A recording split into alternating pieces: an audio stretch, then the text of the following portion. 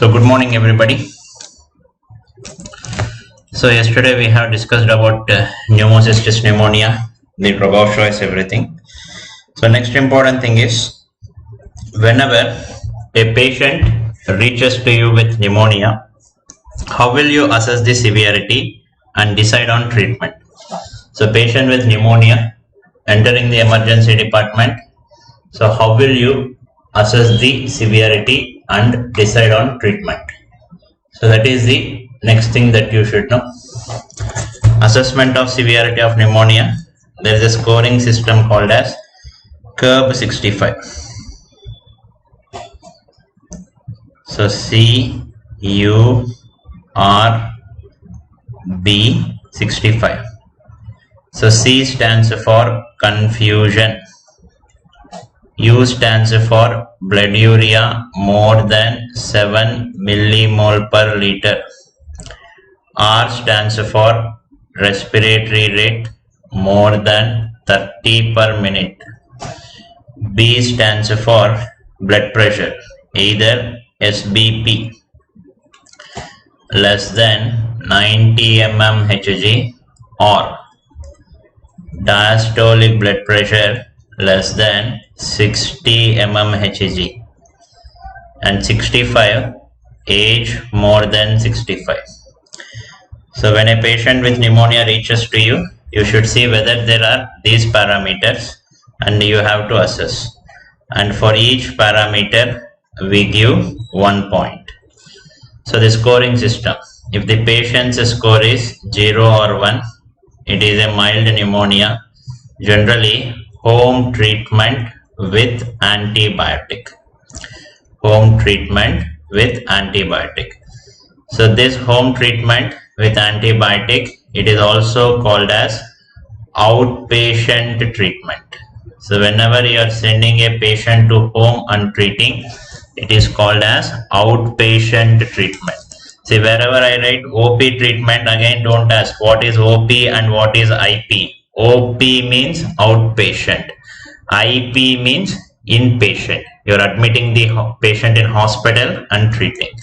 Now if at all patient's score is 2, you should hospitalize and treat. Hospitalize and treat. This is adult respiratory medicine. Whatever I tell, it is only adults only. So not that adults only that you think for movies. Whatever we discuss diseases, this is only adults only topic. So pediatrics, it will be dealt later on. Okay. So 2, hospitalize and treat. If the score is 3 to 5. If the score is 3 to 5. So consider as severe pneumonia. Consider as severe pneumonia. Consider as severe pneumonia, and patient may require. Patients may require ICU admission. Patients may require ICU admission. So this is the scoring system. So whenever a patient with pneumonia reaches to you, assess these parameters, and these are the parameters which will tell you severity. So if there are less parameters, less severe. If there are more parameters, more severe. So if this is pneumonia, why am I worried about confusion, blood urea, blood pressure? What is the problem? See, any infection, the end complication is multi-organ dysfunction. So infection results in sepsis and multi-organ dysfunction. So whenever your brain is involved in sepsis, there will be confusion. If kidneys are involved, there will be renal dysfunction and gradually urea increases. If there is septic shock, blood pressure will decrease. So you may get it out, sir, we are discussing about pneumonia. Pneumonia means more with relation to respiratory system. So why I am looking at patients' confusion, patients' blood urea and blood pressure? Because any pneumonia in severe form results in sepsis, and in sepsis multi-organ dysfunction. So if your brain is involved, there will be confusion. If your kidney is involved, blood urea increases. If there is septic shock, blood pressure will decrease. So if there are more parameters present in the patient, it means there is more severe pneumonia. Now you have assessed the severity of pneumonia. Now what is the antibiotic that you should give? So ultimately treatment of pneumonia will be antibiotics because it is an infection. So what you should give if you are treating him outpatient, what you should give if you are treating him inpatient. So this 2 to 5, this is IP treatment. So IP means inpatient. You are admitting the patient in hospital and treating. So if the score is 0-1, you can treat him at home. This is called as outpatient treatment. Outpatient treatment. So let us see how do you treat the pneumonia accordingly. Empirical regimens for community acquired pneumonia. So whenever a patient with pneumonia reaches my hospital, I will assess the severity and decide where to treat him. Is it at home? It is called as outpatient treatment. Is it at hospital? That is inpatient treatment. Whether I want to admit him or whether I want to send him home. So outpatient treatment, generally we give him tablets. So medication in the form of tablets. So when I am sending in home, we give tablets. Whereas in hospital, we prefer injectables. Because it is a more severe disease, better is injectables more than oral forms. Injectables more than oral forms. Now let us see how to treat accordingly. So in outpatient treatment, I assess the patient again and I see whether there are any comorbidities. So no comorbidities.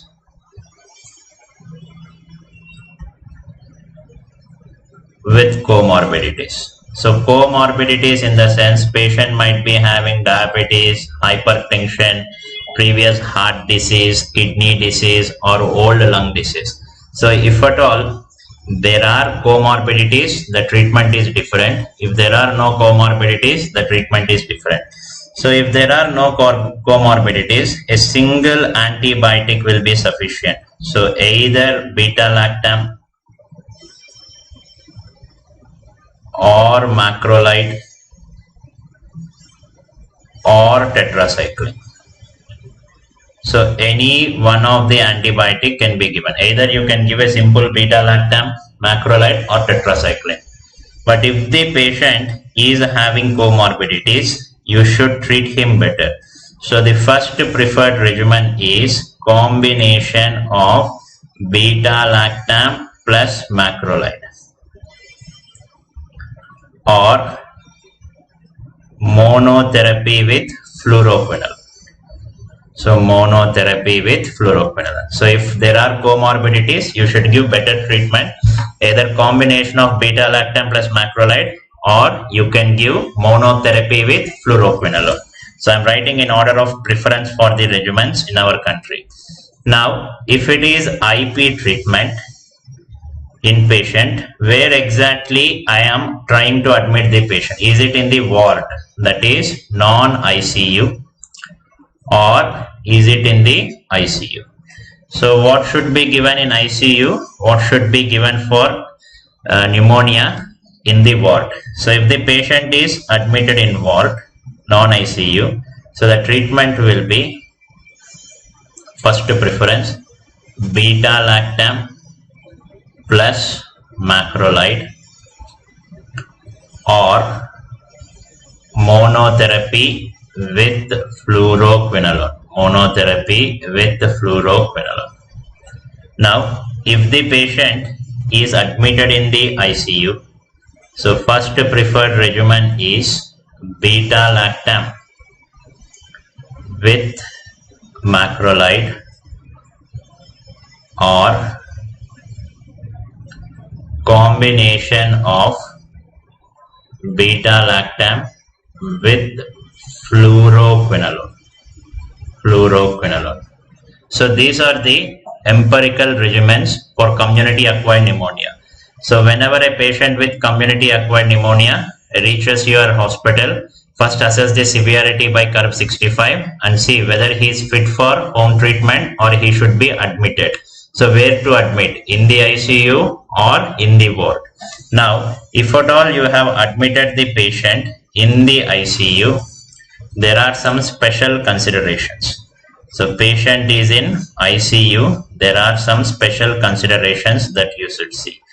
If at all Pseudomonas is suspected, so if you suspect this patient is having Pseudomonas pneumonia, so if Pseudomonas is suspected, so whenever Pseudomonas is suspected, you should change the regimen to anti-pseudomonal beta-lactam, anti-pseudomonal beta-lactam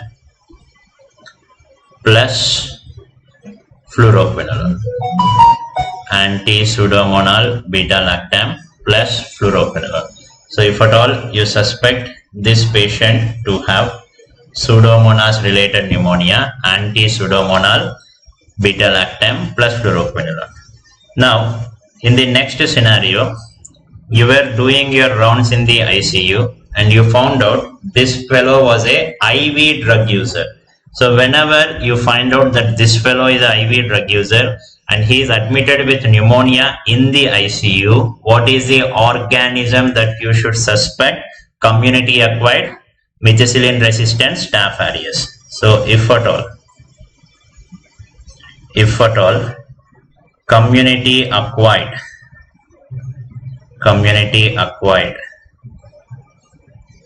MRSA, community acquired MRSA suspected, if at all community acquired MRSA suspected. So why I am calling it as MRSA? Because by the time nowadays a patient with pneumonia of staph reaches me, it will be already methicillin resistant staph aureus. So if you suspect this, what will be the regimen? So the first regimen will be beta-lactam plus macrolide plus vancomycin. Beta-lactam plus macrolide plus vancomycin. Or there is a new regimen which is the most preferable regimen nowadays. Beta-lactam plus fluoroquinolone plus linezolid plus or minus, you can add or no need to add clindamycin. In few countries they give clindamycin also. Now you can get a doubt.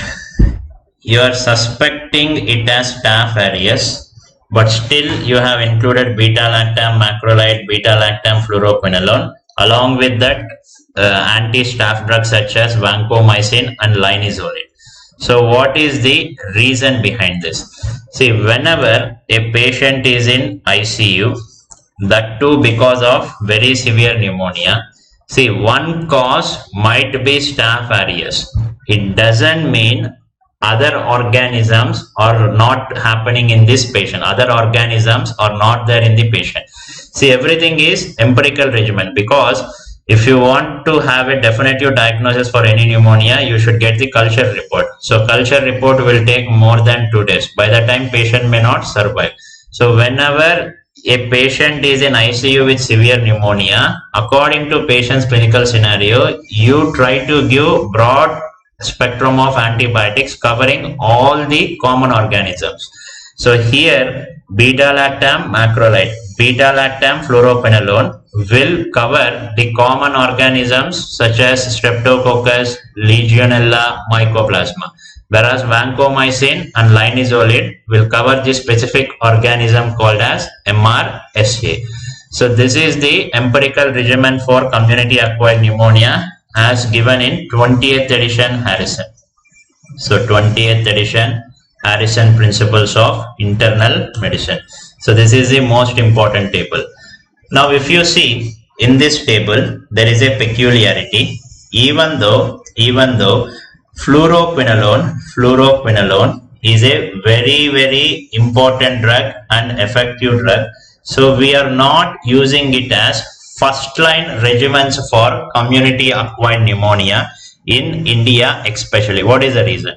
So why don't we use fluoroquinolones as first line drugs for community acquired pneumonia in India? What is the problem?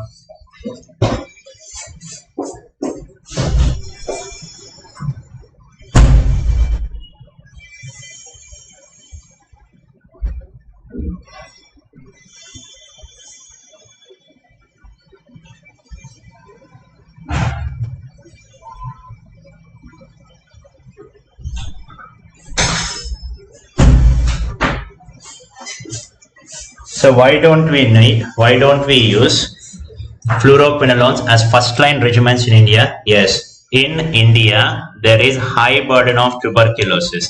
So if you give fluoroquinolones for simple pneumonias, later when they develop tuberculosis, that population, they will be drug resistant. So write down fluoroquinolones, very, very important statement. Fluoroquinolones. So in India, fluoroquinolones. So empirical use of fluoroquinolones. Empirical use of fluoroquinolones. Not done due to high burden of tuberculosis. So elsewhere in the Western countries, whenever there is a community acquired pneumonia, according to that algorithm, they will start fluoroquinolones. But in India, fluoroquinolones are avoided. Empirical use of fluoroquinolones not done. Empirical use of fluoroquinolone not done due to high burden of tuberculosis. Empirical use of fluoroquinolone not done due to high burden of tuberculosis. So this is the important algorithm that you should know. So when a patient with community acquired pneumonia reaches you, so you should decide whether to give him treatment at home or in hospital, OP treatment, IP treatment. So is the patient having comorbidities? No comorbidities. ICU or non-ICU? Accordingly, you should design the regimens. So in the ICU, this is the regimen. If community acquired MRSA suspected, first regimen, second regimen. So this regimen is now considered as most preferred regimen for MRSA in ICU. So this is most preferred regimen for community acquired MRSA in ICU. So whenever a patient with community acquired MRSA is in the ICU, now the most preferred regimen is beta-lactam with fluoroquinolone, linezolid plus or minus clindamycin. So clindamycin is added in few countries, so it has some additional action on staph. Now we have discussed various pneumonias. Now I'll show you some images and questions. Try to answer them correctly. So first question. So this was a patient with a fever, red rusty sputum. So there is fever and red rusty sputum. This was the chest X-ray. So what might be the organism? What might be the organism? So fever, red rusty sputum. So fever and red rusty sputum, what might be the organism? So in the chest X-ray you can see localized involvement of lobe of lung, lobar consolidation. So there is lobar consolidation. So this is lobar consolidation. So what should be the answer? This is streptococcal pneumonia. So all the questions in recent NEET will be like this only. They will give you a clinical scenario. They will show you X-ray and they'll ask you the organism. Next question. So this patient was having fever and dry cough. So this patient was having fever and dry cough. This was the chest X-ray. This was the chest X-ray. So what might be the diagnosis? So when you see the chest X-ray, I am not seeing any dense consolidations here. I am only seeing some bilateral haziness. So I am seeing some bilateral haziness. So bilateral haziness. I am seeing bilateral haziness. Bilateral haziness. So this bilateral haziness, it is nothing but interstitial pattern. So interstitial pattern. So if it is interstitial pattern, it is atypical pneumonia. Atypical pneumonia. And can you tell me what is the most common atypical pneumonia? It is mycoplasma. Most common atypical pneumonia, it is mycoplasma. So see, try to identify the difference. So consolidation, typical pneumonia, lobar consolidation. So there is also red rusty sputum, streptococcus. So this is just dry cough fever, interstitial pattern. It is atypical pneumonia. Now another patient with the fever plus red currant jelly sputum. Red currant jelly sputum. So what is this organism? It is Klebsiella. You can see normally horizontal fissure should be straight like this. It has bulged down in this manner. It has bulged down in this manner. Bulged down in this. Somebody is asking why it is not TB. See, TB generally will have fever, there will be productive cough. Typical of TB is not interstitial pattern. Typical of TB is cavitations. Okay. So you can see in the lateral view also the horizontal fissure which has to be straight like this, it is bulged down. So this is a classical bulging fissure sign and the organism is Klebsiella. See, somebody was asking me this lobar consolidation, why it is not Klebsiella? See, this is not having bulging fissure sign and moreover red rusty sputum. See the difference. This is lobar consolidation due to streptococcal pneumonia. So this is bulging fissure. You can see the fissure is bulging. You should not forget this basic bulging fissure sign in Klebsiella pneumonia, and most important in history is red currant jelly sputum. Red currant. Why not pneumocystis in second? Neha, pneumocystis is pneumonia in immunocompromised. Without HIV history, you cannot call it as pneumocystis without immunocompromised history. So I did not tell that the patient was immunocompromised. Okay. So Fred Landler is the name of the person who has found out the Klebsiella. So why not collapse? Collapse means you should have mediastinal shift. So mediastinal shift, and there is a classical bulging fissure sign. Now next coming to cavity of lung. So how to identify a cavity? Cavity means air-filled space. Air-filled space with well-defined air. So air-filled space with well-defined air.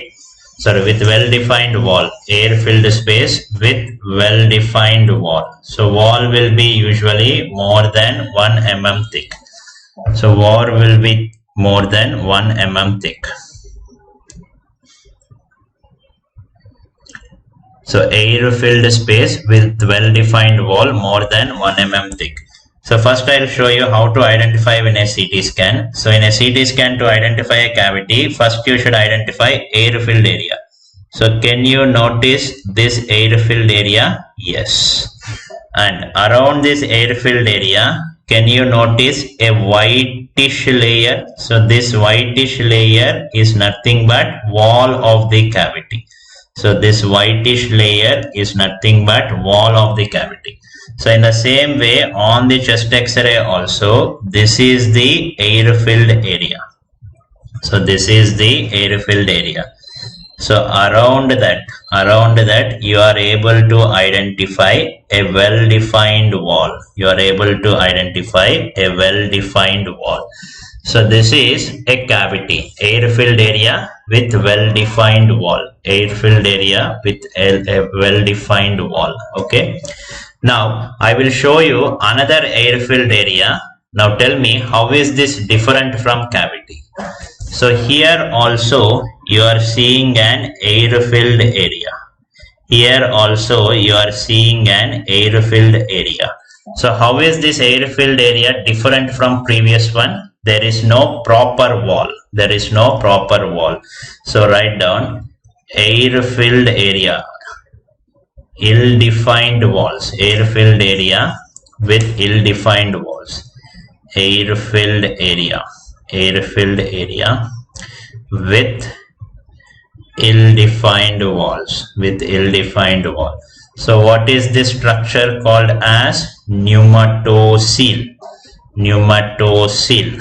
Pneumatocoel. So you can see here also air-filled area. There is air and the wall is not well defined. So this phenomena is called as pneumatocoel. Now keep this pneumatocoel in your mind, and I will show you again cavity. Now try to identify in cavity air-filled area and its wall. Now in the cavity, can you clearly see air-filled area and the surrounding wall. So cavity, you should be able to see air-filled area and surrounding wall. Air-filled area and surrounding wall. Whereas pneumatocyl, see, there is only air-filled area. There is no proper wall. No proper wall. So these are the differences between a cavity and pneumatocyl radiologically. What is the most common organism causing pneumatocyls in the lung? So what is the most common organism causing pneumatocyl in the lung? Your answer should be, yes, it should be staph. So staph most commonly causes pneumatocyls. So you should keep this in mind. So well-defined wall is cavity. Ill-defined wall is pneumatocyl.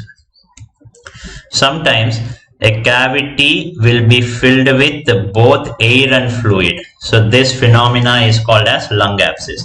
So write down the definition of lung abscess. It is localized parenchymal necrosis. So lung abscess means localized parenchymal necrosis. In the chest X-ray, you see a cavity with air fluid level. So this is the cavity with well-defined wall. You can see cavity. Okay. And this is air. And this is fluid. So air and fluid. So this chest X-ray finding is a cavity with air-filled fluid. Cavity with air fluid level. Cavity with air fluid level. So this is a lung abscess. This is a lung abscess. Now coming to classification of lung abscess, primary form. So primary form is the most common form. So most common form happening in 80% of cases. So if there are 100 lung abscess cases, majority will be primary form. So this primary form is due to aspiration. So because the patient is aspirating, primary form lung abscess happens. So if it is due to aspiration, most common organisms responsible. So most common organisms responsible will be oral anaerobes. Oral anaerobes. See again the same question. Why in Carbo 65 blood urea is taken? I told you thrice. See, when there is an infection, there will be sepsis, multi-organ dysfunction. When kidney is damaged, there will be increased blood urea.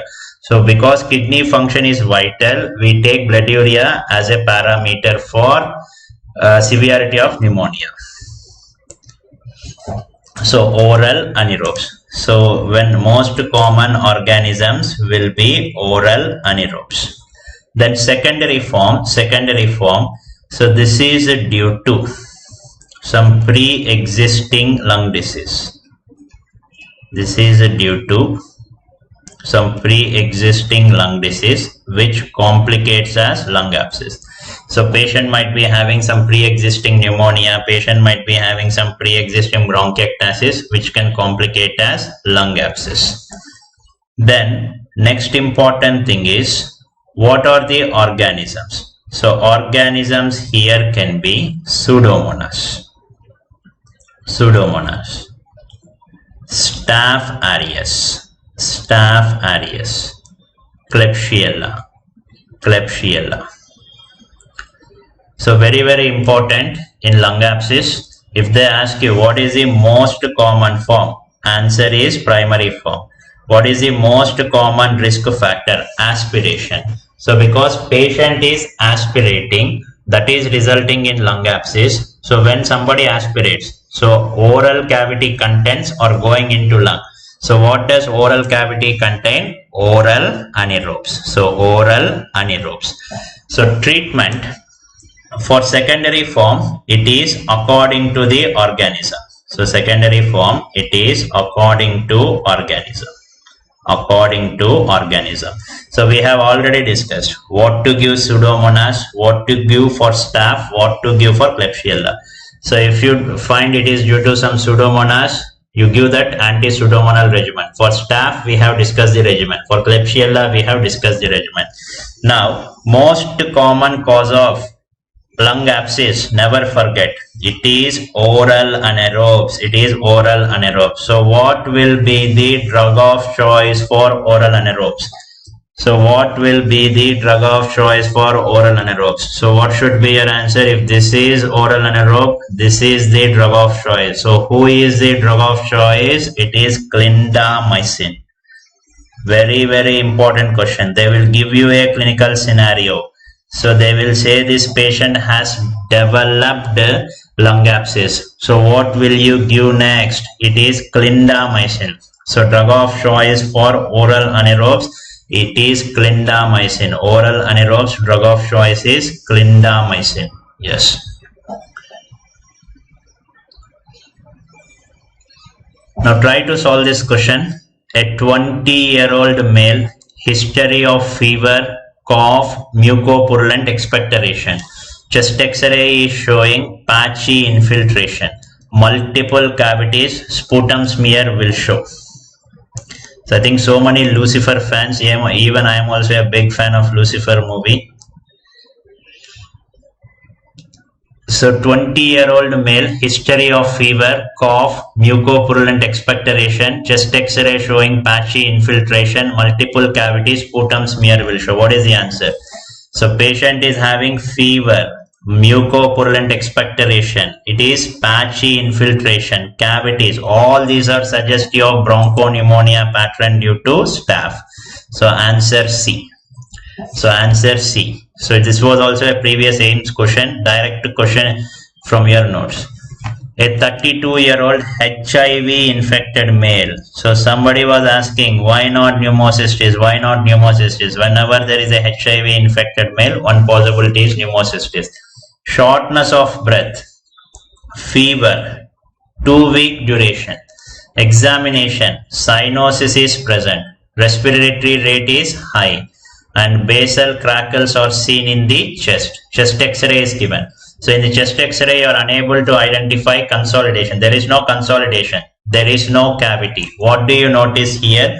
So mild haziness. So what is this haziness? Bilateral interstitial infiltrates. So it is more of interstitial pattern. And bronchoalveolar lavage reveals immunofluorescence staining is positive. So this is the new technique, immunofluorescence staining. So most likely etiological diagnosis. So immunocompromise, interstitial pattern, immunofluorescence staining, you could see something. So you can see those cysts. So what is the answer here? It is pneumocystis. So pneumocystis. So for 13th case, answer is B. 13th case, answer is B.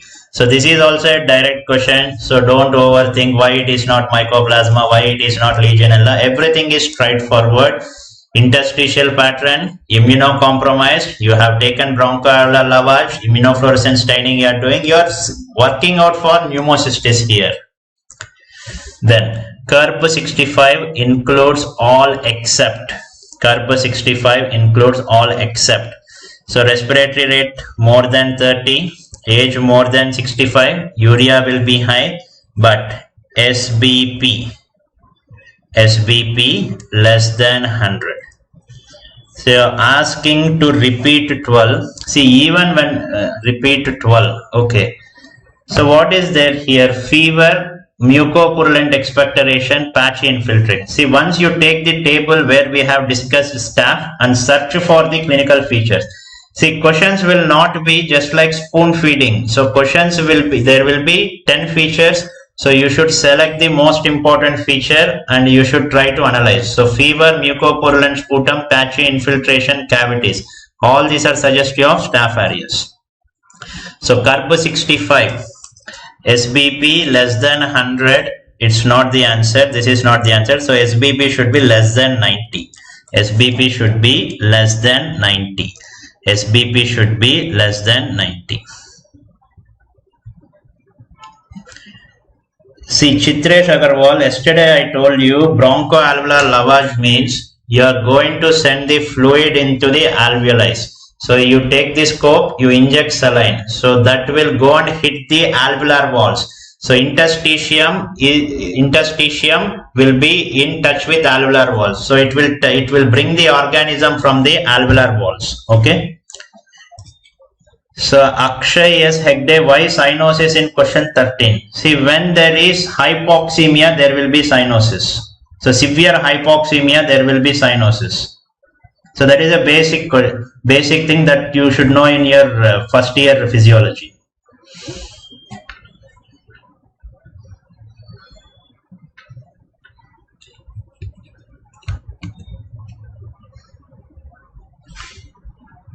So how is 12th different from today's second question? So there was dry cough there. Aditya Satish, there was dry cough. Here it is mucopurulent expectoration. So I don't think you are not reading the questions completely. See, when you want to be a good doctor, when you want to excel in any entrance exam, each and every point you should try to think with common sense. You should try to assess, then only you'll get the answer. So compare. So there it was dry cough. Here it was mucopurulent sputum. Yes, all the x-rays will be uploaded. Don't worry. Now, next question. Case number 14. A 26-year-old alcoholic, okay, with fever, cough, productive, copious sputum, with foul smelling over 10 days. So over 10 days.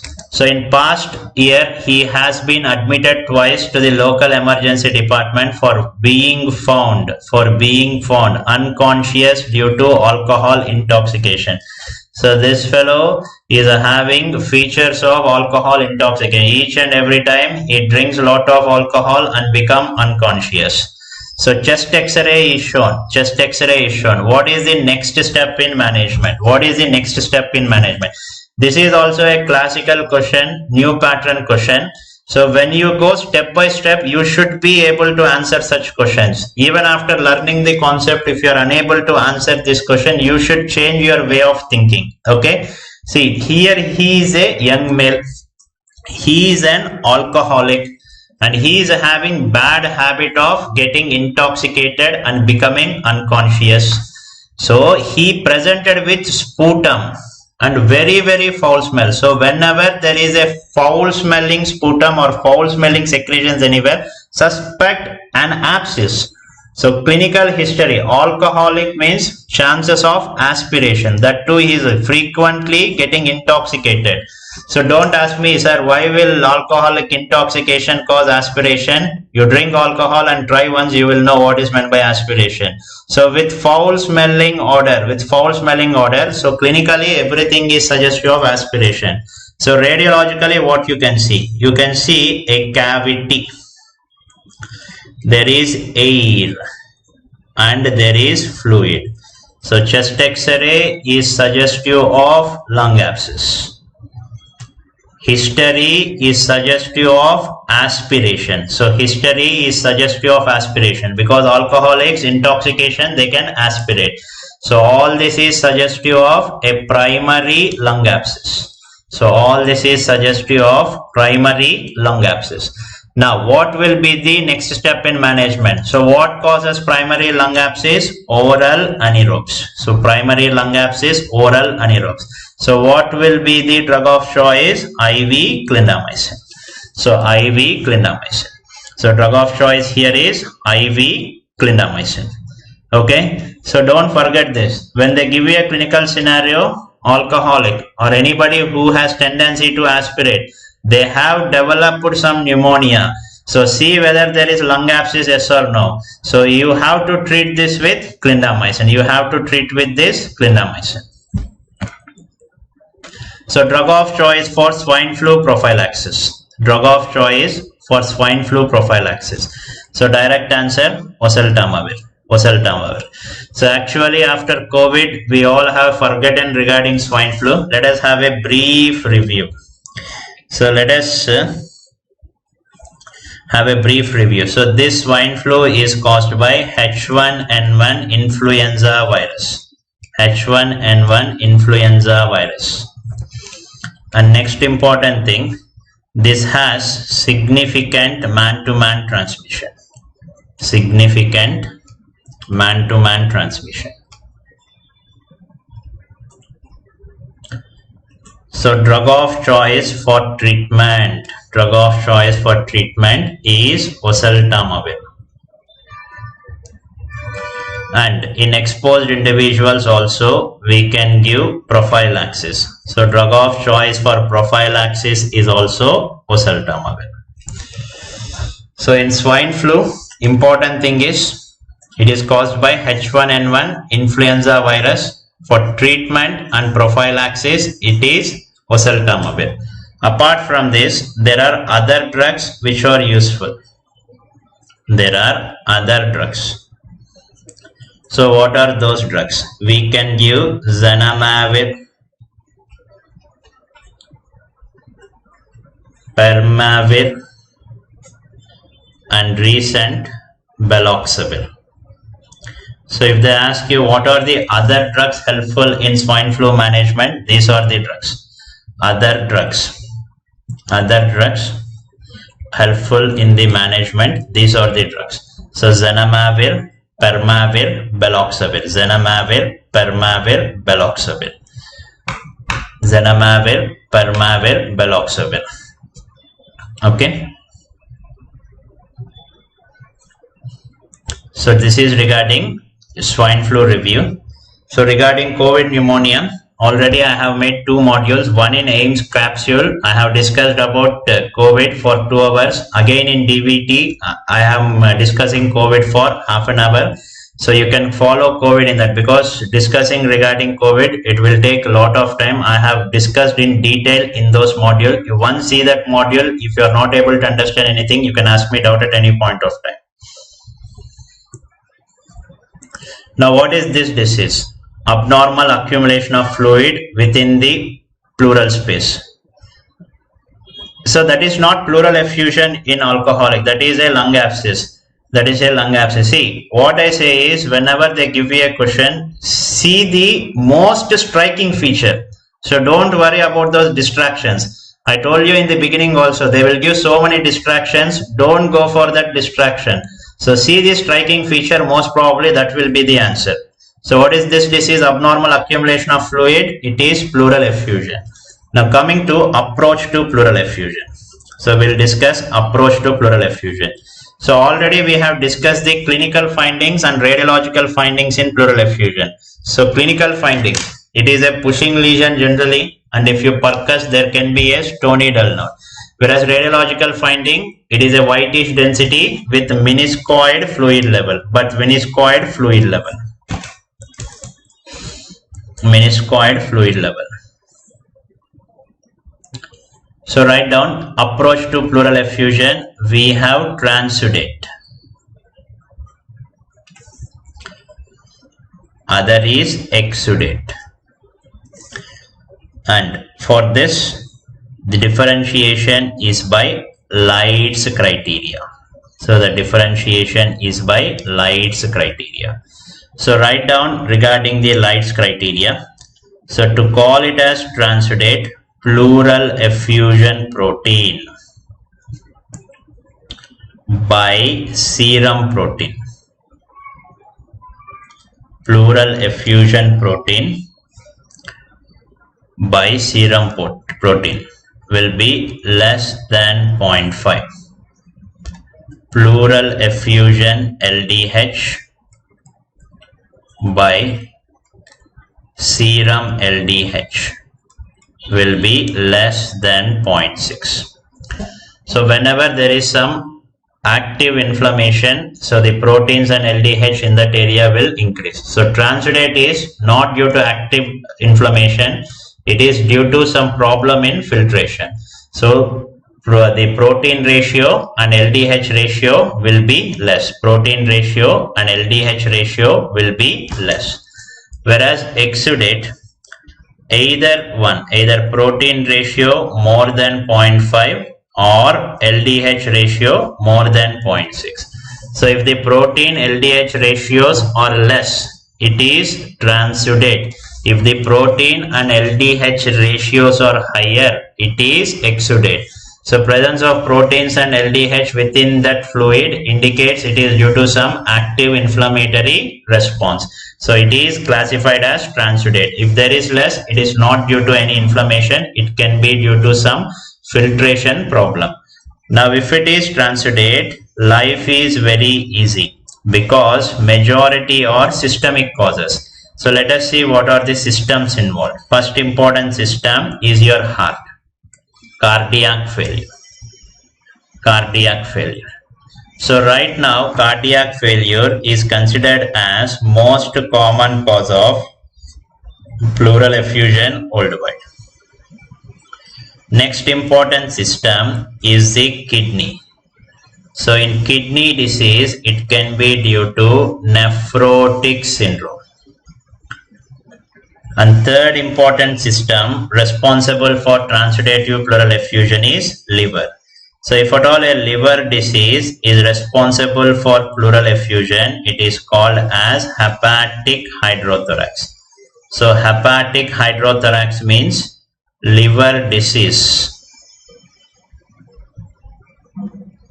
causing pleural effusion. Liver disease causing pleural effusion. If at all a liver disease causes pleural effusion, it is called as hepatic hydrothorax. It is called as hepatic hydrothorax.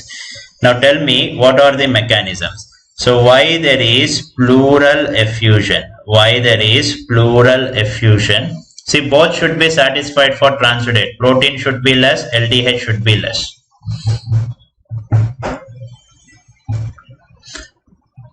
So cardiac failure, why there is pleural effusion in cardiac failure?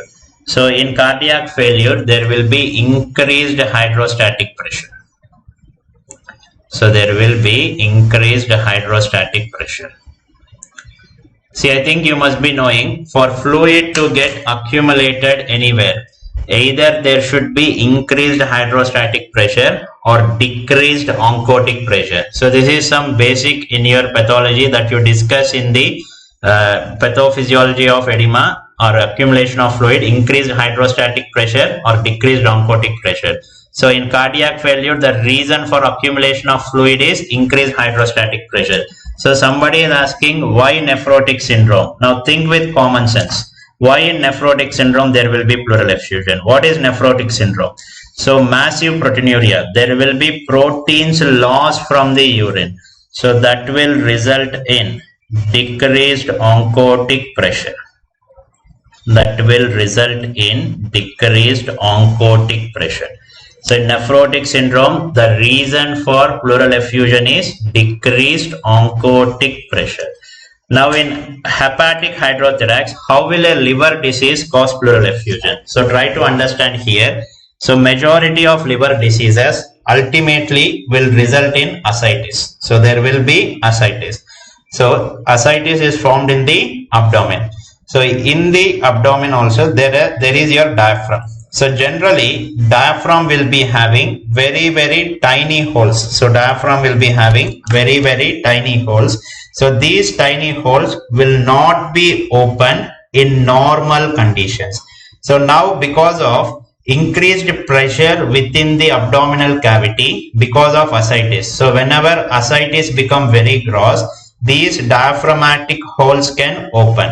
So whenever these diaphragmatic holes open due to positive increased pressure in the abdomen, so there will be transfer of fluid from the abdominal cavity into the pleural cavity. So write down the mechanism of pleural effusion in hepatic hydrothorax. So it is movement of fluid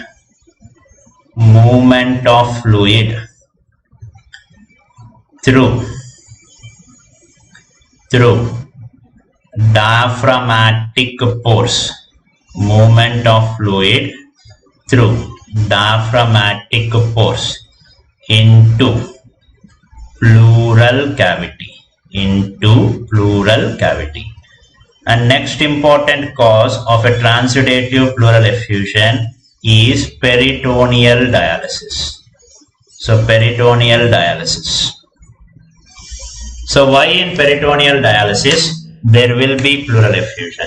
So I think you know dialysis is of two types. If you use blood as a medium, it is called hemodialysis. If you put a catheter in the peritoneal cavity and you use peritoneal membrane as a filter, it is peritoneal dialysis. So whenever I put a peritoneal catheter, I am going to inject about 3 to 4 liters of some concentrated fluid. So whenever excess amount of fluid is injected into abdomen, in few patients what happens is, again in the abdomen the pressure can increase. So whenever the pressure is increasing, again the diaphragmatic holes will open. So when the diaphragmatic holes are opening, from the abdominal cavity, fluid can seep into the pleural cavity. So just this is a concentrated fluid, it will not be having any proteins or LDH. So what is going to happen? It will be a transudative pleural effusion. So again, in peritoneal dialysis also, the mechanism will be the similar. So movement of dialysis fluid through the diaphragmatic pores into peritoneal cavity. The mechanism will be the same. The next important thing is hypothyroidism. So in hypothyroidism also, there will be pleural effusion and it will be transudate. So exact mechanism is not known. So exact mechanism is not known. Exact mechanism is not.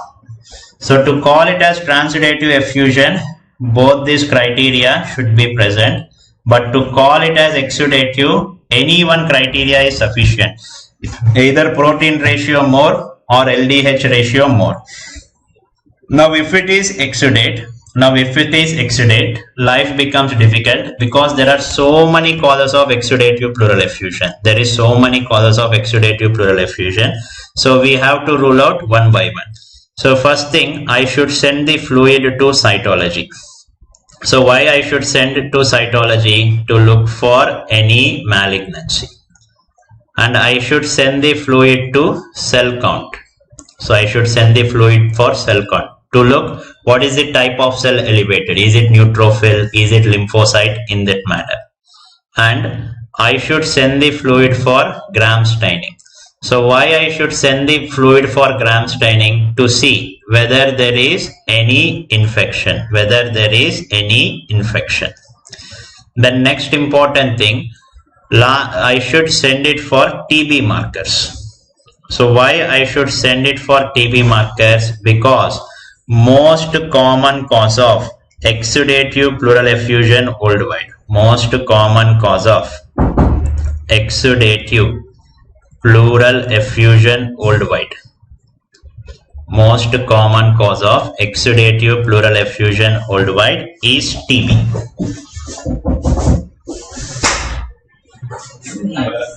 So most common cause of exudative pleural effusion worldwide is tuberculosis. So what are the TB markers? So generally tubercular pleural effusion will be lymphocyte predominant.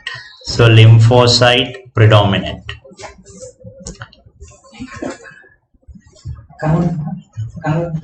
Lymphocyte predominant.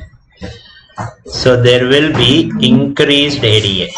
So ADA will be more than 40 international units. And next important thing is interferon gamma. So interferon gamma will be more than 140 picograms per ml. So whenever you are suspecting a exudative pleural effusion, you should make sure you are evaluating for tuberculosis. So what are the TB markers? So it will be a lymphocyte predominant effusion. So it is TB is a lymphocyte predominant effusion. There will be increased ADA. So what is meant by ADA? ADA means adenosine deaminase. So what is its importance? So whenever my body is actively fighting against TB, there will be some substances released in my body. So one such substance is ADA, and other is interferon gamma. So if that fluid contains high ADA and high interferon gamma, it means my body is actively fighting with TB. My body is actively fighting with TB. So chances of tubercular effusion is high. Next important thing is, you should know what are the causes of low glucose pleural effusions. So low glucose pleural effusions means pleural effusion glucose less than 60 mg%. Low glucose pleural effusion means pleural effusion glucose less than 60 mg%. So they'll ask you what are the diseases. So it is seen in empyema, malignancy, empyema, malignancy, and next important thing is rheumatoid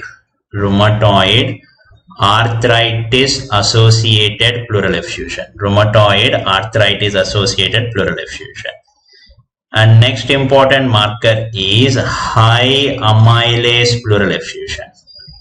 So high amylase pleural effusion. So high amylase pleural effusion can be due to pancreatitis, esophageal rupture, and third important is malignancy. So very important table for approach of pleural effusion. So if you know this table, you can solve majority of questions in pleural effusion. Now let us see what is this low glucose pleural effusion. So we find it in empyema. So what is meant by empyema? Empyema means pus in pleural cavity. So what does pus contain? Pus contain actively dividing bacteria. So what do bacteria consume as food? Glucose. So the actively dividing bacteria consume the glucose in the pleural fluid. So pleural effusion glucose will be less. Then why in malignancy there is low glucose pleural effusion? So malignant cells will be having active metabolism. They will be actively dividing. So malignant cells will always be actively dividing, and they also will consume glucose. So that's why pleural effusion glucose in malignancy will also be less. Then why in rheumatoid arthritis? So this rheumatoid arthritis, as a part of systemic involvement, so just like arthritis, it can also cause pleuritis. So whenever there is pleuritis, the inflammation is in the pleural area. So these inflamed pleural cells will have very high metabolism. So these inflamed pleural cells will have very high metabolism, and the fuel for their metabolism is glucose. So in rheumatoid arthritis, what is happening? The pleural cells will have high metabolism, and fuel for that metabolism is glucose. So those cells will have high metabolism, so they consume glucose, so ultimately resulting in low pleural fluid glucose. Next important thing, high amylase pleural effusion. So why there is high amylase in pancreatitis, esophageal rupture and malignancy? So first let us see in pancreatitis. So whenever there is pancreatic inflammation, so you know that pancreas is an infradiaphragmatic structure. So whenever the pancreas are inflamed, it can cause some diaphragmatic irritation. So when there is diaphragmatic irritation, these diaphragmatic pores can open. And what does pancreatic inflammatory fluid contain in excess? Amylase. So this pancreatic inflammatory fluid through the diaphragmatic pores can go into the pleural cavity. So pancreas is an infradiaphragmatic structure. Whenever pancreas is inflamed, it can irritate the diaphragm. So irritation of diaphragm will make these diaphragmatic pores to open. And what does pancreatic fluid contains? Amylase. So that will be transferred into the pleural cavity. Now coming to esophageal rupture.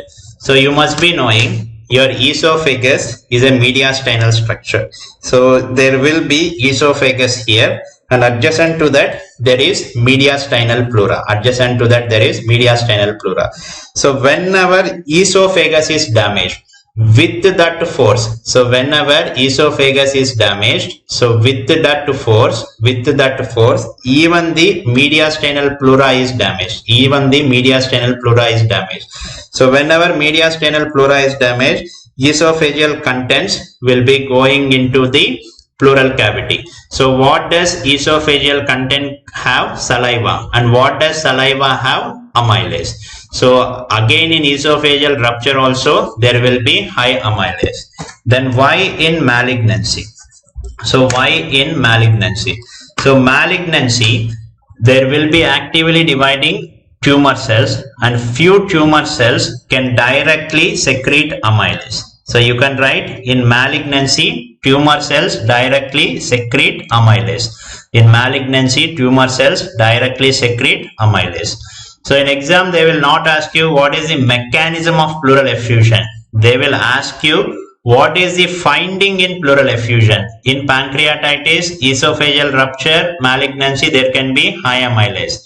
Empyema, malignancy, rheumatoid arthritis, low glucose. In TB pleural effusion, it will be lymphocyte predominant, high ADA, interferon gamma.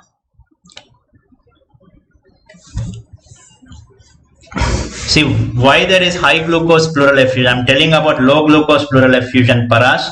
So low glucose pleural effusion in empyema. Empyema means pus. So pus contains bacteria. Bacteria will eat up all the glucose. Bacteria will eat up all the glucose. Bacteria feeds on glucose. So that is as simple as possible. Okay. So whenever they give you any pleural fluid analysis, so this is how you should approach. By seeing the Lights criteria, you should differentiate it into transudate and exudate. So if it is transudate, look for systemic cause. So is there any cardiac disease? Is there any kidney disease? Is there any liver disease? Has there been any peritoneal dialysis? Is there any thyroid disease? Then if it is exudate, then you should evaluate further. By doing cytology, you need to rule out malignancy, gram staining to rule out infection, TB markers to rule out tuberculosis, by doing glucose to rule out low glucose pleural effusion, by doing amylase, you have to rule out high amylase pleural effusion,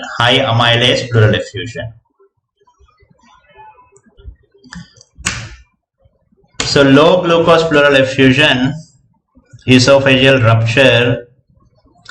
So I think that I have repeated it more than twice. Pancreatitis. See, pancreas is an infradiaphragmatic structure. Okay, so I'll make it very simple for you to understand. So this is diaphragm, this is pancreas. So whenever pancreas is inflamed, it will irritate the diaphragm.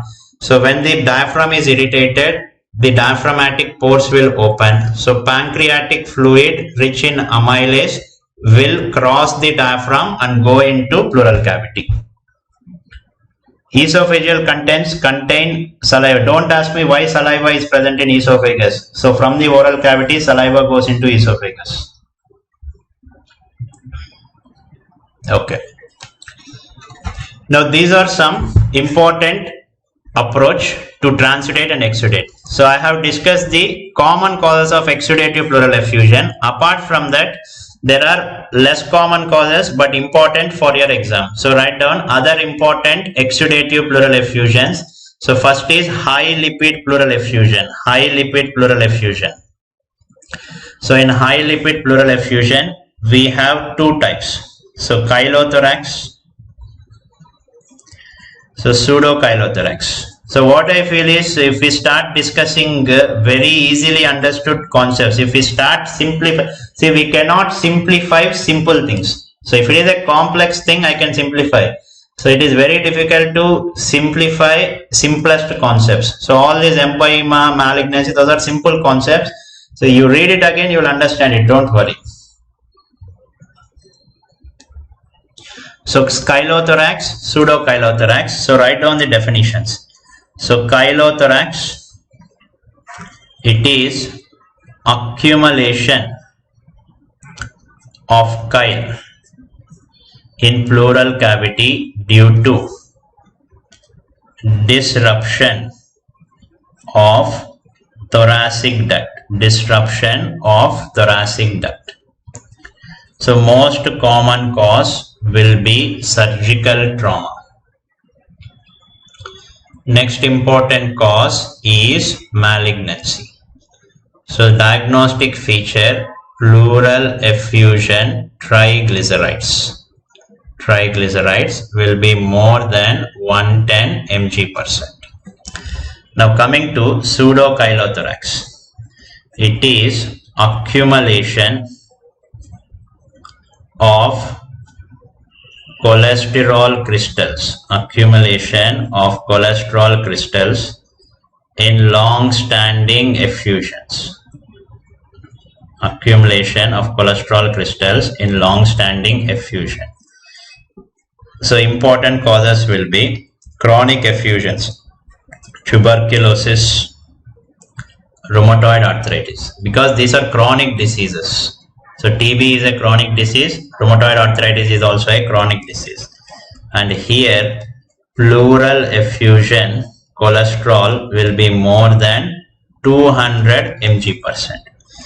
So the next concept we are going to discuss is, so uncommon exudative effusions but important for your exam. So it is high lipid pleural effusion, and these are white colored pleural effusions. So because of the lipid content they appear white. So chylothorax, pseudocylothorax. Chylothorax, pseudocylothorax. So what is chylothorax? So chylothorax means accumulation of chyle in the thoracic cavity. So why it happens? You must be knowing in your body there is a structure called as thoracic duct. So this thoracic duct is carrying chyle, and thoracic duct is also a mediastinal structure. So thoracic duct will be somewhere here. It is a mediastinal structure. Adjacent to thoracic duct there will be mediastinal pleura. So whenever the thoracic duct is damaged during some chest surgery or neck surgery, along with thoracic duct, chances of damage of mediastinal pleura is there. See, mediastinal pleura is a very, very fragile and sensitive area. So whenever the thoracic duct is cut, along with that mediastinal pleura can also be damaged. So from the damage, what will happen? Contents of thoracic duct will be going into the pleural space. So what does thoracic duct contain? Chyle. So what does thoracic duct contain? Chyle. So most common cause is surgical trauma. Most common cause surgical trauma. Next important cause is malignancy. So few malignancies, especially lymphomas, can directly infiltrate the thoracic duct, destroy the thoracic duct along with mediastinal pleura, and that results in leakage of chyle into the pleural cavity. And what does chyle contain? Triglycerides. Now, because triglycerides are reaching the pleural space, now pleural effusion triglycerides will be more than 110 mg%. Pleural effusion triglycerides will be more than 110 mg%. Now coming to pseudocylothorax. This is due to accumulation of cholesterol crystals in long-standing effusion. So whenever there is a chronic effusion for months and years together, what will happen is the cells in that effusion can degenerate. See, any cell after few days it will degenerate. If at all effusion is there, all the inflammatory cells which were accumulated previously, they will degenerate. So when the cells are getting degenerated, from the cells cholesterol can gradually accumulate. From the cell cholesterol can gradually accumulate. So because cholesterol is accumulating, pleural effusion cholesterol will be high. Pleural effusion cholesterol will be high. So this was noticed in some chronic effusions such as tuberculosis. So tuberculosis is a chronic disease, rheumatoid arthritis is a chronic disease. Now if they ask you, what is the lipid?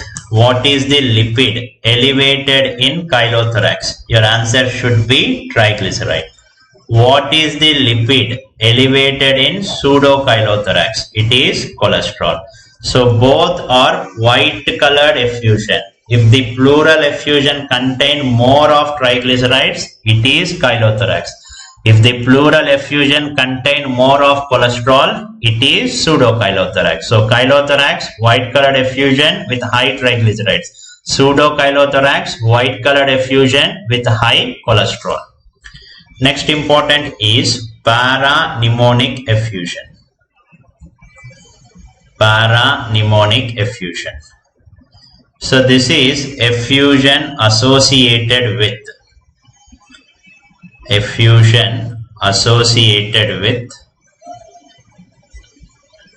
either pneumonia or lung abscess or bronchiectasis. So if at all patient is having infective manifestations such as pneumonia, lung abscess or bronchiectasis, pneumonia, lung abscess or bronchiectasis, if an effusion is associated, this is called as parapneumonic effusion. Parapneumonic effusion. So what will be the clinical features? Patient can have fever. Patient can have shortness of breath. Because of active involvement of the pleural membrane, patient can also have chest pain. So there will be fever, shortness of breath and chest pain. Now they will ask you, what are the indications for active intervention in parapneumonic effusion? Active intervention in parapneumonic effusion. Active intervention in the sense intercostal drainage, putting a tube and draining out all the pleural contents. Indication for active intervention, that is intercostal drainage, ICD, intercostal drainage in parapneumonic effusion. So parapneumonic effusion, whenever there is some infection in the lung such as pneumonia, lung abscess and bronchiectasis, if a pleural effusion is formed, it is called parapneumonic effusion. See, can chylothorax be classified as exudate or transudate? See, I have clearly written it as important exudate pleural effusion. Even after telling it as exudate, so still you are asking, is it exudate or transudate? Okay. So effusion associated with pneumonia, lung abscess or bronchiectasis, it is called parapneumonic effusion. So generally, whenever an infection is associated with effusion, if you treat that underlying infection, that effusion will also resolve automatically. So in majority of parapneumonic effusion, treat the underlying pneumonia or lung abscess or bronchiectasis with antibiotics, that effusion will resolve. But in few limited situations, you should put an intercostal tube and completely empty out that effusion. Completely empty out that effusion. So what are those indications? So first indication is pus in pleural cavity. So pus anywhere is a very, very bad thing. So pus anywhere, it has to be removed completely. Second important thing, pleural effusion pH less than 7.2.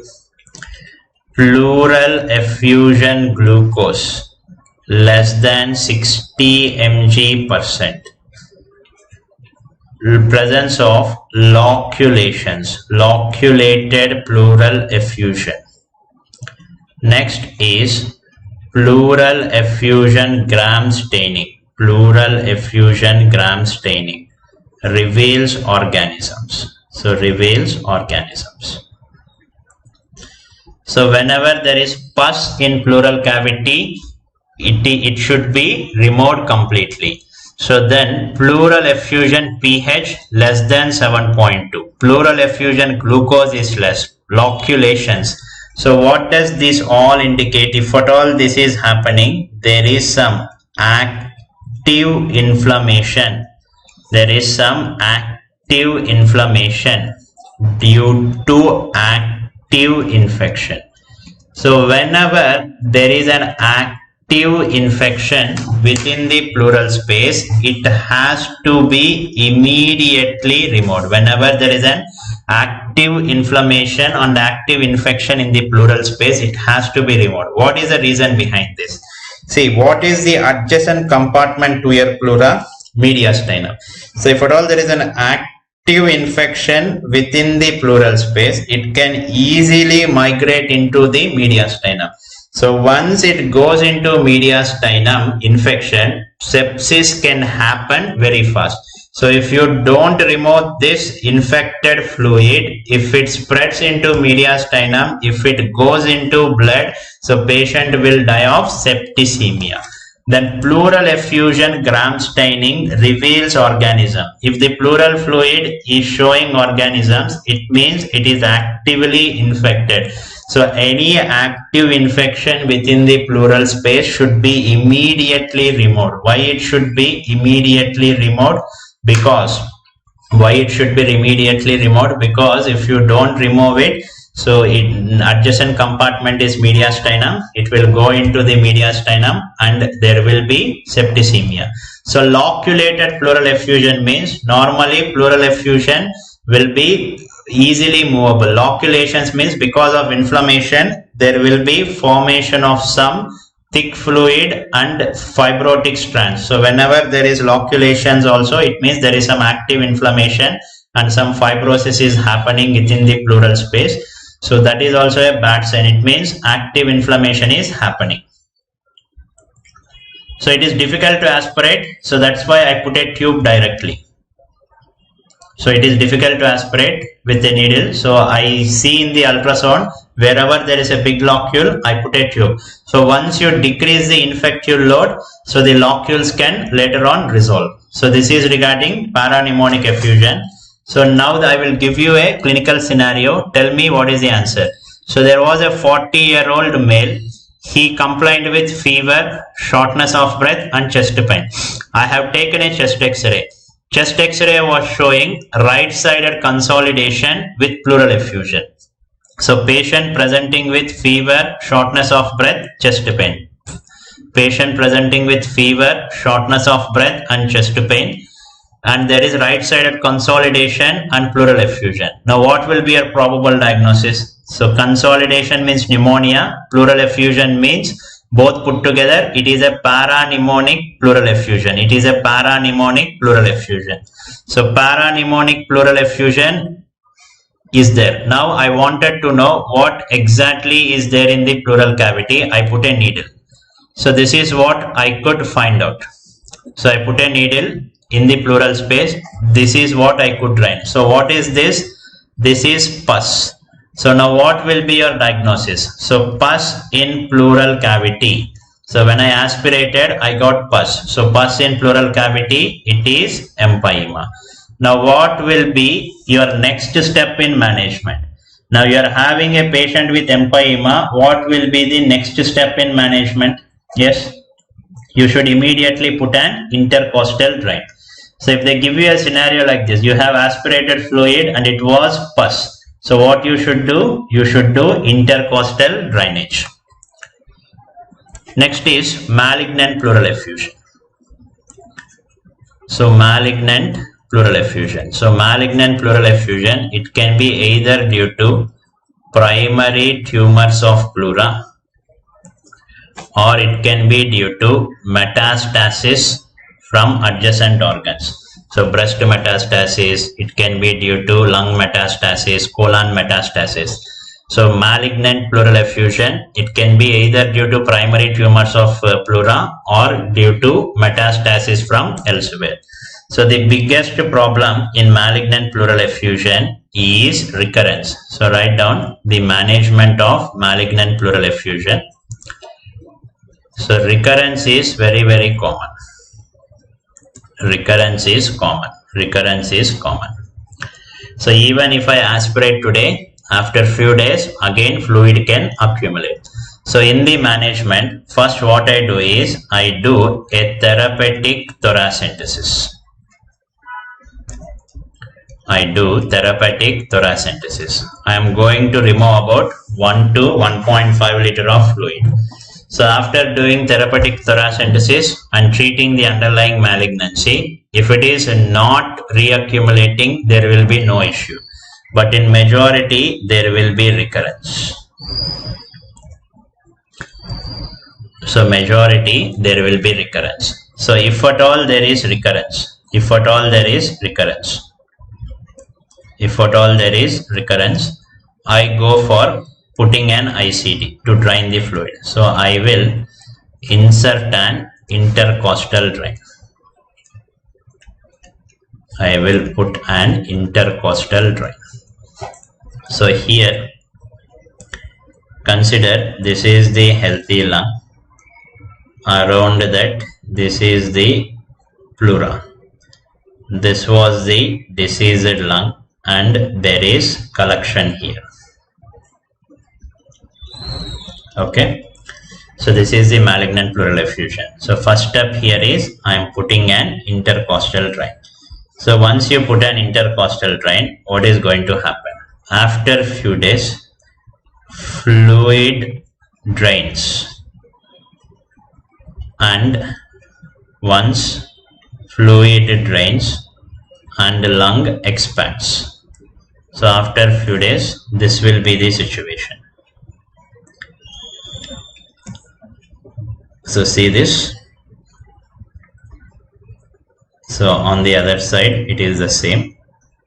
On the diseased side, now because fluid is drained, lung will expand, and this is the pleural cavity, and this is the ICD. So after few days, fluid is drained. After few days, fluid is drained and lung expands. So what do you do next? So once the lung expands, now I should inject a sclerosing agent. So sclerosing agent. So what are the sclerosing agents? So talc or doxycycline. So inject sclerosing agent into the ICD to obliterate pleural space. So this phenomena is called as pleurodesis. So this phenomena is called as pleurodesis. So what I am going to do is, once the lung is expanded, through the ICD, I am going to inject sclerosing agent such as talc or doxycycline. So what is the function of sclerosing agent? So it will go into the pleural cavity, and this sclerosing agent will just act like an adhesive. It will act like a gum. See, if there is pleural space, fluid can easily accumulate. So if I am obliterating the pleural space, so I am adhering visceral and parietal pleura together, there will be no space for fluid to accumulate. So this method of fusing visceral and parietal membranes together, it is called as pleurodesis. So this sclerosing agent works just like an adhesive. It works like a gum and it attaches parietal pleura and visceral pleura. So here the basic concept is you are blocking the space. You are obliterating the space so that fluid will not recur. So this is the traditional management. So pleurodesis is the traditional management, obliterating the space. But majority of the patients, what happens is, this is a very big tube. This is a very big tube, and patient will be having severe pain. And because it is a big tube, chances of reinfection will also be more. So through that tube, infection can happen. And you don't know for how many days the tube should be kept. Because in few people, the fluid will be drained within 1 week. But in few people, it will be continuing for months together. So to overcome this problem, now recently we are putting a small flexible tube. So that small flexible tube, it is called as indwelling pleural catheter. So this is the new tube that we are putting. So indwelling pleural catheter, also called as Pleurex catheter. So this is a small flexible silicone tube. So this is a small flexible silicone tube. The advantage is patient will have less pain, less chances of infection. So this can also cause this can also have frequent drainage. So you can frequently remove the fluid, and most importantly, better tolerated. So if they ask you what is the recent method for management of malignant pleural effusion, so for patient's comfort, we can go with a Pleurex catheter. So there will be less pain, less chances of infection, and this will also provide frequent drainage, and most important of all, this is better tolerated by the patient. So this is better tolerated by the patient. It is better tolerated by the patient. See, generally pleurodesis is reserved for malignant pleural effusions. So many people are asking, sir, will there not be any breathing problem or any issue? See, malignant pleural effusion itself means patient is stage 4 disease. So his survival is only for 3 to 4 months. So in this 3 to 4 months, instead of asking him to come daily to the hospital, removing pleural fluid, it will be painful. So this is a temporary method so that you can give his life last 2 or 3 months some pain-free experience. So whatever we are doing here is, it is not definitive management, it is not curative management, it is palliative management. So in palliative management, kindly remember, whatever procedure is having less pain to the patient, that will be preferred. So previously, conventional management is ICD and pleurodesis. So even if you do that, patient is going to survive for 3 to 4 months. Even if this is also done, patient is going to survive for 3 to 4 months. But this procedure has less pain, less chances of infection, frequent drainage, and it is better tolerated. Okay. So why can't we put sclerosant after pleural tap directly? So sclerosant has to be injected through the tube. That is a very, very thick substance. If you try to put it into the intercostal space, that needle will break, and you have to go to a CT surgeon, and you will be put under bars for breaking the needle in the pleural space. Okay. So Pleurex catheter initially was made for malignant pleural effusion. Nowadays in empyemas also it is helpful, but it was made for malignant pleural effusion. Now try to solve this question. A 60-year-old male with history of alcohol abuse is evaluated because of insidious onset of dyspnea over the course of 6 weeks.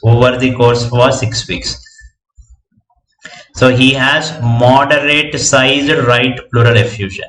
Serum amylase within normal limits, glucose normal, pleural fluid values are used as follows. So ratio of pleural fluid protein and serum protein is 0.2. Pleural fluid LDH, so serum LDH is 0.35. So other laboratory results serum albumin is low with prolonged prothrombin time, and normal urine analysis, ECG is normal. So which of the following is most likely diagnosis? See, you should not get wrong in this question, because everything is pointing out to a single diagnosis. Okay, let me go step by step. Now this patient is having pleural effusion. Now tell me whether this is transudate or exudate. Is it transudate or exudate? Yes, is it transudate or exudate? So this is a transudative pleural effusion. Why it is transudative pleural effusion? Because the ratio of protein is less, ratio of LDH is less.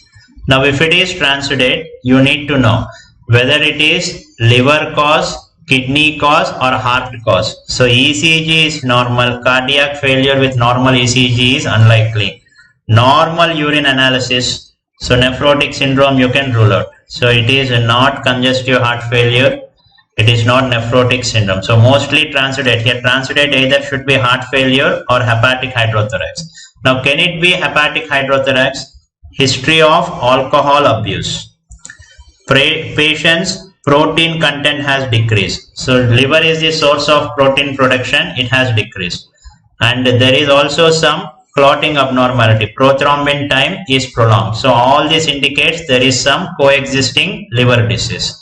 So the best answer is hepatic hydrothorax. So answer is B. So this is a transudative effusion. The summary of this question is transudative effusion and there is evidence of liver disease. So again, don't ask me how can you say there is liver disease. See, alcohol abuse risk factor. Alcohol abuse risk factor. Albumin, liver generates protein. Now protein value has decreased. It means liver is not functioning well. Prolonged prothrombin time. Again, liver is responsible for proper clotting factor production. So the best answer is option B. Best answer is option B. All are true regarding rheumatoid arthritis associated pleural effusion except. Yes, what is the answer here? Rheumatoid arthritis associated pleural effusion except. Yes.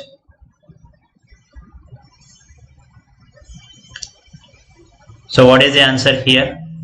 See, rheumatoid arthritis pleural effusion, it is an exudative pleural effusion with low glucose. So because it is an exudative pleural effusion, so protein can be high, LDH can be high. So because it is rheumatoid arthritis, there will be high RA factor in the body. But it is not high glucose pleural effusion. It is a low glucose pleural effusion. So very, very important. So in rheumatoid arthritis, what will happen? There will be pleural inflammation. And in the inflamed pleural cells have high metabolism. And fuel for that metabolism is glucose. So it feeds on the glucose from the pleural space. So what happens to the glucose? It will be low glucose pleural effusion. Now what is this disease? Accumulation of air into the pleural cavity. What is this disease? Accumulation of air in the pleural cavity. It is pneumothorax. Already we have discussed the radiological features and clinical findings in pneumothorax. Pneumothorax, is it pulling lesion or pushing lesion? It is a pushing lesion. And what do you see on percussion? There will be a hyperresonant node. Percussion shows hyperresonant node. And next important thing, on the X-ray, you can find hypertranslucent area. Hypertranslucent area with compressed lung margin, it was discussed. So let us see the classification of pneumothorax. So pneumothorax can be classified into two forms. So we have spontaneous pneumothorax, traumatic pneumothorax. So spontaneous pneumothorax again divided into primary spontaneous pneumothorax, secondary spontaneous pneumothorax.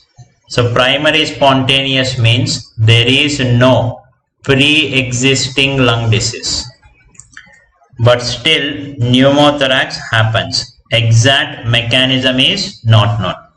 Exact mechanism is not known for primary spontaneous pneumothorax. Secondary spontaneous, there will be a pre-existing lung disease. There will be a pre-existing lung disease. So because of this pre-existing lung disease, there will be development of pneumothorax. So what is the most common lung disease responsible for pneumothorax? Already discussed. In which lung disease there will be hyperinflated areas called as bullas, which can rupture at any point of time. Yes. What is that disease? COPD. Apart from COPD, interstitial lung disease, tuberculosis can also cause pneumothorax. But if they ask you most common lung disease, your answer should be COPD. So why it happens in ILD and tuberculosis, when they discuss ILD and tuberculosis, we will know in detail. Coming to traumatic pneumothorax. So traumatic pneumothorax, it can be divided into trauma happening in hospitals, that is iatrogenic. So trauma happening in hospital, trauma happening outside. So direct chest wall injuries. So where do direct chest wall injuries generally happen? During road traffic accidents. So during road traffic accidents, generally direct chest wall injuries happen. Coming to iatrogenic causes. So what is the most important procedure that results in pneumothorax in the hospital? Yesterday I told you, I asked my postgraduate to get some sample from the pleural cavity. He not only punctured the pleural cavity, he inserted the needle very deep, puncturing the lung. Because of that, air escaped into the pleural cavity. So what is that procedure that we do? Thoracentesis. So pneumothorax can happen during thoracentesis. Second important thing is mechanical ventilation. Mechanical ventilation. So why in mechanical ventilations? So high pressures, high pressure or high positive pressure during mechanical ventilation can cause alveolar rupture. So whenever you give high positive pressure, your alveoli can rupture. So alveoli are very close to the pleural surface. So when they rupture, air can escape into the pleural space. So whenever air escapes into pleural space, what is the dangerous complication? Pneumothorax. And third important thing is insertion of subclavian catheter, central venous catheter, especially subclavian catheter. Insertion of central venous, that is a subclavian catheter. Subclavian catheter. Insertion of central venous catheter, that is subclavian catheter. See, whenever your peripheral veins are not accessible, you go for central venous cannulation. So one is jugular, other is subclavian. So whenever I want to approach subclavian, I have to puncture beneath the clavicle. So whenever I am puncturing beneath the clavicle, accidentally lung apex can be damaged. So whenever lung apex is damaged, air from the lung can escape into the pleural cavity. So that can result in pneumothorax. So if they ask you what are all the hospital procedures that can cause pneumothorax, so you should know it can be due to thoracentesis. If you give high pressures during mechanical ventilation, insertion of central venous catheter, especially subclavian catheter. Now out of all pneumothoraces, most important for your exam will be tension pneumothorax. So write down tension pneumothorax.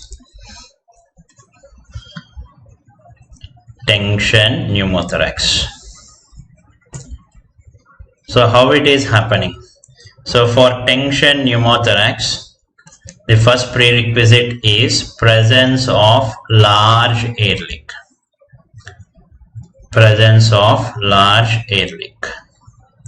So consider this is the lung and let this be the pleural surface. So you will have, let this be the diseased lung. So because of this disease, air is leaking into the pleural space. So there is a large air leak and there is formation of pneumothorax. And because of some unknown property, this air leak can function as one-way valve. So we don't know exactly why it is happening. So as one-way valve or ball valve. So this air leak can function as one-way valve or ball valve. So one-way valve means during inspiration, air will be coming into the pleural cavity. during expiration, nothing will be going out. So we don't know the precise reason behind this, but they have identified in tension pneumothorax that air leak was functioning as a one-way valve. So because of this one-way valve mechanism, what will happen? With each inspiration, air is coming into the pleural space and it is not going out. So there will be increased positive intrapleural pressure, increased positive intrapleural pressure. So whenever there is increased positive intrapleural pressure, it will start compressing. So there will be compression of adjacent lung and also mediastinum.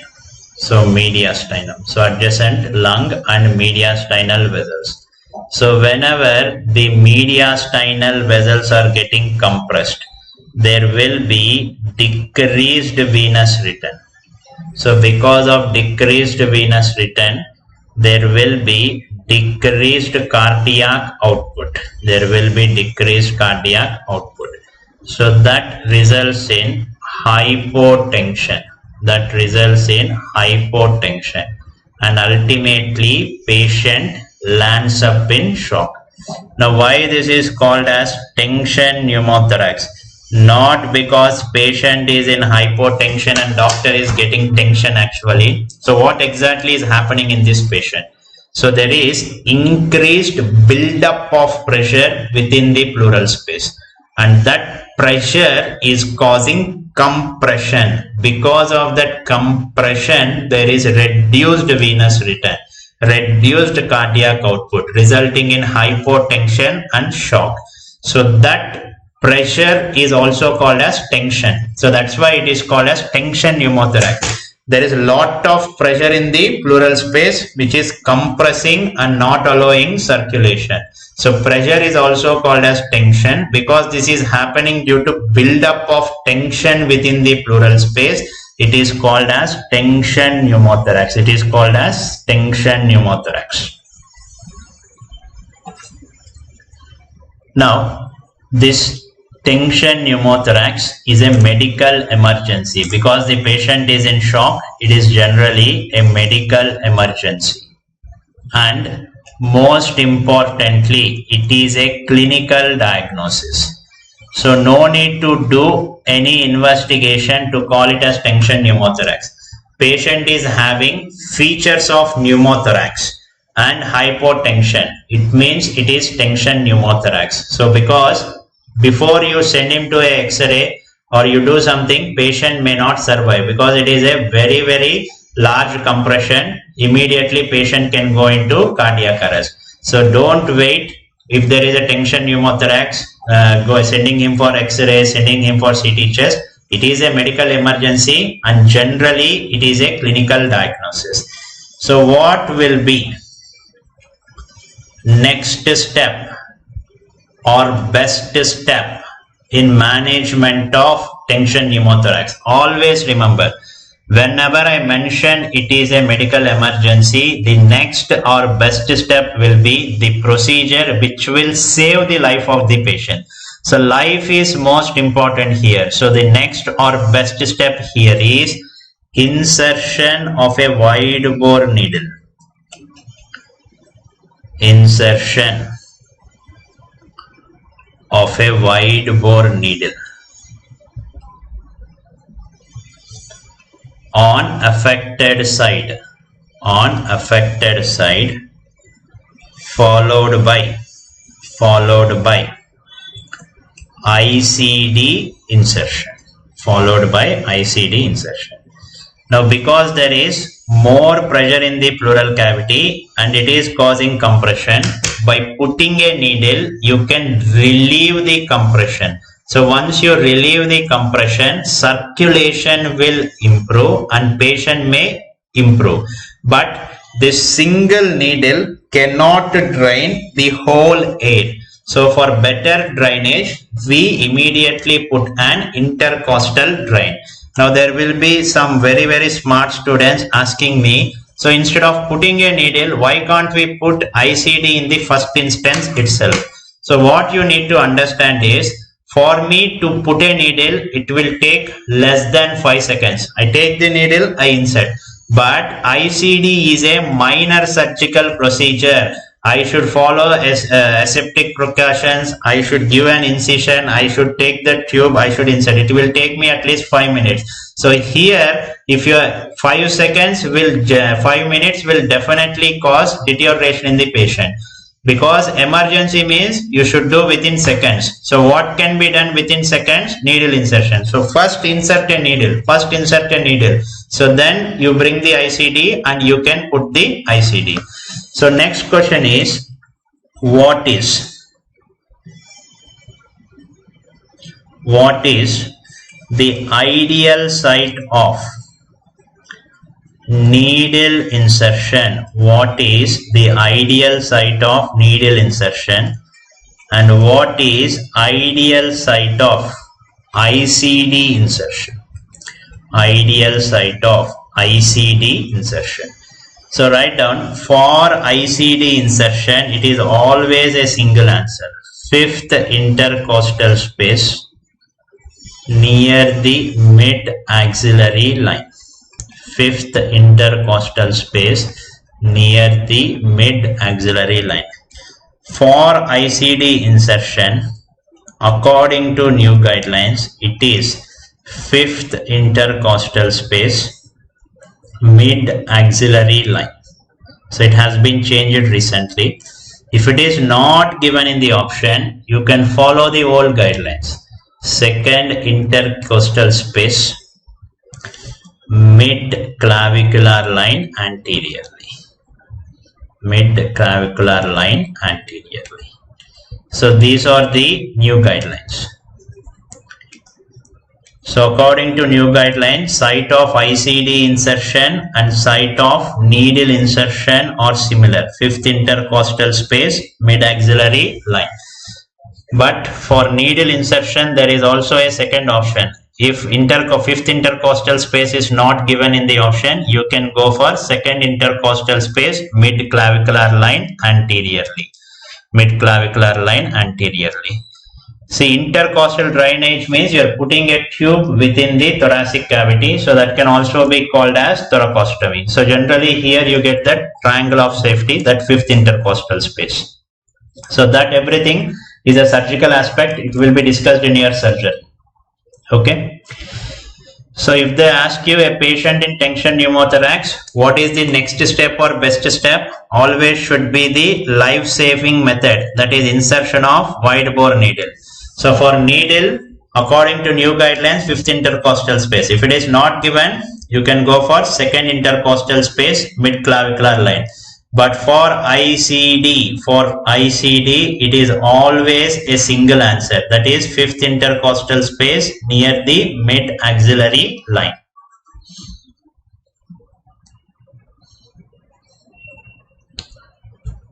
Now try to solve this question. A 64-year-old male requires endotracheal intubation and mechanical ventilation for COPD. You are called acutely to bedside when his BP abruptly drops to 70 by 40 mm Hg. Breath sounds are absent on the right and clear on the left. What is the best course of action at this time? See, how do you diagnose tension pneumothorax? Features of pneumothorax. So you are percussing, breath sounds are absent, there is mediastinal shift, there is hyperresonant node, patient is having shortness of breath. So we have seen the clinical diagnosis of pneumothorax already. So in this question, what is the probable diagnosis? See, patient is an elderly male. He is on invasive mechanical ventilation and he is having COPD. So whenever you put a patient of COPD on ventilator, there is chances of pneumothorax, and tension pneumothorax is an important complication of invasive mechanical ventilation. So BP has also decreased, breath sounds are absent. All these are suggestive of tension pneumothorax. So features of pneumothorax with hypotension, your suspicion should be tension pneumothorax. What should be done immediately? Save the life of the patient. How will you save the life of the patient?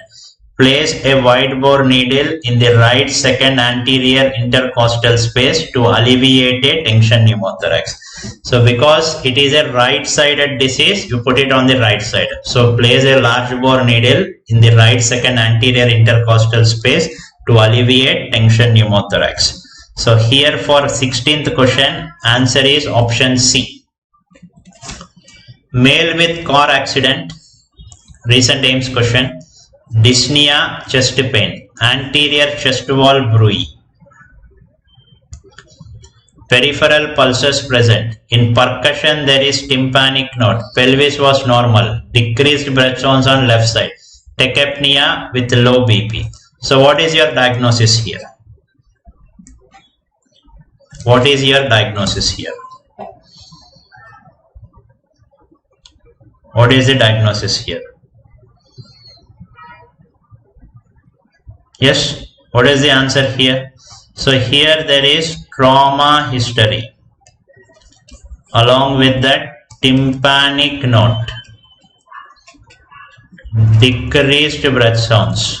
So all this put together, this is most probably pneumothorax, because BP is also no, BP is also low. This can be tension pneumothorax. So best answer is a tension pneumothorax. Tension pneumothorax. Now, why can't it be cardiac tamponade? So because in cardiac tamponade, you don't find a tympanic knot. So why can't it be hemothorax? So hemothorax is collection of blood. So blood will not give tympanic knot, it will give stony dull knot. And why can't it be collapse? Collapse will also not give tympanic knot, it will give a dull knot. It will give a dull knot. Sir, what is it? See, that's why I told you. Here pelvis is given normal. In any trauma, there can be pelvic injury also. So that's why we check for any collection in the pelvis. Yes. So what is the answer here? This is pneumothorax. Option A. Question number 17. Option A. Question number 17. Option A. Okay. So coming to the next disease, this patient is exposed to set of allergens like this, and patient is developing symptoms such as frequent coughing, shortness of breath, chest pain. So Mr. Amit Indragni, you are asking how wide bore needle affects. There is a big balloon, it is filled with air. Now I want to relieve the pressure from the balloon. So if you put a needle, so what will happen? Gradually the air will be released. So by putting a needle in the intercostal space, it is going to relieve the pressure. Okay, air will come out. So I'm sorry, because after telling that there is increased pressure, you put a needle so that you can relieve the pressure. Still, how simple I can explain? Yes? Okay. So what is this condition? Allergen exposure, patient is developing these symptoms. Yes? So this is asthma. So this is asthma. So asthma, write down the definition of asthma. So asthma is characterized by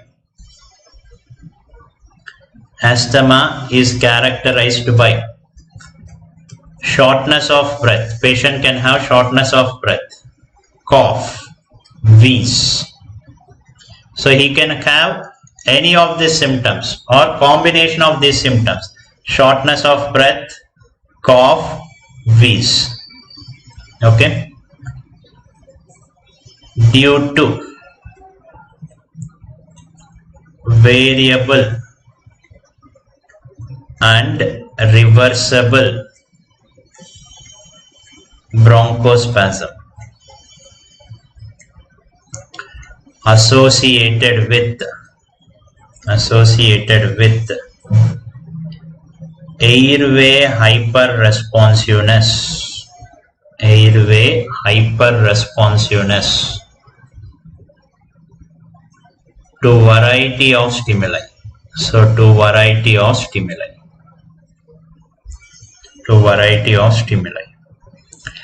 So asthma is a disease where patient will have few symptoms. So what are those symptoms? Shortness of breath, cough, wheeze. So why it is happening? Due to bronchospasm. So why bronchospasm happens? Because of airway hyperresponsiveness to variety of stimuli. So your airway is hyperresponsive. So it can give a hypersensitivity reaction resulting in bronchospasm. So there is a disease confused with asthma, that is COPD. So I'll also discuss the definition of COPD. Then we will see how they are different. Chronic obstructive pulmonary disease. So COPD is also characterized by the same symptoms but persistent. So they are characterized by persistent symptoms. So persistent symptoms and airflow limitation. Persistent symptoms and airflow limitation. Persistent symptoms and airflow limitation due to airway and alveolar abnormalities. Airway and alveolar abnormalities caused by significant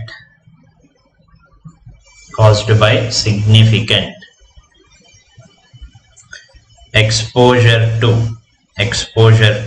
noxious stimuli. Caused by significant exposure to noxious stimuli. Now see here, in COPD also there will be the same symptoms, but they will be more persistent. So this is due to airway and alveolar abnormality caused by exposure to noxious stimuli. So what is that most important noxious stimuli? Smoking. So in short, whenever you are thinking about asthma, important is patient's allergy history. So this is a variable and reversible bronchospasm. So whenever an allergen is exposed to the patient, body will give an hypersensitivity response, and after some time it is gone. So it is a variable and reversible bronchospasm. So it is a reversible bronchospasm associated with airway hyperresponsiveness to variety of stimuli. Whereas in COPD, the symptoms are persistent and airflow limitation is also persistent because it is not due to allergen related. It is due to smoking related damage to the lung, because lung is permanently damaged here. So generally the airflow limitation will be persistent. So if it is asthma, you should ask the patient regarding allergy history. So asthma, it is variable and reversible bronchospasm and it is due to airway hyperresponsiveness. Whereas COPD, persistent symptoms and airflow limitation due to airway and alveolar abnormality caused generally by smoking, noxious stimuli. Now for asthma, there is something called as hygiene hypothesis. So first we will discuss regarding asthma in detail. So for asthma, there is a new theory called as hygiene hypothesis. So this looks a little bit funny. Being very clean, very tidy is a risk factor for developing asthma. So if you are clean, if you are hygienic, it is a risk factor for development of asthma. So this looks a bit funny, but it was based on an observation in hospitals in the United States.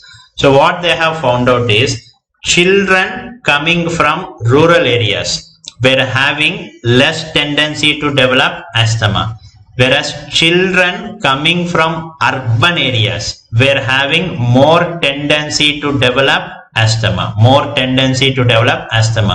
So what was the reason behind that? So they found that children grown in villages, they were exposed to low level of dust. They were exposed to low level of allergens.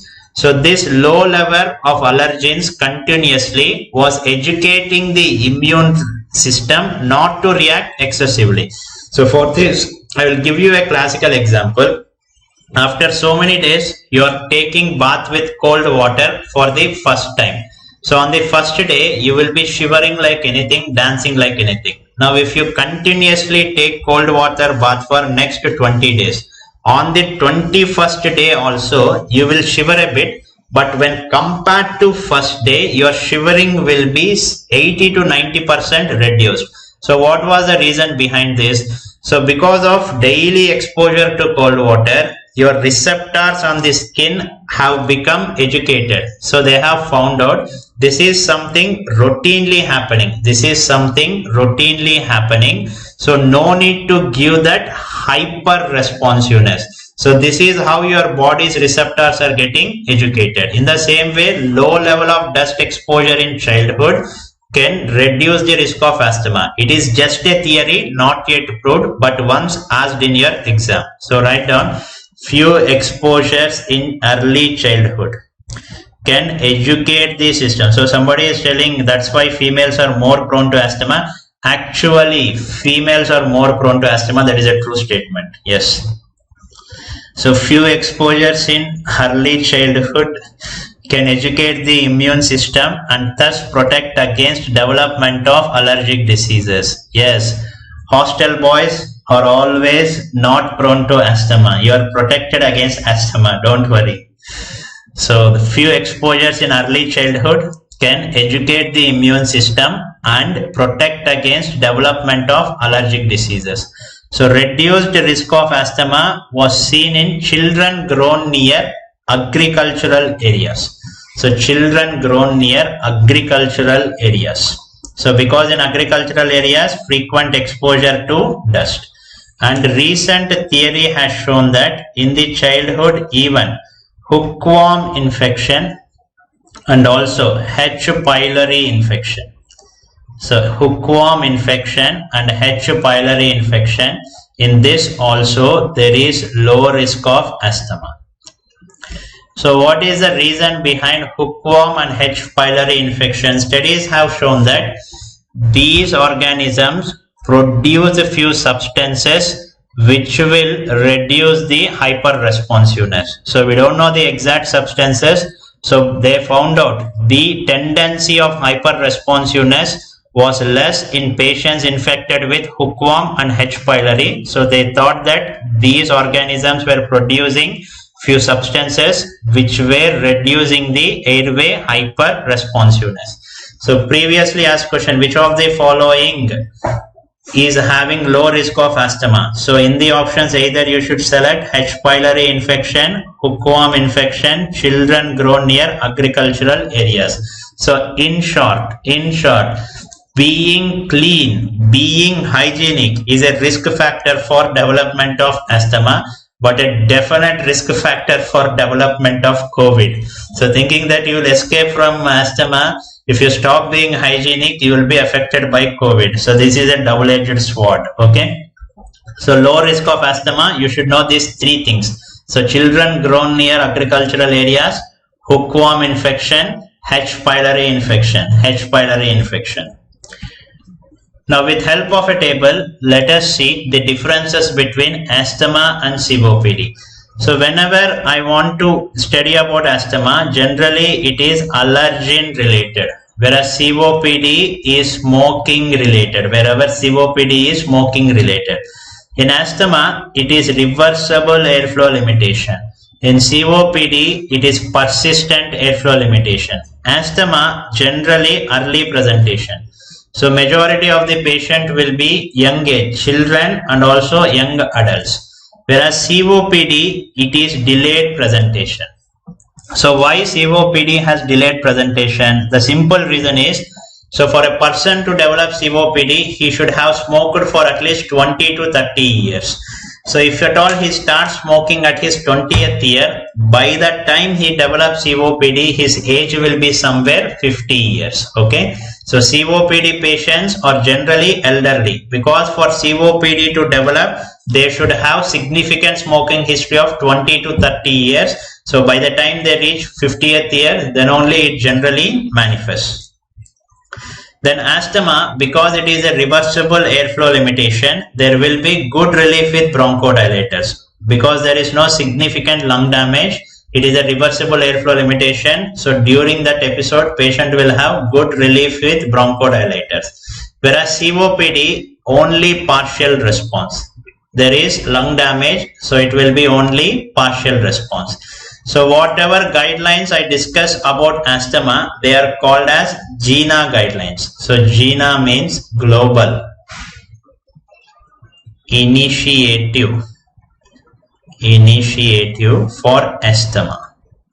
So GINA guidelines, Global Initiative for Asthma. Whatever guidelines I discuss about COPD are called GOLD guidelines. So GOLD means Global Initiative for Obstructive Lung Diseases. So this is a very, very important table to differentiate between asthma and COPD. So asthma, allergen related, early presentation, reversible airflow limitation, good relief with bronchodilator. COPD, smoking related, persistent airflow limitation, delayed presentation, only partial response. So for asthma, the guidelines are called as GINA. So GINA is an association which deals with asthma guidelines. GOLD is an association which deals with COPD guidelines. So global GINA means G-I-N. So initiative I-N-A asthma. GOLD means Global Initiative for Obstructive Lung Disease. So in short, asthma is something happening very early in your life and mostly reversible, just like one's girlfriend. So asthma is just like one's girlfriend. It happens early in our lives and mostly reversible.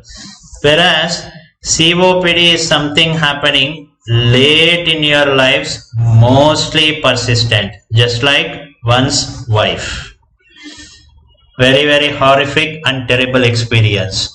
So only once you feel it, you will know. So in short, asthma is just like your girlfriend, early and reversible, whereas COPD, delayed and persistent. So out of these two, which is very, very dangerous disease? Definitely you know better. Very, very dangerous to control is your wife. So COPD requires more concentration and more treatment options. Now sometimes if you don't treat your girlfriend properly, she will start behaving like your wife. This is also a dangerous condition. If you don't treat asthma properly, it will also convert into a persistent disease. What is that phenomena called as? So it's not my personal experience. It will be personal experience for everybody. It is an inevitable experience. Don't worry. So write down. Even if you don't treat asthma properly, because of chronic inflammation, there are some changes happening in the airway called as airway remodeling. So if asthma not treated properly, if you don't treat your girlfriend properly, sometimes she will also start behaving like your wife. So if asthma is not treated properly because of continuous chronic inflammation, so always there is continuous chronic inflammation, there will be airway remodeling. Resulting in irreversible airflow limitation. It will also start behaving like COPD. So what are the features of airway remodeling? So this was asked as a question. What are the features of airway remodeling? So first feature is there will be subepithelial fibrosis. So subepithelial fibrosis. There will be increased mucus secretion within the airway. There will be increased thickness of airway smooth muscle.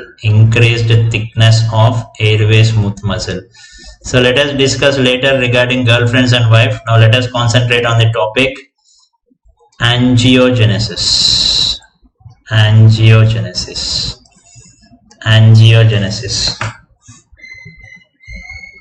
angiogenesis. So if you don't treat asthma properly, there will be airway remodeling and it will cause some permanent changes in the airway that results in an irreversible airflow limitation. So subepithelial fibrosis, increased mucus secretion, increased airway smooth muscle, angiogenesis. I will show you what is exactly happening here. Now you can see this is the structure of normal airway. This is the structure of normal airway. So this is the normal airway diameter. It is clear without any secretions, and this part is the airway smooth muscle. You can see airway smooth muscle is not that thick. So airway smooth muscle, normal diameter and no secretions. So in airway remodeling, what will happen is you can see within the airway there is plenty of mucus. So there is plenty of mucus, and most important finding is this. So what is this finding? There is increased thickness of airway smooth muscle.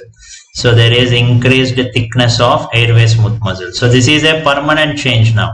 So whenever your airway smooth muscle thickness increases, now the diameter of airway decreases. So now it will start behaving like a permanent obstruction. Even if the patient takes inhalers, there will be no sufficient benefit. So in such patients, what is the new treatment? So the new treatment is called, in these patients, there is a new treatment. So this treatment is called as bronchial thermoplasty. So what is this bronchial thermoplasty? I am going to insert the bronchoscope in the lung. With a specialized device, I will give heat energy to the airway and I will decrease the thickness of airway smooth muscle. So bronchial thermoplasty means ablation or reducing the thickness of airway smooth muscle,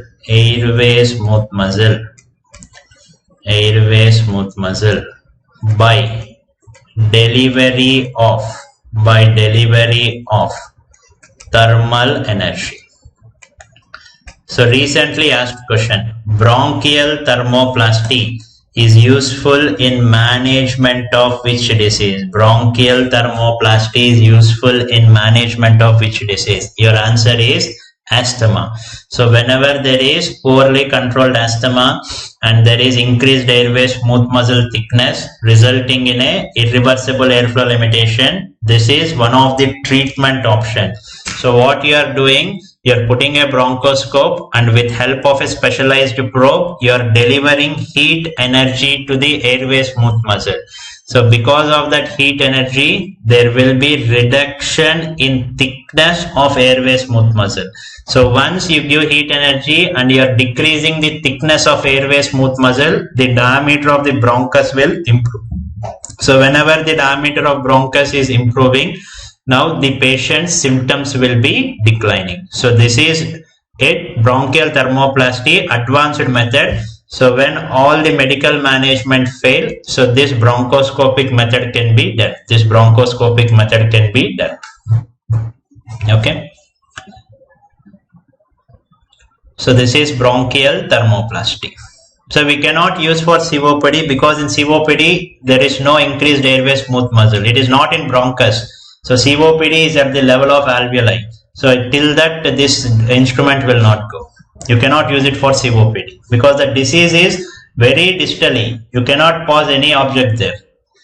So generally after bronchial thermoplasty the results are good. Okay. Now let us see asthma types.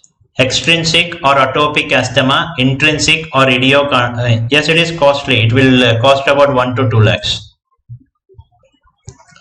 So to avoid fibrosis, we will give some steroids. So generally when you give steroids, the fibrosis will decrease. So extrinsic or atopic asthma. So write down, as the name indicates, atopic. Here the trigger is allergen. So this is allergen mediated disease, allergen mediated asthma.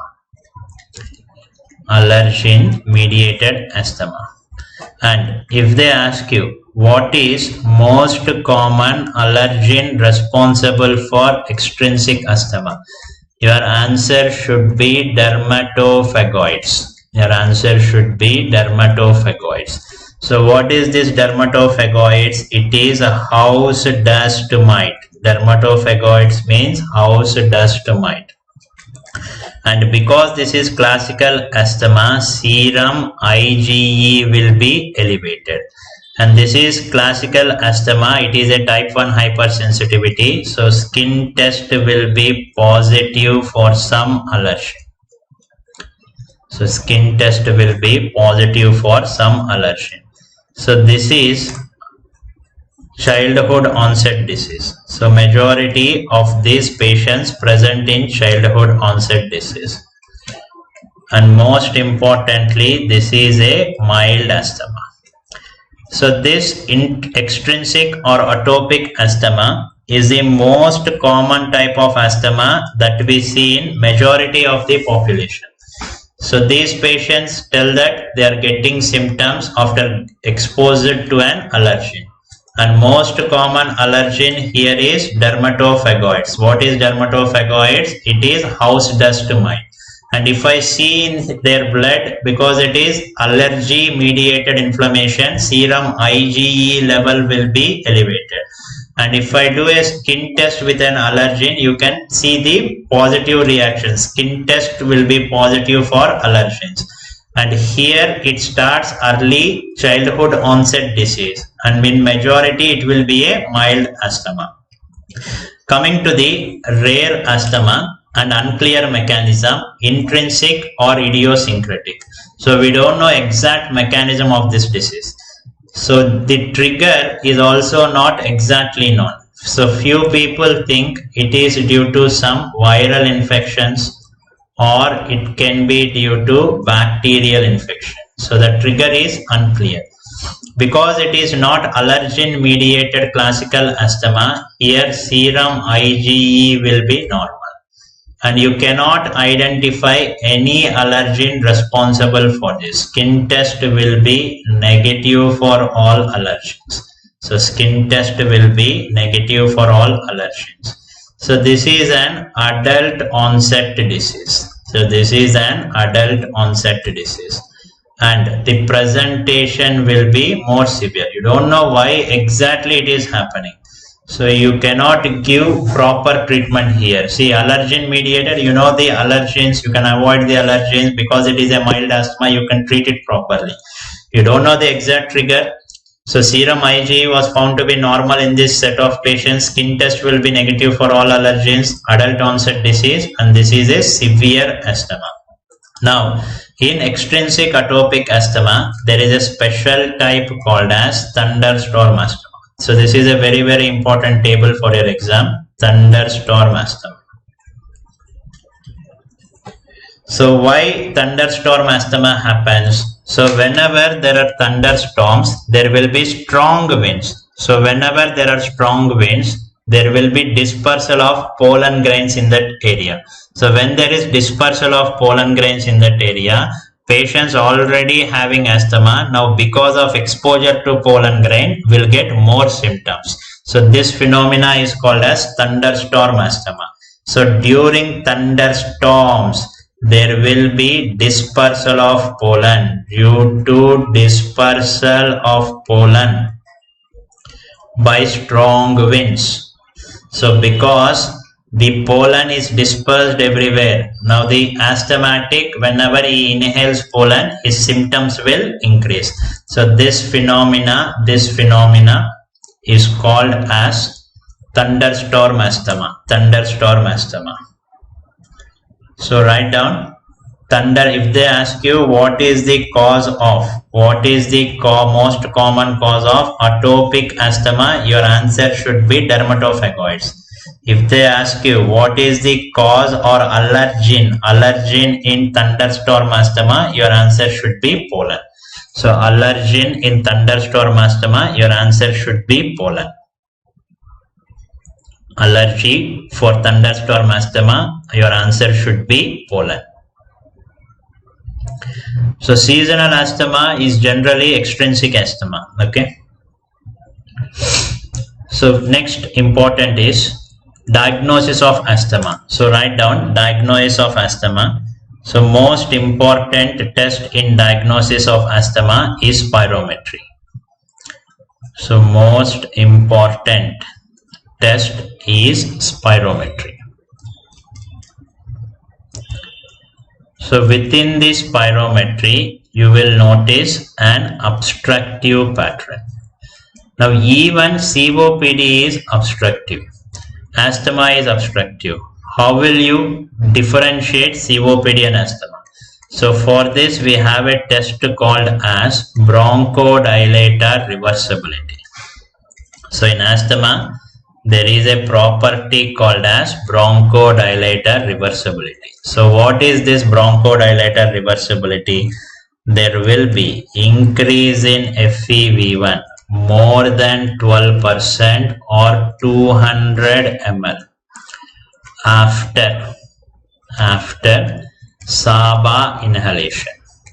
After SABA inhalation. So what is this? For example, there was a patient with asthmatic who has come to my clinic with FEV1 of 65%. Now I have given him SABA. So SABA means short acting beta 2 agonist. What is the function of SABA? Bronchodilation. And what is the frequently given SABA? Salbutamol. What is the frequently given SABA? Salbutamol. So I give SABA. After 10 to 15 minutes, I am repeating the test. So in asthma, what happens? His FEV1 will increase. Now if you see here, his FEV1 has increased more than 12%. So if his FEV1 is increasing more than 12% after short-acting beta-2 agonist inhalation, it is suggestive of asthma. This phenomena is called as bronchodilator reversibility. It is seen in asthma, not in COPD.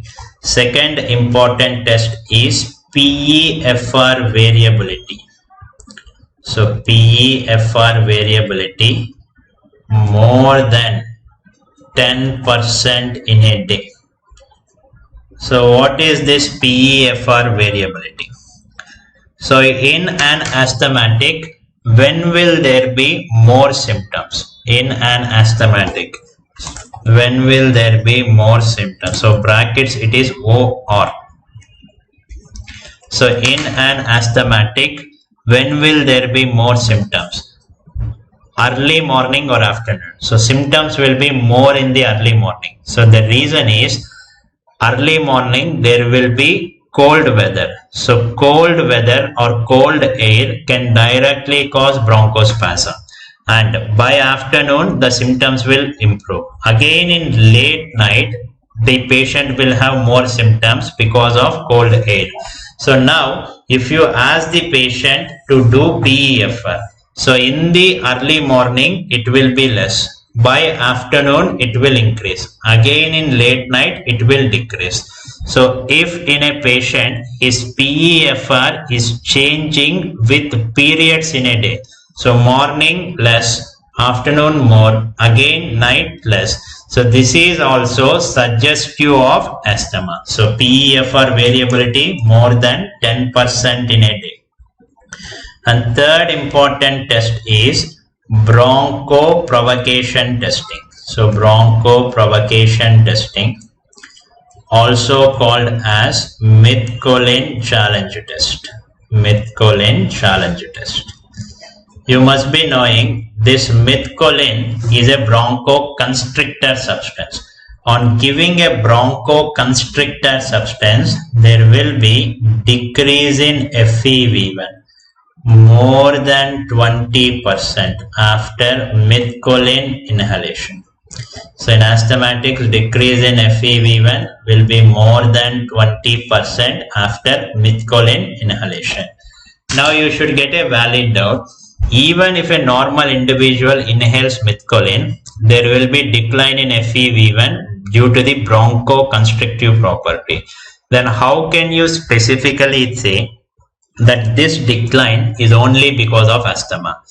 For example, if a normal individual requires 1 mg of methacholine to cause bronchospasm, an asthmatic 0.1 mg is sufficient. So if a normal person requires 1 mg of methacholine to cause bronchospasm, in an asthmatic 0.1 mg is sufficient. Why is it so?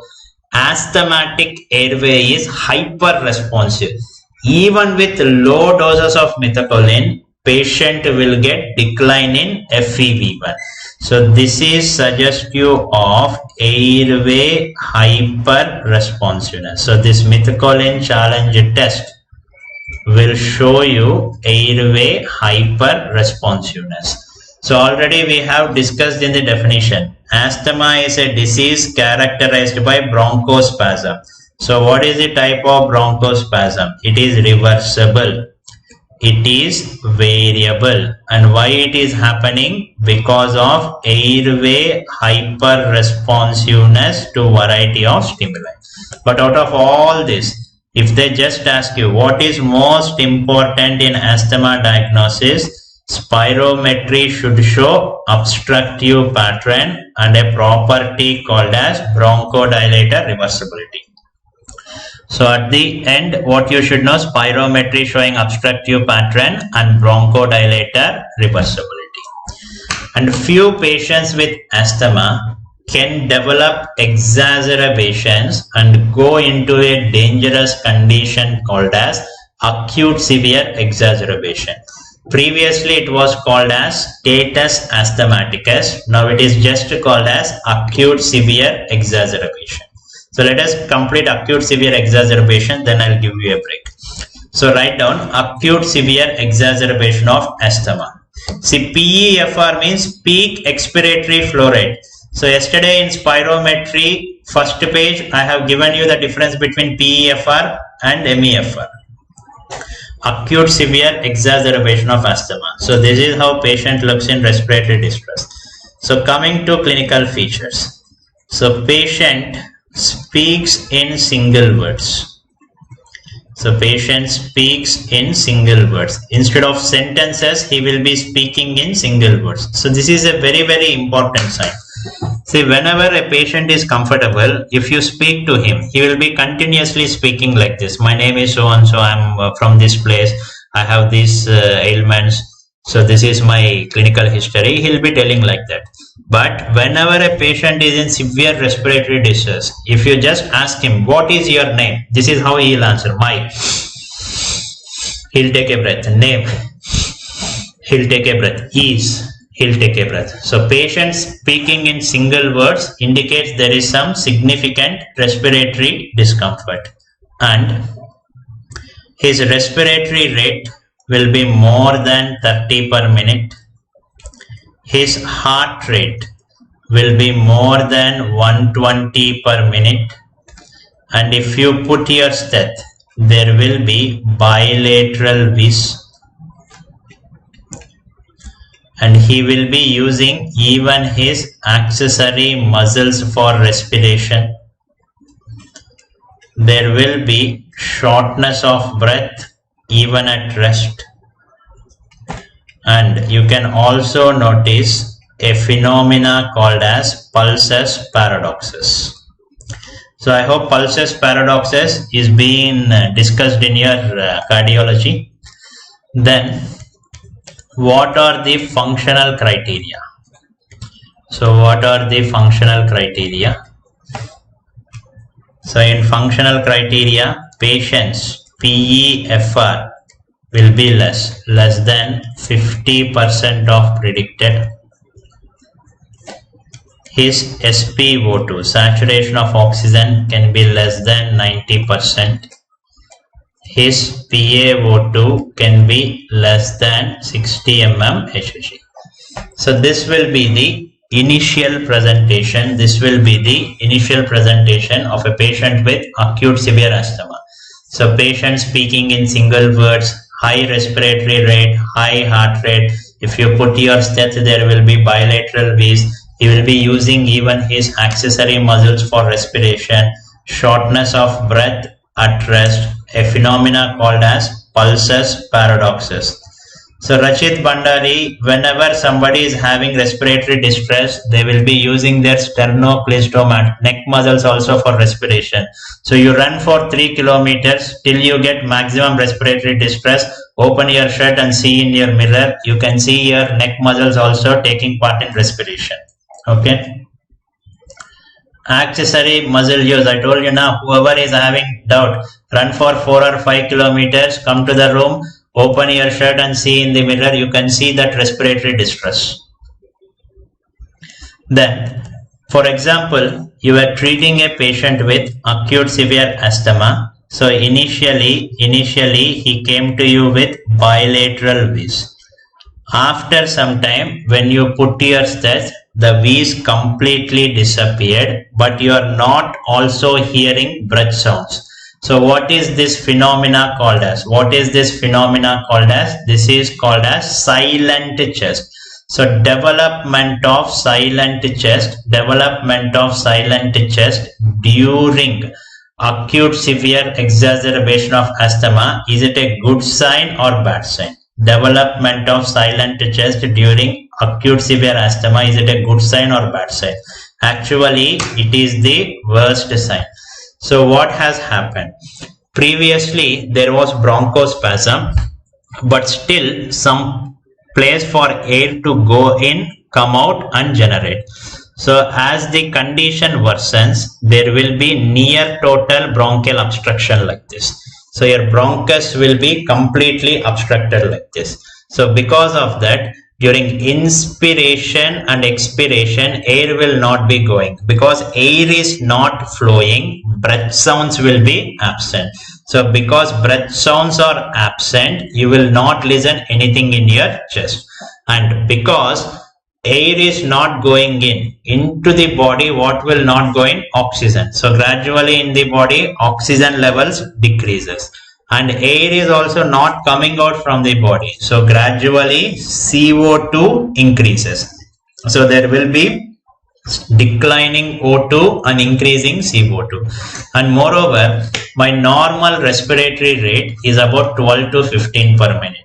Now this patient is taking respirations at 30 per minute. Now for example, if your normal capacity is to run for 2 kilometers, if I make you to run for 5 kilometers, ultimately what will happen? Your muscles will become fatigued. Now even you cannot walk properly. In the same way, if the patient is taking continuously more than 30 per minute, after some time there will be respiratory muscle fatigue. That will cause decrease in respiratory effort. So once there is decrease in respiratory effort, during inspiration, oxygen will not come inside. During expiration, CO2 will not go outside. So gradually CO2 in the body will increase. If you find any one of these features in acute severe exacerbation of asthma, this is called as a life-threatening sign. Because if you don't intervene immediately, this patient will not survive. So what are the life-threatening signs in acute severe exacerbation? So first is, because of continuous hypoxemia, there will be altered sensorium. Now patient body is not getting oxygen at all. So brain function will decrease. And second important thing, due to continuous respirations, respiratory fatigue. There will be decreased respiratory effort. And third important thing, because air flow is not happening, there will be silent chest. And next important thing, patient's PaO2 will be decreasing. And most important feature, PaCO2 increases. So this is life-threatening signs in acute severe asthma. So if you don't intervene, this patient is not going to survive. So there is altered sensorium, decreased respiratory effort, silent chest, decrease in PaO2, decrease in PaCO2. So first we will see how do you treat acute severe exacerbation. So later we will also discuss what you treat in life-threatening asthma. So write down treatment. Treatment. So whenever a patient with acute severe asthma reaches me, I should give him oxygen and nebulization. Oxygen nebulization. So nebulization generally with a short acting beta 2 agonist, along with that SAMA.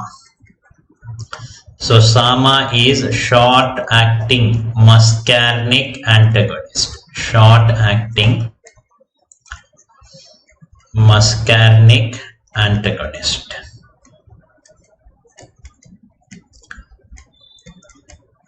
So you must be knowing bronchodilators are of two types.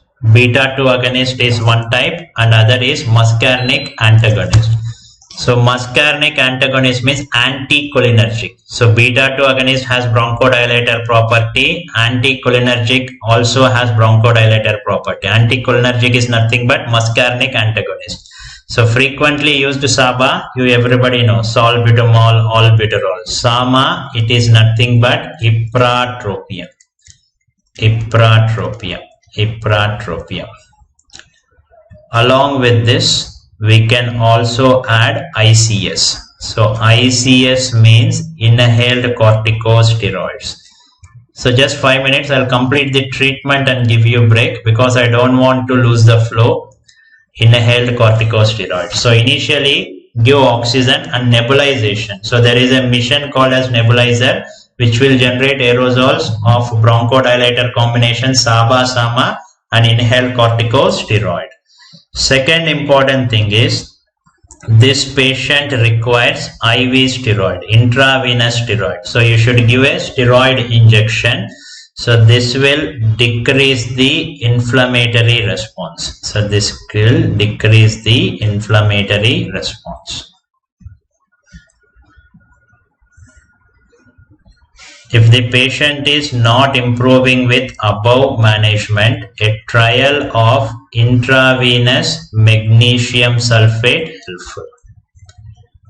So this magnesium sulfate has a remote bronchodilator activity. So it has a remote bronchodilator activity. So it might be used if the above medications are not working. So it is just a trial. If above is not working, a trial of MgSO4 can be helpful. Now what is the role of intravenous theophylline such as aminophylline? According to new GINA guidelines, now not recommended. So previously we were giving aminophylline in asthma management, but aminophylline was causing cardiac toxicity. Theophylline can cause cardiac toxicity. So because of that cardiac toxicity, now in management of acute severe asthma, theophylline are not recommended. Now finally, if at all patient goes into life-threatening form, so in life-threatening form, so by the time patient reaches to life-threatening form, he will already be in altered sensorium.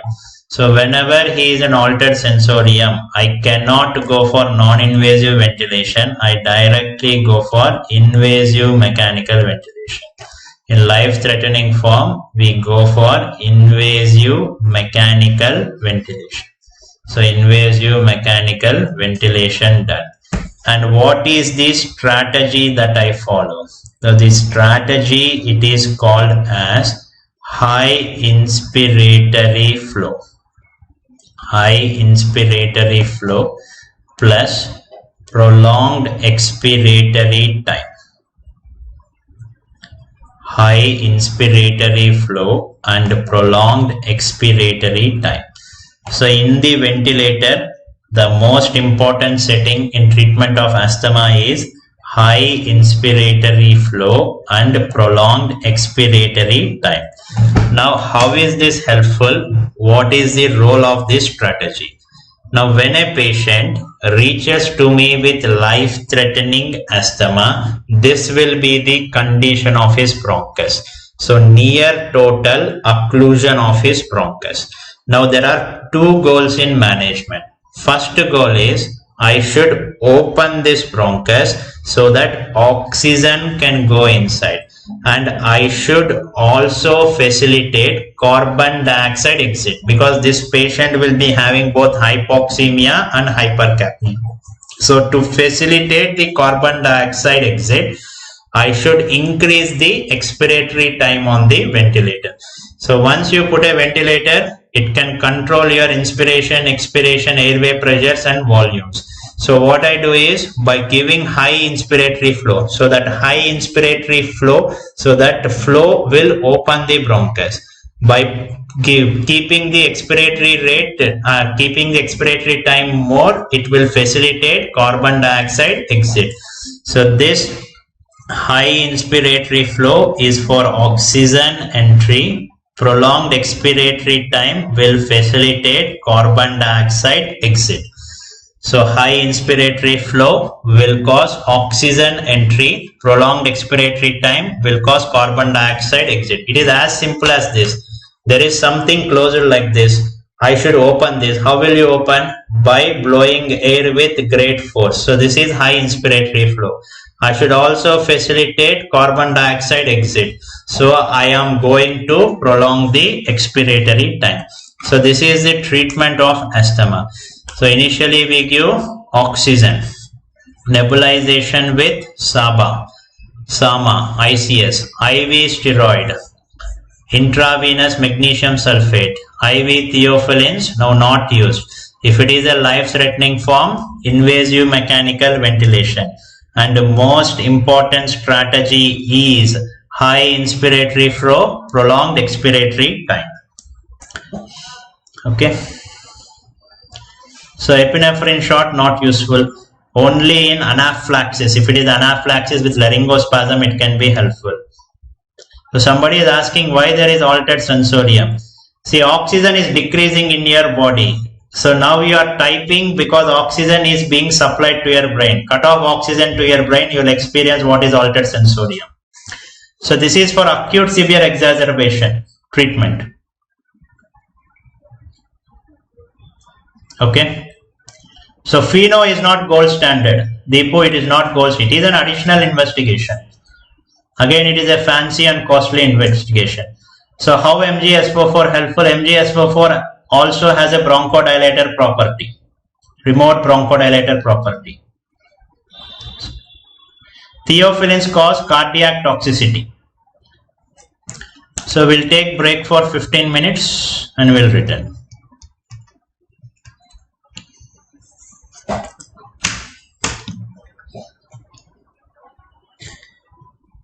So how to prolong expiratory time? There will be a setting in the ventilator, you can increase it. Just turn the button. Asthma and COPD can happen if an asthmatic smokes later on.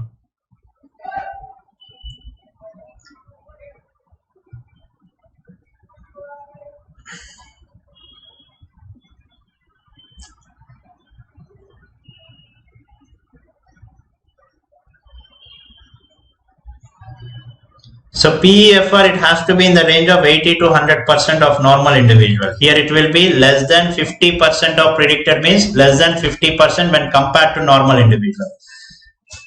Usual value is 70 to 80.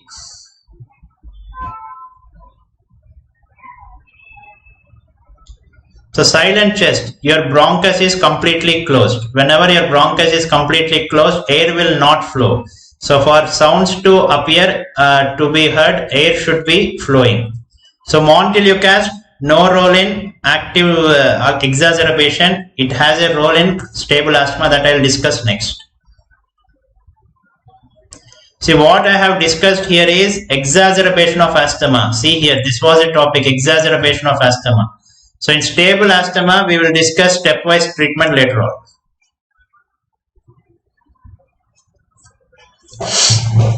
Okay. So welcome back. So up to now we have discussed asthma, exacerbation, presentation and treatment. But fortunately, majority of patients with asthma will not be in exacerbation. They will be routinely doing their day-to-day activities. with few symptoms and taking treatment accordingly. So such asthma not in exacerbation, it is called as stable asthma. Asthma not in exacerbation, it is called as stable asthma.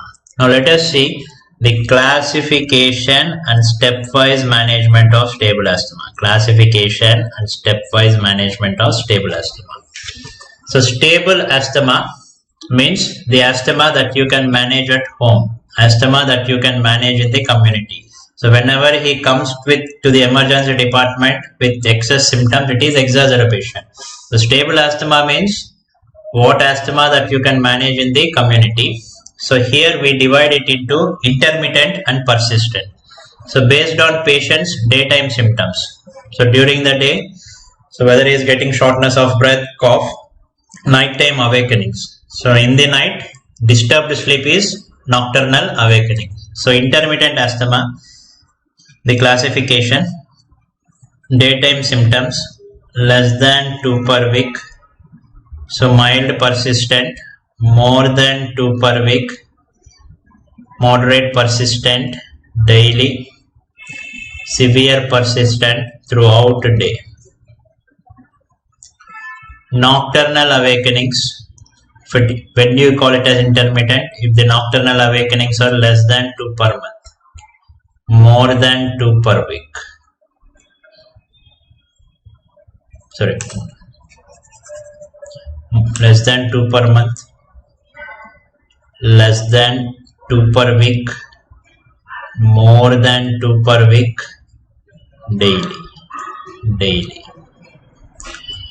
daily.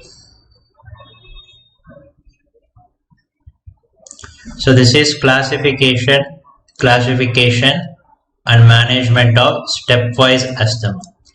So daytime symptoms and nighttime awakenings. Now how to use this table? If at all they ask you a question like this, there was a patient with asthma who had daily daytime symptoms, and in a week he is getting disturbed sleep 3 nights. 3 nights in a week he is getting disturbed sleep. So what is the type of asthma?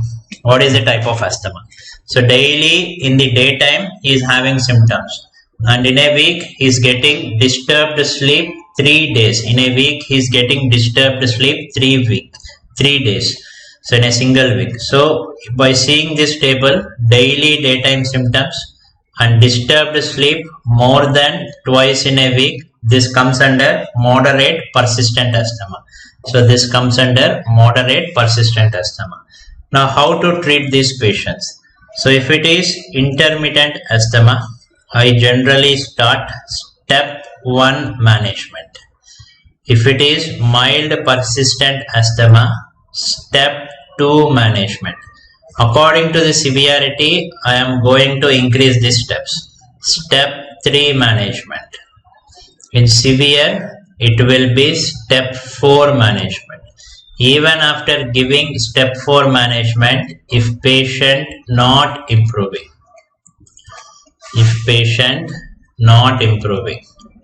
I increase it to step 5. So there are actually 5 steps in management of asthma. So each and every step indicates increase in the severity of the disease. Now what are the drugs helpful in the management? So we have 2 types of drugs. So one is reliever and other is called as controller. So reliever means that which relieves bronchospasm. So most important relievers are bronchodilators, and the preferred bronchodilators in asthma will be beta 2 agonist. And in beta 2 agonist, we have short acting beta 2 agonist SABA, long acting beta 2 agonist LABA. You know the names of SABAs: salbutamol, albuterol, LABAs, formoterol, salmeterol. So this everything is covered in your pharmacology. No need to stress upon that. Short acting beta 2 agonist, long acting beta 2 agonist. And controllers are drugs which decrease the inflammation. most important controller in management of asthma is ICS. So what is meant by ICS? Inhaled corticosteroids. Along with that, we can also use anti-leukotrienes. So ICS, anti-leukotrienes. Anti-leukotrienes are nothing but montelukast. So this is the general drug therapy that we prefer for asthma. So bronchodilators preferred will be beta 2 agonist. Controller preferred will be inhaled corticosteroid, and along with that we can also give anti-leukotrienes. Then next important thing, if at any step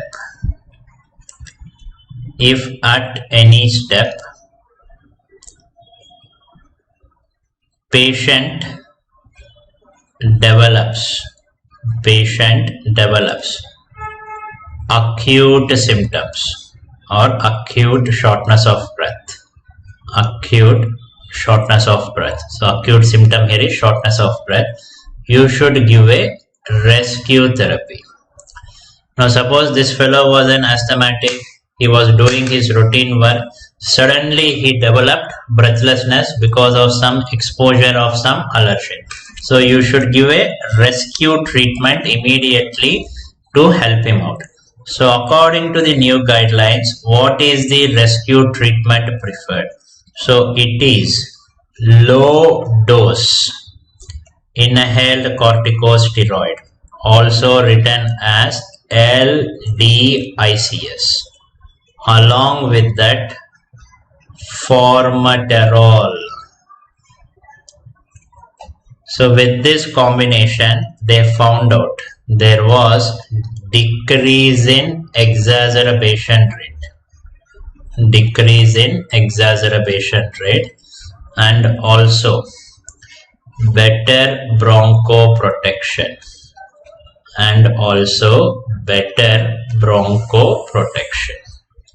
So previously, whenever a patient in community develops acute symptoms, so whenever somebody develops acute symptoms, so we were prescribing SABA. But according to new guidelines, now we should prescribe combination of low dose inhaled corticosteroid with formoterol. Now this is the combination of choice for rescue therapy. So why there was such a change in guideline? Now whenever I was giving SABA, I was only concentrating on bronchodilation. So now suppose this patient is in a faraway place from hospital. So now if I only give him SABA, there will be only bronchodilation. If at all next allergen reaches his lung, he might develop exacerbation. So it is not acting on inflammatory response. In asthma, not just bronchodilation is important, you should also decrease the inflammatory response. So you should provide protection to the bronchus so that next inflammatory response is not happening, patient is not going into exacerbation. So this low dose inhaled corticosteroid will decrease that inflammation and it will decrease the exacerbation rate. And why we are going for formoterol? So formoterol, actually it has also rapid onset of action. So SABA, it will act within 1 to 2 minutes, whereas formoterol, it will take 3 to 4 minutes. So even though formoterol is 3 to 4 minutes action, but it will stay there for 12 hours. So SABA, it will immediately act 1 to 2 minutes. Formoterol, it will also act fastly, but 3 to 4 minutes. It will take 3 to 4 minutes to act, but its action is prolonged. So because of that, there will be better bronchoprotection. So formoterol, one good thing is its action is prolonged and it will also act within a short time, 3 to 4 minutes. Now the question is, if at all a patient is in emergency department, so he has come with an exacerbation and he is sitting in the emergency department with respiratory distress. So there, what is the bronchodilator of choice? There, still it is SABA. So what is the reason? SABA starts its action within 1 to 2 minutes. So formoterol takes 3 to 4 minutes. In emergency situations, even that 1 or 2 minutes is very, very important. Emergency situation, even that 1 or 2 minutes is very, very important. So in emergency department, if they ask you what is the bronchodilator of choice, in the emergency department, if they ask you what is the bronchodilator of choice, still your answer is SABA. In emergency department, even that 1 or 2 minutes is very, very important for me. I go with SABA. Whereas in community, if patient develops rescue treatment, so he is in office, he suddenly develops asthma symptoms. So what is the rescue therapy of choice? It should be combination of low dose inhaled corticosteroid plus formoterol. He is developing acute symptoms at home. What should be the treatment here? Low dose inhaled corticosteroid plus formoterol. So in emergency department, it is SABA. Whereas in community, it is low dose inhaled corticosteroid plus formoterol. Low dose inhaled corticosteroid plus formoterol. So this is the recent update. Very, very important. So recently they have changed for rescue treatment in community in stable asthma. It is low dose inhaled corticosteroid plus formoterol.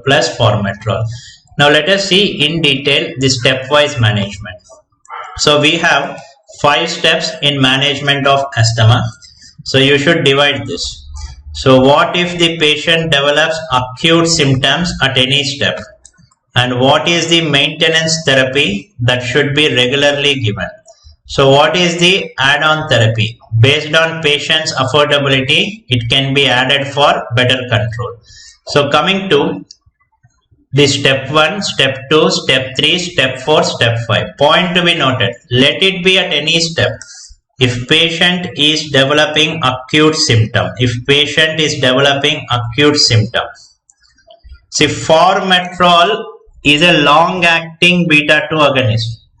See, its action is fast, but its action is also prolonged. So it is a long-acting beta-2 agonist. So it acts for long-acting beta-2 agonist. So don't say SABA should not be used in community. So preferred is this. So preferred is low dose inhaled corticosteroid and formoterol. So if you just give SABA, the next patient is not completely protected. He's not completely protected. Okay. So preferred is low dose inhaled corticosteroid plus formoterol. So it has anti-inflammatory action and prolonged bronchoprotection. So SABA is not contraindicated. So the best in community is low dose inhaled corticosteroid plus formoterol. So in emergency department, we go for SABA generally. So if patient develops acute symptoms at any point, he should be given as needed rescue medication. So what is the rescue medication? Low dose inhaled corticosteroid plus formoterol. Low dose inhaled corticosteroid plus formoterol. Then maintenance treatment. So maintenance treatment. Step 1 is only intermittent asthma. So whenever patient develops symptoms, this rescue medication is sufficient. So intermittent asthma, so rescue medication is sufficient. So step 1 is intermittent. So if patient develops symptoms on that day, give treatment. No need to give regularly. From step 2 onwards, you should give regular treatment because step 2 deals with treatment of persistent asthma. Step 2 deals with treatment of mild persistent. So it is persistent.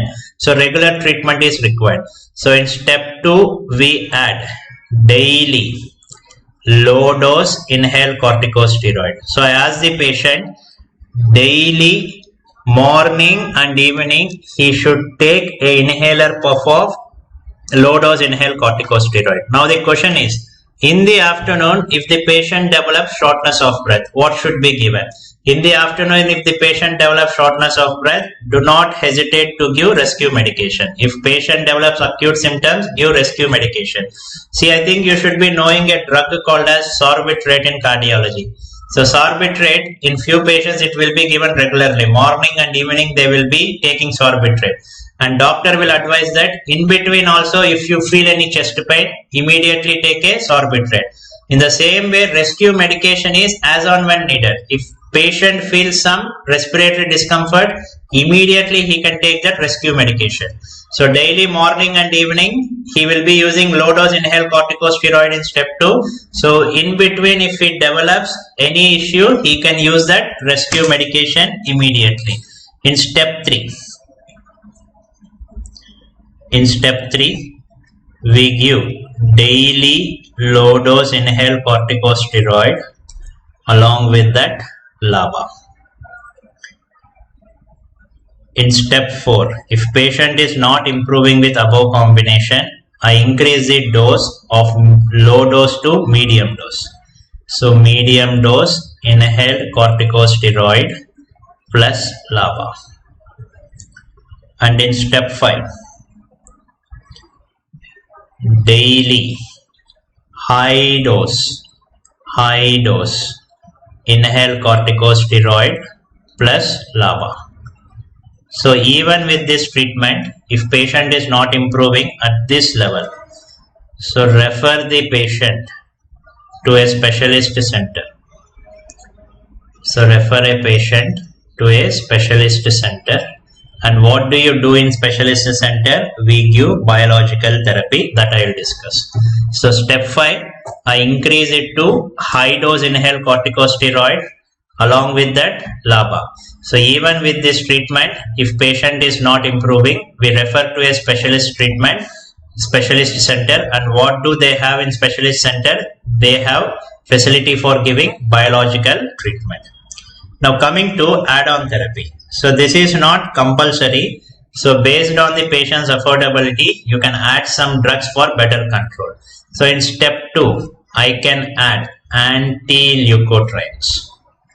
In step 2, you can add anti-leukotrienes. In step 3 also, along with this combination, I can give anti-leukotrienes.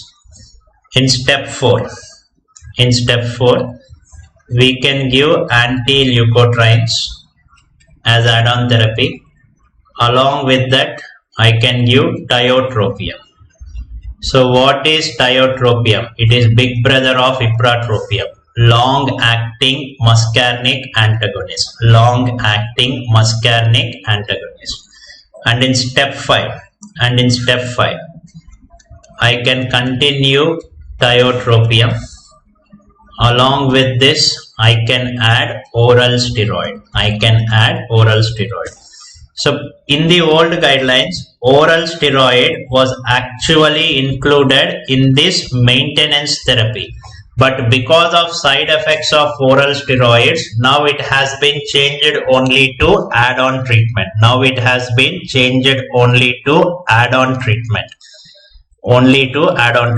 So this is the sequence. So step 1, step 2, step 3, step 4, step 5. Now biological treatment, what are the options available? So we have anti-IgE. So anti-IgE,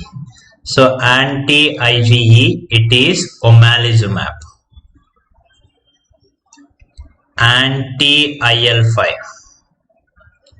So we have two important drugs, mepolizumab, racilizumab. So there are other drugs, but these are only available up to now in India. So the available in India will be asked mostly in your exam. Anti-IgE, omalizumab. So this IgE, IL-5 are important mediators for inflammation in asthma. If you block this, there will be response, and it is reserved for patients not improving with step 5 treatment. Anti-IgE, omalizumab. Anti-IL-5, mepolizumab, racilizumab. See how much is low dose? It will not be asked in your exam, but if you want for extra information, I'll tell you here. So 200 to 400 micrograms of budesonide is generally considered as low dose. 200 to 400 micrograms. So benralizumab is not available in India. So mast cell stabilizers, not that effective. These are most effective treatment. Mast cell stabilizers are used in exercise induced asthma. Okay. So Abhishek, steps based on FEV1. So here I have clearly showed how we are giving steps. It is based on patient's symptoms. So intermittent asthma, step 1, mild persistent, step 2, moderate persistent, step 3, severe persistent, step 4, based on patient's treatments. See, add-on therapy is optional, based on patient's affordability. See, budesonide, fluticasone also you can give. That is also a different type of. See, there are so many steroids: budesonide, fluticasone, mometasone, seclisonide. So initially we start with budesonide. So you can give at that step on. No issue in giving add-on treatment. So if you find patient is affordable, you can add then and there itself. Okay.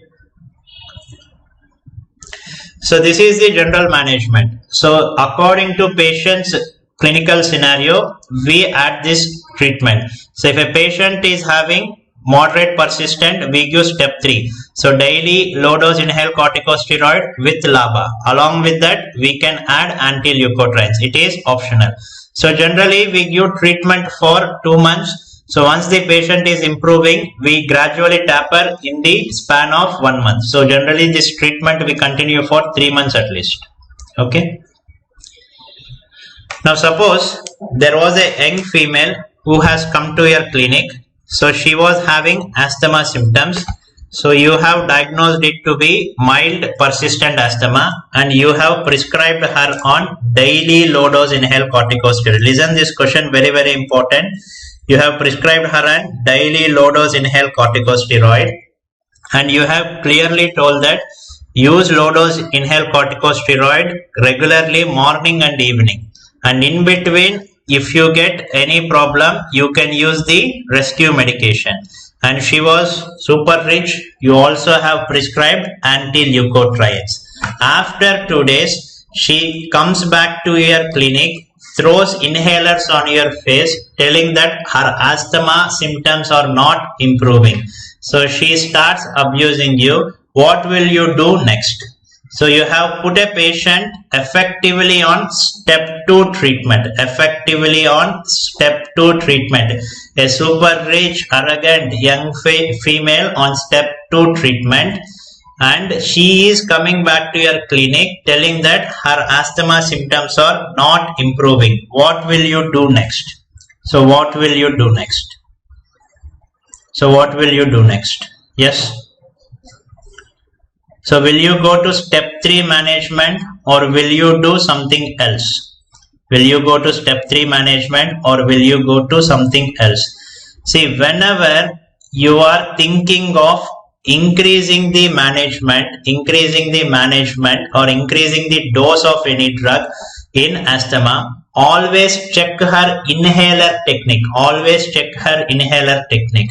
So because the problem is majority of medications in asthma are given through inhaler. If the patient is not taking inhaler properly, whatever dose you increase, it will not go into the lung. That's why most important in asthma management is patient education. So patient should know how to use inhaler properly and they should regularly use the inhaler.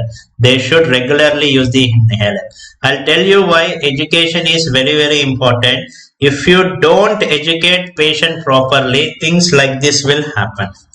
So actually inhaler should be used like this. So if you don't treat the patient properly, so if you don't teach the patient properly, so they will start using this and they will abuse the doctor that your medication is not working properly. So most important is patient education. Active self-management and adherence. So patient should know how to use inhaler, when to use inhaler and regularly use inhaler. Now who are these people? Beckham, Amitabh Bachchan and Priyanka Chopra. Yes. What is common in them? Their asthma. You can see Beckham taking an inhaler puff before attending penalty shootout. So what is the asthma that I am going to discuss, especially in athletes? It is exercise induced asthma. So write down exercise induced asthma. In susceptible individuals,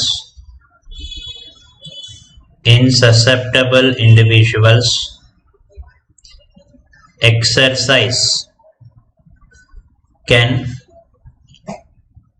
induce asthma. So this is more during cold and dry climates. So this type of asthma occurs more during cold and dry climates. So what they will ask you in exam? They will ask you, what is the drug of choice for short-term prophylaxis? And what is the drug of choice for long-term prophylaxis? And overall control of disease. Overall control of disease. So somebody is asking Chiranjeev Singh, how can an asthmatic play football? If his doctor is ineffective, he cannot play football. If his doctor is effective, he can play any game, whatever he wants. So that's why you are studying MBBS, to make even patients with disease like asthma, to control their asthma and give them good life. Okay. So what is the drug of choice for short-term prophylaxis? So what is the drug of choice for long-term prophylaxis and overall control of disease? Now, drug of choice for short-term prophylaxis. Now, Beckham needs to attend a penalty shootout. He is worried he is going to develop asthma. So what is one drug that should be given prior to avoid bronchospasm? So give him a short-acting beta-2 agonist. So that will stay in the lung for 4 to 6 hours. He can easily complete his exercise and come back without any problem. So drug of choice. So drug of choice for short-term prophylaxis is short-acting beta-2 agonist. Short-acting beta-2 agonist. If it is not given in the option, next best answer is anti-leukotrienes. In few countries, they also give mast cell stabilizers. But for all practical purposes, drug of choice for short-term prophylaxis in exercise-induced asthma is short-acting beta-2 agonist. But whenever they ask long-term prophylaxis and overall control of the disease, always long-term prophylaxis and overall control is by decreasing the inflammation. It is inhaled corticosteroid.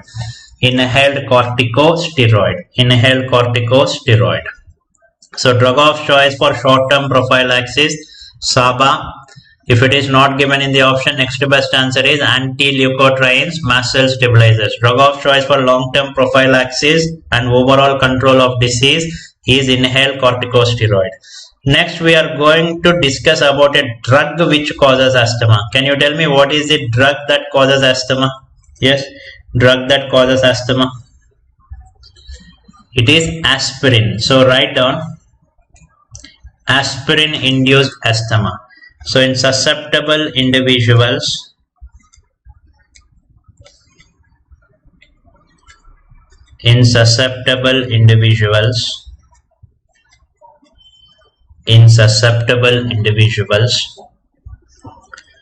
aspirin blocks cyclooxygenase path and shifts balance towards lipooxygenase path. So whenever lipooxygenase path is happening, there will be increased production of leukotrienes. That will result in bronchospasm.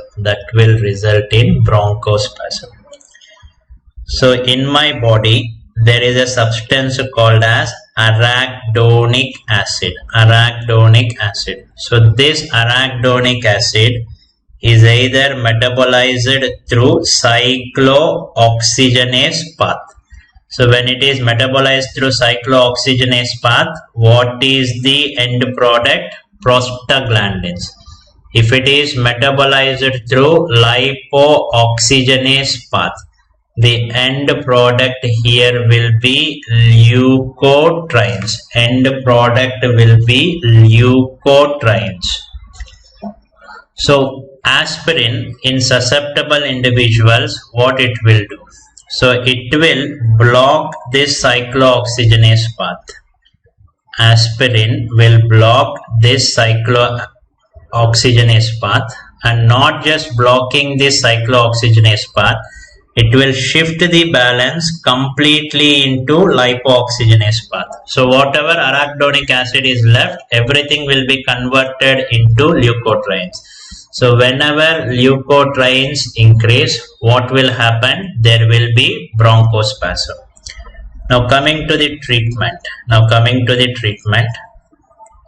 So treatment will be combination of inhaled corticosteroids, inhaled beta-2 agonist, along with that anti-leukotrienes. So whenever I say regarding aspirin-induced asthma, you should be knowing about a combination. So what is this combination?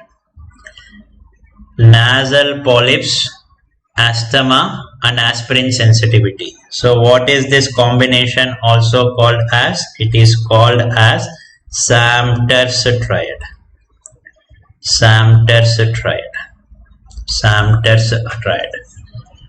So leukotrienes or inflammatory mediators which will cause bronchospasm. The name itself is leukotriene. Histamine, leukotriene, serotonin. These are inflammatory mediators.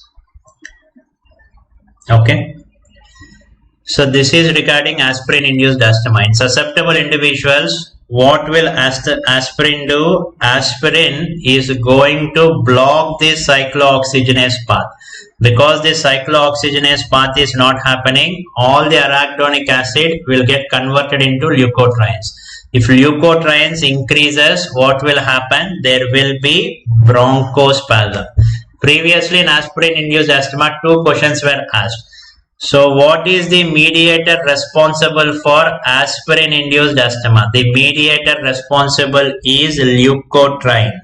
So leukotrienes are responsible for aspirin-induced asthma. The mediator is leukotrienes. And what are the components of Samter's triad? Nasal polyps, asthma and aspirin sensitivity. Nasal polyps, asthma, aspirin sensitivity. Next we have a very important asthma called as brittle asthma. So only little is known about this brittle asthma. Let us discuss this. So this is an unpredictable asthma with exacerbations. So this is an unpredictable asthma. So you don't know what will happen next in this patient. This is an unpredictable asthma with exacerbation. So based on the presentation, it is classified into 2 forms. So we have type 1 brittle asthma and other is type 2 brittle asthma. So type 1 brittle asthma and other is type 2 brittle asthma. So let us see in detail. So to understand brittle asthma, you should first understand the normal lung function. So let this be the type and let this be patient's lung function. Let this be 0% lung function, 50% lung function, 100% lung function. In a normal individual, his lung function with time will not fluctuate much and it will be nearer to 100. So this is how a normal person's lung function vary with them. It will not fluctuate much. It will be nearer to 100%. Now, in type 1 brittle asthma, so LOX means lipooxygenase, COX means cyclooxygenase.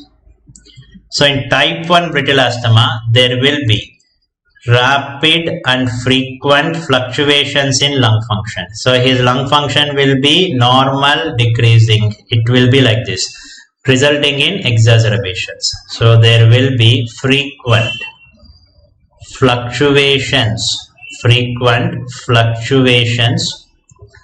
in lung function. Frequent fluctuations in lung function with exacerbation. So every week, once or twice, he will be coming to the emergency department. Frequent fluctuations in lung function with exacerbation. So the treatment. So because this patient is always at risk of developing exacerbation, you should give whatever available treatment of highest step. So what is the highest step of treatment? 5th step. So we give here high dose inhaled corticosteroid. And this patient requires continuous beta-2 agonist. So he will be taking inhaler puffs continuously. Along with that, we can also add oral steroid. So type 1 brittle asthma, frequent fluctuations in lung function with exacerbation. Now type 2 brittle asthma, what happens is, this patient initially will have a near normal lung function. But suddenly one day his lung function will decrease, and in few it can also cause death.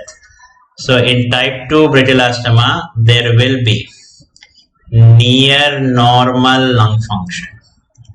Initially near normal lung function, followed by sudden decline,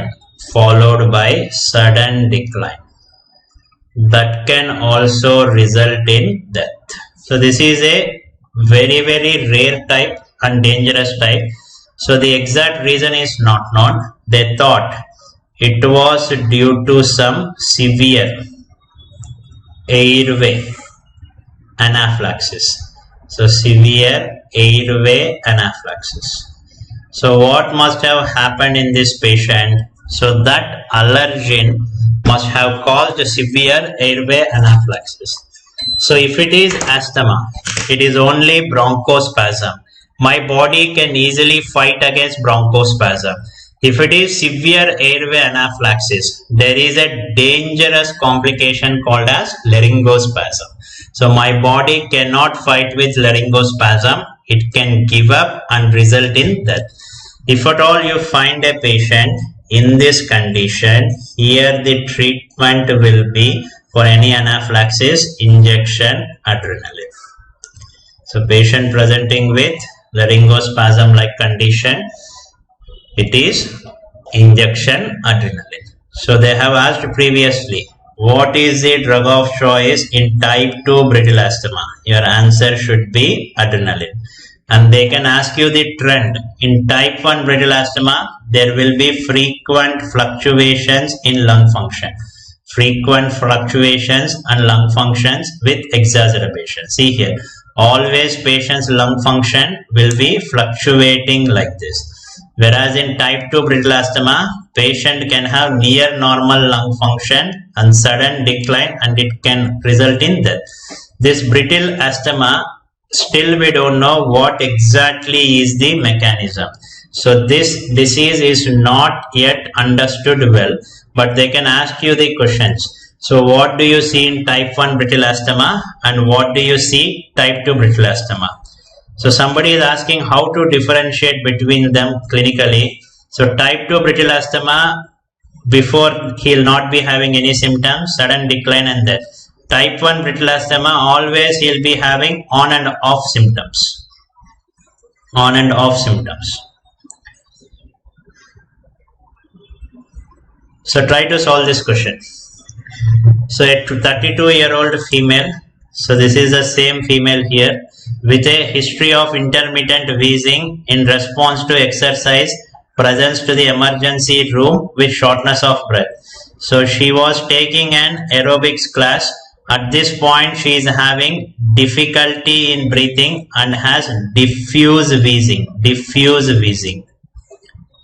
So the most effective treatment at this point will be. So tell me the answer. Most effective treatment. Yes.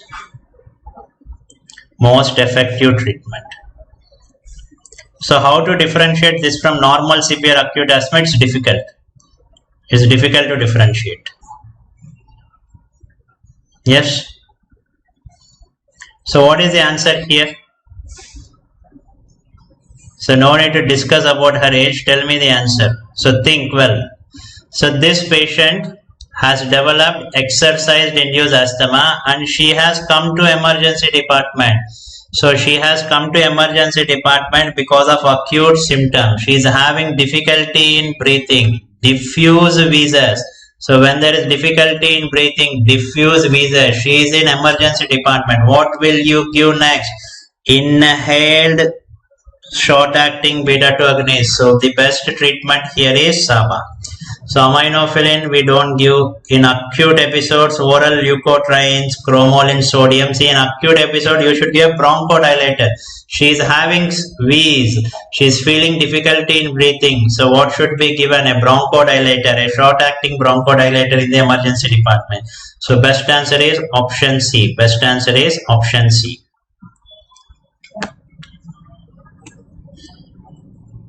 So many people ask me what is achedin for medicos actually, especially male medicos. So if you are an UG, this will be your position. So always you have to lift lot of scrap. So you will be having exams, you will be having duties, and you don't know what exactly is your relationship status. So achedin for you is becoming a postgraduate. So once you become a postgraduate, everybody will be around you. You will have a lot of friends with benefits. That is secondary.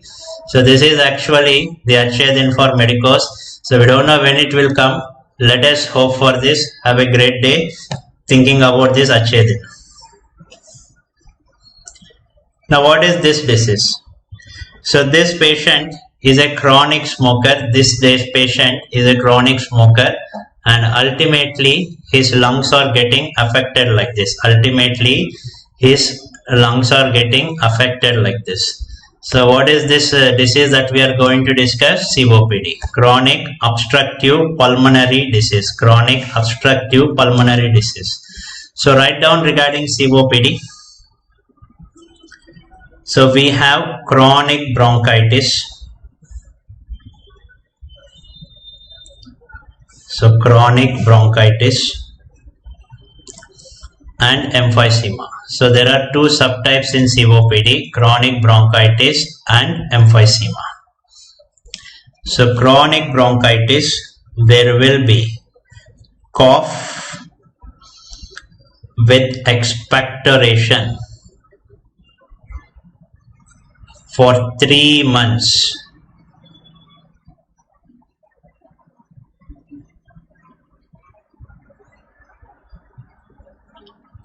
So for 3 months, cough with expectoration for 3 months for 2 consecutive years. So for 2 consecutive years associated with mucus gland enlargement. Associated with mucus gland enlargement. Whereas emphysema is destruction distal to terminal bronchiole. Distal to terminal bronchiole. So Agastya Saxena, why don't we give rescue treatment? It's not there in the option. She is in emergency department, you should first give a SABA. It is not there in the option also. So emphysema is destruction distal to terminal bronchiole. This is called as acinus. So these are the definitions of COPD, two subtypes, chronic bronchitis and emphysema. So previously we were seeing chronic bronchitis and emphysema as two different entities. But recently, they told that let it be chronic bronchitis or emphysema, it should be called with a single name called as COPD.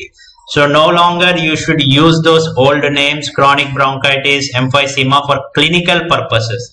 So for all clinical purposes, it should be called as COPD.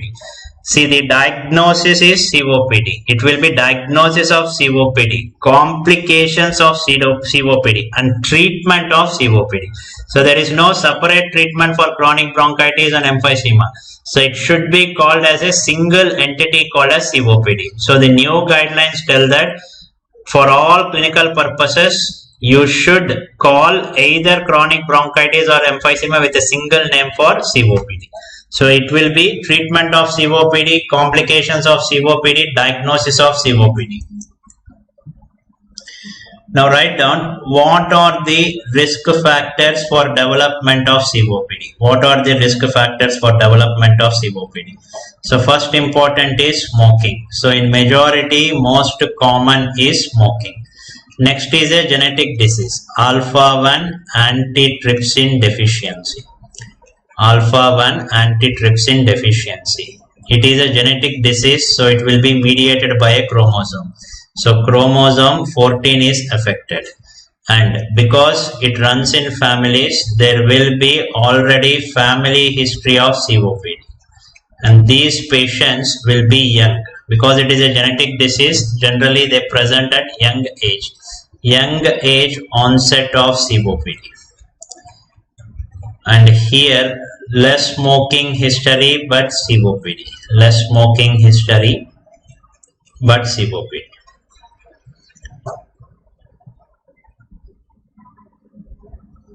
And next important thing is alpha-1 antitrypsin deficiency can also involve the liver. There will be associated liver disease also. So how is alpha-1 antitrypsin deficiency different from smoking related COPD? So these patients will have family history. Because it is a genetic disease, it runs in families. Generally for smoking to cause COPD, it will take 20 to 30 years. If the patient starts smoking at the 20th year, it develops COPD at his 50th year. So here patient age is just 20 but still fully blown out COPD. It means something is happening since his birth resulting. So that happening since birth is alpha-1 antitrypsin deficiency. And patient is not a smoker, or he just started smoking, he develops COPD. So one cause is alpha-1 antitrypsin deficiency. And alpha-1 antitrypsin deficiency also involves the liver, and it can also have some liver disease. Next important is pollution. So pollution. So pollution, we all know about outdoor pollution. In India, especially in villages, females are developing COPD. So why is it? Due to indoor pollution. Because they use biomass fuel for cooking. So burning of biomass fuel will result in smoke. So that smoke when inhaled can also cause COPD. And an occupation, coal exposure, can also result in COPD. Coal exposure can also result in COPD. So coal exposure can also result in COPD. So most important risk factor is smoking, alpha-1 antitrypsin deficiency, pollution, outdoor pollution, indoor pollution. So coal exposure. So Sana Mirza, did I tell about Zina guidelines? Whatever guidelines I have spoken, it is Zina guidelines only in asthma. So stepwise management, everything is Zina guidelines. I told you in the beginning also, whatever guidelines I say in asthma, it is Zina. Whatever treatment I say in COPD, it is gold guidelines. So no need to again label it everywhere, Zina, gold, Zina, gold. Already I told in the beginning only. So smoking is most common risk factor for development of COPD. Genetic diseases, alpha-1 antitrypsin deficiency. Others we have outdoor pollution, indoor pollution, coal exposure. Associated liver disease, there can be hepatitis, there can be later on cirrhosis, yes, So clinical presentation in emphysema. So Parash, you open your notes. Yesterday I have discussed pathophysiology of emphysema. Just open it, you will understand. So there will be impaired oxygenation. So there will be barrel shaped chest. Patient will have shortness of breath. Okay. It's all discussed yesterday. So already yesterday we have discussed the pathophysiology of emphysema. We have discussed why the lung volumes have increased. So what is the problem with diffusion? Why there is hypercapnia? Why there is barrel shaped chest? It was all discussed yesterday. So now coming to diagnosis of COPD. Diagnosis of COPD. So diagnosis of COPD. See, alpha-1 antitrypsin deficiency, it causes COPD, predominantly emphysema. So because people like Akshay will ask chronic bronchitis, what is emphysema, you will confuse and finally will stop treating the patient. So that's why for all clinical purposes, I should not use chronic bronchitis and emphysema. So now I am discussing respiratory medicine proper. Yesterday it was physiology, pathophysiology. There I have used the terms emphysema. In respiratory medicine proper, you should call it as COPD and you should treat it, let it be chronic bronchitis or emphysema, the treatment will be the same. So diagnosis of COPD, if you do spirometry, there will be obstructive pattern. So when do you call it as obstructive pattern? FEV1 by FEC less than 0.7. And even asthma is obstructive pattern. How is COPD different? So in COPD, it is a persistent disease. So there will be no significant bronchodilator reversibility. So when do you call it a significant bronchodilator reversibility? After giving a bronchodilator, FEV1 will increase more than 12%. So in COPD, it is that much increase is not seen. Now coming to gold staging. So gold staging of COPD. So COPD can be divided into stage 1, stage 2, stage 3 and stage 4.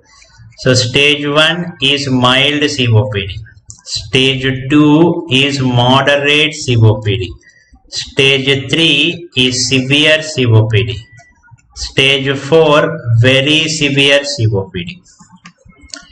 So gold staging, stage 1, stage 2, stage 3, stage 4.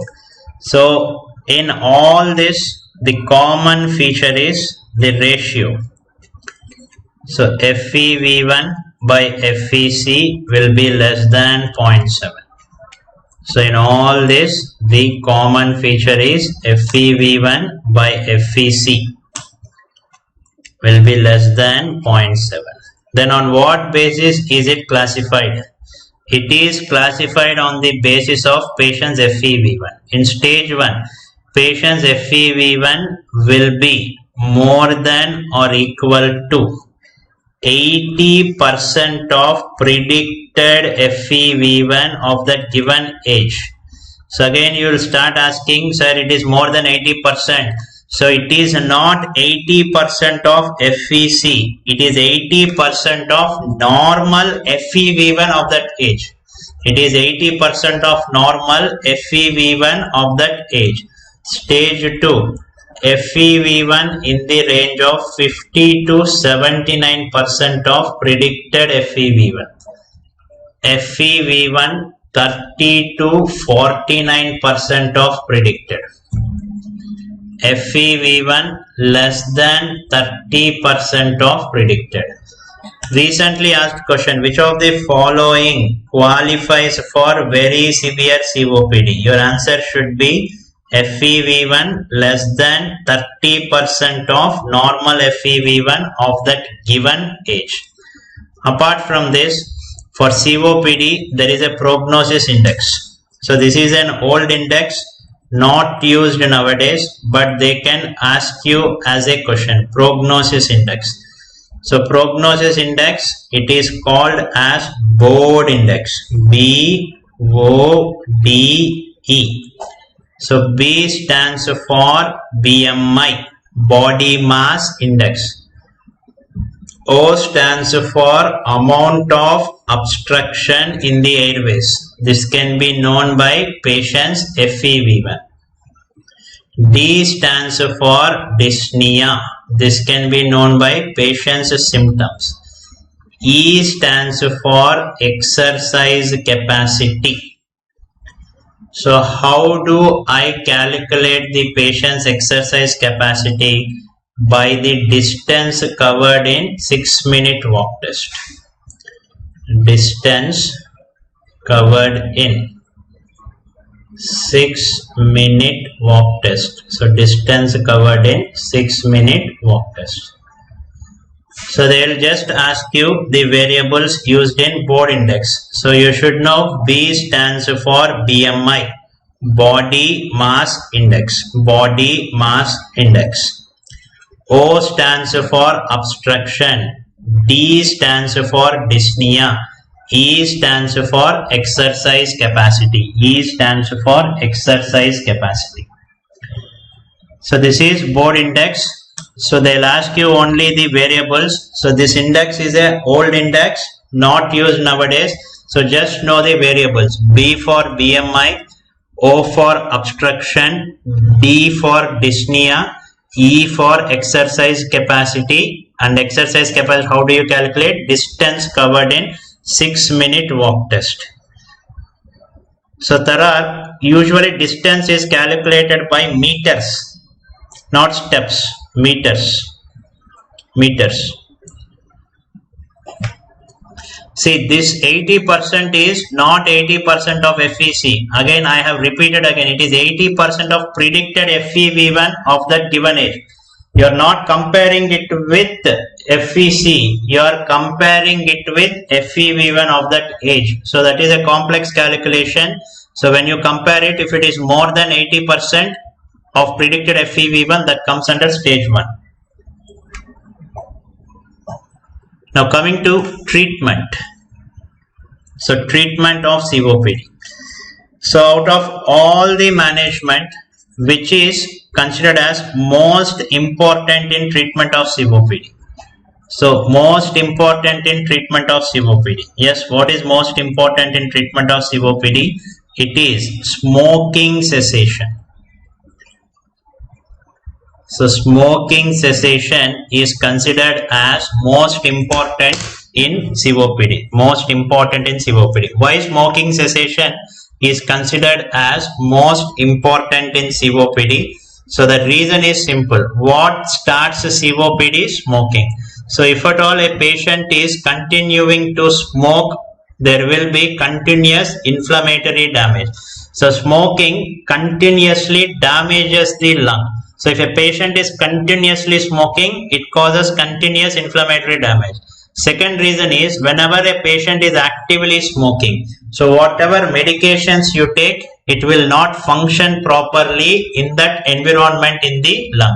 So whenever I want to treat a COPD, first thing what I should advise is not drugs, not oxygen, not transplantation. It is simple smoking cessation, which is difficult of all.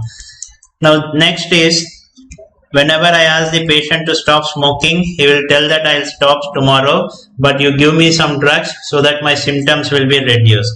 So I have to prescribe few drugs to decrease his symptoms. Bronchodilators. So bronchodilators. So which bronchodilators will be more helpful in COPD? So it is bronchodilators. Is it short acting or long acting? See, in the initial phase of the disease, short acting may work. But once the disease is progressing, this is a persisting disease. So he should have long acting bronchodilators as of treatment. So bronchodilators, we can give long acting beta 2 agonist, long acting muscarinic antagonist. So long acting muscarinic antagonists available are tiotropium. Umeclinidium, Umeclinidium, Umeclinidium, Glycopyrronium, Glycopyrronium. Now coming to long-acting beta-2 agonist, you know the conventional long-acting beta-2 agonist, solmetrol, formoterol. So better than that, we have ultra long-acting beta-2 agonists. So the advantage of ultra long-acting beta-2 agonist is once a daily dose. So they function for about 24 hours. Say solmetrol or formoterol, the duration of action is 12 hours. So patient has to take twice. Ultra labas, the duration of action is 24 hours. So what are these ultra labas? Indacaterol,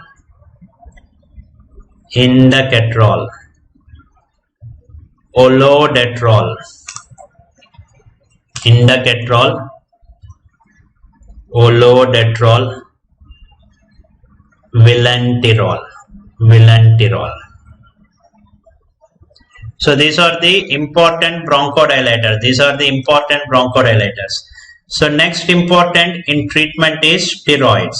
So when to give, what to give, where to give.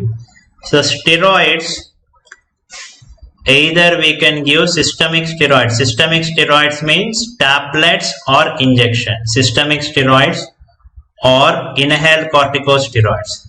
So systemic steroids can be given during acute exacerbation. So systemic steroid can be given during exacerbations. So because of some inflammatory damage, patients can worsen. Because of smoking related inflammatory damage, patients can worsen. So to bring down that exacerbation, you can give systemic steroids during acute exacerbation. So once the patient recovers from an acute exacerbation, there will be chances of re-exacerbations. So to decrease frequency of exacerbations, patient can be put on inhaled corticosteroid to decrease frequency of exacerbation. So now if they ask you one question, what is preferred bronchodilator? What is preferred bronchodilator in COPD? So in asthma, preferred bronchodilators were beta-2 agonists. In COPD, preferred bronchodilator will be long-acting muscarinic antagonist. So long-acting muscarinic antagonist will be preferred bronchodilator. And it is also most important bronchodilator in management of COPD. So what is the reason why LAMA is called as preferred bronchodilator? So there are most important reason is it will cause bronchodilation. Second is recent studies have shown that LAMA can also decrease smoking related inflammation. So LAMA can also decrease smoking related inflammation. So there are two actions of LAMA. So first is bronchodilation. So first is bronchodilation and second is it can also decrease inflammation in the lung. Not as effective as steroid, but it has some role. So if they ask you what is the preferred bronchodilator in COPD, your answer is LAMA. So LAMA, apart from bronchodilation, it can also slightly decrease inflammation in the lung, which is helpful in the patient. And these patients may have cough with thick sputum. So to break this sputum, we give mucolytics. So mucolytics such as N-acetylcysteine. N-acetylcysteine. And next important is there is a new drug in management of COPD. So it is PDE4 inhibitor. So PDE4 inhibitor. So the name of the drug is roflumilast. So this drug can also decrease frequency of exacerbation. So this drug can also decrease frequency of exacerbation. Then what is the role of antibiotics? See, whenever we were discussing asthma, we never discussed about antibiotics in asthma. So because asthma, even though there is an exacerbation, it is generally due to viral infection. So if exacerbation happens due to infection, there it is due to viral infection such as rhinovirus. So rhinovirus is something that causes your common cold. So for common cold, no need to give any antibiotic. But if at all an infective exacerbation happens in COPD, so infective exacerbation happens in COPD, it is generally due to bacteria. So to overcome that bacterial infection, you should give antibiotics. So antibiotics are given during acute exacerbations. Antibiotics are given during acute exacerbation. And what is the most common bacteria? So mucolytics are available as tablets. Most common bacteria is H. influenza. Most common bacteria is H. influenza. Then, if at all, then recently they have found out these COPD patients were getting frequent infections and exacerbations. So according to new guidelines in COPD, once the patient recovers from exacerbation, we give him azithromycin prophylaxis. So in a week, 3 days, we give azithromycin prophylaxis. So why we give azithromycin prophylaxis in this COPD patient? To decrease frequency of further exacerbations. So to decrease worsening in this patient. And next important thing, if there is hypoxemia, if at all patient's oxygen level has decreased, so this patient requires long-term oxygen therapy. So long-term oxygen therapy. So long-term oxygen therapy means 14 to 15 hours per day. So patient requires 14 to 15 hours per day, and we generally give low flow oxygen. So we don't give 5 to 10 liters. We give 2 to 3 liters. And what is the target saturation in these patients? So will you maintain it 95? No, target saturation is 88 to 92%. So in COPD patients, you give low flow oxygen and your goal is not to bring saturation to normal. Saturation should be near normal, 88 to 92%. Now, is there any surgery available for COPD? Yes. So we have lung volume reduction surgeries. So lung volume reduction surgeries. We can also perform an important surgery called as bullectomy. You know that in COPD, there are some hyperinflated areas called as bullas. So these bullas actually will not take part in gaseous exchange, but can apply weight on the diaphragm, not allowing the diaphragm to move properly. All these hyperinflated areas can apply weight on the diaphragm, not allowing the diaphragm to function properly. So by removing those hyperinflated areas, the weight on the diaphragm will be decreased. So because of that, diaphragmatic function and respiratory mechanics can improve. So by doing lung volume reduction surgery, you can improve the diaphragmatic activity and also you can improve the respiratory mechanics. And next important thing is, if everything fails, this patient is a candidate for lung transplant. This patient is a candidate for lung transplant. As of now, most common indication for lung transplant worldwide is interstitial disease. Next important disease responsible is COPD. So previously, COPD was the first indication. Now ILD has surpassed it.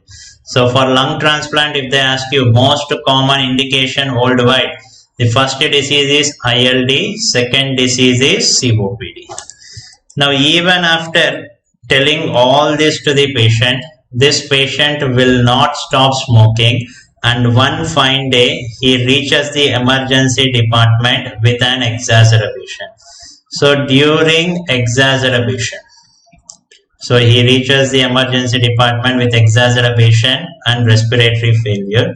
So what will be the initial preferred method of ventilation?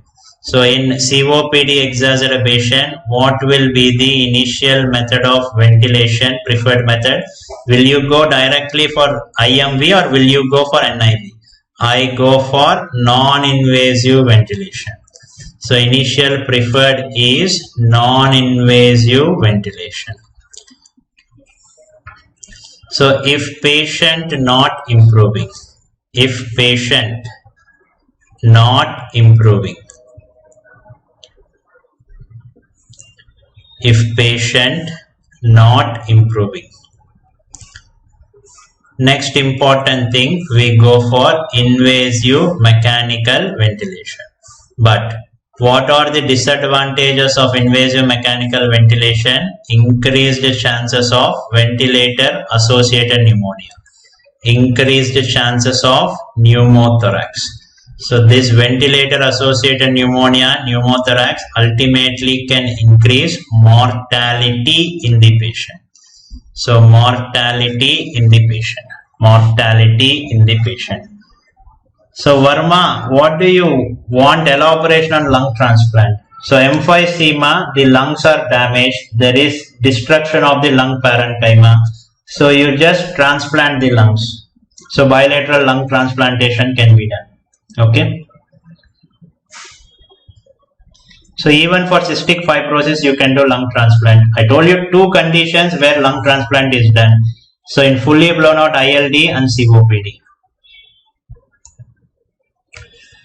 So lung washing and lung detox is a famous procedure followed by WhatsApp experts.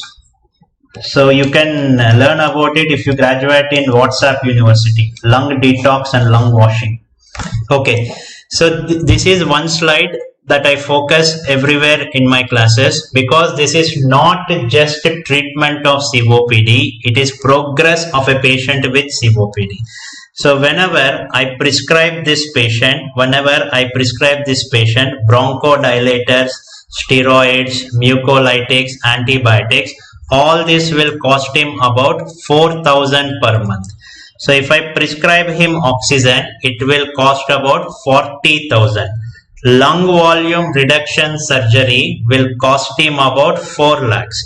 Lung transplant will cost him about 40 lakhs. Exacerbation can cost him his life. All this can be prevented if he stops 40 rupees on cigarettes every day. All this will be prevented if he stops 40 rupees on cigarettes every day. So smoking cessation, that's why it is very, very important. If he stops smoking, he can decrease the progress of the disease. So very important here is during exacerbation, initial preferred method in COPD is NIV. So if patient is not improving with NIV, only as a last resort, invasive mechanical ventilation is done. But there is a disadvantage with invasive mechanical ventilation. What is the disadvantage? Increased chances of ventilator associated pneumonia, increased chances of pneumothorax. So already patient is sick. If at all some pneumonia or pneumothorax occurs, there will be mortality. Now coming to new classification of COPD, new algorithm of COPD. This is called as COPD ABCD assessment. So this is new in gold guideline, COPD ABCD assessment. So this algorithm is based on a graph. On one side we take patient's symptoms. On other side we take patient's exacerbation history. How many times this patient has worsened in a year. So symptoms, I am going to divide this into two. So patients with less symptoms, patients with more symptoms. So when do you call a patient is having more symptoms? If he is having shortness of breath even at rest. So patient is just sitting quietly, still he is having shortness of breath. It is called as more symptoms. More symptoms means shortness of breath even at rest. Shortness of breath even at rest. Then exacerbation history, it can also be divided into less exacerbations, more exacerbation. So less exacerbation means in the last 1 year, patient is having 0 or 1 non-severe exacerbation.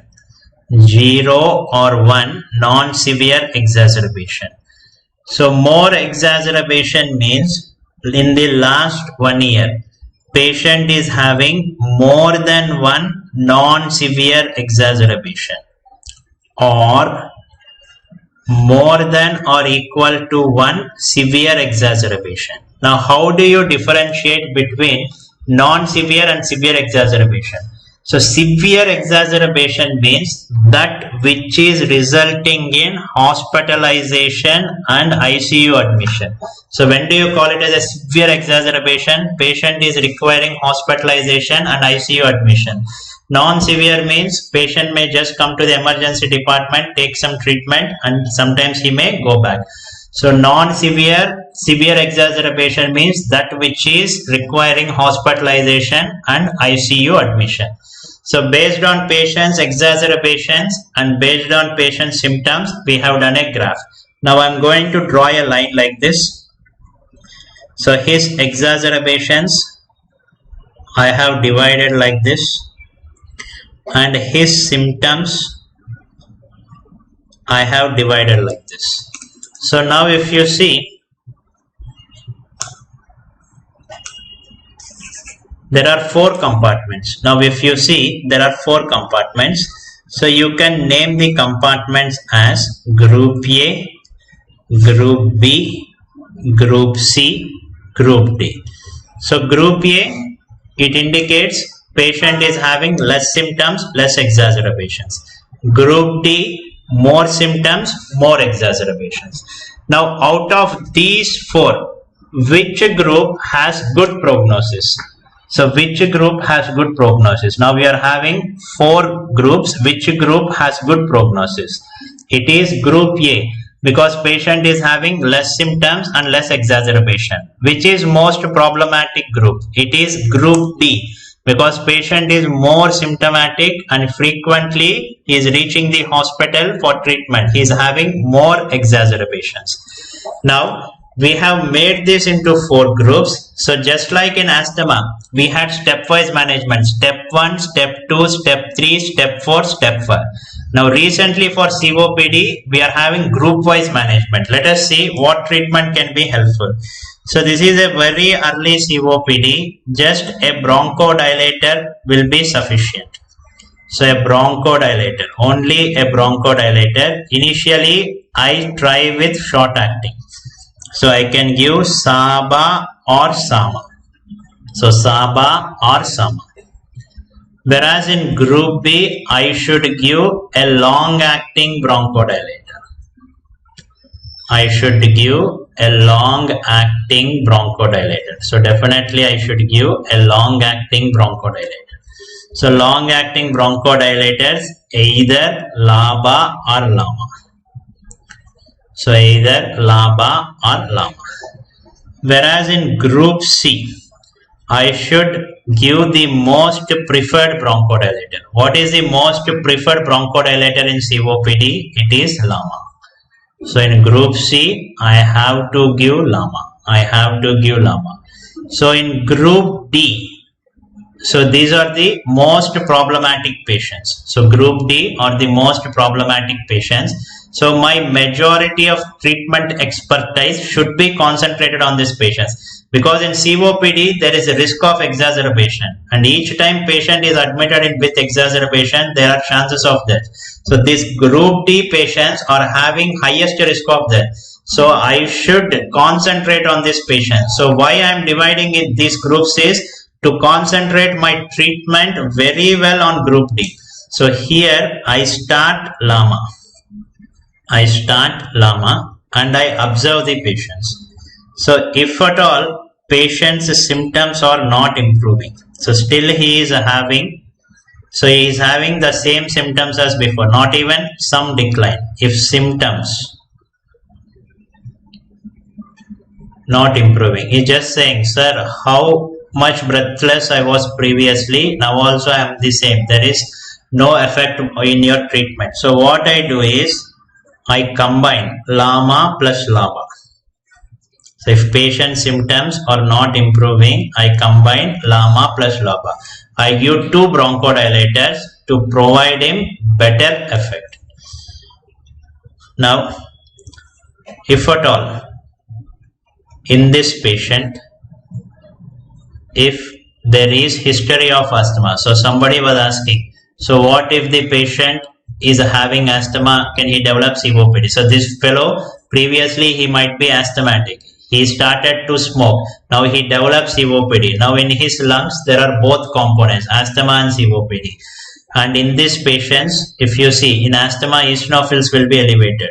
So and eosinophil count in the blood is more than 300 per mm³.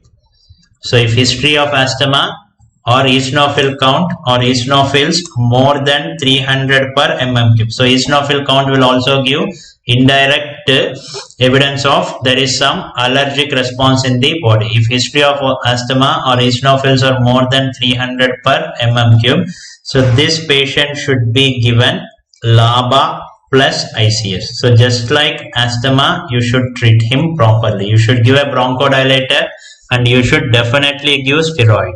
So LABA plus ICS, LABA plus ICS. And this group D patients are having highest risk of death. So here you should add additional drugs. You can consider in this group D. So in this group D, you should consider adding roflumilast. And also you should start azithromycin prophylaxis. Azithromycin prophylaxis.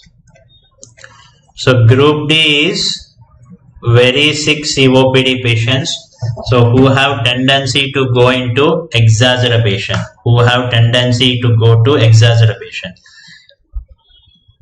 So in group A, the problem is less symptoms, no need to give ICS here. So LAMA plus ICS not that effective. ICS works well with beta 2 agonists. ICS may not work properly with LAMA.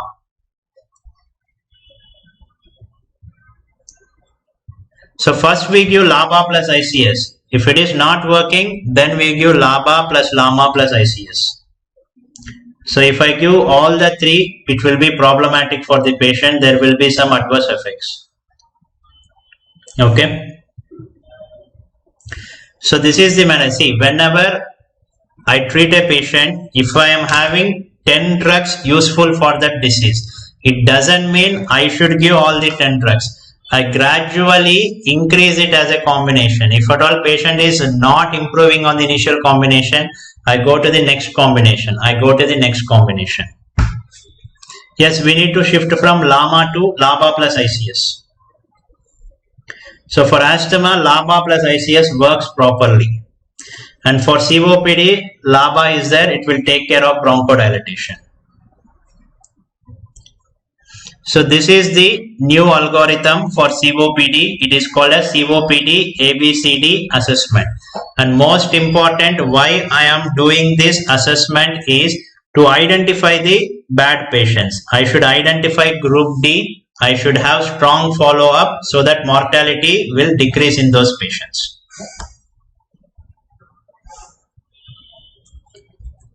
Now try to solve this question. A 60-year-old male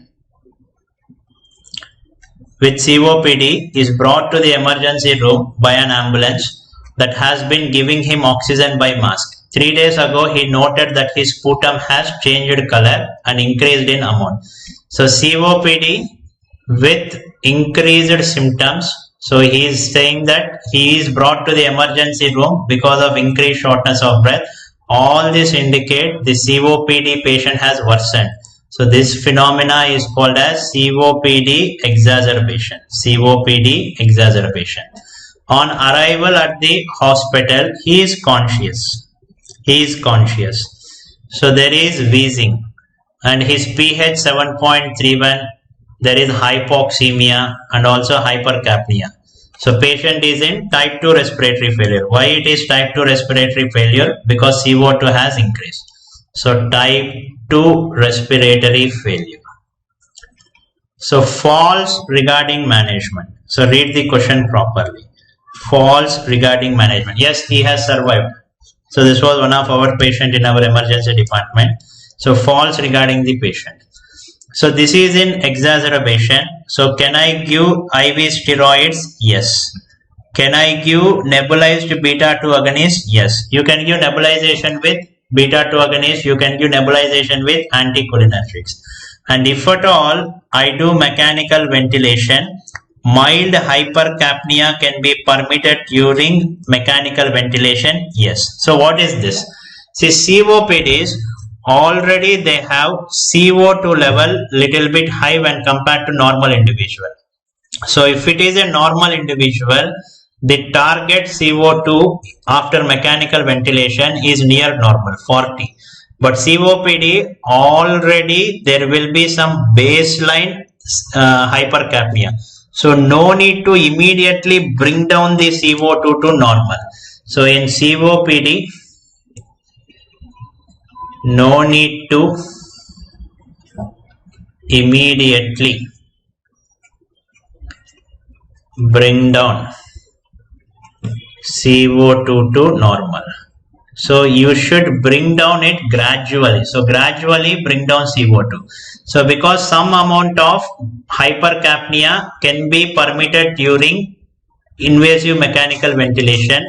So this phenomena is called as permissive hypercapnia. So what is meant by permissive hypercapnia? This is very important question.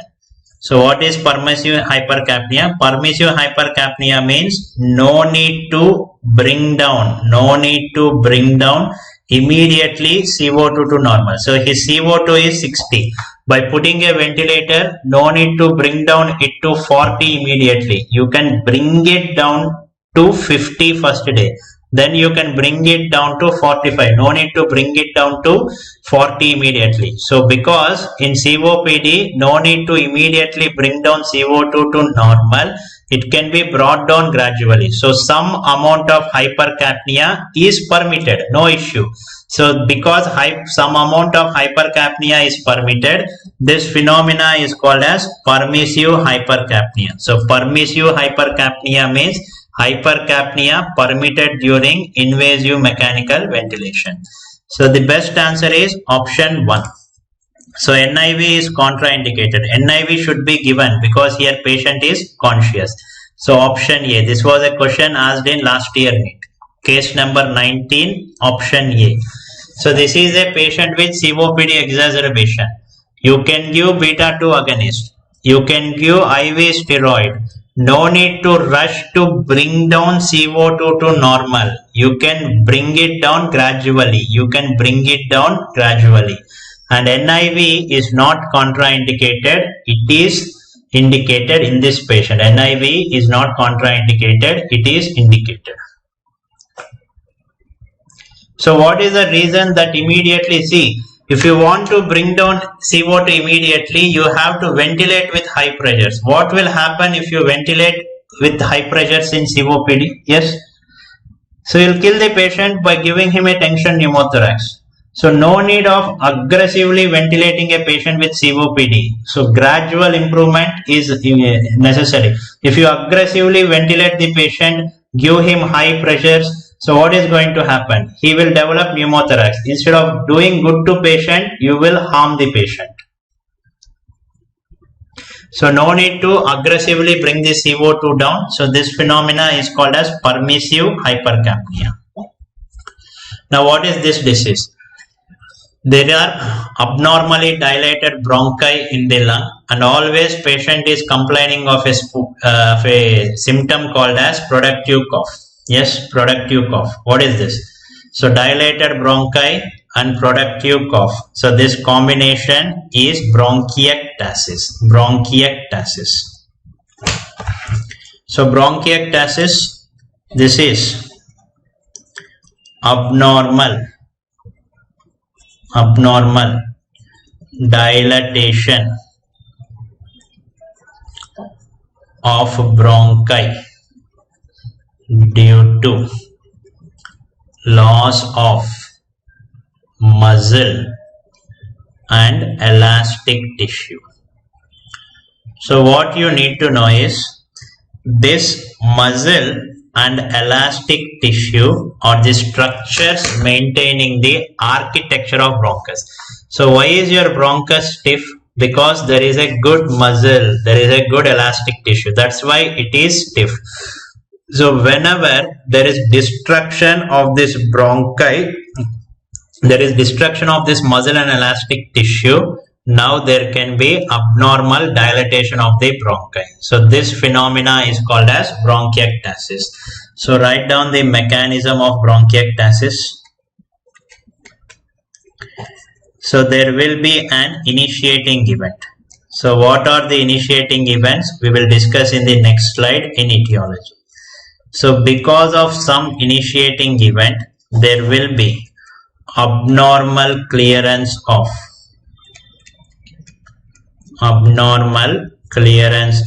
mucus and secretions. Abnormal clearance of mucus and secretions. So because of some initiating event in the lung, the mucus and secretions are not cleared properly. So whenever the mucus and secretions are not cleared properly, they will stay there. So there will be stasis. So because of stasis, there can be obstruction.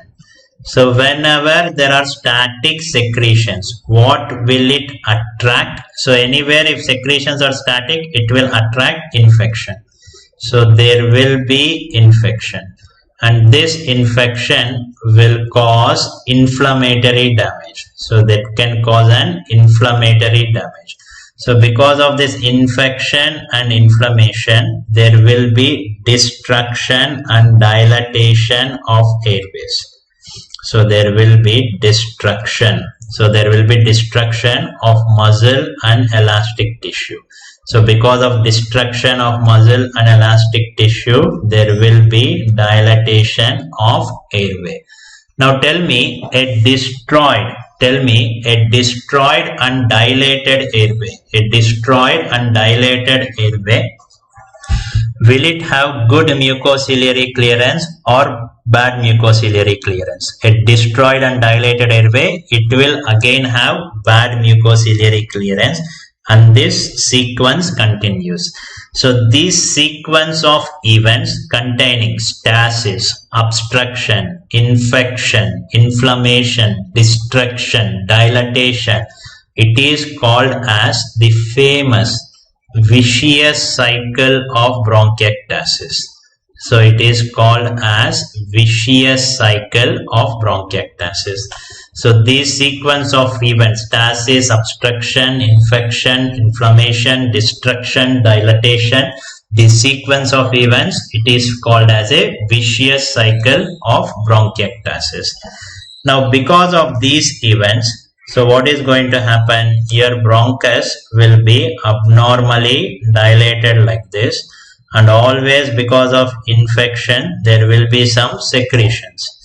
So always within the bronchus there will be some secretions like this. So because there are secretions, so what will be the most common complaint of this patient? Why will he come to my clinic? So most common presentation of this patient is productive cough. So he will be having productive cough. So if I put my stet, what is the classical sound that I am going to listen? So whenever air flows through these secretions, you will get a bubbling sound. So on auscultation, there will be coarse crepitations heard.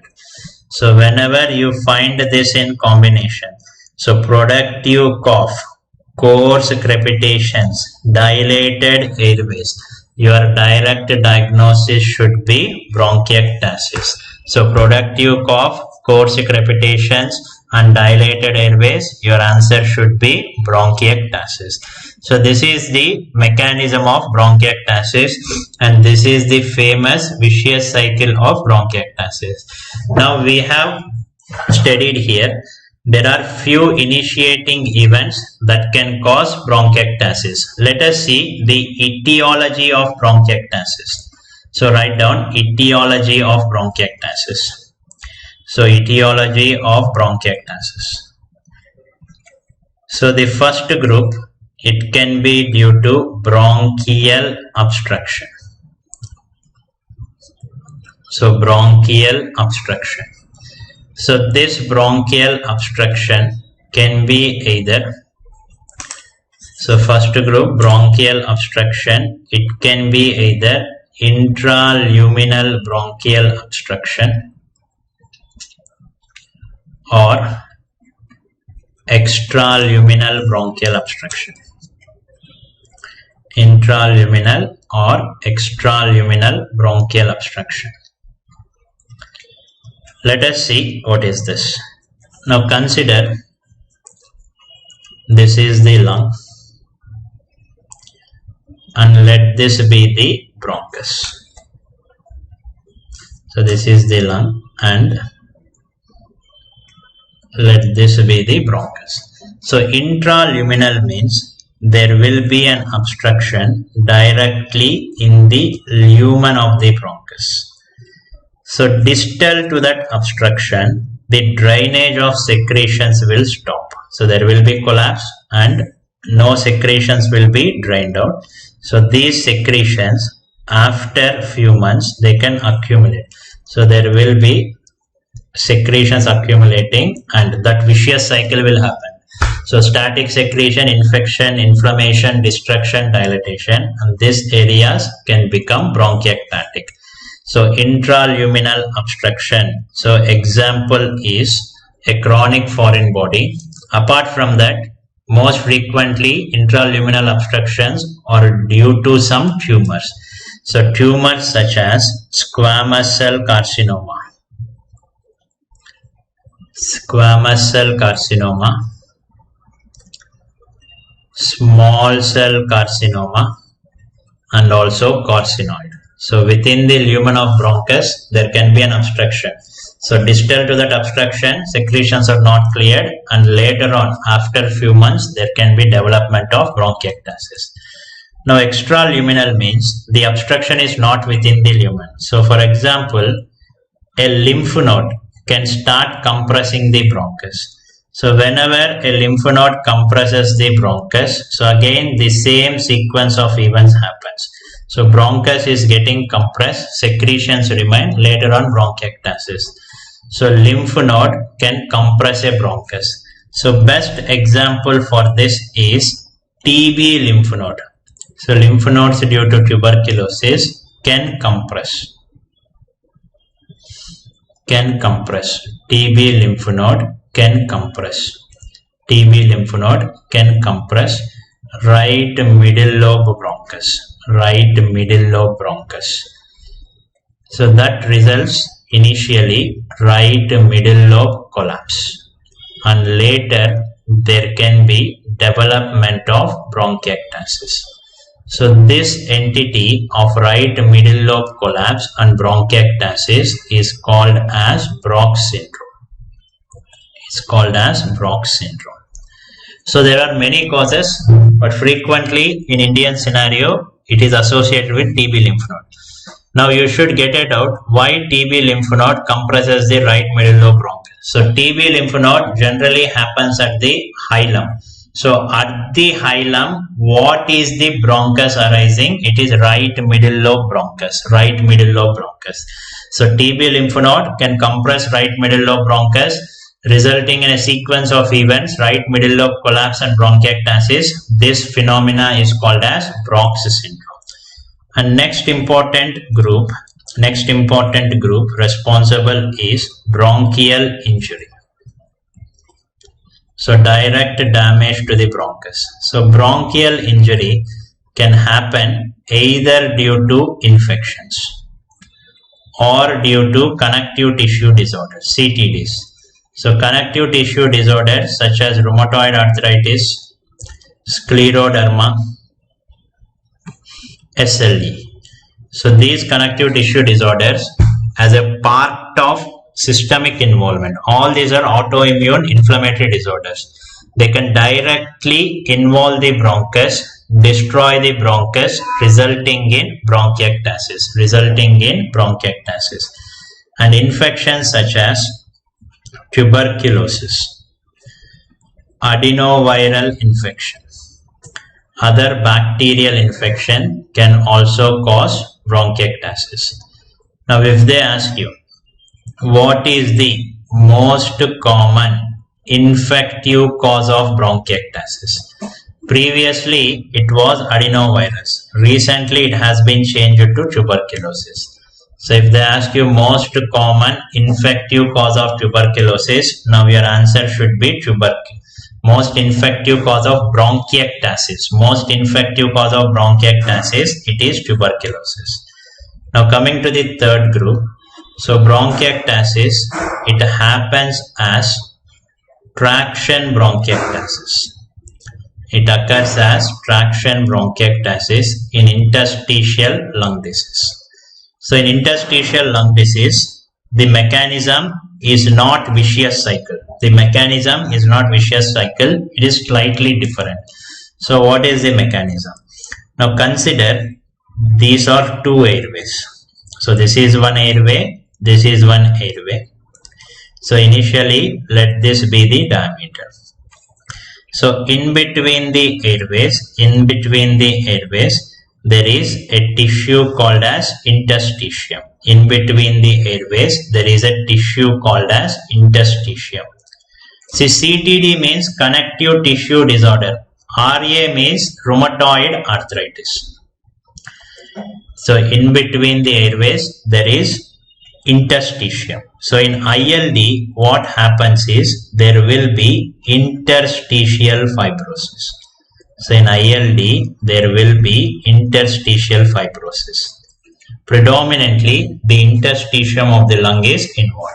So whenever this area is undergoing fibrosis, so whenever there is fibrosis, will there be expansion of that area or shrinkage of that area? There will be shrinkage of that area. So because of that, what can happen?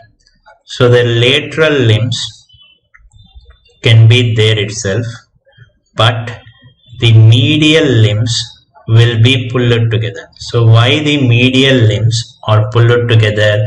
Because the tissue in between them has underwent shrinkage. Fibrosis is nothing but shrinkage. So what has happened here when compared to normal bronchi? Here the diameter of bronchi has slightly increased. So any abnormal dilatation of bronchi, it is called bronchiectasis. So why it has happened here? Because of pull of medial ends together. So pull is called as traction. So it is called as traction bronchiectasis. So try to identify. See here, these were initially two airways. In between them, there is interstitium. So whenever there is interstitial fibrosis, there will be shrinkage of tissue. So because of that, the medial ends can be pulled together. So whenever the medial ends are pulled, transiently what happens to the diameter of the airway? It increases.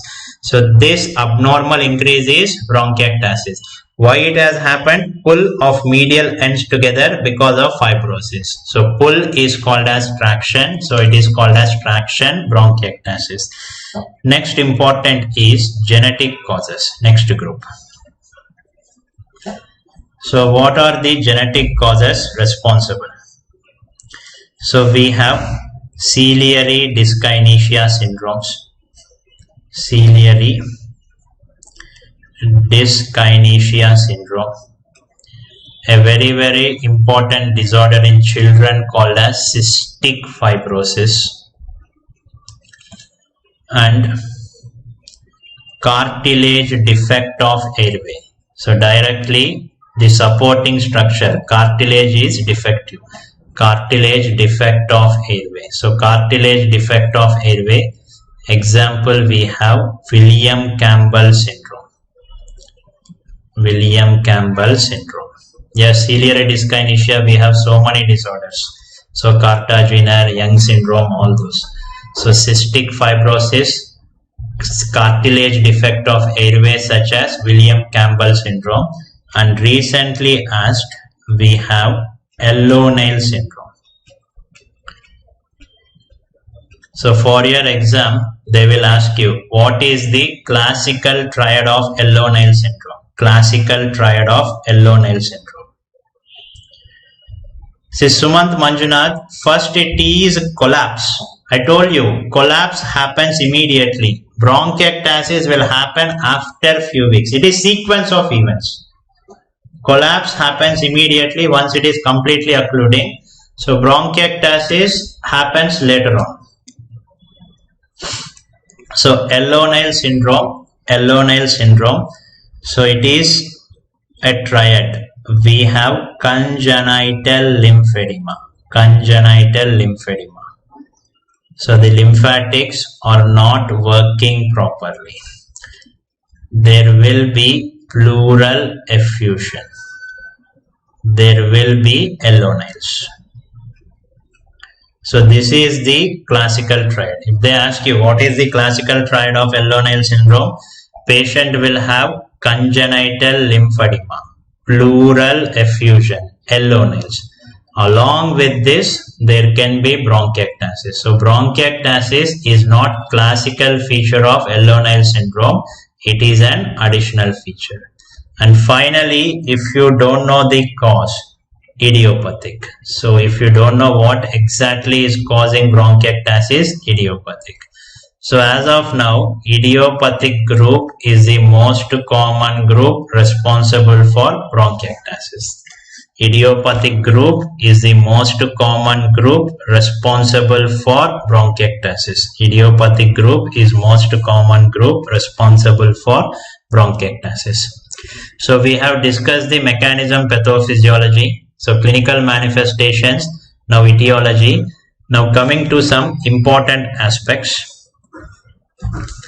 So in your exam, depending upon the area of involvement, they'll ask you what are the conditions causing upper lobe bronchiectasis, what are the conditions causing mid zone bronchiectasis, what are the conditions causing lower zone bronchiectasis. So upper zone bronchiectasis, mid zone bronchiectasis and lower zone bronchiectasis. So upper zone bronchiectasis, it can be due to cystic fibrosis, tuberculosis. So we are discussing a topic called as site of bronchiectasis with respect to important diseases. Site of bronchiectasis with respect to important diseases. So in cystic fibrosis, bronchiectasis predominantly happens in the upper lobes. In tuberculosis, it is upper lobes. And even after radiation, there will be bronchiectasis. That was also seen more in the upper lobe. Post-radiation bronchiectasis. So in the mid-zone, so all these are observational findings, no specific mechanism. After seeing in so many patients, they have made statistics. They have found out these conditions were causing upper zone, these were causing mid zone, these were causing lower zone. So no specific mechanism for this. So ciliary dyskinesia. So ciliary dyskinesia was causing mid-zone bronchiectasis, and also infection with Mycobacterium avium. Infection with Mycobacterium avium.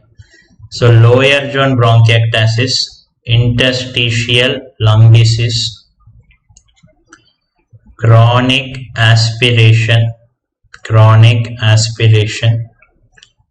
and majority of idiopathic bronchiectasis.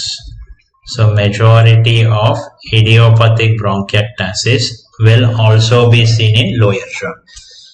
So in this single diagram, we have understood what are the causes of upper zone bronchiectasis, mid zone bronchiectasis and lower zone bronchiectasis. Now coming to general management of bronchiectasis. So whenever a patient reaches to me with bronchiectasis, what is the general treatment that I give? So first important thing, I should concentrate on patient's airway clearance. So these patients generally will be having thick sputum continuously. They will be having cough and production of thick sputum because infection for long duration can cause thick sputum. So to clear the secretions from his airway, I should give which will break the thick sputum into thin sputum, mucolytics. Along with that, I should give chest physiotherapy.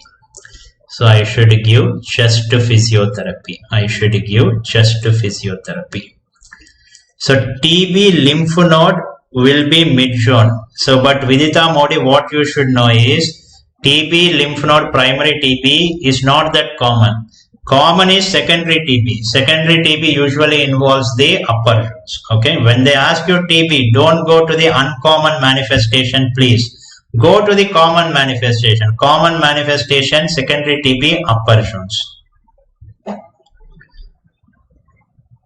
Yes, most common site of bronchiectasis is lower lobe. Yesterday also we have discussed the same. Bronchiectasis generally happens more in lower lobe. Okay, so mucolytics and chest physiotherapy. So what is meant by chest physiotherapy? So we are going to gently tap on the affected segment. So I am going to tap like this. So whenever I tap like this, so these vibrations can induce a cough reflex and facilitate the excretion of secretions. So mucolytics will make thick secretions thin. So if I do chest physiotherapy, it can enhance the cough reflex and cause facilitation of clearance of the secretions. So this phenomena is called as airway clearance. And second important thing is antibiotics. So antibiotics definitely given during infective exacerbations. During infective exacerbations, to bring down the infection, I should give antibiotics. But patients with bronchiectasis frequently will have recurrent infections. So to bring down the recurrent infections, we should give antibiotic prophylaxis. So what are the antibiotic prophylaxis of what is the antibiotic prophylaxis that you give in bronchiectasis? So preferred is inhaled forms. Inhaled antibiotics, we have inhaled colistin, inhaled gentamicin, inhaled tobramycin, anyone, either colistin, gentamicin or tobramycin. And if it is not available, we can go for oral azithromycin.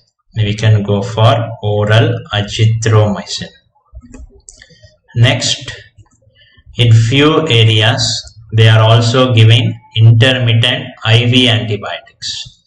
So once in every 2 months, they admit the patient and give antibiotics for 1 to 2 weeks. And in Western countries, they also give oral fluoroquinolones. But in India, we routinely don't give oral fluoroquinolones. What is the reason? Because of chances of drug resistance and because of huge TB burden.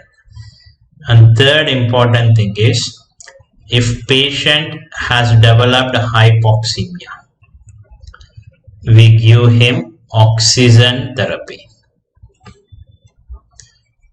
If there is a localized disease, so for example, this patient is having left lower lobe bronchiectasis. Already it is destroyed lung and frequently it is getting infected and causing some manifestations. So already destroyed lung. So if it is a localized disease, we can go for resection. If it is a more diffuse disease, so only option that we have is lung transplant. So this is the general management of bronchiectasis. So I should concentrate on airway clearance. I should give antibiotics. So if hypoxemia, oxygen. If localized disease, we can go for removal of that affected part. If diffuse disease, we can go for lung transplant.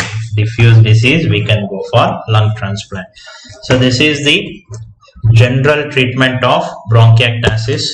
So we'll take lunch break for 40 minutes. So because we are having so many topics to cover, so 40 minutes. So we'll conclude with a question here. This patient came with chronic productive cough and coarse crepitations. What is the diagnosis of the CT pillow? So whenever you find chronic productive cough, coarse crepitations, so one possibility is bronchiectasis. Now let us see the CT.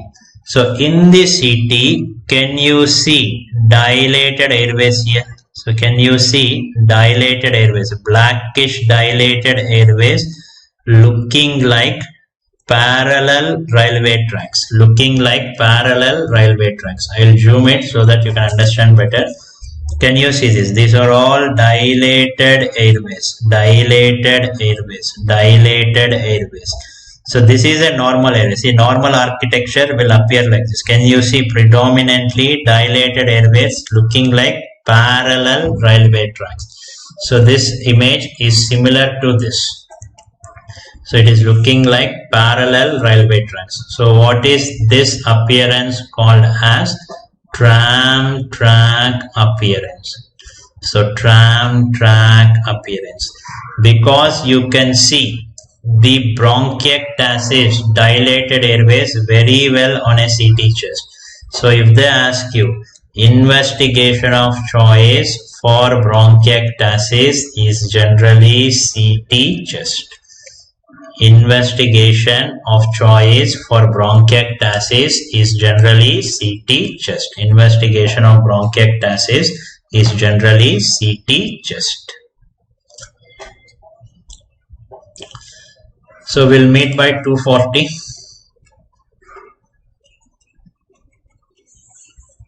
So any doubts you can ask me now.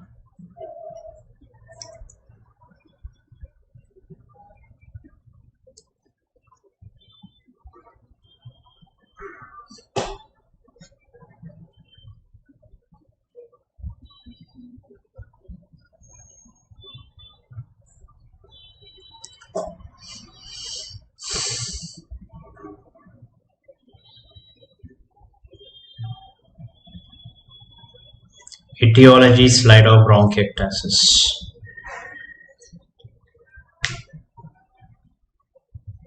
This is the etiology slide.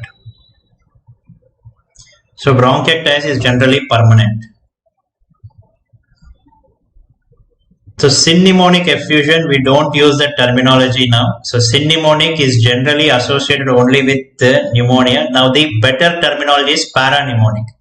So Harrison does not include sympneumonic effusion. It is only parapneumonic.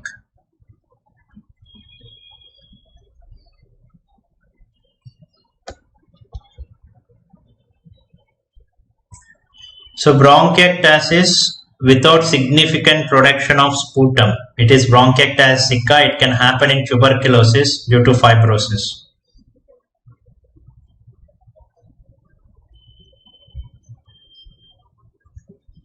So no need surgery of bronchiectasis in all patients.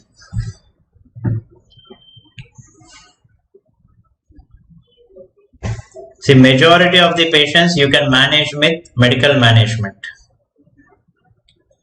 So why there is dilatation of bronchi? Bronchi is supported very well by muscle and elastic tissue. That is destroyed. So it will lose its support and it becomes dilated.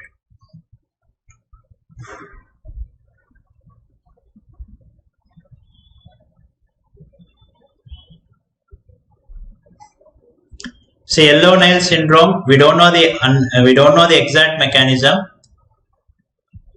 It was an observational finding. Apart from lymphedema, apart from pleural effusion, they also identify bronchiectasis in few patients.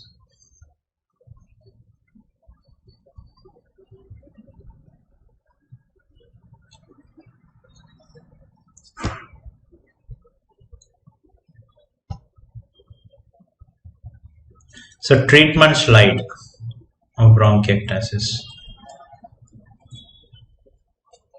So there is the treatment slide.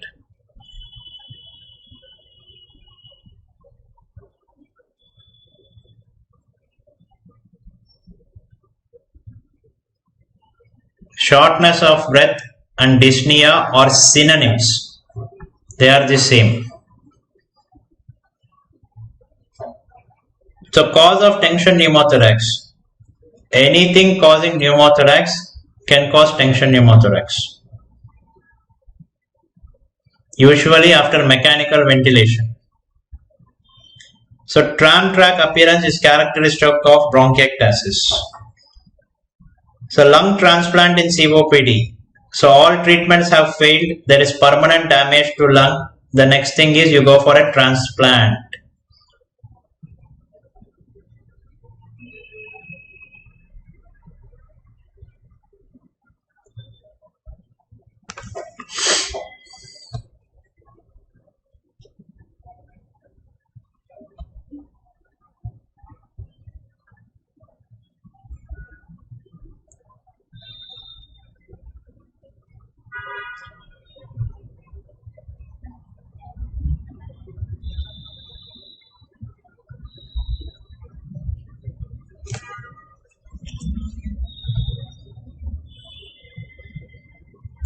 So no need high flow or low flow. You can just give oxygen therapy based on the saturation.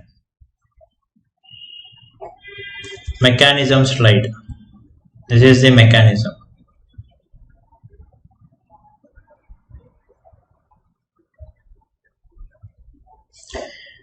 See, the physiology of airways of bronchi and alveoli are different. So in emphysema, it is not the damage at the level of bronchi. It is at the level distal to terminal bronchiole. So there is dynamic airway compression. So dynamic airway compression usually happens in small airways. So that's why there it will collapse. Bronchiectasis is usually bronchi is involved, not at the level of alveoli. Most common cause of pneumonia in bronchiectasis. Yesterday it was told Pseudomonas.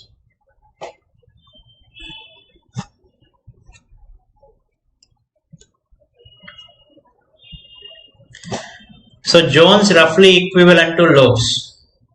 So in a chest X-ray you cannot clearly make lobes, so that's why I called it as Jones. So you can just correlate with the lobes also, no issue.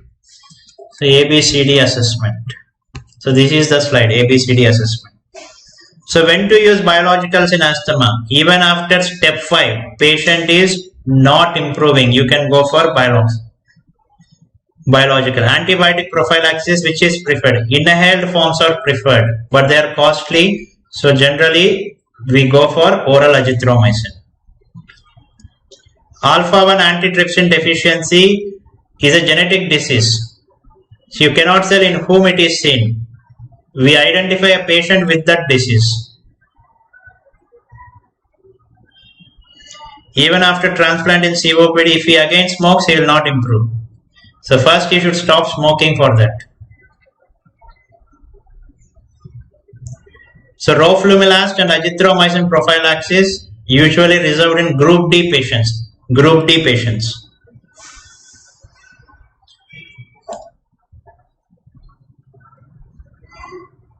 Now,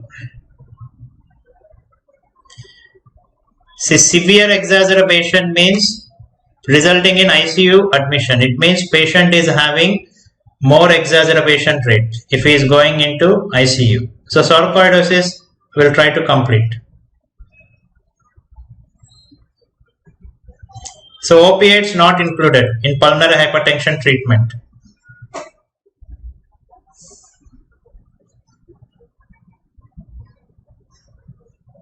So pathophysiology of chronic bronchitis as told in the definition itself, there is mucus gland enlargement.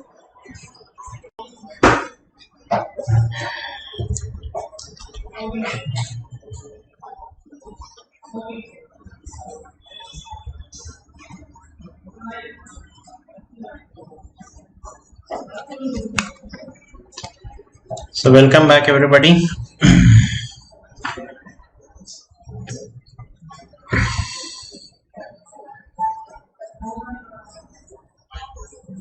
Okay.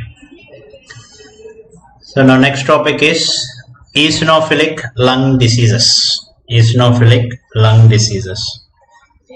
So eosinophilic lung diseases, there will be peripheral eosinophilia. So within the blood there will be excess eosinophils. So peripheral eosinophilia with lung infiltrates. So peripheral eosinophils with lung infiltrates. So peripheral eosinophilia with lung infiltrates. So it means if you see in the patient's blood there will be excess eosinophils, and if you take a chest X-ray or CT scan there will be lung infiltrates. There will be lung infiltrates.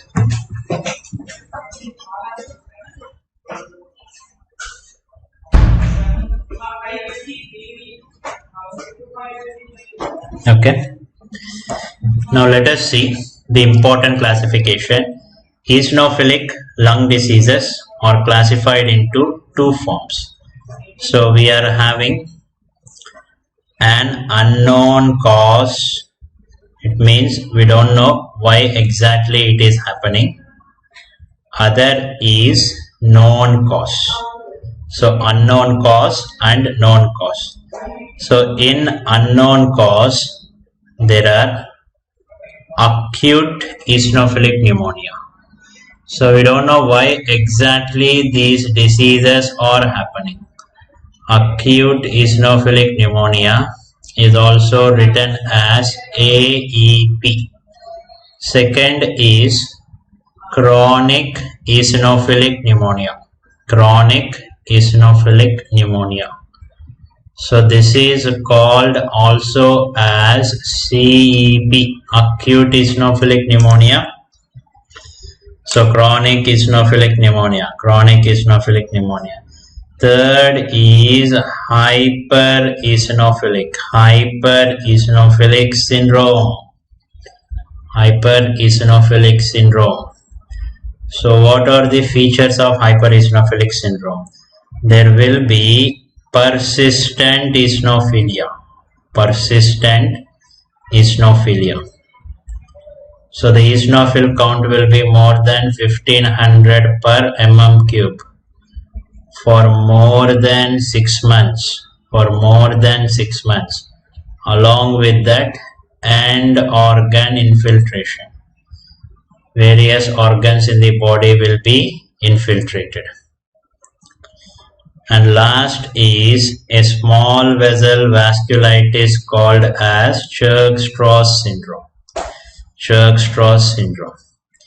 So for your exam, this acute eosinophilic pneumonia and chronic eosinophilic pneumonia, both are very important. We will discuss in detail with help of a table in the next slide. Hypereosinophilic pneumonia, you should know what is the definition. It is persistent eosinophilia. So eosinophil count in the blood will be very high. So it will be high for more than 6 months. And not just the eosinophils will be excess in the blood. It will infiltrate majority of the organs. So if you take a skin biopsy, it will be containing eosinophils. So kidney will be infiltrated with eosinophils. Liver will be infiltrated with eosinophils with end organ infiltration. Churg-Strauss syndrome is a small vessel vasculitis which would have been discussed in rheumatology in detail. Now coming to known cause, First is parasitic infestations. So parasitic infestation, especially nematodes. Parasitic infestation, especially nematodes. So these parasites, especially nematode, during the life cycle, they enter the lung and give an hypersensitivity response. So parasitic infestations. So these parasites during their life cycle enter the lung and your lung will produce an hypersensitivity response. So what is this hypersensitivity response also called as? It is called as Loeffler's pneumonia. It is called as Loeffler's pneumonia. And second important thing, a complex allergic phenomena due to aspergillus. It is called as allergic bronchopulmonary aspergillosis. Allergic bronchopulmonary aspergillosis, also written as ABPA. And third important reason for eosinophilic lung diseases are drugs. Drugs such as nitrofurantoin, sulfonamides, isoniazid, penicillamine. So these drugs can also cause hypersensitivity reaction, peripheral eosinophilia and lung infiltrates. So we have started our discussion post-lunch, eosinophilic lung diseases, unknown cause. We don't know exactly why they are happening. Some known causes. In that important is parasitic infestations. Parasitic infestations, especially nematodes. So these nematodes during their life cycle can enter the lung and cause an hypersensitivity response. So that hypersensitivity response caused by these parasites, it is called as Loeffler's pneumonia. And a very important phenomena called as allergic bronchopulmonary aspergillosis. Drugs such as nitrofurantoin, sulfonamides, isoniazid, penicillamine. Now first let us see the important differences between acute eosinophilic pneumonia and chronic eosinophilic pneumonia. Acute eosinophilic pneumonia and chronic eosinophilic pneumonia. So we will discuss in detail how these disorders are different with respect to smoking history, asthma history, clinical features and radiology, peripheral eosinophilia, bronchoalveolar lavage eosinophilia and also treatment. So acute eosinophilia, acute eosinophilic pneumonia. So smoking history is very important. So it generally happens in smokers. Chronic eosinophilic pneumonia, no such specificity. Patient may or may not be a smoker. Asthma history generally not present in acute eosinophilic pneumonia. So there is a strong asthma history in chronic eosinophilic pneumonia. Strong asthma history in chronic eosinophilic pneumonia. Now coming to the clinical features, patient will have acute shortness of breath within 1 month. So here the duration of shortness of breath, here the reference value is taken as 1 month. Along with that, there can be hypoxemia. Along with that, bilateral diffuse pulmonary infiltrates. So where did we come across such a presentation yesterday? Acute shortness of breath, hypoxemia, bilateral diffuse pulmonary infiltrates. So where did we come across such a presentation? ARDS. So the presentation in acute eosinophilic pneumonia can be similar to ARDS. But how to differentiate? So peripheral eosinophilia. So within the blood, eosinophil in excess eosinophils initially not seen. Excess eosinophils initially not seen. Excess eosinophils initially not seen, but seen later during course of disease. But seen later during course of disease. And most important investigation here is differentiating from ARDS. If you do a bronchoscopy and bronchoalveolar lavage, so bronchoalveolar lavage will be showing out of this cell count 25% of eosinophils. Generally, in that fluid, if there are 100 cells, only 2 or 3 will be eosinophils. Now here the bronchoalveolar lavage will be pooled with eosinophils. So more than 25% of eosinophils. And the treatment, even though it is aggressive in the beginning, it has good response to steroids. So patients will have good response to steroids. Whereas chronic eosinophilic pneumonia, the clinical features, patient can have cough, shortness of breath and cough. So there will be shortness of breath, there can be cough. So chronic shortness of breath and cough. And most importantly, on the chest X-ray, you will see bilateral peripheral infiltrates. So chest X-ray shows more of peripheral infiltrates. So here the duration will be 2 or 3 months. So there can be shortness of breath, there can be occasional cough, shortness of breath, occasional cough, and this will not be having hypoxemia, and there will not be that bilateral diffuse pulmonary infiltrates. It will only bilateral peripheral infiltrates. And because it is a chronic disease, by the time patient reaches to you, there will be peripheral eosinophilia. And this is a chronic disease, so more amount of eosinophils will be seen in the bronchoalveolar lavage. So it shows more than 40% of eosinophils. And here also the treatment is steroid. Here also the treatment is steroid. How was a question previously asked in this table? They have mentioned that a 45-year-old male presented to the ICU with features of ARDS, with features suggestive of ARDS. A bronchoscopy was done and his bronchoalveolar lavage was showing 30% of eosinophils. What will be the most appropriate treatment for this patient? What will be the most appropriate treatment for this patient? What will be the most appropriate treatment for this patient? Now, first of all, tell me, what is the diagnosis in this patient? ARDS like picture, but bronchoalveolar lavage showing plenty of eosinophils. Bronchoalveolar lavage showing plenty of eosinophils.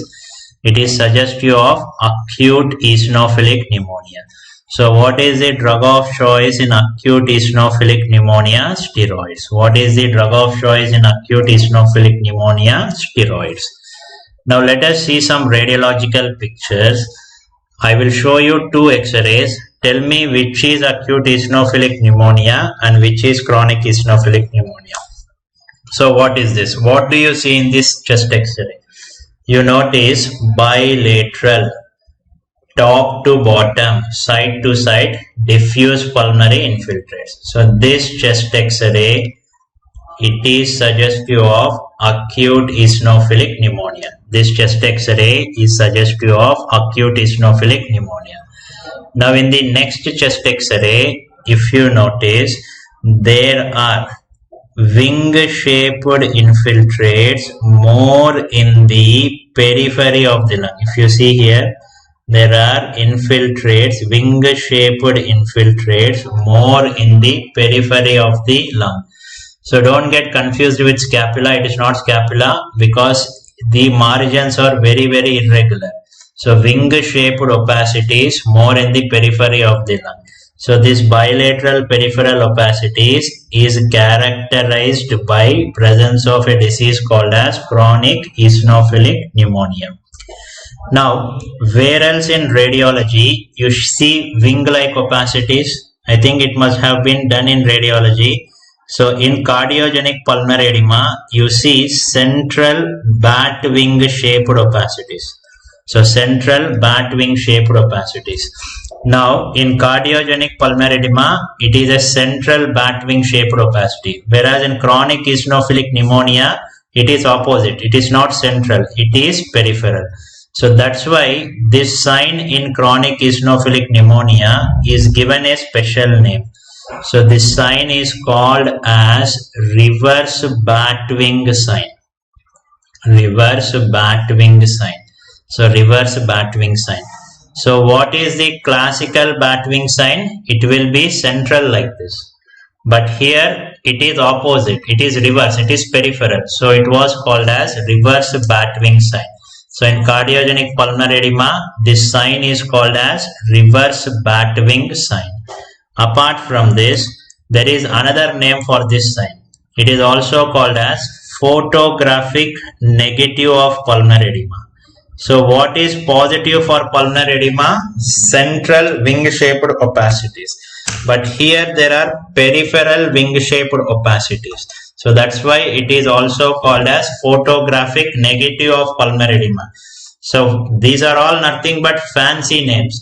So the simple name is bilateral peripheral opacities. If you want to present it in a fancy manner, you can either call it as reverse bat wing sign or photographic negative of pulmonary edema. So both are the same. What do they denote? They denote bilateral wing-shaped peripheral opacities. Bilateral wing-shaped peripheral opacities. So in chronic eosinophilic pneumonia, there will be bilateral peripheral wing-shaped opacities. It is also called as reverse bat wing sign. It is also called as reverse bat wing sign. Also called as photographic negative of pulmonary edema. See, positive is central opacities. Negative means opposite. So it is not central, it is peripheral. Photographic negative. Photographic negative. So why peripheral in chronic eosinophilic pneumonia, Mr. Bajaj? This is a disease of unknown etiology. We don't know why it is actually happening. Patient presents to us, we are studying it. So still the pathophysiology and etiology is not known. So when it is known, we will know why exactly it was happening in the periphery.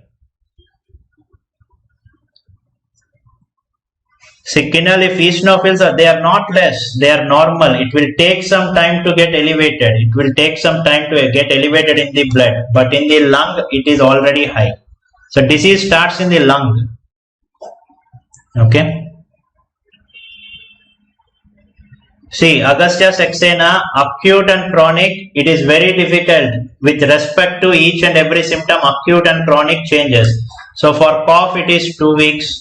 So for shortness of breath, it can be 1 week to 1 month. The range is different. You cannot have a clear-cut indication this is acute or this is chronic.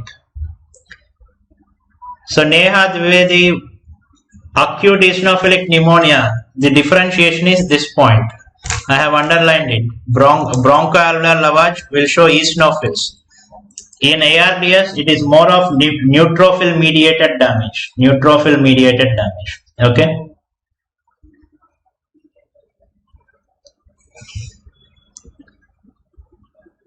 Now coming to aspergillus and lung. How will a fungus called as aspergillus cause various lung diseases? There are actually 3 manifestations. We will go one by one. So first manifestation, whenever somebody inhales aspergillus, there can be an hypersensitivity reaction. So aspergillus inhaled can cause hypersensitivity reaction in few patients.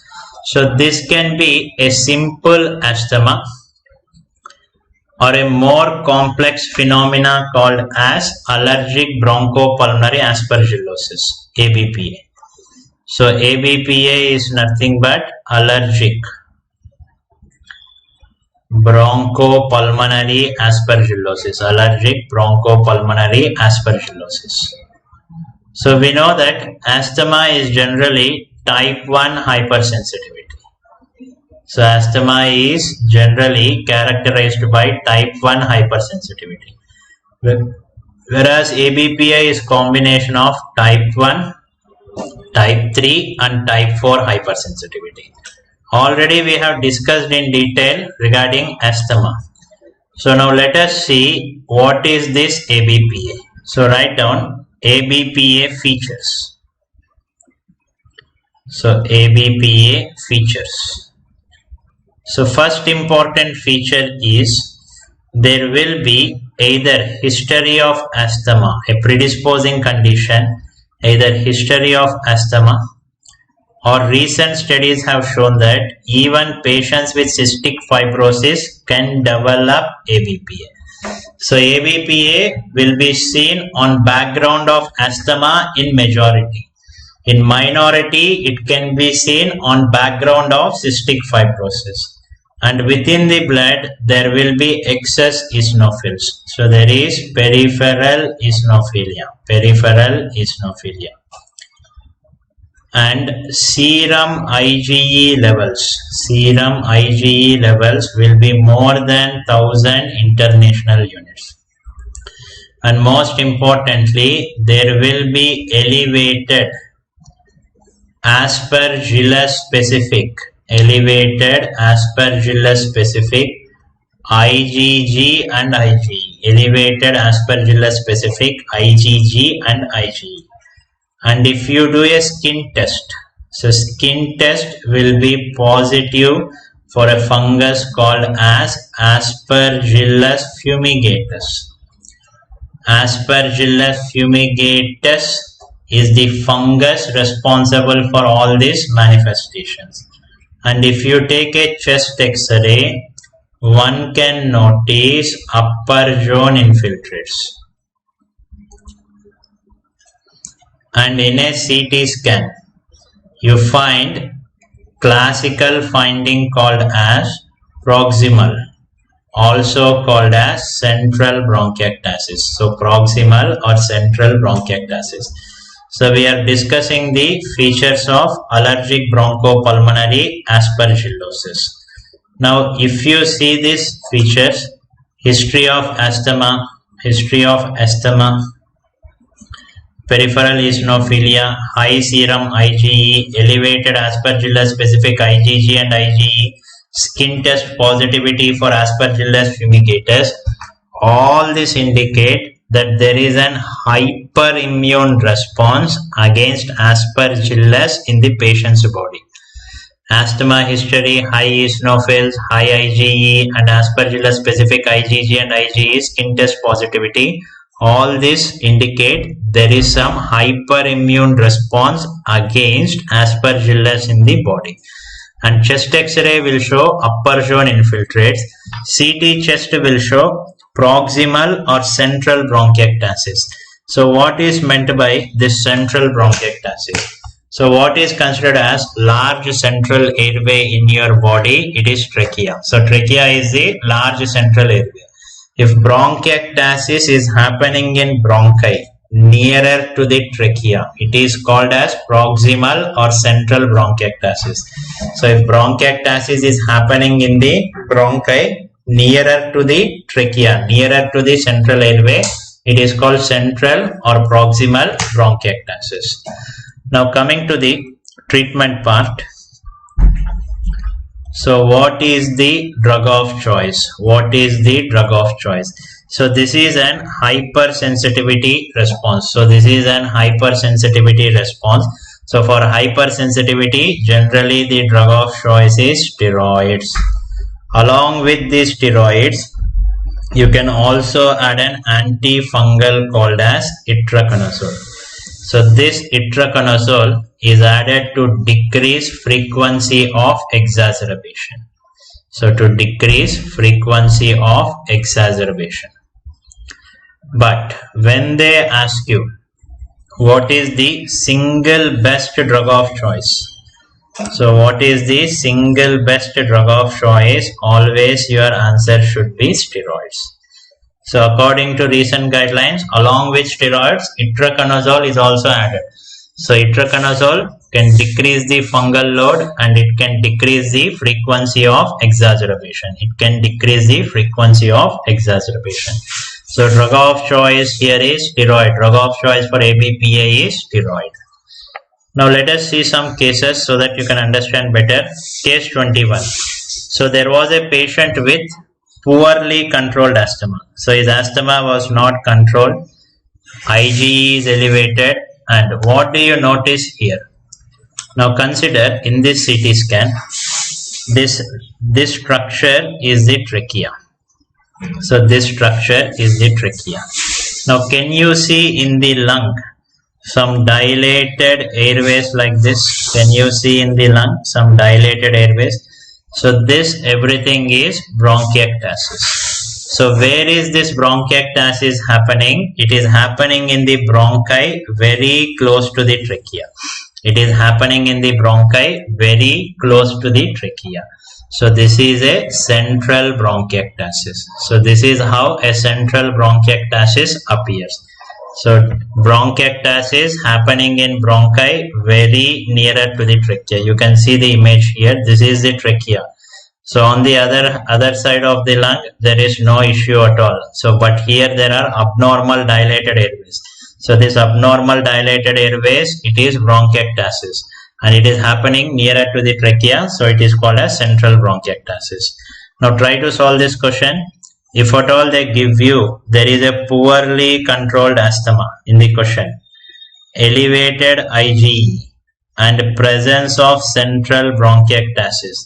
So what is the answer? The answer for case number 21 is ABPA.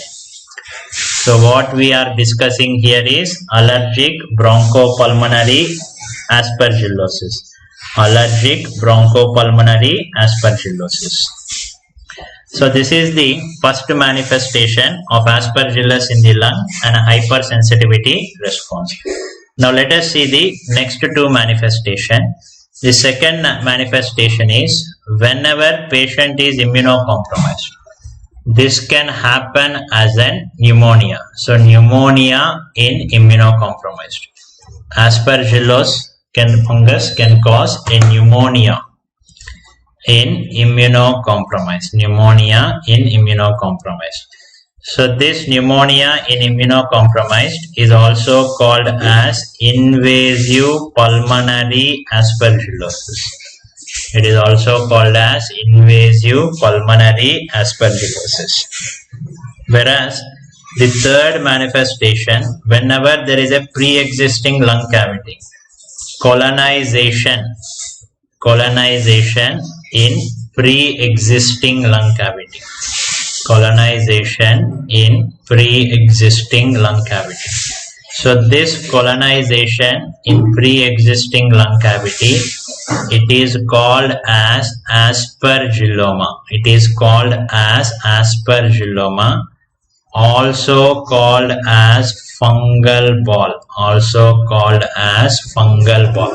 Colonization in pre-existing lung cavity, it is called as aspergilloma, also called as fungal ball. Now first let us see what is happening in invasive pulmonary aspergillosis.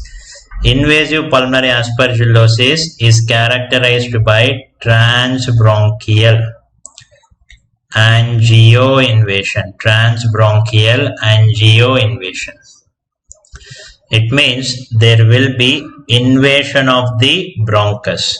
There will be invasion of the blood vessel. So what will be the clinical features? Because this is a pneumonia, patient can have fever. Because the bronchus is involved, lung is involved, there can be shortness of breath. Because blood vessel is involved, patient can develop hemoptysis. So the presentation, patient can have fever, shortness of breath, hemoptysis. Fever, shortness of breath, hemoptysis. Now for your exam, they will ask you the CT chest findings. So what do you see on the CT chest? Because X-ray is not that sensitive, we generally go for CT chest. So what do you see in CT chest during active phase of the disease? And what do you see in the CT chest during recovery phase of the disease? Active phase and recovery phase. Now consider this is the lung. So how will lung appear on a CT chest? So how will lung appear on a CT chest? It will appear completely black like this. So lung on a CT film will appear completely black like this. So because lung is usually filled with air. Lung is usually filled with air. So in this lung now a fungus is growing. So fungus is made up of solid filaments. So fungus will appear white. So in this lung a fungus was growing. So fungus will appear white. Now this fungus is invading the blood vessel. So around the fungus, because the blood vessels are getting invaded, it will appear white. So just I will write it right again. See the lung. See, lung generally appears black like this. Okay, your lung generally appears on a CT film. So very black like this. Now in this black lung, a fungus was actively growing. So fungus is made up of solid filaments. So anything solid tends to appear white. So a fungus growing will appear white. So around this fungus there will be blood because blood vessel is involved. So blood will also appear white, but when compared to white of fungus, it will appear less white. But compared to white of fungus, it will appear less white. It will appear less white. Now presence of such two densities on a CT film, it is called as CT halo sign. So you can see central portion white because of fungus. Peripheral portion less white. Peripheral portion less white. Why it is less white? Because of blood. So presence of such two densities on a CT film, it is called as CT halo sign. So presence of such two densities is called as CT halo sign. So whenever a patient with this picture reaches to me, I identify it as invasive pulmonary aspergillosis and I will start treatment. So once I am treating the patient, so body's immunity will also recover and it will start clearing the fungus. So during recovery phase, body's immunity starts clearing the fungus. So once body's immunity start clearing the fungus, now what do you notice? So recovery phase, again this is the lung. This is the lung. So there was a fungus actively growing previously. Now once you have started treatment, the fungus is dead and now your body's defense mechanisms are clearing the fungus. So once the fungus is cleared in that area, your lung will reappear. So what does lung contain? Air, and this air can reappear like a half moon shaped structure. So what is this sign called as? Air crescent sign. So this sign is called as air crescent sign. So very important, when they ask you what do you see in active phase, when they ask you what do you see in active phase, your answer should be CT halo sign. So in the recovery phase, all this white fungus is getting cleared. So in that area, lung will reappear. What does lung contain? Air, and this air will reappear like a half moon shaped structure. This is called as air crescent sign. Now if they ask you what is the treatment for invasive pulmonary aspergillosis, you should give an antifungal, and most effective antifungal here is oriconazole. So very important, CT halo sign is suggestive of active phase of invasive pulmonary aspergillosis, whereas air crescent sign is suggestive of recovery phase. Now coming to colonization in pre-existing lung cavity. So for aspergilloma to happen, there should be a pre-existing lung cavity.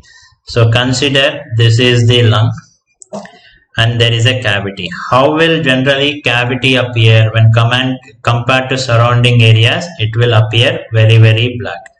So because cavity is an air-filled area.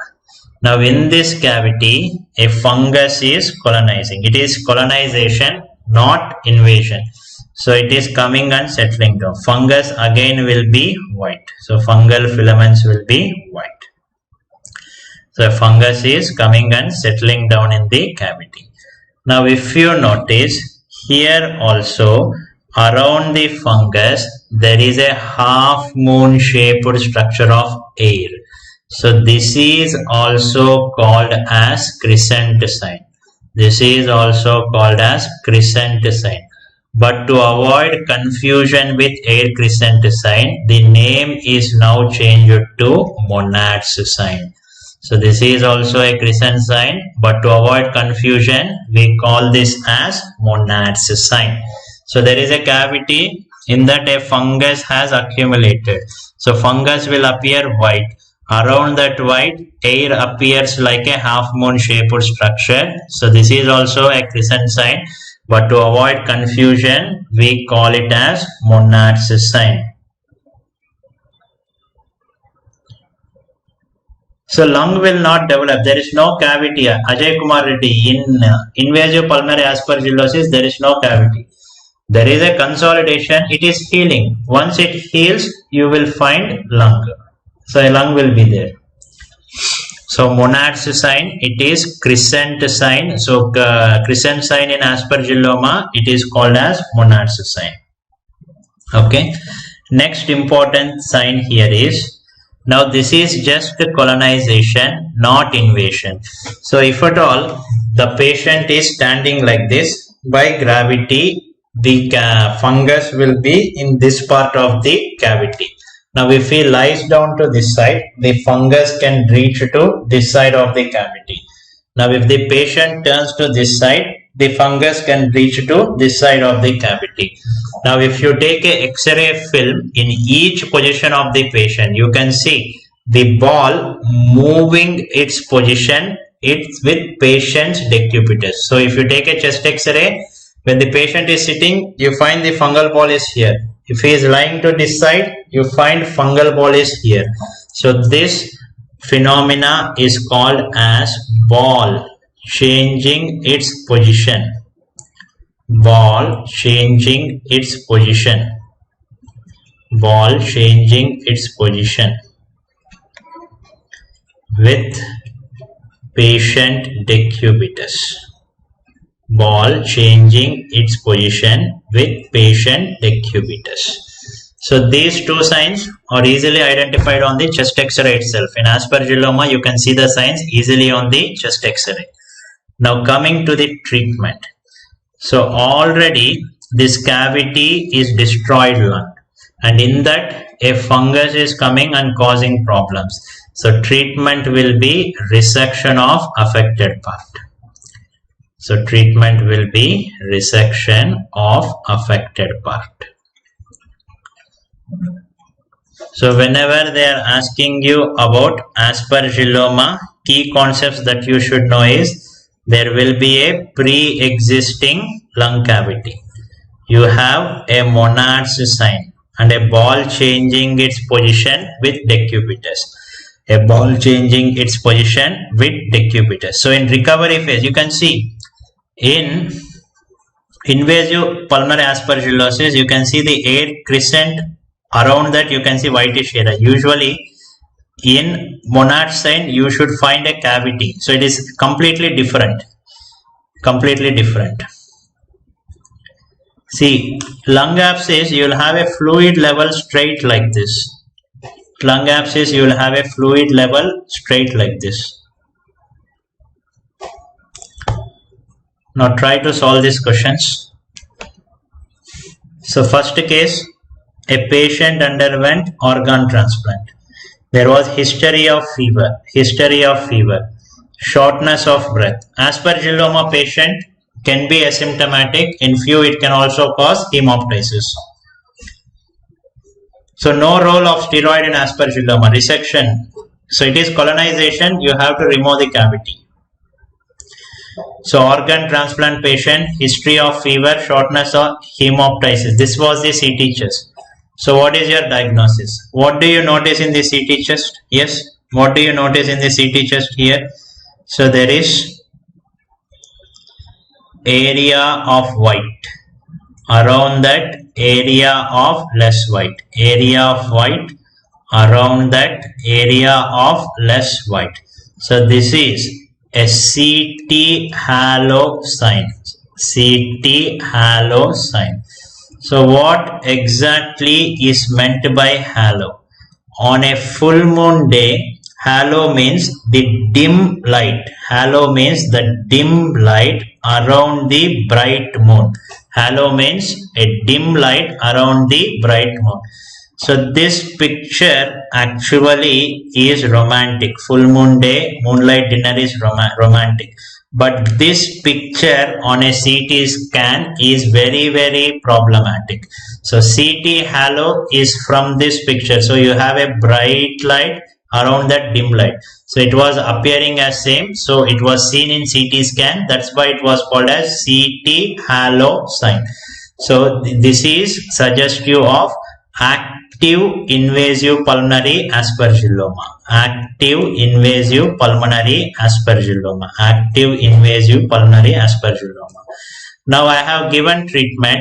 After few days, this was the CT scan. So what do you observe here? This is an air crescent sign.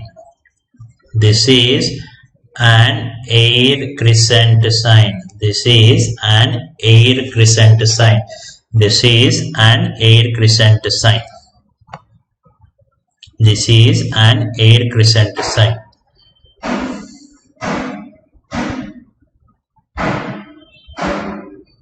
See, organ transplant patient is immunocompromised. See, after organ transplant, to avoid graft rejection reactions, we give lot of immunosuppressive therapy. So because we give lot of immunosuppressive therapy, so this patient will be immunocompromised and easily develop invasive pulmonary aspergillosis, pneumocystis, pneumonia. Okay. So this is air crescent sign and this is recovery phase. So this is recovery phase. Coming to the next case. So this patient is a known case of pulmonary tuberculosis, completed his treatment and for routine checkup a chest x-ray was taken. So routine checkup, a chest x-ray was taken. So whenever I say known case of pulmonary TB, there can be some residual cavities. So if you see in his chest x-ray, for aspergilloma, first identify the cavity. So this is the cavity. This is the cavity. In that cavity, there is a fungus. In that cavity, there is a fungus. Around that, you can see air like a half moon shaped structure. So around that you can see air like a half moon shaped structure. So this is also crescent sign, but the better name is monad's sign. So but the better name is monad's sign. So what is the diagnosis here? It is aspergilloma. Now how to identify it on the CT? See, always to identify aspergilloma, first you should see the cavity. If you are not seeing the cavity, it is not aspergilloma. See here. So this is the cavity. So this is the cavity. In that cavity, there is a fungus. There is a fungus. Around that fungus, you see air. So this phenomena is called as monad's sign. This phenomena is called as monad's sign, also called as fungal ball. So once again, repeat with me. So what is the classical radiological feature in ABPA? In ABPA, central bronchiectasis. See, once again, you should not forget. It is the same fungus causing various manifestations. ABPA, central bronchiectasis. Invasive pulmonary aspergillosis, CT halo sign, air crescent sign. Whereas aspergilloma, we get this monad sign. Aspergilloma, we get this monad sign. Monad sign. Now what is this disease? Patient is exposed to pigeons and later on develops respiratory symptoms. So this classical disease is called as bird fanciers disease or bird fanciers lung. It is a type of hypersensitivity pneumonitis. It is a type of hypersensitivity pneumonitis. Hypersensitivity pneumonitis. So write down next topic, hypersensitivity pneumonitis. So hypersensitivity pneumonitis, it is also called as extrinsic allergic alveolitis. Extrinsic allergic alveolitis. So this disease is characterized by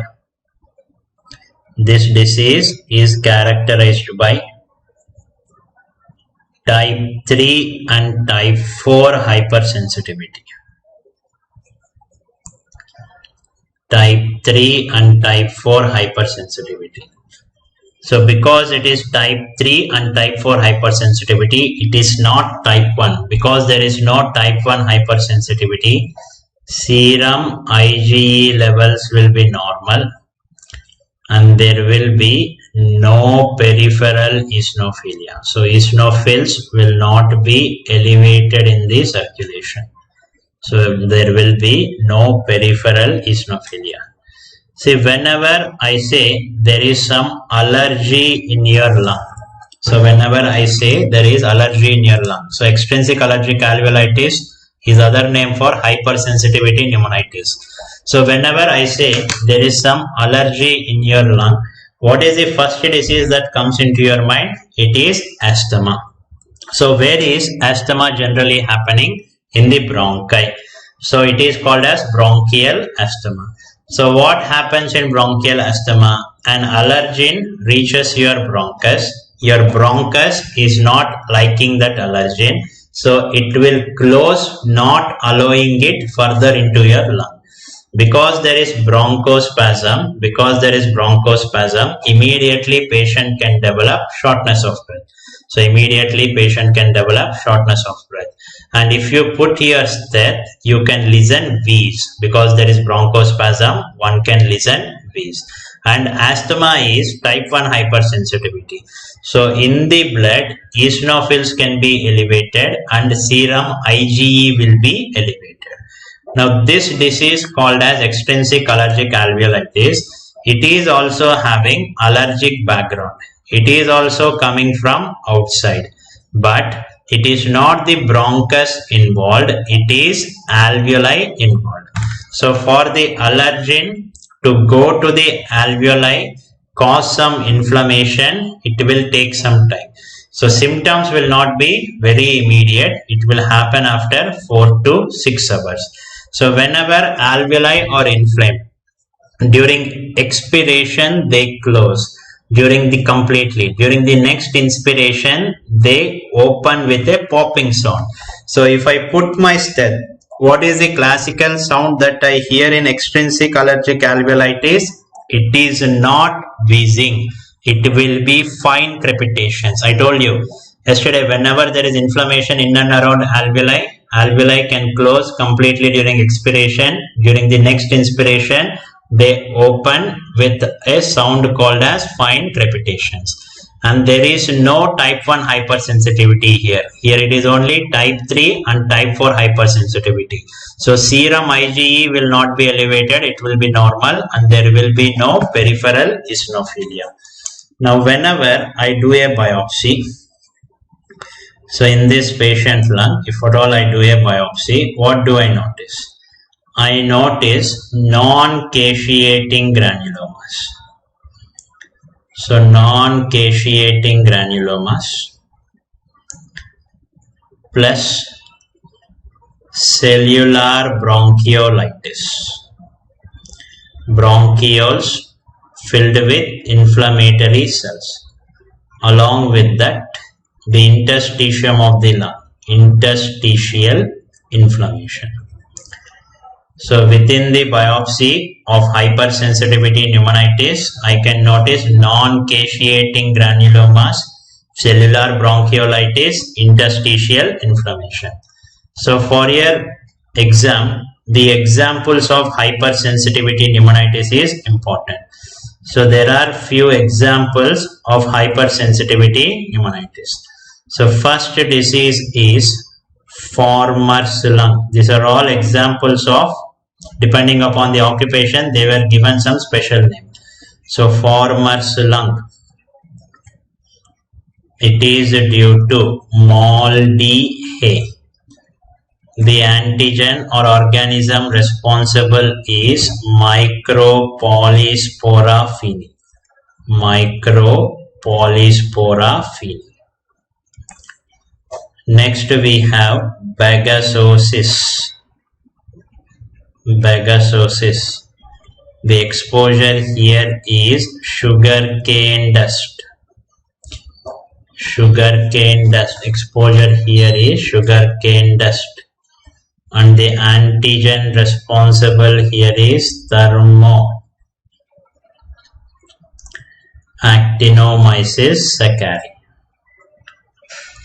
Thermoactinomyces cercari.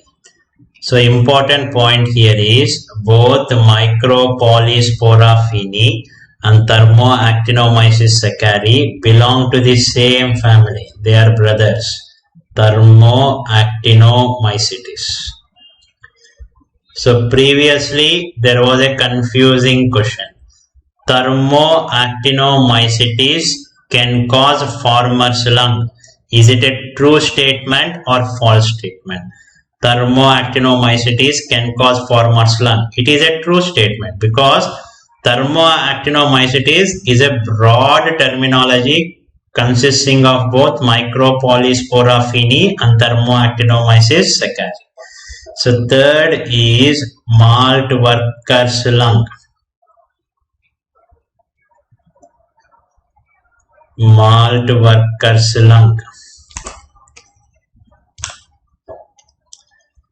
So here this is due to moldy barley. And the organism is Aspergillus clavatus. Then we have the famous bird fancier's lung. Famous bird fancier's lung. The source is pigeon excreta. And the antigen is protein in that excreta. Avian protein. And recently asked hot tub lung. Source or exposure is contaminated water in hot tubs. Contaminated water in hot tubs. The antigen here is Mycobacterium. Mycobacterium avium. So these were the important examples asked previously in your entrance exam. So Farmer's lung, moldy hay, Micropolyspora fini.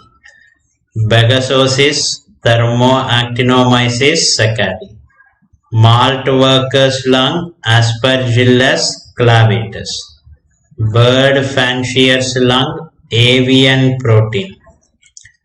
Hot tub lung, Mycobacterium avium. So this Mycobacterium avium is a non-tubercular mycobacteria. Mycobacterium avium is a non-tubercular mycobacteria. Okay. So these are some important examples of hypersensitivity pneumonitis. Now let us see the diagnostic criteria. So write down the diagnostic criteria of hypersensitivity pneumonitis. So most important is exposure to known antigen. So PGNs, very, very dangerous. So most important is history. Exposure to known antigen capable of causing hypersensitivity pneumonitis. And second important thing is your body is not liking that antigen and it is producing antibodies. Serum precipitins means antibody. So presence of serum precipitins against offending antigen.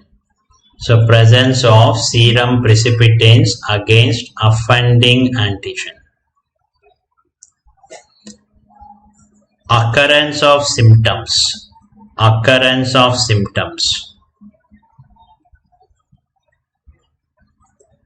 in 4 to 8 hours.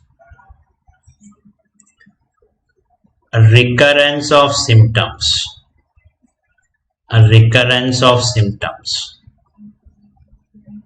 on re-exposure. It means the symptoms occur in 4 to 8 hours. So today the patient is exposed to that stimulus, he is getting symptoms. After 1 week he is exposed to the same stimulus, again he will get the same symptoms. So occurrence of symptoms in 4 to 8 hours after exposure and recurrence of symptoms on re-exposure. Next we have inspiratory crepitations. On auscultation we have inspiratory crepitations, and there can also be weight loss in chronic diseases. So if there is a chronic hypersensitivity pneumonitis, so patient will always be having some respiratory symptoms. Because of that he may not take diet properly, so there can also be weight loss. Now coming to the treatment. So coming to the treatment part, most important is avoidance of antigen. Avoidance of offending antigen. If at all patient is getting symptoms to this, he should avoid that antigen. And second important thing is, this is also an hyperinflammatory response. So he should be given steroids. So diagnostic criteria: exposure to known antigen. So presence of serum precipitins against offending antigen. Occurrence of symptoms in 4 to 8 hours. Recurrence of symptoms on re-exposure. Inspiratory crepitations on auscultation. There can also be weight loss. Whereas treatment, most important is avoidance of that offending antigen. So if at all patient is getting symptom due to that antigen, he should avoid that antigen. And also steroids.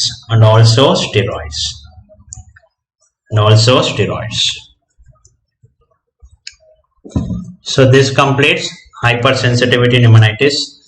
So if you don't mind, students, I'm just getting a call from the ICU because one of the patient, I think he's sick.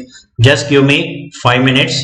I'll just discuss and I'll tell him the condition and tell what to do, and I'll be back. Just 5 minutes, please.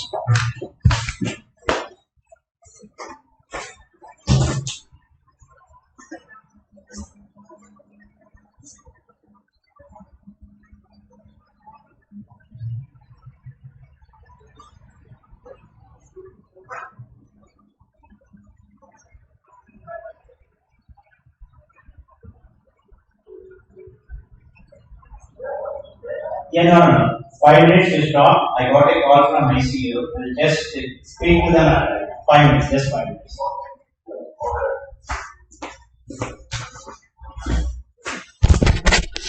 Hello.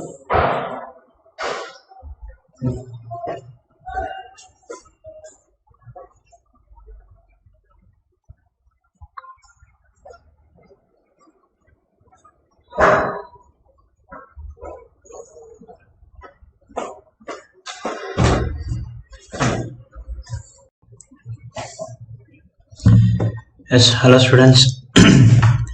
So this COVID disease is very, very unpredictable. Extremely sorry. So one of my known patient is admitted in the ICU. They had some issues, so they had called me. Okay.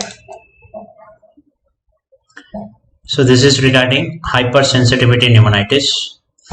Now the next disease. In this disease, there is predominant involvement of interstitium, that results in fibrosis later on. So what is this disease called as? Yes, what is this disease called as? So predominant involvement of interstitium, so that later on resulting in fibrosis. What is this? So this is interstitial lung disease, ILD. I call it as interesting lung disease. Let us see what is interesting here. So write down the definition here. So characterized by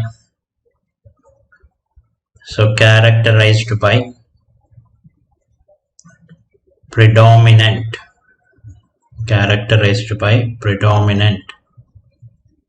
involvement of interstitium,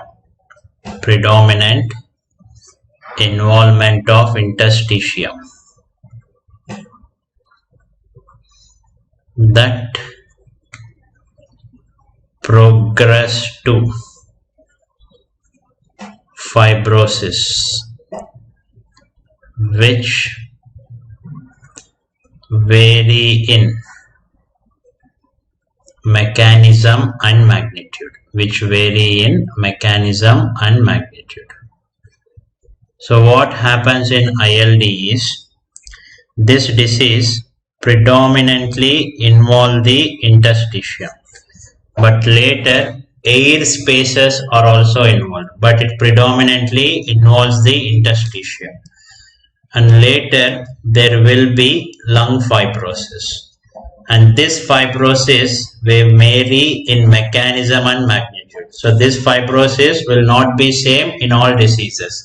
So few diseases may result in mild fibrosis, some may progress to severe fibrosis. Those staying in mild fibrosis will have good prognosis. Those extending into severe fibrosis will have bad prognosis. Now let us see the etiology. So etiology of ILD. So the first group is inhalational ILD. So first group we have inhalational ILDs. So inhalational ILDs, it can be either due to inhalation of organic dust or inorganic dust. So organic dust, because of some organisms present in the dust, we have just discussed.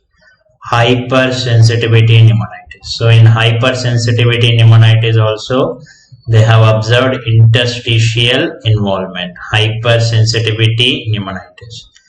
Inorganic dust, ILD is seen in silica. Asbestos exposure. Next important thing is drugs and radiation. So radiation can lead to ILD. Drugs such as amiodarone, busulfan, bleomycin, nitrofurantoin. Amiodarone, busulfan, bleomycin, nitrofurantoin. And third important is connective tissue disorders. Connective tissue disorders such as rheumatoid arthritis, SLE. Scleroderma. So these connective tissue disorders, as a part of systemic involvement, can involve the lung and result in ILD. So connective tissue disorders have systemic features. So one such feature in the lung is ILD. Then other systemic disorders such as sarcoidosis, can cause ILD.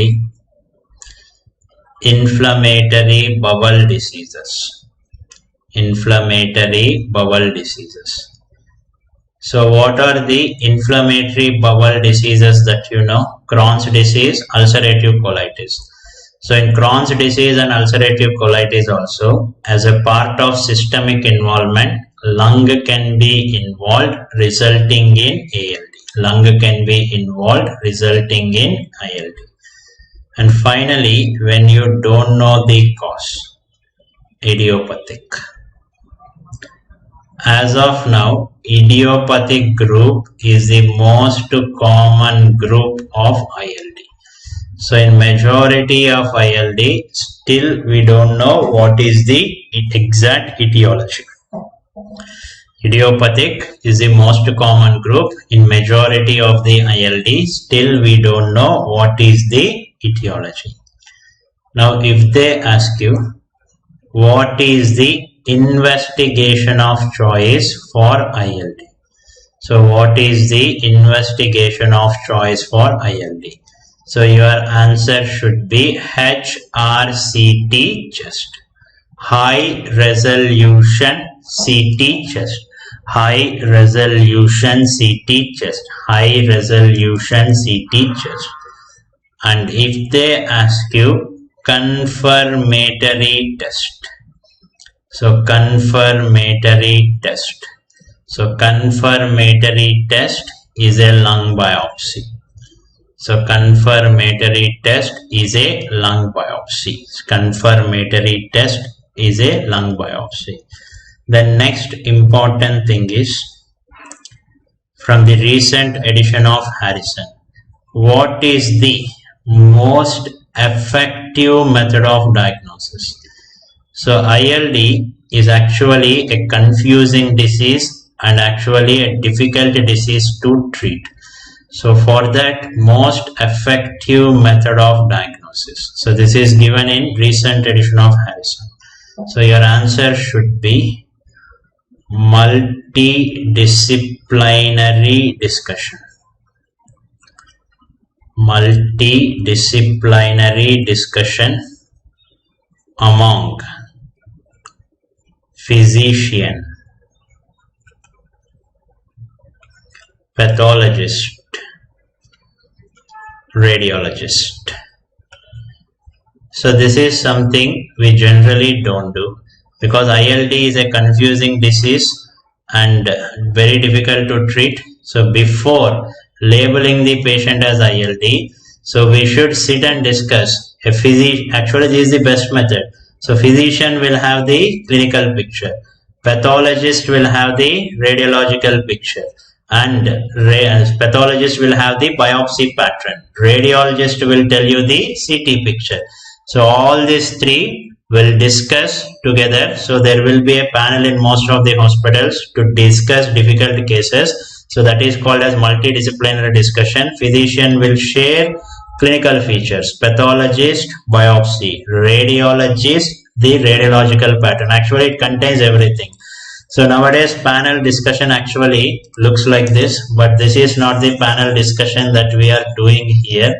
So we are doing a better panel discussion that is between physician, pathologist and radiologist. So if they ask you what is the investigation of choice? What is the investigation of choice? HRCT chest. What is the confirmatory test? So what is the confirmatory test? It is lung biopsy. Most effective method of diagnosis is panel discussion, not such a panel discussion. This panel discussion contains physician, pathologist, radiologist. Physician, pathologist, radiologist. Now because investigation of choice is HRCT chest, first we will discuss the radiological pattern, then we will go into the pathological pattern. So write down radiological pattern of ILD. Radiological pattern of ILD. So write down radiological pattern of ILD. Radiological pattern of ILD. So write down radiological pattern of ILD. So how will a patient present to me? So when do I suspect it is ILD? So patient presents to me with shortness of breath. There can be dry cough, and on auscultation there will be fine crepes. So this will be the initial presentation of the patient with ILD. So whenever a patient reaches to me with this scenario, initially I go for a chest X-ray. So initially I go for a chest X-ray in majority of lung diseases. And what do I do in a chest X-ray? So when a patient comes with these features, I am suspecting it as ILD. First I will see a chest X-ray. So in the chest X-ray, you can notice bilateral interstitial infiltrates. More than this, it is not visible properly on a chest X-ray. So bilateral interstitial infiltrates. So bilateral interstitial infiltrates. Now for better visualization, we go for investigation of choice next. So in chest X-ray, apart from bilateral interstitial infiltrates, not much is visible. So next investigation that we go is chest X-ray, CT chest. So in CT chest, you can find any one of the following. So if I draw anything like this, this is axial section of lung on a CT film.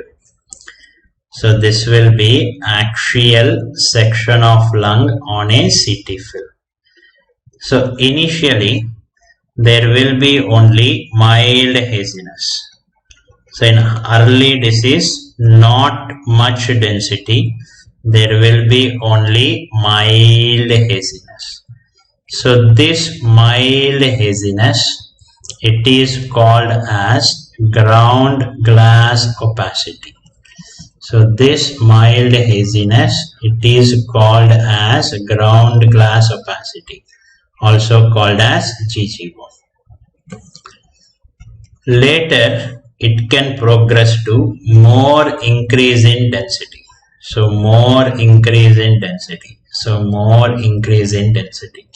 So this more increase in density, it is called as consolidation. So these are the initial findings. So there can be a ground glass opacity and there can be a consolidation. But how will an ILD later progress? So it will progress into fibrosis. So where does the fibrosis predominantly happen? In the interstitium. Because of interstitial fibrosis, there can be a finding called as traction bronchiectasis. Already in bronchiectasis, I have discussed how traction bronchiectasis is happening. So still, if the disease is not controlled, in advanced ILD, what you can notice? So in advanced ILD, there will be dense fibrosis around the airways, resulting in abnormal rounded areas of air at the periphery of the lung. Because of dense fibrosis around the alveoli, there will be abnormal rounded areas of air around the lung. So this is called as honeycombing. So honeycombing indicates dense fibrosis around alveoli. Honeycombing indicates severe architectural distortion of lung parenchyma. Honeycombing indicates severe architectural distortion of lung parenchyma. Now we have seen important findings called as ground glass opacity, consolidation, traction bronchiectasis, honeycombing. Now a very simple question. Out of all these findings, which is associated with worst prognosis? So which finding in CT is associated with worst prognosis? Your answer should be honeycombing. Why is it so? Honeycombing indicates dense fibrosis around the alveoli, severe architectural distortion. So which might be associated with good prognosis? So ground glass opacities, because there is no much architectural distortion. Now I'll show you some CT scans. So try to differentiate what is ground glass opacity, what is consolidation first. So there are two CT films. Now tell me which is ground glass opacity, which is consolidation. I'll give you this as number 1 and this is number 2. So what do you see in number 1? So this is only mild haziness. So this is only mild haziness. So this is called as ground glass opacity. Now what do you see here? Number 2, this is more increase in density, more increase in density. So this is consolidation. This is consolidation. So once again, I'll zoom it so that you can see the differences. So ground glass opacity is only mild haziness when compared to surrounding areas, only slightly white. But more increase in density is seen in consolidation. So ground glass opacity and consolidation. Now coming to the next image. Now what is this? So this is a structure called as honeycomb. So honeycomb is the area where honeybees store their honey. So when this CT is seen, can you notice in this CT some abnormal rounded areas of air looking similar to an honeycomb? Yes. So because these two were looking similar, you can see these structures and these structures are looking similar. So it is called as honeycombing. So honeycombing, honeycombing, honeycombing. Now if you observe, this honeycombing in severe disease is most probably seen, and it was most commonly seen at the periphery of the lung. So what is present at the periphery of the lung? So it is the pleural surface. So this honeycombing was seen to occur more in the periphery of the lung. So this phenomena is called as subpleural involvement. So honeycombing generally will be seen more at the periphery, and this involvement is called as subpleural involvement. See, differentiate between crazy paving and honeycombing. See, honeycombing, these are all blackish areas. Crazy paving or whitish areas. So crazy paving will have same shape, but those areas will be white. These are blackish areas. Blackish areas. So crazy paving will always be white, more of whitish areas, surfactant filled areas. Honeycombing, still there is some air, but alveoli are compressed here. So this is more of blackish areas. So you are telling that you are difficult to differentiate crazy pattern. It means you are finding it difficult to differentiate between black and white. So honeycombing is predominantly here black, whereas there it was white. Okay. So subpleural involvement, subpleural involvement, mostly there will be subpleural involvement, very at the periphery. Now what is the disadvantage of having abnormal area of air, abnormal area of air, abnormal area of air at the periphery? So whenever there is an abnormal area of air, it can rupture easily because the abnormal areas are very nearer to the pleural cavity, so there can be increased chances of pneumothorax. So we have discussed in ILD there is pneumothorax. So it is usually seen in advanced ILD. So in advanced ILD, honeycombing is seen at the periphery of the lung. So these are diseased lungs. So these honeycombing areas can easily rupture, and if they rupture, air escapes into pleural cavity, resulting in pneumothorax. So we have understood what is ground glass opacity.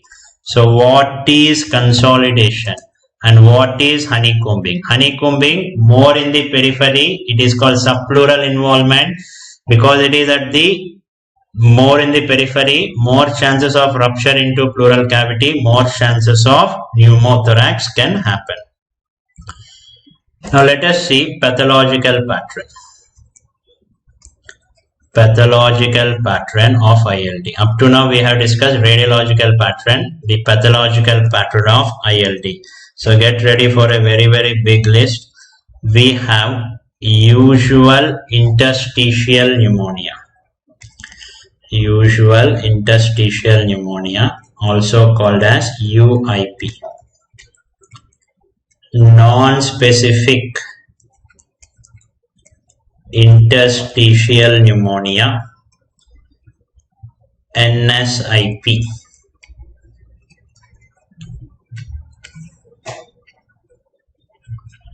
Acute interstitial pneumonia, AIP. Cryptogenic organizing pneumonia,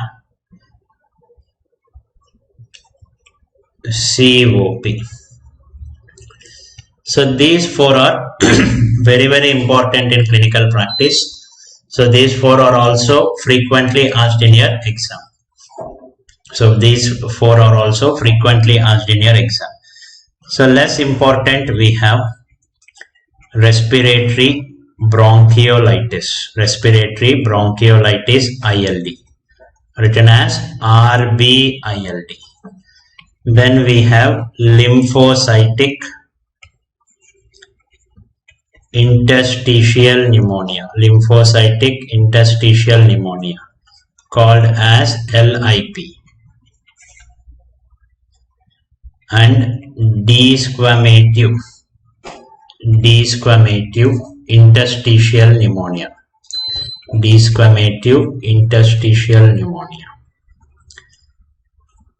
So this is called as DIP. So these are all the pathological patterns of ILD. So for your clinical practice, the first four are important. Usual interstitial pneumonia, UIP, non-specific interstitial pneumonia, NSIP, acute interstitial pneumonia, AIP, cryptogenic organizing pneumonia, COP. So less common we have respiratory bronchiolitis, ILD, written as RBILD, lymphocytic interstitial pneumonia, LIP, desquamative interstitial pneumonia, DIP. Now let us see what are the common forms. So this NSIP is most common ILD pattern, in connective tissue disorders. So in majority of connective tissue disorders, most common ILD pattern is NSIP. Except, there is an exception, except in rheumatoid arthritis, it is UIP pattern. In majority of connective tissue disorders, it is NSIP. But in rheumatoid arthritis, you see usual interstitial pneumonia. Then what is the most common ILD pattern overall? Because it was usually happening, routinely happening, it was called as usual interstitial pneumonia. So UIP is most common pattern. UIP is most common pattern overall. UIP is most common pattern overall. So in UIP there is a subtype. So UIP of unknown etiology. So whenever you are unable to identify the etiology of UIP, there is a special name. So that special name is idiopathic pulmonary fibrosis. So idiopathic pulmonary fibrosis, also written as IPF. In majority of books, UIP and IPF are used as synonyms, but there is a slight difference. UIP and IPF in majority of books, they are used as synonyms. There is a slight difference. So whenever you are unable to find out the etiology, idiopathic UIP is called as idiopathic pulmonary fibrosis, also called as IPF. Most common pattern of ILD in connective tissue disorders is NSIP. One exception is rheumatoid arthritis, where you see usual interstitial pneumonia. So first we will see the important differences between UIP and NSIP. Then we will also discuss acute interstitial pneumonia and cryptogenic organizing pneumonia. So write down the important differences between UIP, IPF on one side, NSIP on other side. So UIP, IPF. So in this table, I am going to discuss the clinical presentation,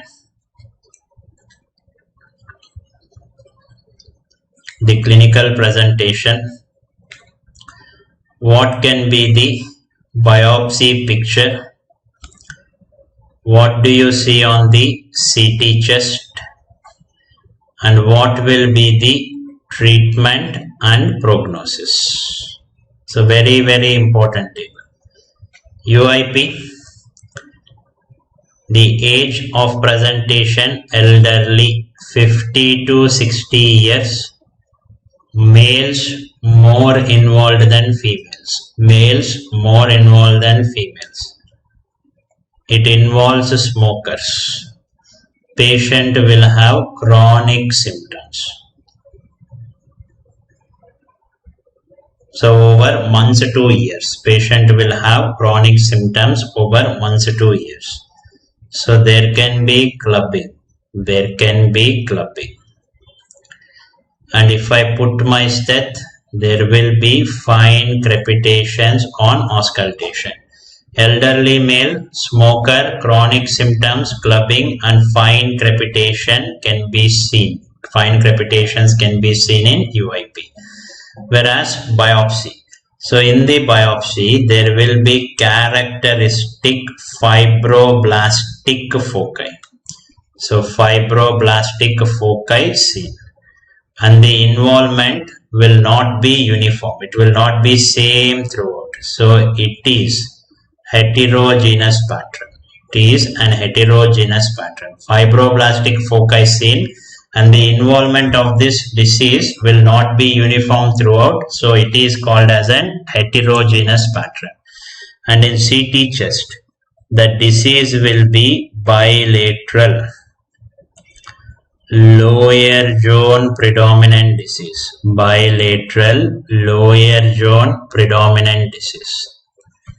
There will be less GGO, minimal ground glass opacity. But one can notice significant traction bronchiectasis, and honeycombing.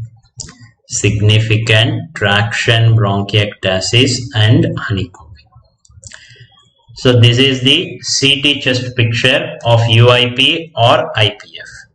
Now coming to NSIP, how is the presentation different? So it happens in middle age. Females are more involved than males. Non-smokers also involved. Patient will have subacute symptoms. So days to weeks. And if you put your stet, there will be fine crepitations. And on the biopsy, you don't find those classical fibroblastic foci. So there will be rare fibroblastic foci. and whatever you see is mostly lymphocytic inflammation. Mostly lymphocytic inflammation. And CT chest, the presentation is bilateral, lower zone predominant. So this is also bilateral lower zone predominant. So here we have more of ground glassing opacity. So we have more of ground glass opacity. And there will be some amount of traction bronchiectasis. Because fibroblastic foci are rare, there will be rare honeycombing.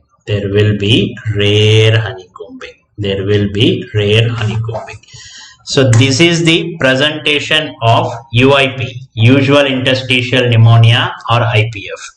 And on that side, we have seen NSIP.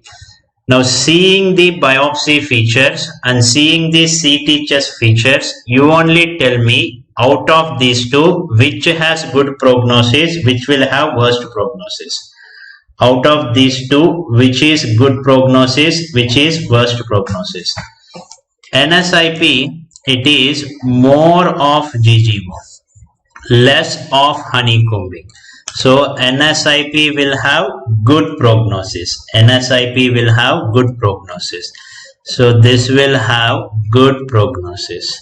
And what is the treatment here? When you don't know what to give, what will you give in respiratory medicine? Steroids. So you give steroids. So good prognosis. They have observed this disease was having good prognosis with the steroids. Whereas UIP IPF, there is significant traction bronchiectasis and honeycombing. So there is severe architectural damage to the lung. So these patients generally have poor prognosis. And these patients we give treatment. So initial treatment will be drugs such as pirfenidone, nintedanib. So what is this pirfenidone and nintedanib? These are drugs which will stop further progression of fibrosis. Kindly remember, pirfenidone and nintedanib cannot reverse the fibrosis.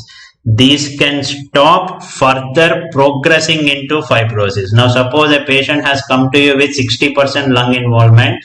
If you give these drugs, the involvement will be stopped to 60%. So it cannot reverse the disease.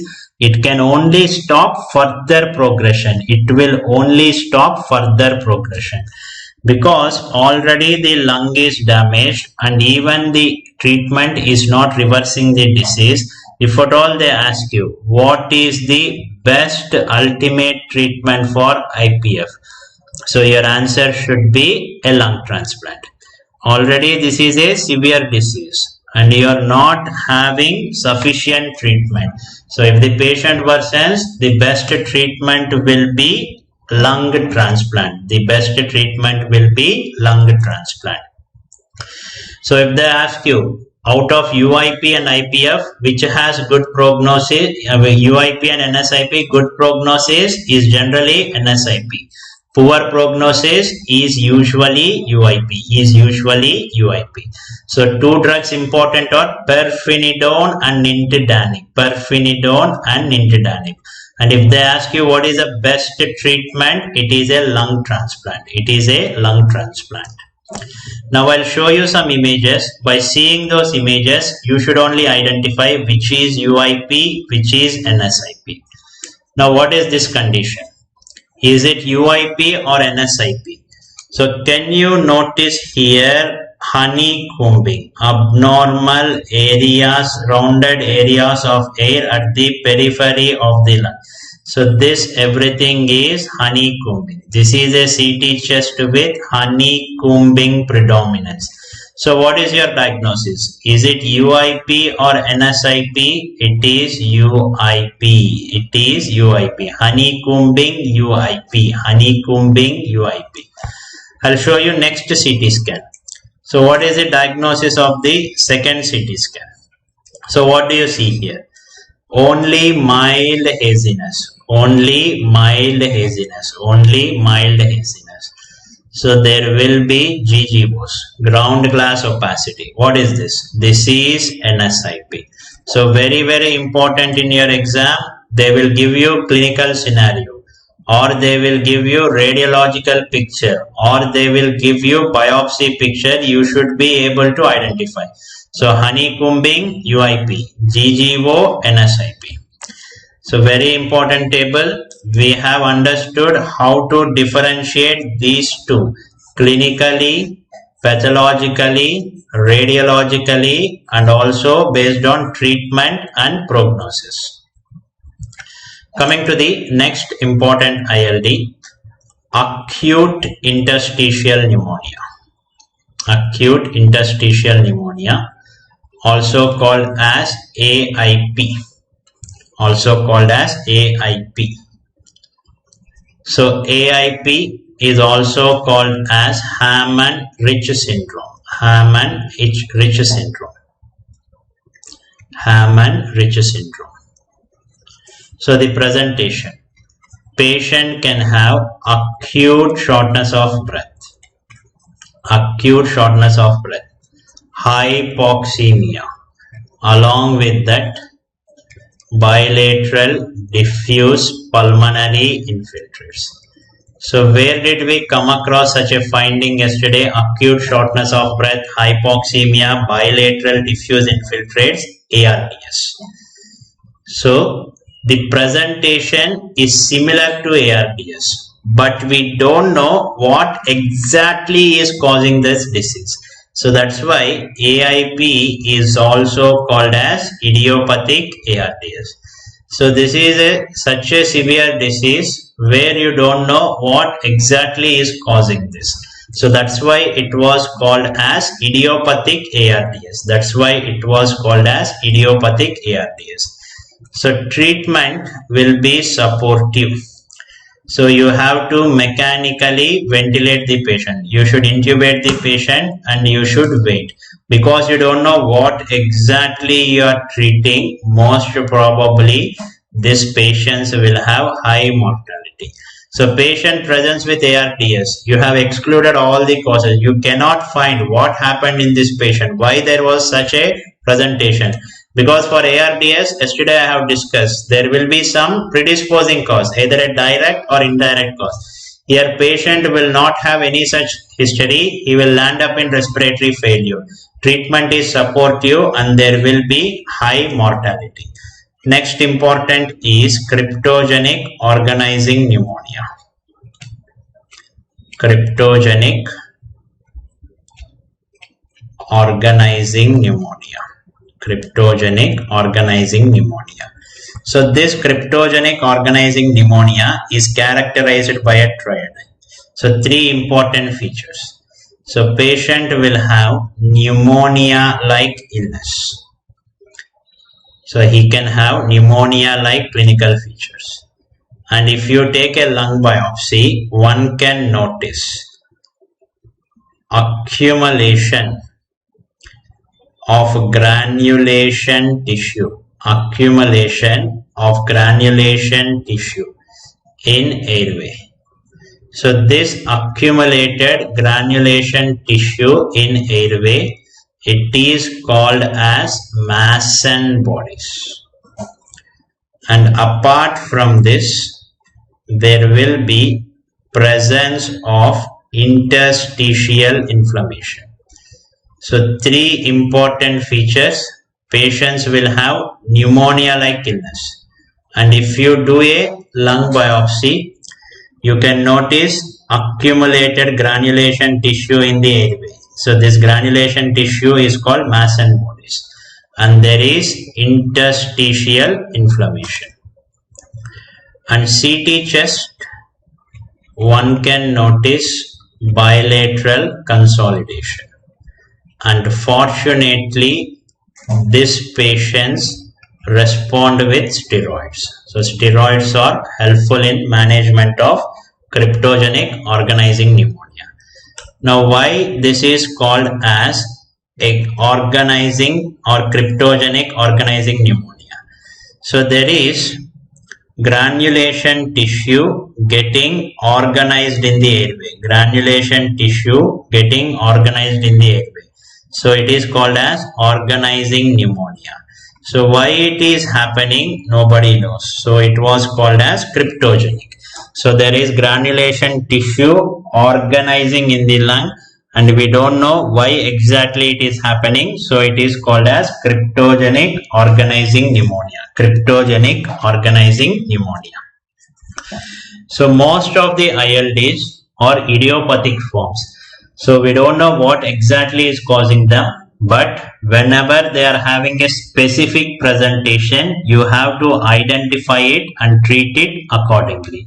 So for your exam, very important is always the differentiating features of usual interstitial pneumonia versus non-specific interstitial pneumonia. So if at all they want to give you a question from ILD, one question from this table is definite. One question from this table is definite.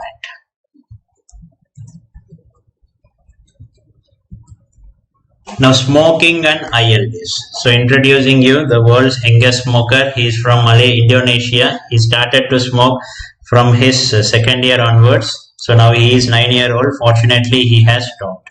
So smoking and ILDs. So these are the lung diseases or these are the ILDs where smoking is considered as a strong risk factor. So smoking is a strong risk factor for development of these ILDs. So write down the list. Respiratory bronchiolitis associated ILD, desquamative interstitial pneumonia. So once this question was asked, so what are the ILDs where smoking is considered as a strong risk factor? These are the ILDs. Respiratory bronchiolitis associated ILD, desquamative interstitial pneumonia, adult pulmonary Langerhans histiocytosis, acute eosinophilic pneumonia, pulmonary hemorrhage syndromes, idiopathic pulmonary fibrosis. Idiopathic pulmonary fibrosis. So these are the ILDs where smoking is considered as a very strong risk factor. So these are the ILDs where smoking is considered as a very strong risk factor. So ILDs where smoking is considered as a very strong risk factor.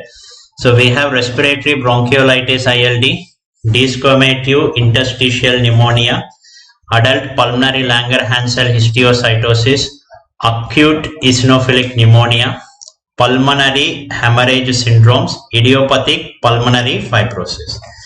Now my question is, are there any lung diseases where smoking is considered as protective? So write down ILDs less prevalent in smokers. So ILDs less prevalent in smokers.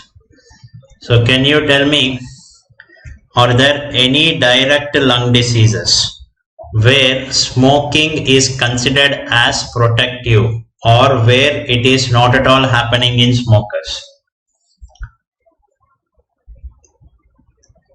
Yes?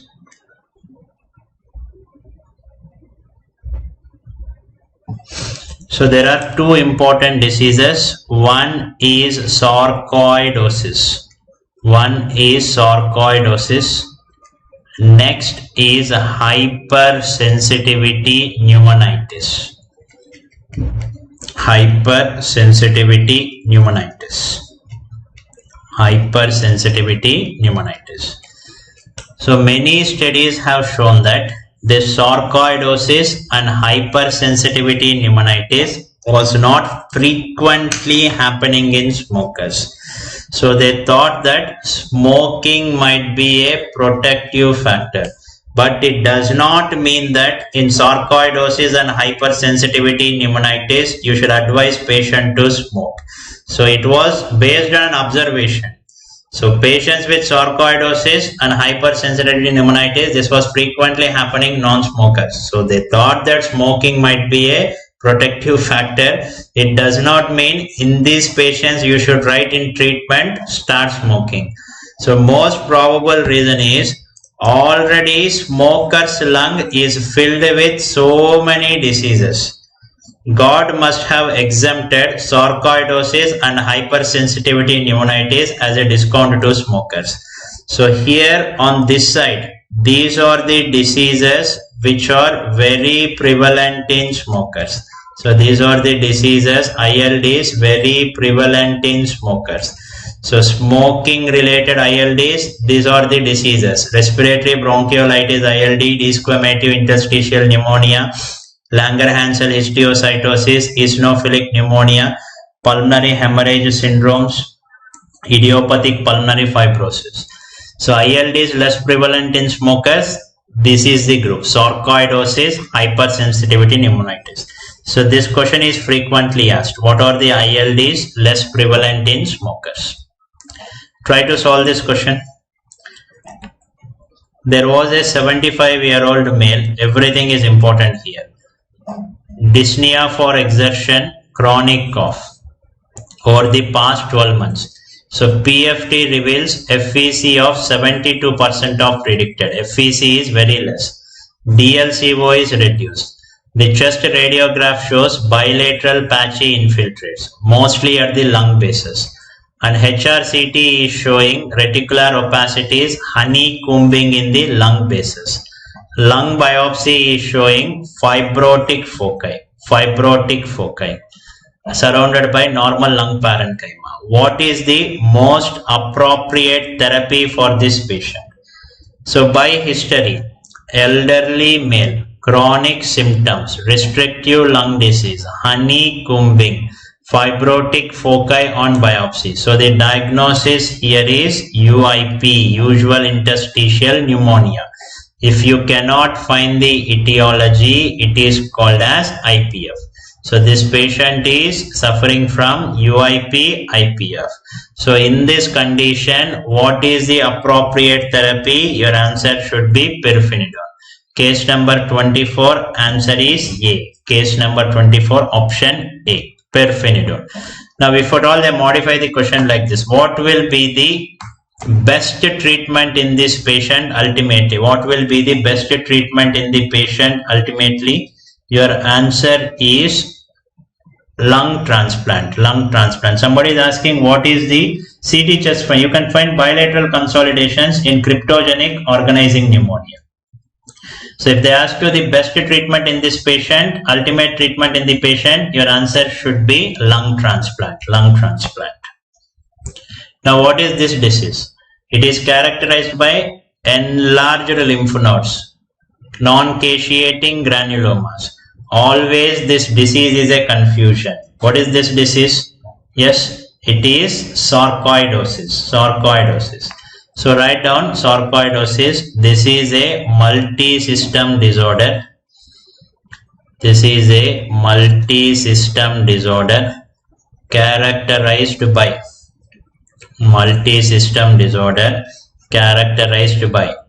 non-caseating granulomas. Multi-system disorder characterized by non-caseating granulomas. Coming to the etiology. So these American scientists feel it is an autoimmune disease. Japanese brought a theory regarding propionobacteria. We Indians always confuse this still with tuberculosis. On the whole, what causes sarcoidosis is still not clear. So different countries have different theories. Whenever you cannot convince people, it is better to confuse them. This is the thing happening with sarcoidosis. Each and every country has a different theory. but there is no consolidatory evidence for etiology of sarcoidosis. So many theories, autoimmune theory, propionobacterium theory, tuberculosis theory. So on the whole, the etiology is still unclear. So this is multi-system disorder. If they ask you, what is the most common involvement? So most common involvement will be in the lung. So most common involvement will be pulmonary involvement. And this pulmonary involvement is given by a staging called as Scadding staging. So Scadding has classified sarcoidosis involvement into 4 important stages. So we have stage 1. So in stage 1, there will be bilateral hilar lymph node enlargement. So in stage 1, this will be the pattern. So there will be bilateral hilar lymph node enlargement. In stage 2, there will be bilateral hilar lymph node enlargement. Along with that, few areas of lung infiltrates. So stage 2. So bilateral hilar lymph node enlargement and a few lung infiltrates. So usually it will be focal lung infiltrates, maybe localized to upper joints. Now stage 3. There will be only lung infiltrates. So now the lung infiltrates may be more diffuse like this throughout the lungs bilaterally. So stage 3, only lung infiltrates. Whereas stage 4, it is the last stage characterized by shrinkage of the lung. So there will be fibrosis. So very, very important. Stage 1, bilateral hilar lymph node enlargement. Stage 2, bilateral hilar lymph node enlargement with lung infiltrates. Stage 3, only lung infiltrates. Stage 4, fibrosis. Because most common is lung involvement in majority. So most commonly these patients will be having respiratory symptoms. So patient can present to me with cough. Patient can present to me with shortness of breath. Because lung is commonly involved, so the presentation in sarcoidosis will be of respiratory symptoms. Cough, shortness of breath. Now next thing they ask you is the multi-system involvement of sarcoidosis is given by few recognizable phenotypes. So write down phenotypes of sarcoidosis. So first important phenotype is lupus perineo. So this is a phenotype involving the skin. So there will be skin involvement. So where all the skin is involved? The skin over bridge of nose and area beneath eyes and cheeks.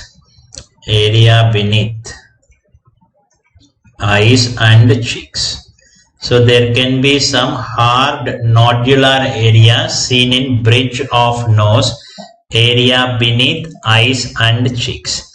Next important phenotype that we have is Lofgren syndrome.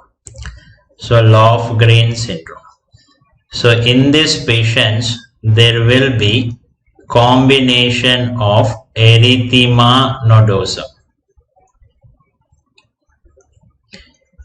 uveitis, hilar lymph node enlargement, arthritis. So Lofgren syndrome consists of these components: erythema nodosum, uveitis, hilar lymph node enlargement, arthritis. And important feature of this is Lofgren syndrome has good prognosis. So in majority, it will resolve after few months. So Lofgren syndrome, it has good prognosis. And third important is Hereford syndrome. So this is next phenotype, Hereford syndrome. So this Hereford syndrome is also called as uveoparotid fever. Uveoparotid fever. So there will be uveitis, parotid enlargement, parotiditis. Patient will have fever, and most importantly, 7th cranial nerve palsy. So all these are various involvements in sarcoidosis. So sarcoidosis, not just with lung involvement, it can present with skin involvement. It can present with cranial nerve involvement. These are various phenotypes of sarcoidosis. So you should be clearly knowing what is lupus perineo. What are the components of Lofgren syndrome? What are the components of Hereford syndrome? What are the components of Hereford syndrome? So frequently asked question, most common cranial nerve involved in sarcoidosis. What should be your answer? 7th cranial nerve. Most common cranial nerve involved in sarcoidosis, it is 7th cranial nerve. Most common cranial nerve involved in sarcoidosis, it is 7th cranial nerve. It is 7th cranial nerve. So phenotypes of sarcoidosis, all these are direct questions. What you should know, what is lupus perineo, what is meant by Lofgren syndrome, and what is meant by Hereford syndrome. Now, by seeing the clinical features, now you are suspecting this to be sarcoidosis. Now, what are the investigations that are helpful to confirm sarcoidosis? So, write down investigations. So, we will start with basic blood investigation, CBC. So, in CBC, you can notice peripheral lymphopenia. So in CBC, there will be peripheral lymphopenia. So within the circulation, lymphocyte count will be reduced. Lymphocyte count will be reduced. So what is the reason behind this? Whenever there is sarcoidosis happening in your body, it starts in the lungs. So to fight against sarcoidosis, your body uses lymphocytes. So what will your body do when sarcoid disease is starting in the lungs? So it will divert majority of the lymphocyte into the lungs. So where will lymphocytes be less? In the circulation. Where will they be in excess? In the lungs. So peripheral lymphopenia, this is due to sequestration of lymphocytes into lungs. Sequestration of lymphocytes into lungs. Next important thing is, we know in sarcoidosis there is a granuloma. So in sarcoidosis there are granulomas formed, and these granulomas are capable of producing some substances. So these granuloma can produce an enzyme called as ACE. So it can produce angiotensin converting enzyme. So because of that, within the blood, serum ACE levels will be elevated. There will be elevated serum ACE levels. And this granuloma is also capable of increasing the level of 1,2,5-dihydroxy vitamin D. So whenever 1,2,5-dihydroxy vitamin D is increasing, what reabsorption increases? Calcium. So patients with sarcoidosis can present with hypercalcemia.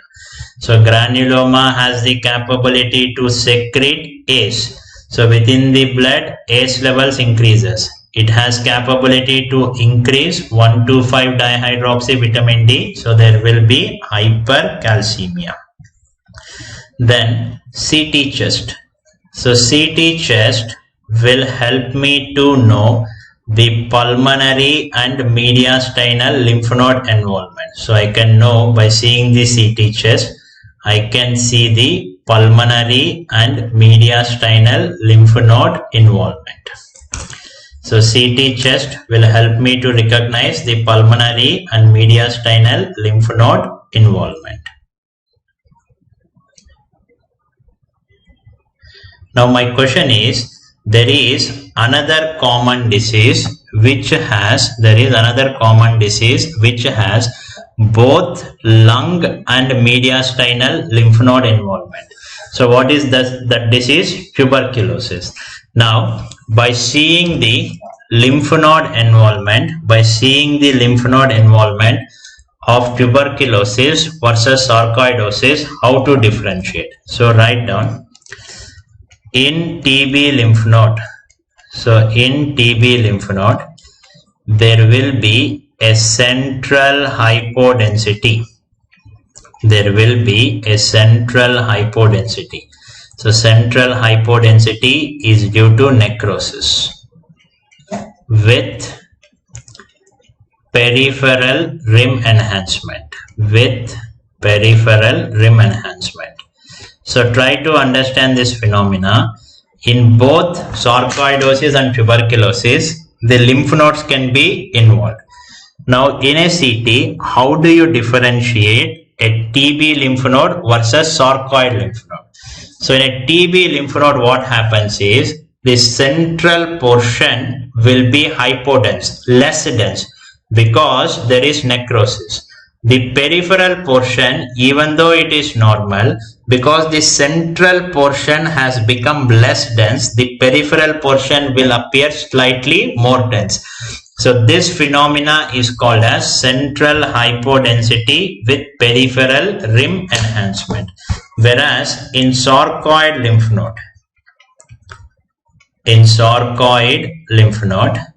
there is no necrosis. So the enlarged lymph node will have single or uniform density. So there will be only a single or uniform density. So this differentiation is very, very important. So in TB lymph node, there will be two densities. What is the reason? Because the central portion, because of necrosis, it will appear less dense. Periphery, even though it is normal, it will appear a bit more dense because of comparison of the densities. So this is called as central hypodensity with peripheral rim enhancement. Sarcoid lymph node, single or uniform density. Next helpful investigation is a bronchoscopy. So within the bronchoscopy, if I collect any fluid, it is called as bronchoalveolar lavage. So if I take a tissue, it is called as bronchoscopic biopsy. So generally the biopsy will show non-caseating granulomas. And within the bronchoalveolar lavage, which cells will be in excess? So there will be sequestration of lymphocytes into the lungs. So bronchoalveolar lavage will show plenty of lymphocytes. And within these lymphocytes, there is a peculiar feature. So when you have examined these lymphocytes, there will be more number of CD4 when compared to CD8. So this was an observational finding. So there will be increased CD4 by CD8 ratio. Increased CD4 by CD8 ratio. In silicosis, there will be eggshell calcification. So there will be calcification. Calcium will be very, very wet. That is eggshell calcification. Okay. So within the bronchoalveolar lavage, there will be excess lymphocytes. So there will be increased lymphocytes. And in that increased lymphocytes, CD4 cells will be more seen. So this is called as increased CD4 by CD8 ratio. Then if they ask you what is the investigation of choice, what is the investigation of choice? So whenever they ask you the investigation of choice for sarcoidosis, so write this statement from Harrison. So in a compatible clinical scenario, in a compatible clinical scenario, in a compatible clinical scenario. So in a compatible clinical scenario, biopsy of involved organ, biopsy of involved organ showing non-caseating granulomas, is conclusive of sarcoidosis. Non-caseating granulomas is conclusive of sarcoidosis. So if they ask you what is the investigation of choice, definitely it is biopsy. But what you need to know is there should be a compatible clinical scenario. So you should suspect this patient to have sarcoidosis. So you should have an adequate clinical scenario. And in that adequate clinical scenario, biopsy of involved organ showing non-caseating granulomas is conclusive of sarcoidosis. So compatible clinical scenario means patient should have features of sarcoidosis. He should be having lymph node involvement, he can be having skin involvement, he might be having uveitis. So this is the compatible clinical scenario. You should have combination of any of these symptoms that I have shown you in this first slide. So there is that compatible clinical scenario. Now you have performed a biopsy and that biopsy is showing non-caseating granuloma. Then you can confirm it as sarcoidosis. ACE means angiotensin converting enzyme. You must have studied it in renin-angiotensin aldosterone mechanism. So in that this enzyme is important. So granuloma has tendency to produce that ACE. Okay. Now coming to an old investigation after bronchoscopy. So this is a old investigation not done nowadays frequently but can be asked in your exam. Gallium scan.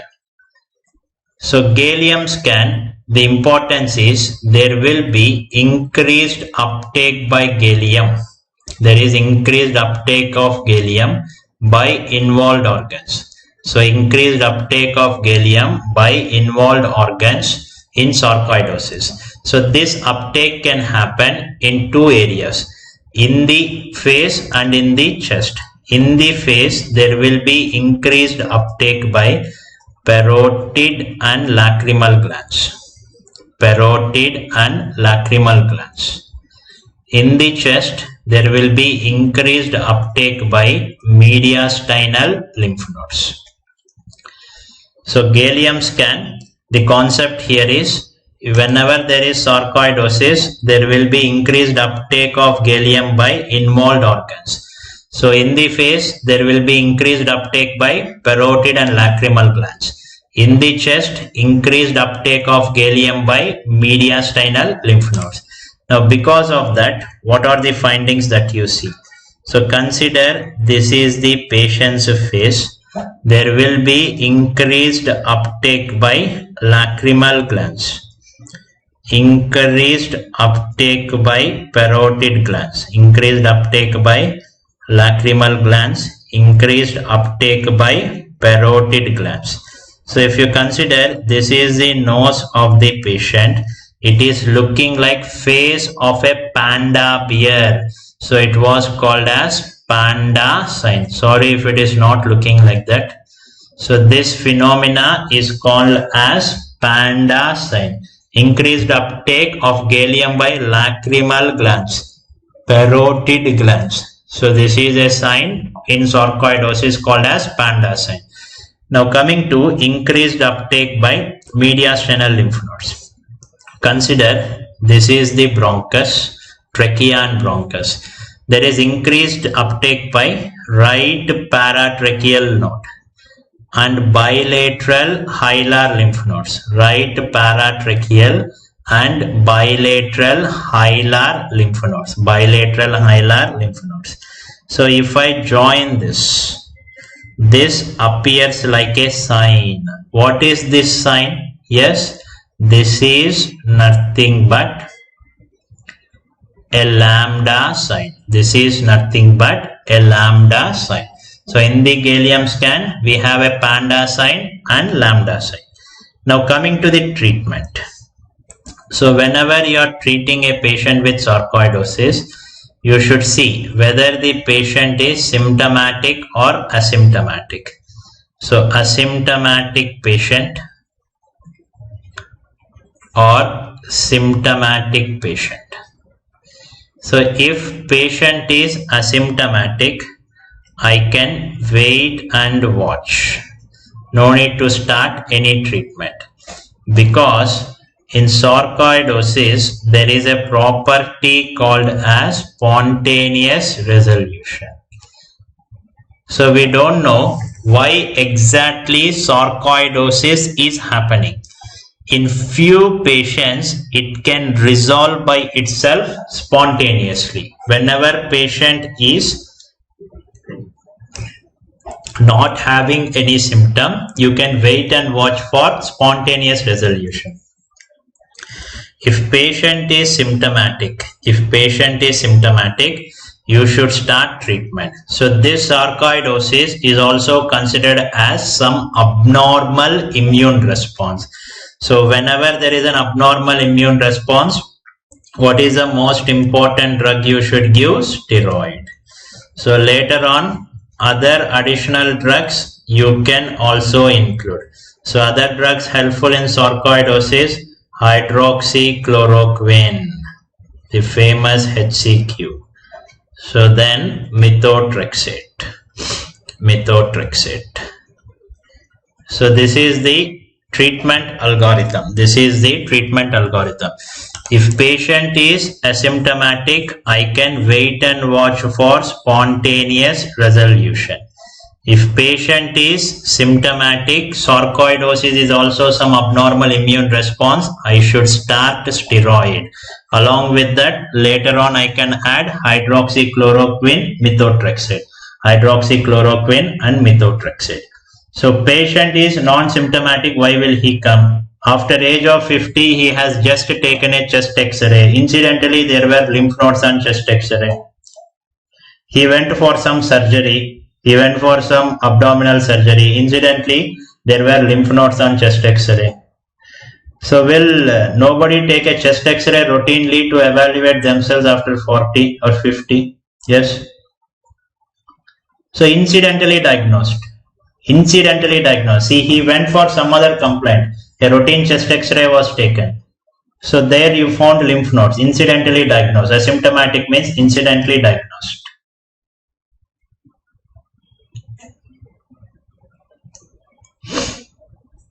Okay.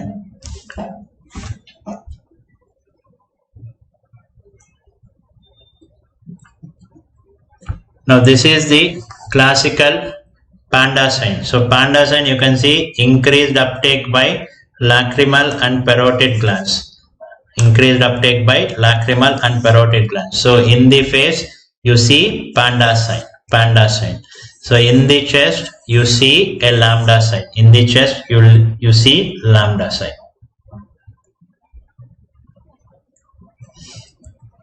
Try to solve this case. A 20-year-old female presents with dry cough dyspnea. Chest X-ray has been performed and demonstrates bilateral hilar lymphadenopathy with bilateral well-defined parenchymal nodules. All will help in evaluation except. So what is the answer here? So first of all, tell me what is the probable diagnosis here. So respiratory symptoms, and you are seeing bilateral hilar lymph node and also some parenchymal infiltrates. So the suspicion is sarcoidosis. All will help in evaluation except. So this is sarcoidosis. Serum ACE levels will help. CT chest will give you idea of lung involvement and also mediastinal lymph node involvement. So gallium scan will also help. So this CD4 by CD8 count is not done in blood.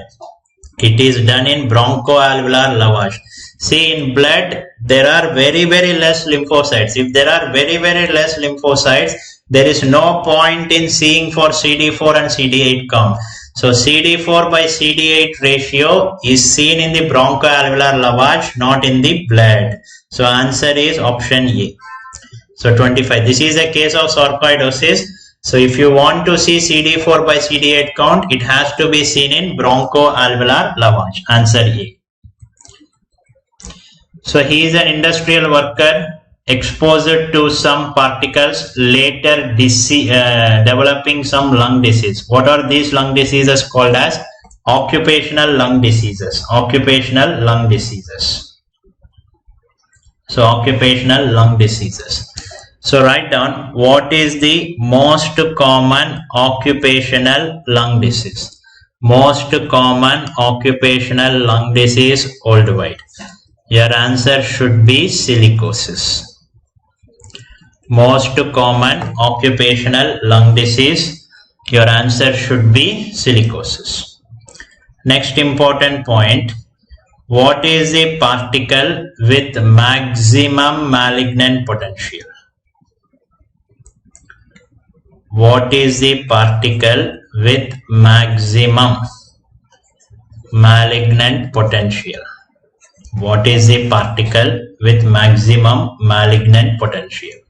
So particle with maximum malignant potential, the order is asbestos, followed by silica, followed by coal. So actually the malignant potential of coal is not yet exactly known. So we don't know whether coal can cause malignancy or not. So in the question, if they mention most common occupational lung disease, silicosis. Particle with maximum malignant potential, your answer is asbestosis.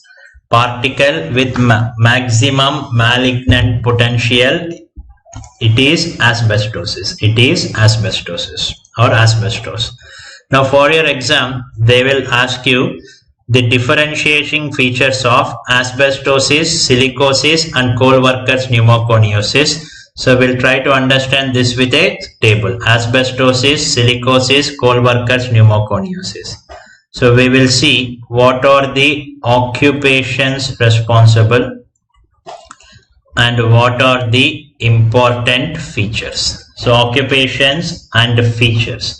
Occupations and features of these three diseases. So asbestosis, it is seen in shipbuilders. Occupations responsible, shipbuilders. Construction workers, shipbuilders, construction workers, shipbuilders, construction workers. So break will be given after completion of next topic. It will take another half an hour. Please be patient. So occupation here is shipbuilders, construction workers. So important features. So consider this is the lung.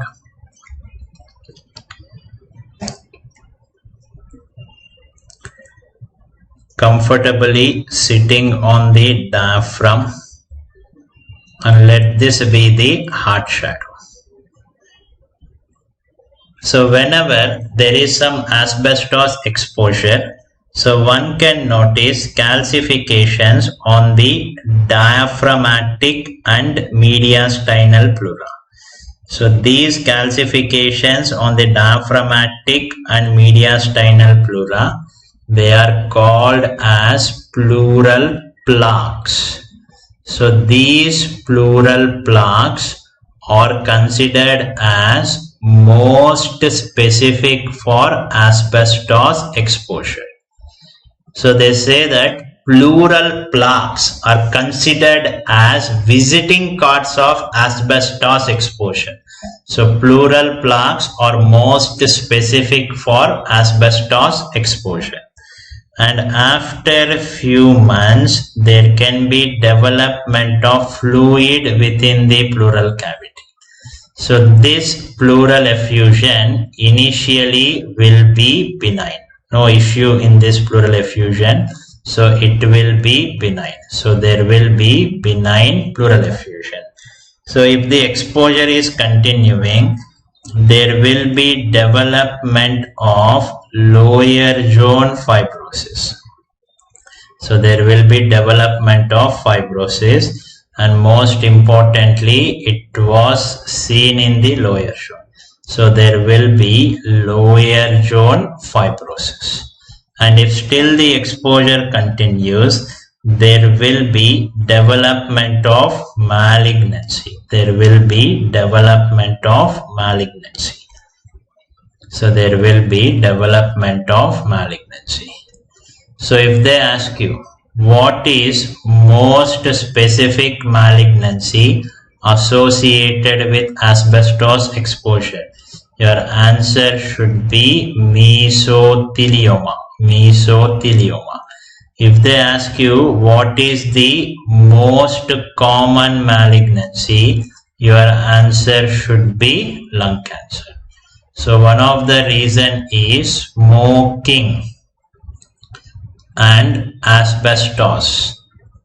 Smoking and asbestos, or synergistic. Smoking and asbestos or synergistic in increasing lung cancer. So these both are double trouble. Smoking and asbestos exposure. If a person who is smoking and he is also exposed to asbestos, the tendency of him to develop lung cancer will be more. So most specific is mesothelioma. Most common is lung cancer, and smoking and asbestos is synergistic in increasing the lung cancer. So these are the important findings. So there can be pleural plaques, benign pleural effusion, lower zone fibrosis, and malignancy, most specific mesothelioma, most common lung cancer. Then coming to silicosis, what are the occupations? So occupations: sandblasting, stone crushers. So where all they get exposed to silica. So important features: consider this is the lung. Initially there will be upper zone individual nodules. So in silicosis, initial finding is upper zone individual nodules. So there can be upper zone nodules. As time progresses, these individual nodules can merge together and form large areas of fibrosis. So merging of nodules into large areas of fibrosis. So this phenomena is called as progressive massive fibrosis. So this is also known as PMF, progressive massive fibrosis. And whenever a patient is exposed to silica, an infection can develop in his lung. So what is that infection that can happen? Chronic silicosis, tuberculosis. So these patients can develop silicotuberculosis, and still the exposure is continuing. So this silica exposure can also result in lung cancer. Silica exposure can also result in lung cancer. But there is a very, very important finding in silicosis. There will be bilateral hilar lymph node enlargement. There will be bilateral hilar lymph node enlargement. And within these lymph nodes, calcification was seen more in the periphery. So calcification was seen more in the periphery. So such calcification was called as eggshell calcification. Peripheral calcification, eggshell calcification. So bilateral hilar lymph node enlargement with eggshell calcification. So these are the features of silicosis. Next we have coal-workers pneumoconiosis. So the important occupation is coal miners. Now coming to the features. Initially, the features of coal-workers pneumoconiosis and silicosis can be similar. Only difference will be the occupation history. So here also there can be upper zone lesions. So initially individual upper zone lesions. So this individual upper zone lesions, this stage is called as simple coal-workers pneumoconiosis. As time progresses, there will be merging of this lesion into large areas of fibrosis. So merging of lesions.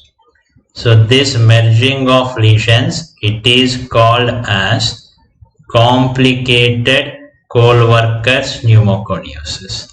And this is similar to progressive massive fibrosis.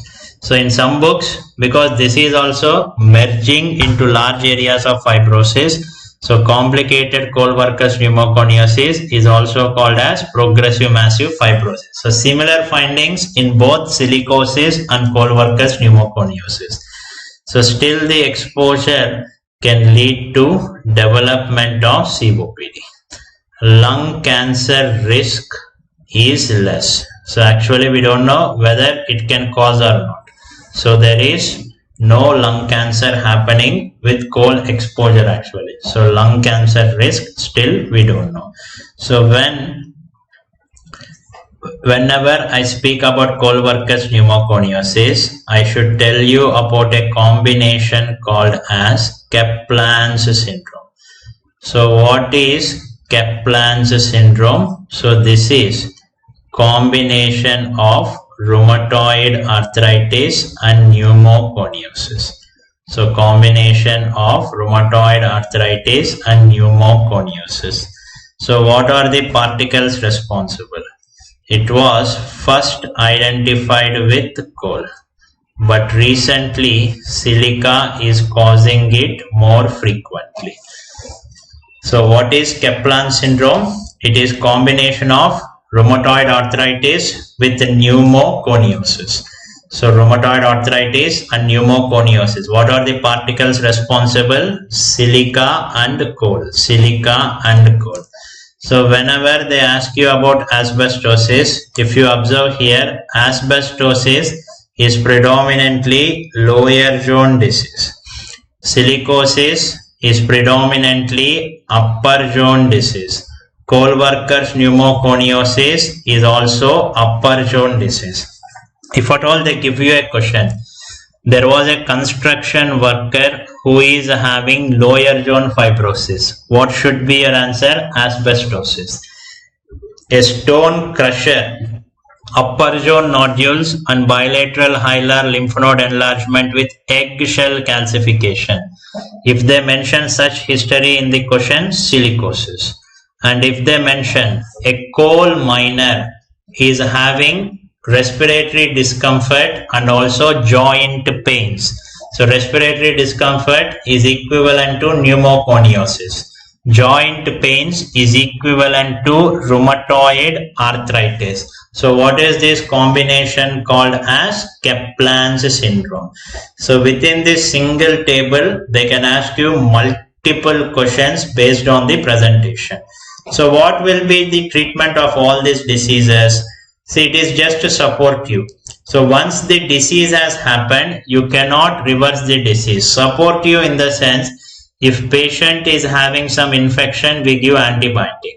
If patient is having hypoxemia, we give him oxygen. If possible, we send him for lung transplantation. So more than that, we cannot do anything in occupational lung diseases. Mostly the treatment is supportive. Try to solve this question. A 50-year-old stone mason, okay, smoker currently working in a zoo is referred for chronic dry cough and shortness of breath. So chest X-ray and CT scan are given below. Probable diagnosis. So here occupation history is there, smoking is there. But if you see in this patient, there are upper zone dense nodular lesions. So in the CT scan also you can see upper zone dense nodular lesion. So silica exposure with dense nodular exposure, this is called as progressive massive fibrosis. So this progressive massive fibrosis is a very severe form of fibrosis. All the nodules will merge together, making that area very, very wide. So when you are commenting about progressive massive fibrosis, you should always have a relevant clinical history. So this patient is a stone mason, means there is exposure to silica. So silica exposure with upper zone dense nodular areas. So this phenomena was called as progressive massive fibrosis. Answer here is option D. Now what is this disease? So patient, because of upper airway closure, suddenly wakes up in this sleep. What is this disease? Yes. So this is obstructive sleep apnea, a type of sleep apnea. So write down what is meant by apnea. So apnea means cessation of airflow for at least 10 seconds. Apnea means cessation of airflow for at least 10 seconds. So there is another terminology that you should know, hypapnea. This is not complete stoppage of airflow, more than 30% reduction in airflow, more than 30% reduction in airflow associated with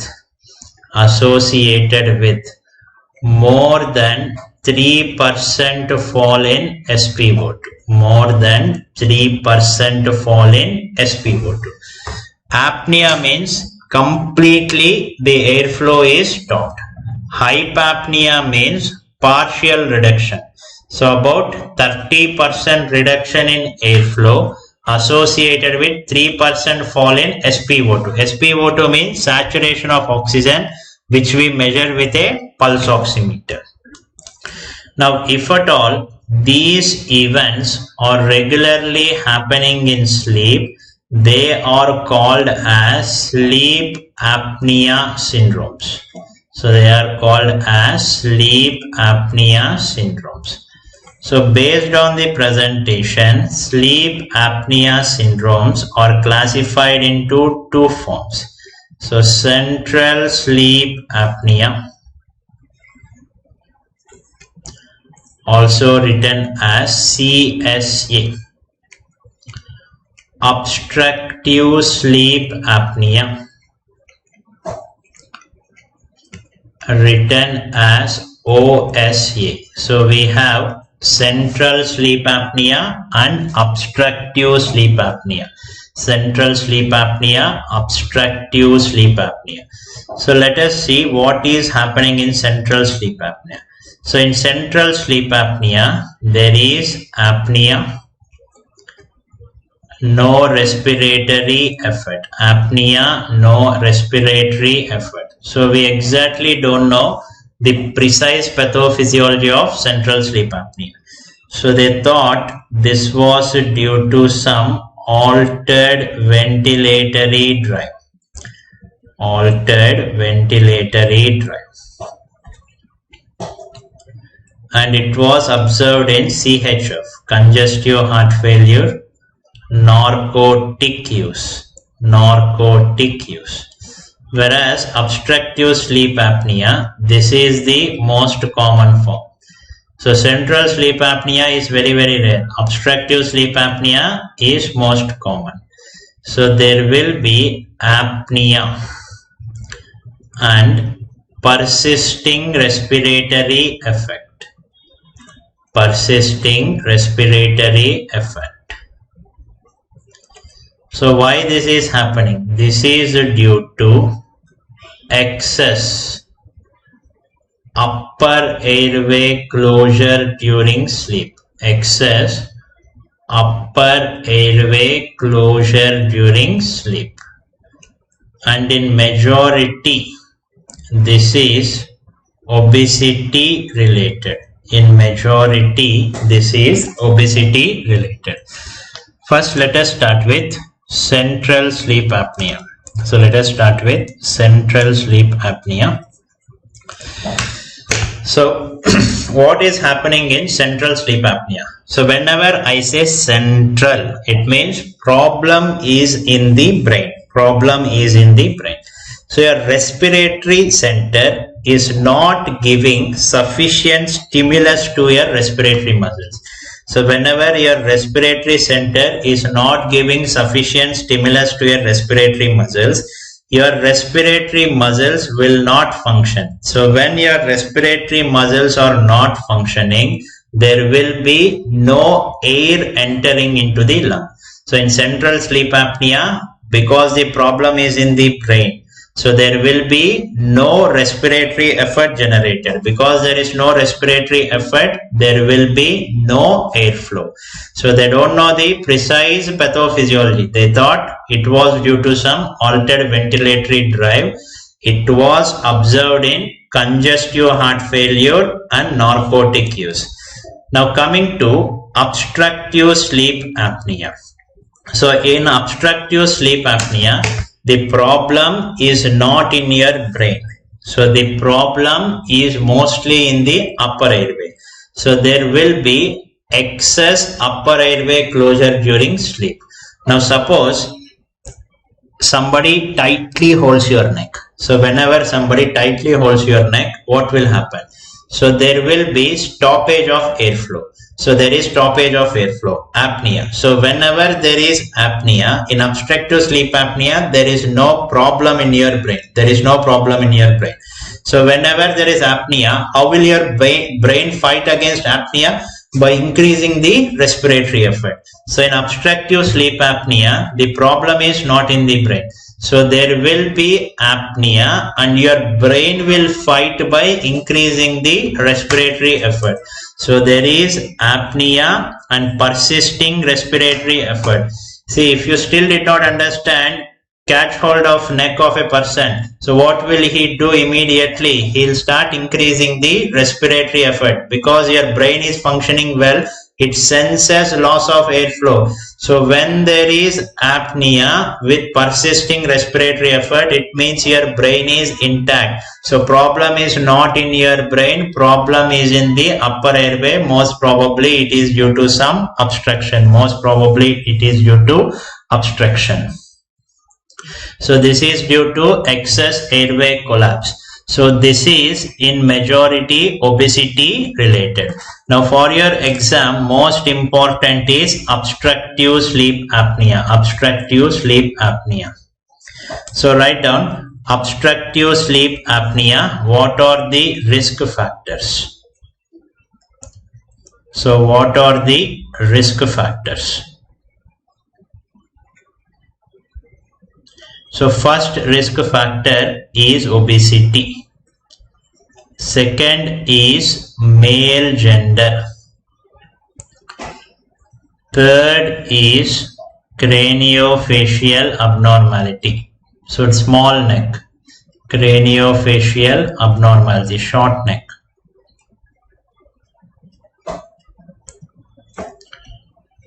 And acromegaly.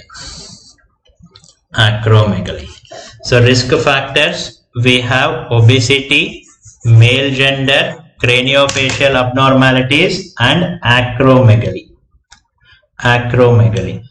So just wait, Vivek, I'll tell you why it is obesity related. Okay, just wait, I'll tell you. So main risk factor is obesity, male gender, craniofacial abnormalities, acromegaly.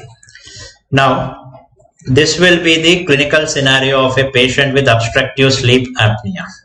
So he will be a middle-aged male, generally having comorbidities, will be obese, and it will be his wife who is forcing to consult me.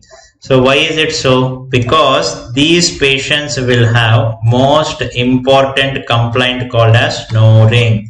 So snoring is the most common complaint in obstructive sleep apnea. Snoring is most important complaint in obstructive sleep apnea. Now let us see what is the pathophysiology of obstructive sleep apnea and why exactly it is a dangerous disease. In a normal individual, so suppose a normal individual, he is standing like this or is sitting like this, his airway will be completely open like this. So whenever he lies down, by gravity, his airway can slightly close. But this will not have any effect in normal individual. Now whenever this fellow becomes obese, now what is going to happen? Around the neck there will be increased fat deposition. In the neck there will be increased fat deposition. So whenever he lies down, because of that fat, the airway will close further. So whenever it is getting narrowed further, now air has to move with more turbulence and it will produce a sound called as snoring. Now if at all he becomes morbidly obese, more and more fat it is getting deposited in the neck. So whenever he lies down during sleep, suddenly the airway will close. So whenever suddenly the airway closes, there will be apnea. So for example, you are having a deep sleep. If somebody tightly holds your neck, what will you immediately do? You will wake up. So when you wake up, this phenomena is called as arousal. So because of obesity or because of compression of upper airway by fat, there will be apnea. So it will be followed by sudden arousal. So it can happen in non-obese when their neck is short, but most importantly in obese. So during sleep, suddenly the airflow stops, apnea. So just imagine you are having a deep sleep, somebody is tightly holding your neck, what will you do immediately? You will wake up.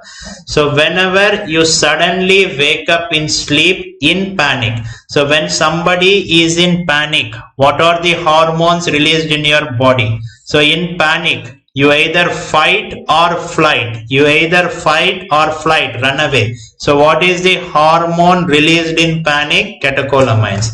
So because of arousals, there will be increased catecholamine release. So whenever catecholamines are increasing in the body, see, because of this obesity, there will be frequent arousals during the night. So he will sleep, his airway will close, he will wake up. He will sleep, his airway will close, he will wake up. So with each arousal, the amount of catecholamines in his body will increase. So whenever catecholamines are increasing in the body, what will happen to his blood pressure? It will be uncontrolled. If the patient is not having hypertension, he will develop hypertension. If patient is already having hypertension, it will become uncontrolled hypertension. So whenever catecholamines are increasing, blood pressure is fluctuating, there will be damage to vessels even in the heart. So patient can develop coronary artery disease and it can complicate into myocardial infarction. So because of catecholamine surge, there can be arrhythmias, and arrhythmias can cause sudden cardiac death. And always the blood pressure is fluctuating. at some high blood pressure, vessels in his brain can rupture. So whenever vessels in brain ruptures, what will patient develop? He will develop stroke. So because of excess catecholamines, there can be uncontrolled hypertension.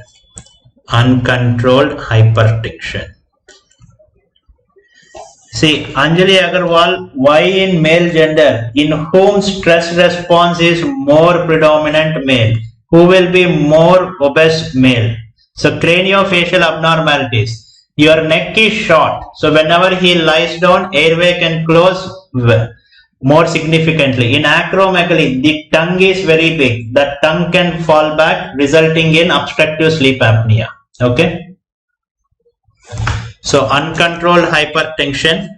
So patient can develop coronary artery disease, myocardial infarction, arrhythmias. It can cause sudden cardiac death.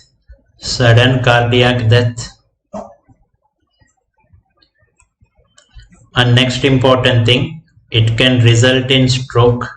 So whenever catecholamines are increasing in your body, what will happen to blood sugars? Blood sugars will also increase. So he will have uncontrolled hypertension and also poor glycemic control. Uncontrolled hypertension, poor glycemic control. See, very simple to understand. So whenever there is a patient with hypertension or a patient with coronary artery disease, what is the first thing you advise him? You ask him to stay relaxed. You ask him not to panic, because whenever he panics, the catecholamines will increase in his body, the BP will become uncontrolled, coronary artery disease can precipitate into myocardial infarction, arrhythmia, sudden cardiac death and stroke. So this is the same thing. Each and every time there is apnea, there will be an arousal. When there is a sudden arousal in sleep, he will be in panic. Because of panic, there will be surge of catecholamines in his body. Because of frequent apneas, the amount of oxygen going into his body will reduce. So oxygen going in his body will reduce. So there will be hypoxemia. So hypoxemia in long run will cause pulmonary vasoconstriction. So this pulmonary vasoconstriction will cause pulmonary hypertension and right ventricular dysfunction called as cor pulmonale. Now because of frequent arousals in the night, what will happen? There will be decrease in sleep quality. So he will be not having proper sleep. So he feels to sleep more throughout the day. So there will be excess daytime sleepiness.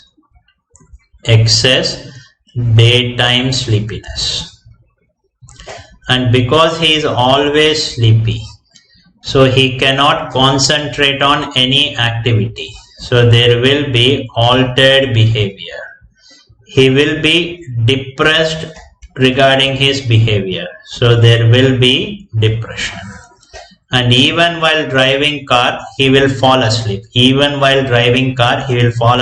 And hit somebody, resulting in road accidents.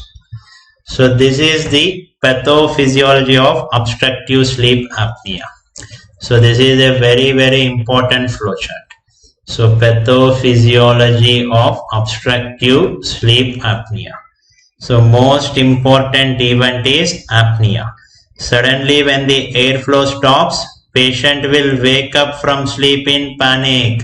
Whenever there is panic, catecholamine surge will happen. So that surge can cause uncontrolled hypertension, uncontrolled diabetes. So that surge can cause heart disease, myocardial infarction, arrhythmia, sudden cardiac death, stroke. Because of continuous apneas, oxygen in the body decreases, hypoxemia, pulmonary vasoconstriction, pulmonary hypertension and cor pulmonale. So excess daytime sleepiness, altered behavior, depressions, road accident, and a lot of psychosocial abnormalities. Yes. So excess daytime sleepiness without OSA. So it means that you are having some behavioral abnormality. So suffering from OSA. Okay. So whenever you sleep, there will be an arousal. Because normally people sleep more during the night. It is more seen during the night. Now, there is a patient with some of these features. And you are suspecting this fellow to have obstructive sleep apnea. How will you investigate further? So write down gold standard investigation. Gold standard investigation or gold standard test for obstructive sleep apnea. So your answer should be polysomnography. Your answer should be polysomnography. So poly means multiple, somno means sleep, graphy means study. I am going to study his sleep with multiple parameters. So what are the parameters in polysomnography? We have EEG, electroencephalography, EOG, electrooculography, EMG, electromyography, ECG, electrocardiography, SpO2, saturation of oxygen measured by a pulse oximeter. So Preeti Yadav, you are asking how poor glycemic control. See, what will increase glucose? Yes, catecholamines have tendency to increase the glucose levels in the body. If you ask how catecholamines increase glucose levels, so that is basic physiology, okay? It can result in glucogenolysis, it can also cause gluconeogenesis. So EEG means electroencephalography, EOG electrooculography, EMG electromyography, ECG cardiography, EEG encephalography, EOG oculography, EMG myography, ECG cardiography, SpO2 saturation of oxygen. Then we have separate sensors for oronasal flow. So there will be a oronasal flow sensor. There will be a sensor to measure thorax and abdominal movements.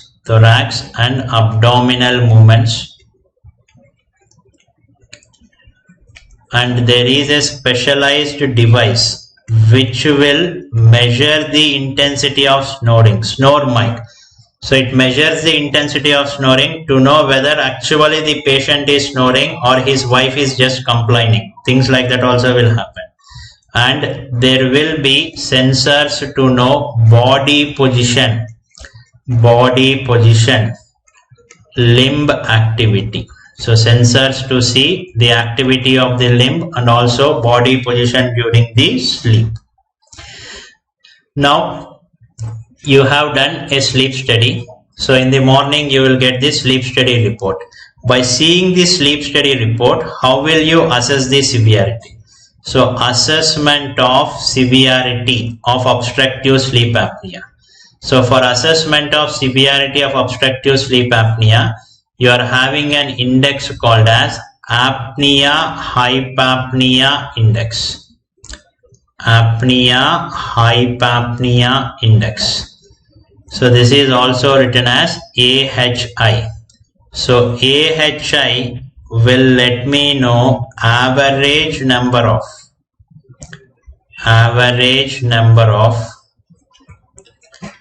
apneas and hypapneas, average number of apneas and hypapneas per hour. So if at all patient's AHI is less than 5 per hour, it is considered as normal. If patient's AHI is in the range of 5 to 14 per hour, this is considered as mild obstructive sleep apnea. Patient's AHI 15 to 29 per hour.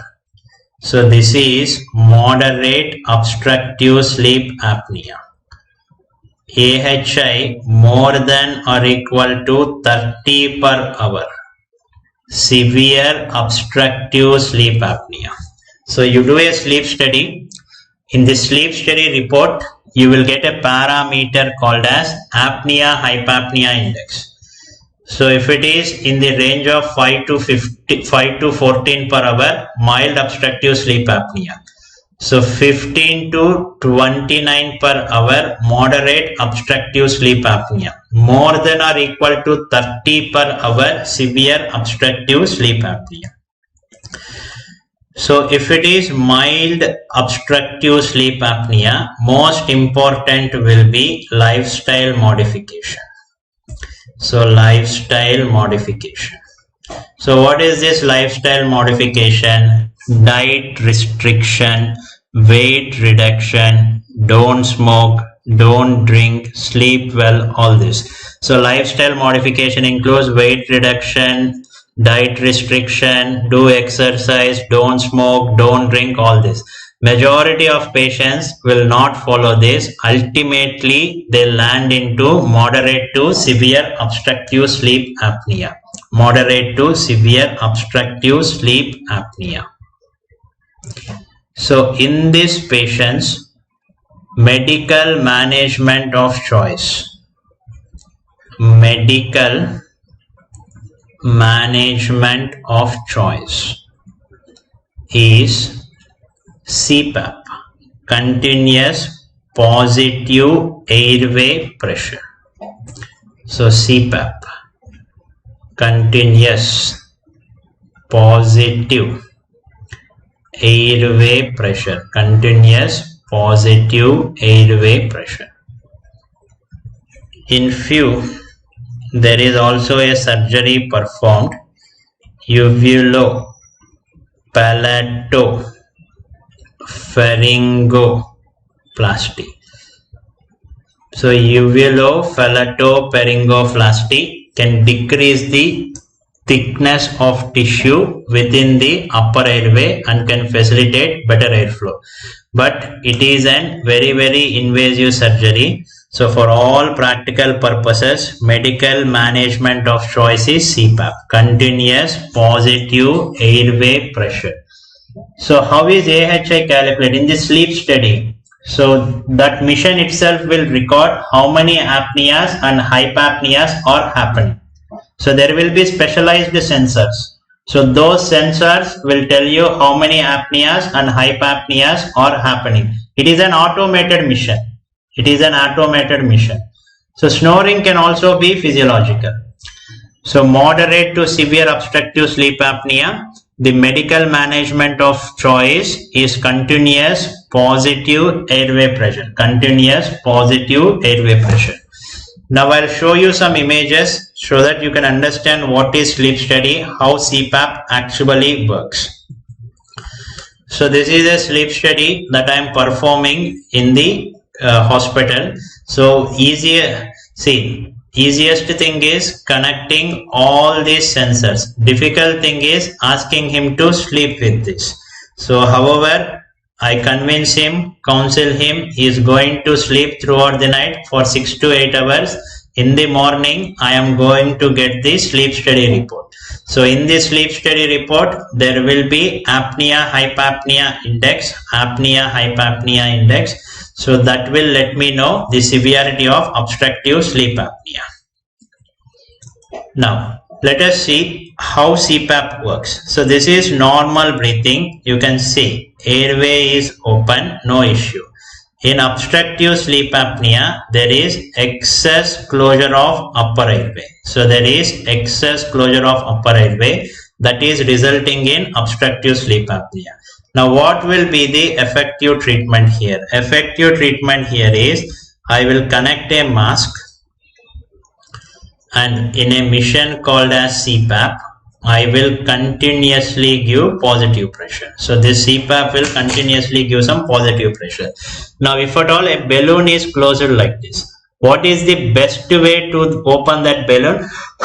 By blowing some air. In the same way, whenever your airway, upper airway is closed, if you continuously give positive pressure, your upper airway will remain patent.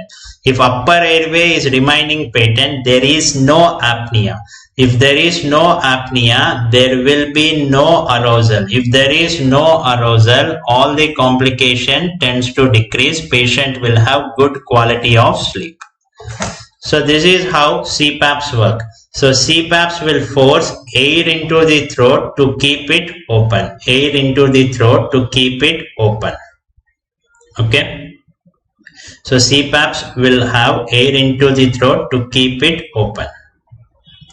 So whenever I show this image, there will be some brilliant students asking me the same old doubts. Sir, this is during sleep you are keeping a mission. Will patient not have any discomfort? So this is the thing that I explain the patient. When a patient reaches to me with obstructive sleep apnea, I will ask him to choose between two options. So one is discomfort due to CPAP or risk of sudden cardiac death due to obstructive sleep apnea. So what will he choose? He will choose that discomfort. So initially there can be some discomfort as patient's body acclimatizes to mission, and it is recognizing the use of that mission, that apneas are getting improved, sleep quality is getting improved, he will tolerate it eventually and there will be no complaint. So this has to be done throughout the night, daily, and throughout the night. It can be done in home itself. It is a small portable mission. Then for how many days it should be prescribed? So generally, initially I prescribe it for at least 6 months. Again, after 6 months, I am going to repeat the sleep study. If he has followed my advice of lifestyle modification and his AHI has come down, so I will slowly taper the treatment. But in majority of the patients, their AHI will not come down, they would have not reduced their weight. So generally it is a long-term management. So first point, there will be some discomfort, but eventually patient will start tolerating it. And second important thing, this is a long-term management of obstructive sleep apnea. It can be done at their home itself. So prone position may not help that much. For how much time can you put an obese patient in prone? Okay. So CPAP, it costs about 40 to 50,000. So obstruction most commonly happens at the level of soft palate. Most commonly at the level of soft palate. Modafinil, no role in obstructive sleep apnea. So best is medical management. You should give CPAP. So all this modafinil only to increase the activity of the patient, to decrease the drowsiness. So you make him sleep properly in the night. So that will be sufficient. Okay. So we'll take break for 15 minutes and we'll return back.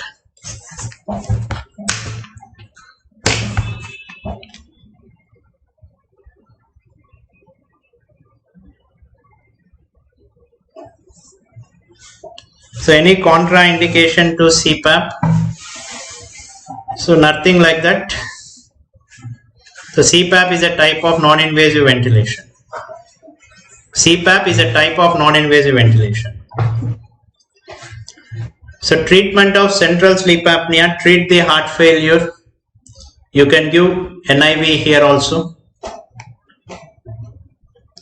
So lateral position. So how can a patient for night 8 hours go in a lateral position? It is very difficult. Are you going to tie him during sleep? So sleep is a physiological aspect. He has to sleep comfortably. All you are prone, making him sleep for prone position. Are you going to sit on him and put him on prone throughout the night? It's not possible. Let him sleep on whatever position he wants. Just connect him to a mission. occupational lung disease slide.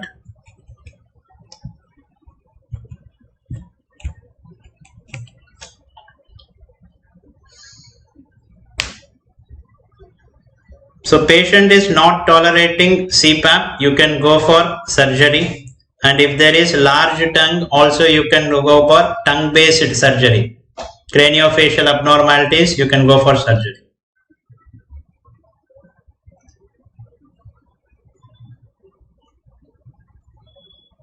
So lean person, his neck might be short. That might be reason for snoring.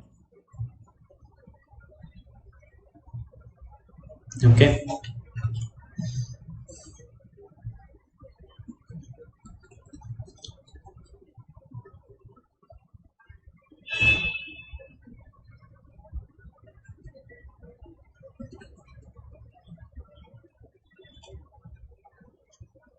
So tuberculosis, the topic, generally in the month of October, there will usually be an update. So tuberculosis I am not going to cover today.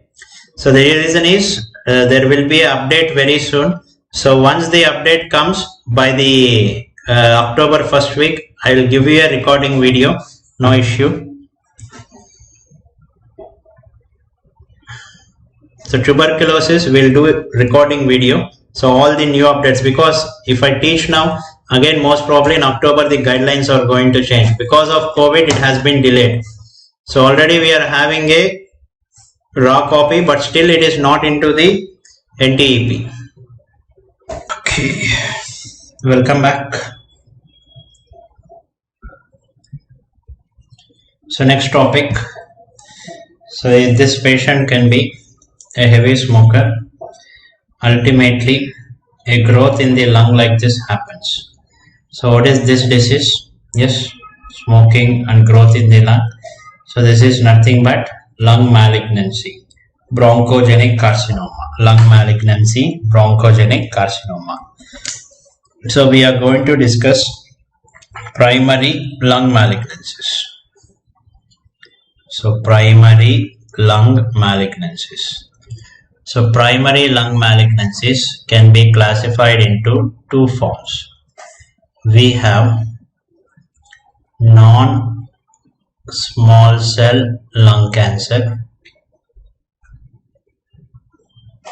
non-small cell lung cancer called as NSCLC, and other is small cell lung cancer.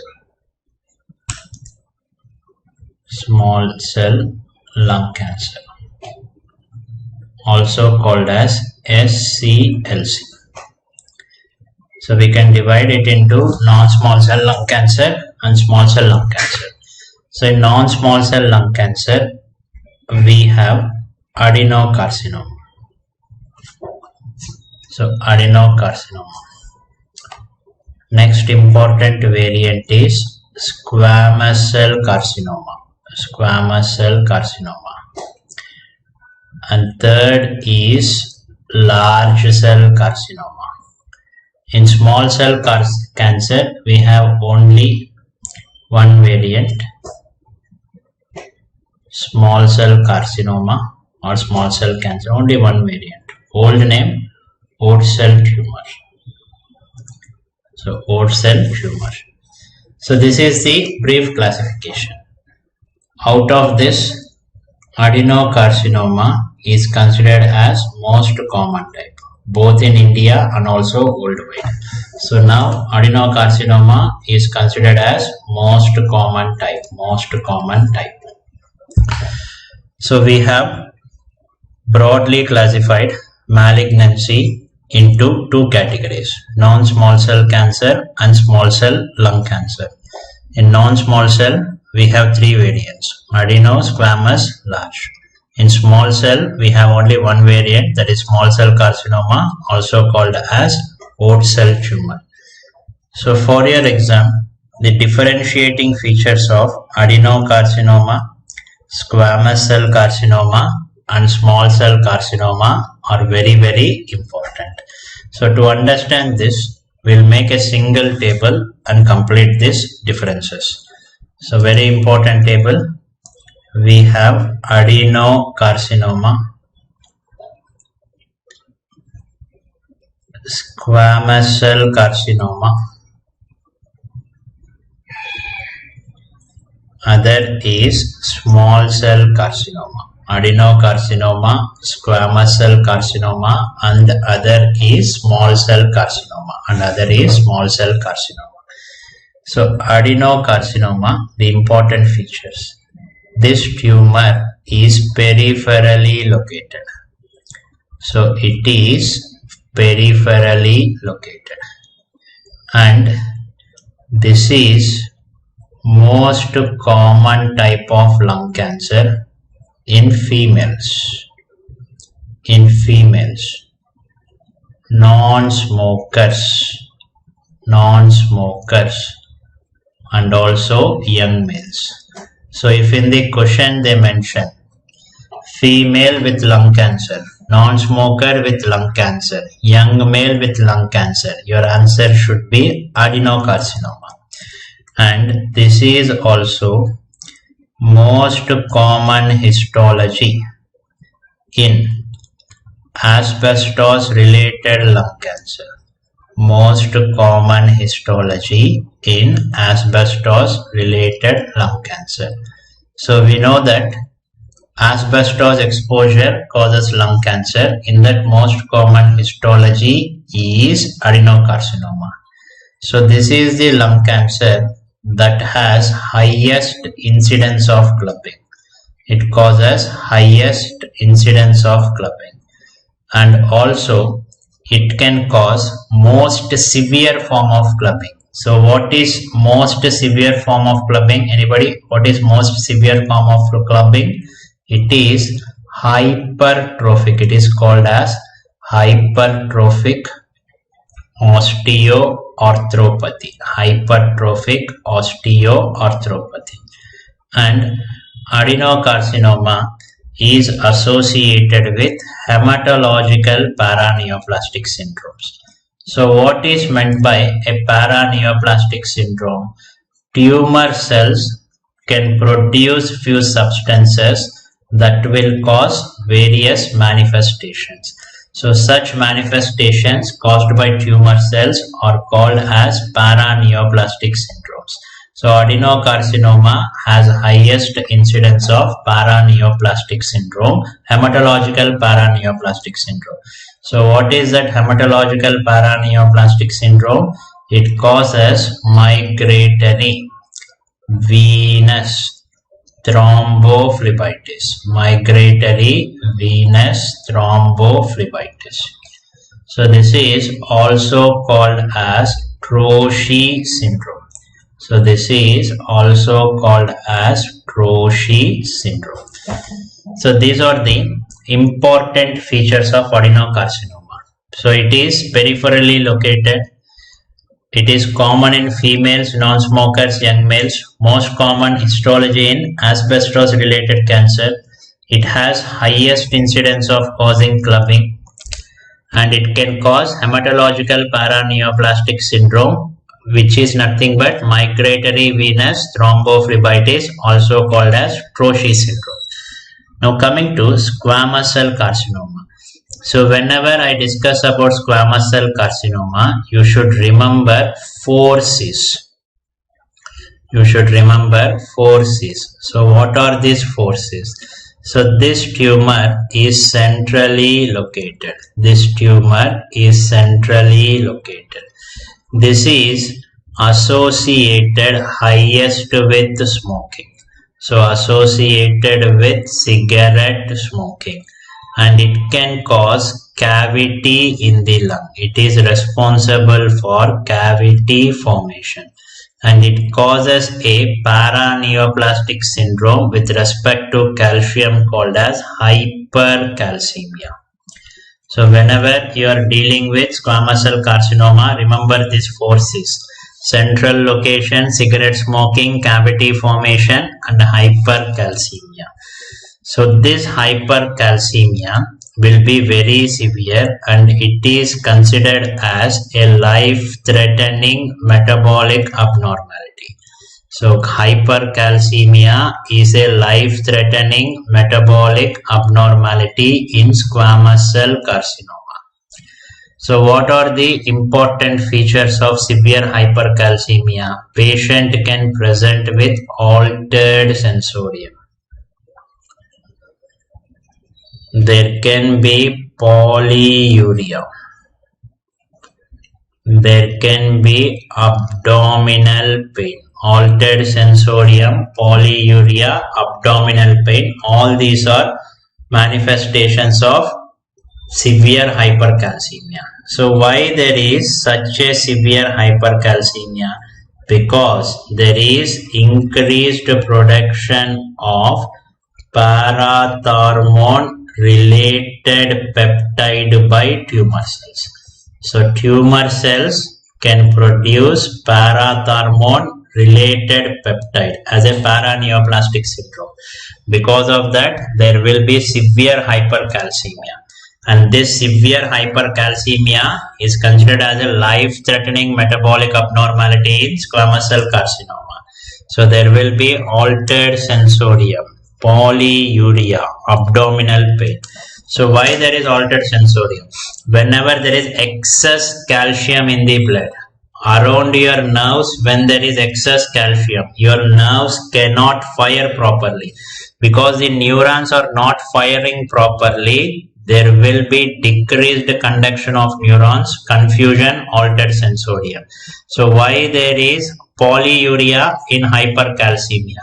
So whenever there is excess calcium in your body, it will not allow antidiuretic hormone ADH to function on the kidney. So whenever antidiuretic hormone is not functioning on the kidney, water will not be reabsorbed, it will be lost in the urine. So there will be polyuria. Abdominal pain. Whenever there is hypercalcemia, the same old story. There can be renal stones. There can be biliary stones. All this can result in abdominal pain. So features of life-threatening hypercalcemia: altered sensorium, polyuria, abdominal pain. Now coming to small cell carcinoma. So this is also centrally located.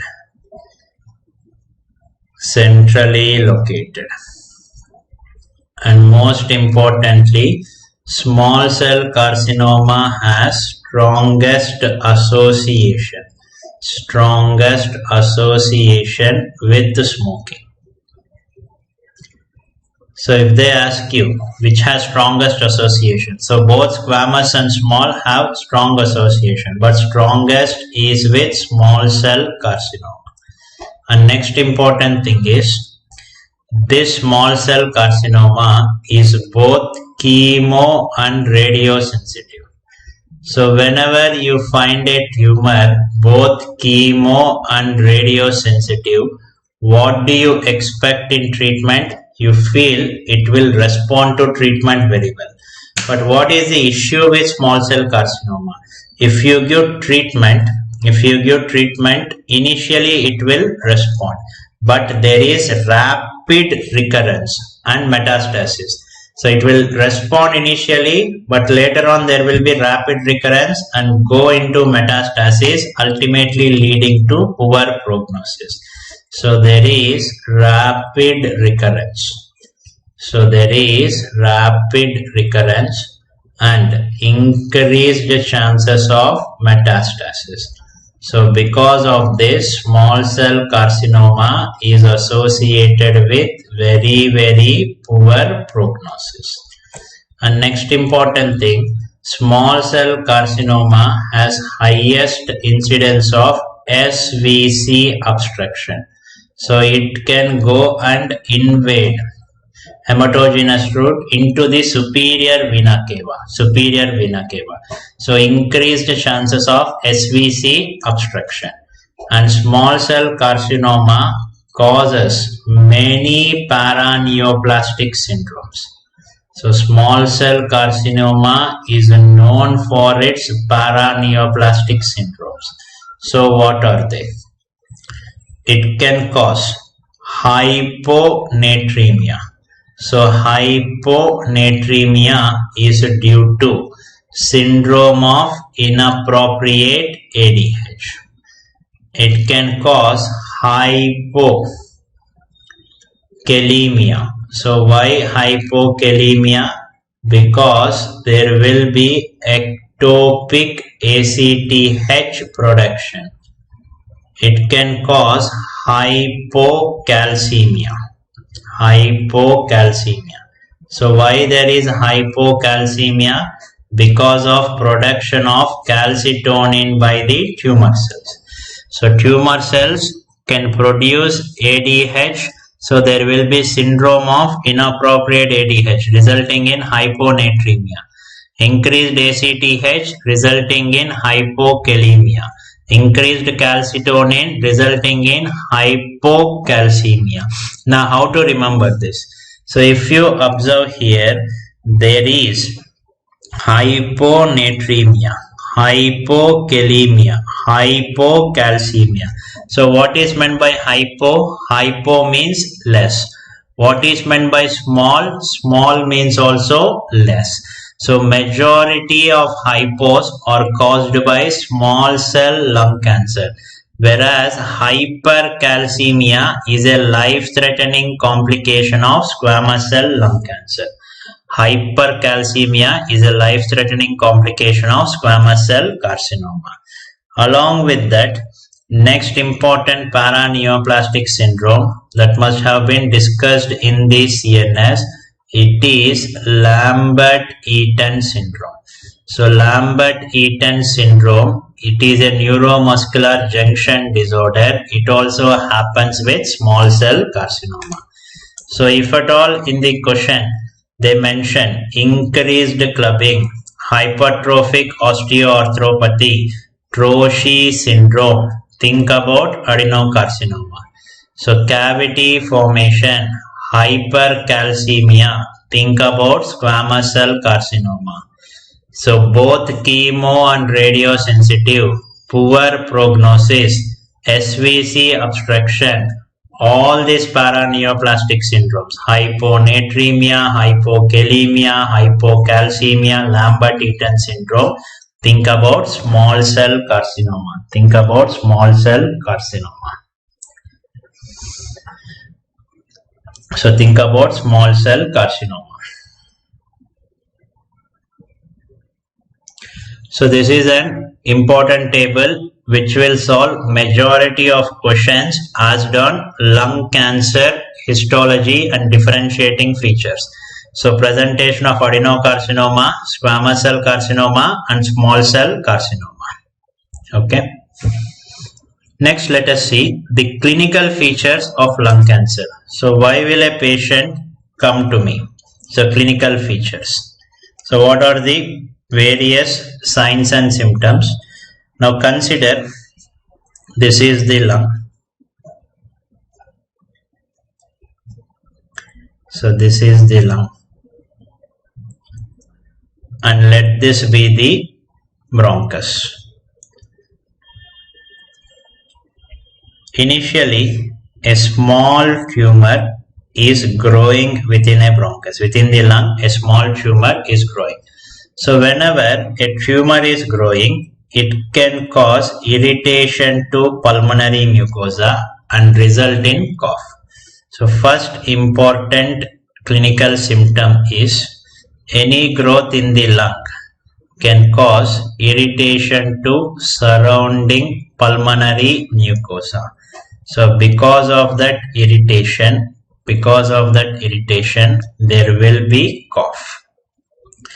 Now if that tumor infiltrates a blood vessel, so even in the bronchial wall there will be blood vessel. If it invades a blood vessel, so infiltration of vessel. So whenever a blood vessel is infiltrated,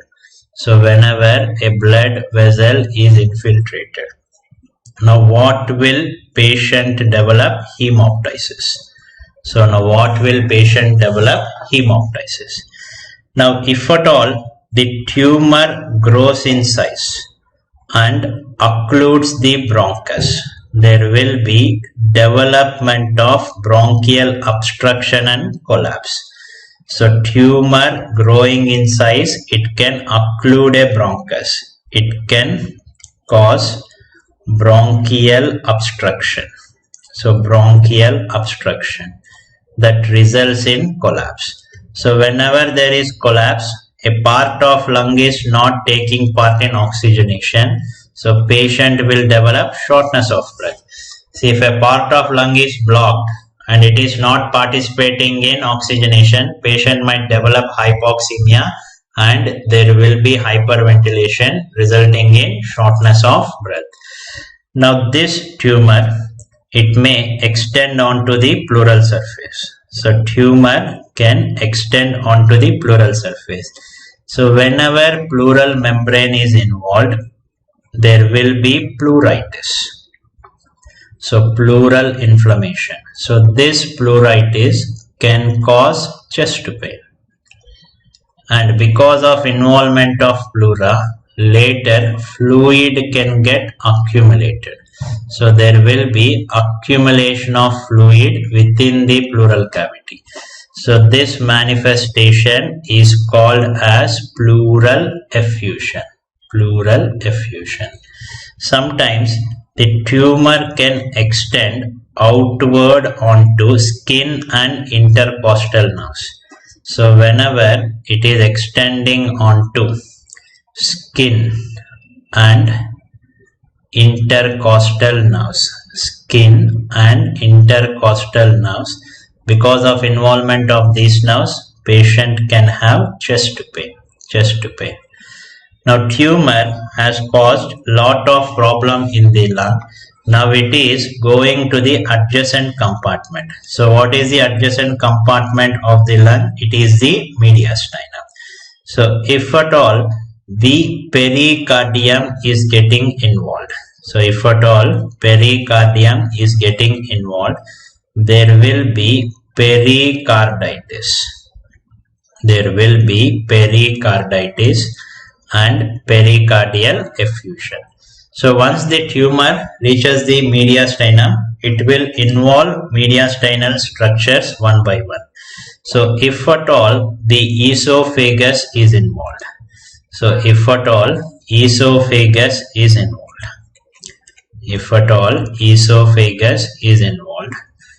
will be dysphagia. And there is a nerve which turns around like this in this area. So what is the nerve which turns around like this? If at all this nerve is involved. So this is an important nerve in this area. So this is called as recurrent laryngeal nerve. So whenever recurrent laryngeal nerve is involved, what will patient develop? Hoarseness of voice. So patient will develop hoarseness of voice. So there will be change in voice of the patient. So whenever recurrent laryngeal nerve is involved, there will be hoarseness of voice. Sometimes the tumor can involve a big blood vessel in the neck. So what is this big blood vessel in the neck that tumor can involve? It is SVC. So there can be SVC obstruction. So called as superior vena cava obstruction. Superior vena cava obstruction. So what are the findings in superior vena cava obstruction? There will be neck swelling. Along with that, dilated veins over chest wall. So dilated veins over chest wall. Now there is a beautiful structure in the neck, so which contains so many sympathetic nerves. So what is that structure? Stellate ganglion. So whenever stellate ganglion is infiltrated by the tumor, so if at all stellate ganglion is infiltrated by the tumor, so what is this disease called as? Horner's syndrome. Horner's syndrome. So what are the features of Horner's syndrome? So come on, tell me. Horner's syndrome is due to involvement of stellate ganglion. Horner's syndrome is involvement of stellate ganglion. So this stellate ganglion, is it sympathetic ganglion or parasympathetic ganglion? Sympathetic ganglion or parasympathetic ganglion? It is a sympathetic ganglion. It is a sympathetic ganglion. So whenever sympathetic ganglion is involved, what will be the features? There will be anhydrosis, meiosis, classical Horner syndrome features, ptosis, loss of ciliospinal reflex, and also anophthalmos. So the features of Horner syndrome can be remembered with a simple mnemonic called as sample. So it is a sympathetic ganglion, and these are the important manifestations: anhydrosis, meiosis, ptosis, loss of ciliospinal reflex, anophthalmos. Now this tumor has caused a lot of mess not only in the lung but also in the mediastinal compartment. Now it is going for distant metastasis. So distant metastasis. So for distant metastasis, they will ask you what is the most common site and what is the most specific site. So most common site is the brain, whereas most specific site is adrenals. Most specific site is adrenals. So these are the various manifestations that can happen in a patient with lung cancer. So don't think all will happen in a single patient. So these are all the possibilities that can happen. So patient can present to me with cough, hemoptysis, shortness of breath, chest pain, dysphagia, hoarseness of voice, Horner syndrome, superior vena cava obstruction. So any combination of symptoms can happen. Now out of all this clinical manifestation, which is considered as most common? So which is the most common clinical feature in lung carcinoma? So they have found out in majority of the patients cough. So cough is the most common clinical manifestation. So cough is the most common clinical manifestation. Cough is the most common clinical manifestation. Now you have identified a patient with some of these features. How will you evaluate further and confirm it as lung cancer? So write down investigations. So what are all the investigations? So we'll start from basic investigations. So we have to send for cytology. So samples, either sputum or if available pleural fluid. So in cytology we look for presence of any malignant cells. So for cytology we look for presence of any malignant cells. And chest X-ray. In the chest X-ray, depending upon the extent of the disease, initially it can be a single small nodule. So this phenomena is called as solitary pulmonary nodule, or it can extend and result in collapse, or you can identify pleural effusion. Because of spread to the mediastinum, your lymph nodes, you can also see mediastinal lymph node enlargement. So these are various manifestations that a cancer can be showing in chest X-ray. A small nodule, collapse, pleural effusion, mediastinal lymph node enlargement. So next important investigation is CT chest. So CT chest will let me know the precise anatomical location. CT chest will let me know the precise anatomical location. Now, what is the gold standard investigation? What is the gold standard investigation? When tumor is the rumor, cancer is your answer, then tissue becomes the issue. So tissue, so how to get the tissue? By biopsy. So biopsy is the gold standard for any malignancy. So I can do either bronchoscopic biopsy or CT guided biopsy or thoracoscopic biopsy. So I'll tell you why tissue is the issue here. I do any one of this method. I take some tissue, send to my pathologist. My pathologist generally returns it back writing sample insufficient. So that is the thing that irritates me the most. So that's why tissue is the biggest issue. So ultimately, once the pathologist labels it as malignancy, so that is the gold standard for diagnosis. So once you have diagnosed it as malignancy, next important is staging. So for staging, we use a PET scan.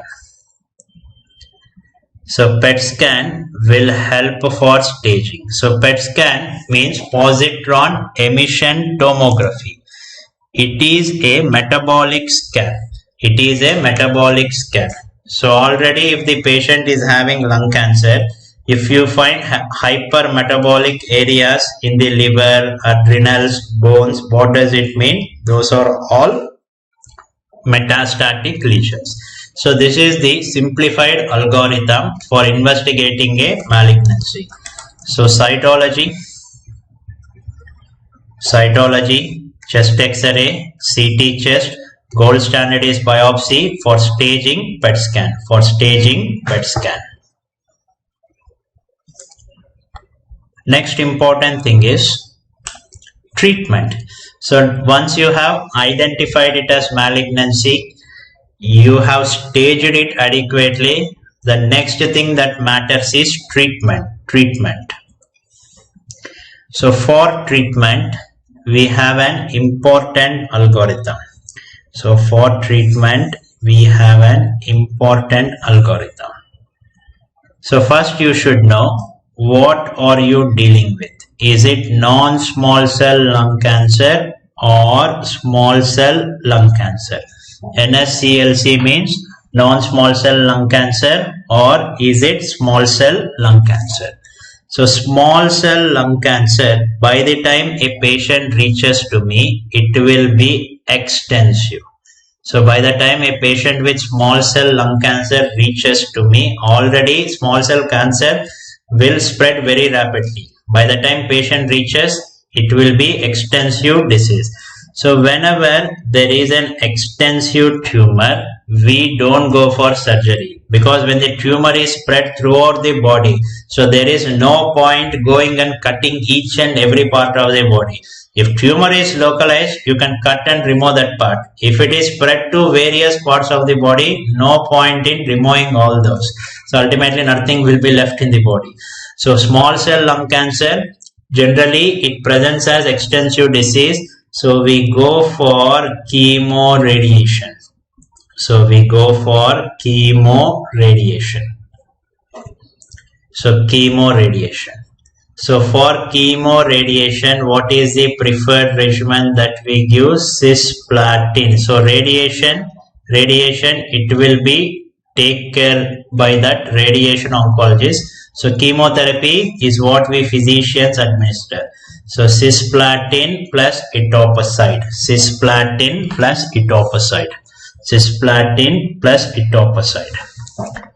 So non-small cell lung cancer,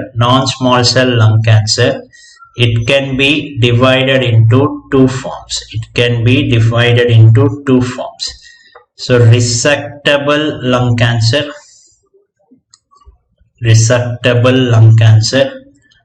unresectable lung cancer.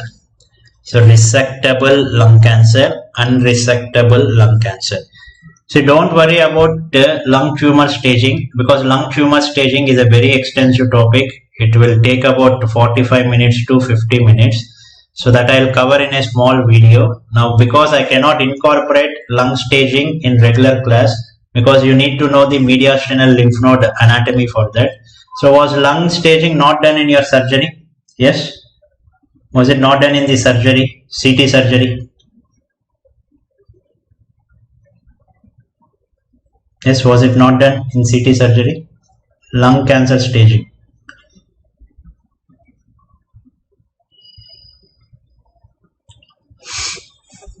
So resectable tumor and unresectable, no. Okay, don't worry. So if time permits, I'll do it separately, because I need 45 minutes at least for lung cancer staging, because it is very extensive, biggest staging. If time doesn't permit, so within 1 or 2 days, I'll just upload a video. So don't worry about lung staging. So now we'll see how lung staging helps in treatmentation. How lung staging helps in treatmentation. No, I'll cover. Don't worry. I'll cover. Don't worry. Okay. So lung staging, we'll do it later. Let this complete now. I'll do it. Don't worry. I'll do it.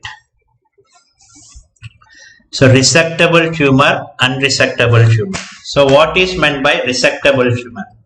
So resectable means the tumor is localized. See, what is the principle of doing a surgery in malignancy? So you have to remove the tumor completely. You have to remove the tumor completely so that it does not spread. So resectable tumor means it is a localized tumor, so you can easily remove it. Unresectable tumor means the tumor might be infiltrating onto the trachea. It might be infiltrating onto the mediastinum. It might be infiltrating onto the diaphragm. So you cannot completely remove the tumor, or else already patient might be having metastasis. So generally resectable tumors come under stage 1 to stage 3A. So stage 1, stage 2 up to stage 3A, it is called resectable tumor. Stage 3B to stage 4, these are unresectable tumors. So as of now, just know localized tumors are stage 1 to stage 3A, whereas extensive tumors are stage 3B to stage 4. Stage 3B to stage 4. Okay. So if it is a resectable tumor, treatment of choice is resect it, surgery. If it is a unresectable tumor, you cannot do surgery, you go for chemo radiation. You do chemo radiation. So how is this chemotherapy done for various histologies? So whenever you are choosing chemotherapy for non-small cell lung cancer, you should know the precise histology. Are you dealing with squamous cell carcinoma? Or you dealing with adenocarcinoma?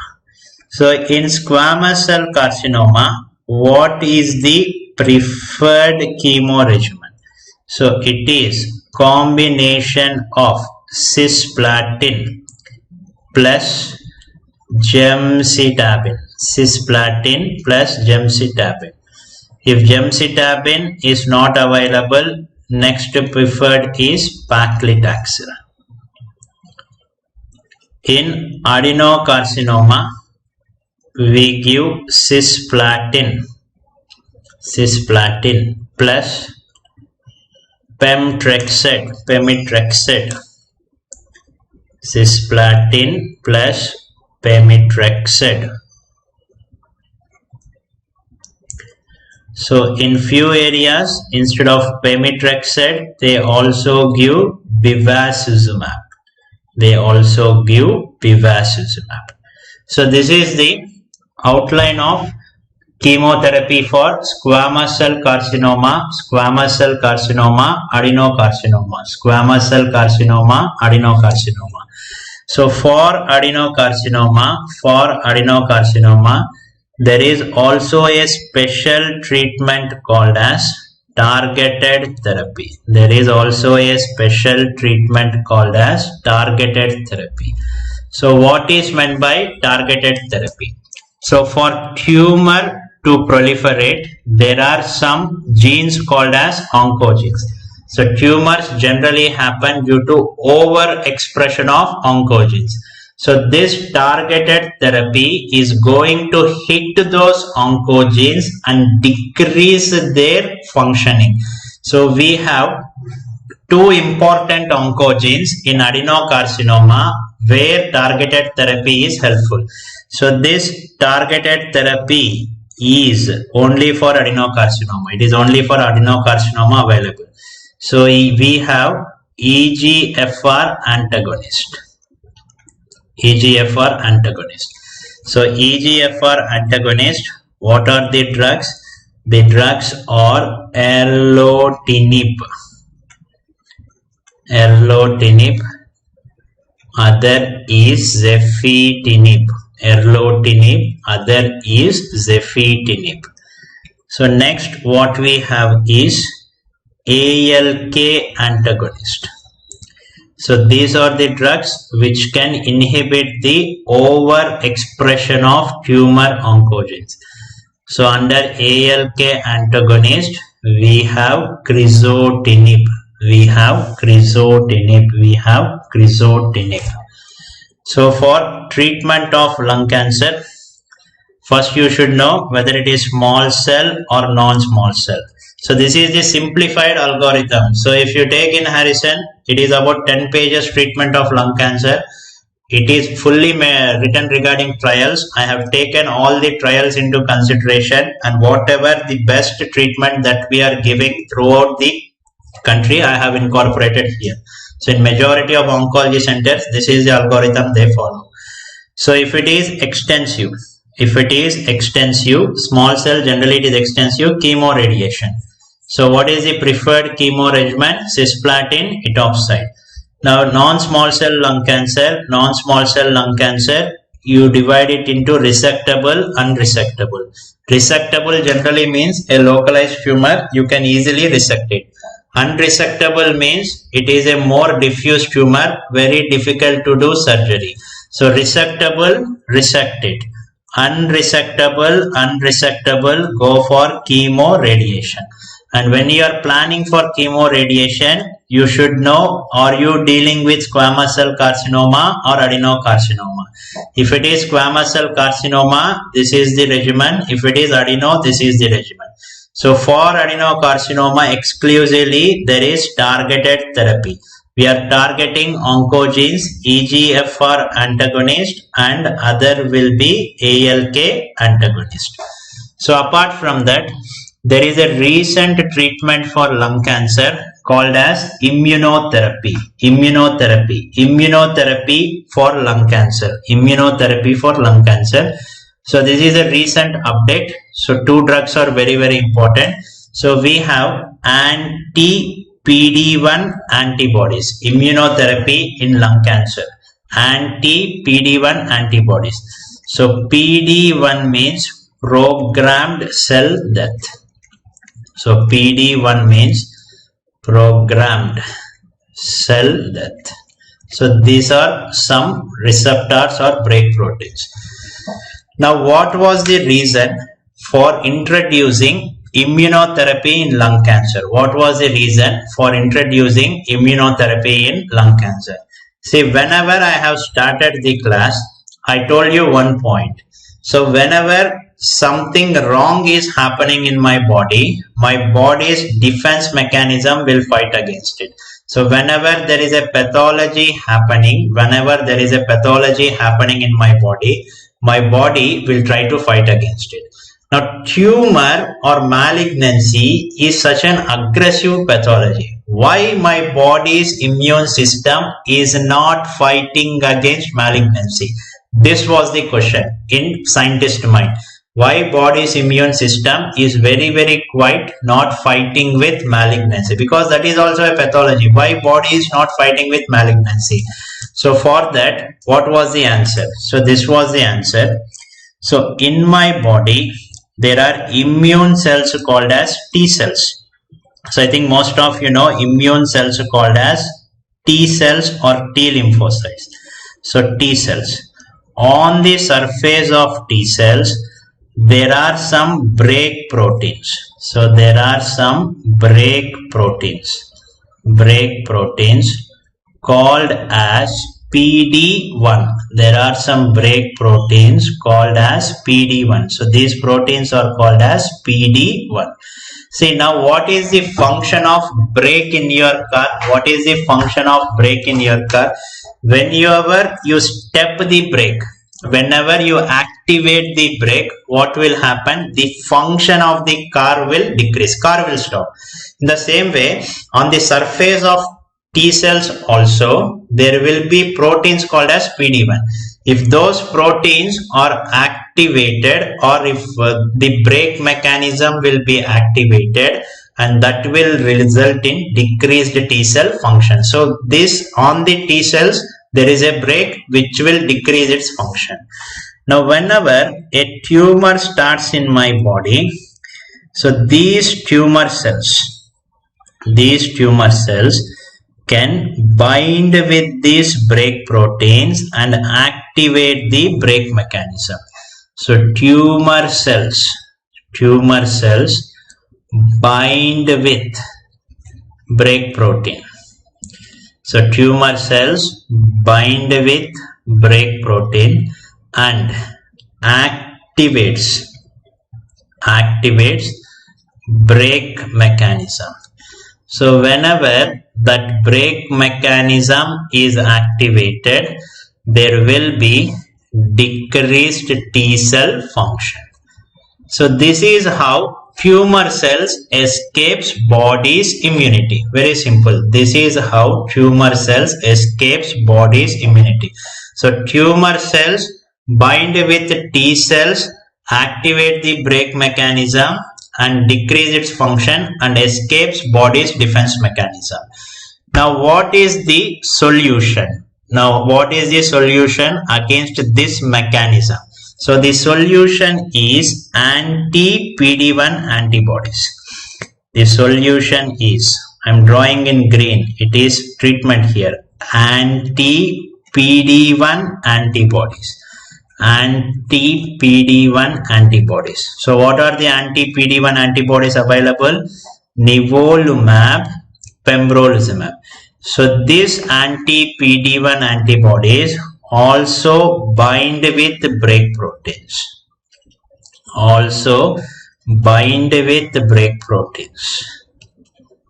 And it will break that brake proteins, bind with brake proteins and deactivate the brake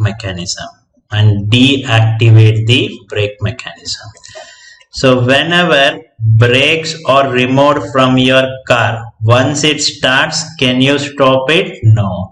So that results in increased T cell function. So once the increased T cell function happens, these T cells can cause tumor destruction. So this will cause tumor destruction. Okay. So this is the mechanism. See, these tumor cells escape by activating the brake mechanism. So what is the solution? Drugs called as nivolumab, pembrolizumab also bind with that brake proteins and it deactivates the brake mechanism. So it will not allow the brake to function. So once that brake is not functioning, T cell function increase. Now these T cells start destroying the tumor cells. So this is the new immunotherapy in lung cancer. So the mechanism is, by deactivating the brake mechanism, you will increase the T cell function and result in tumor destruction. So these are the two drugs. One is nivolumab, pembrolizumab. Please remember, this is a potential question. Nivolumab, pembrolizumab. helpful in treatment of lung cancer, and they are anti-PD-1 antibodies. Now let us try some questions. A 47-year-old restaurant owner.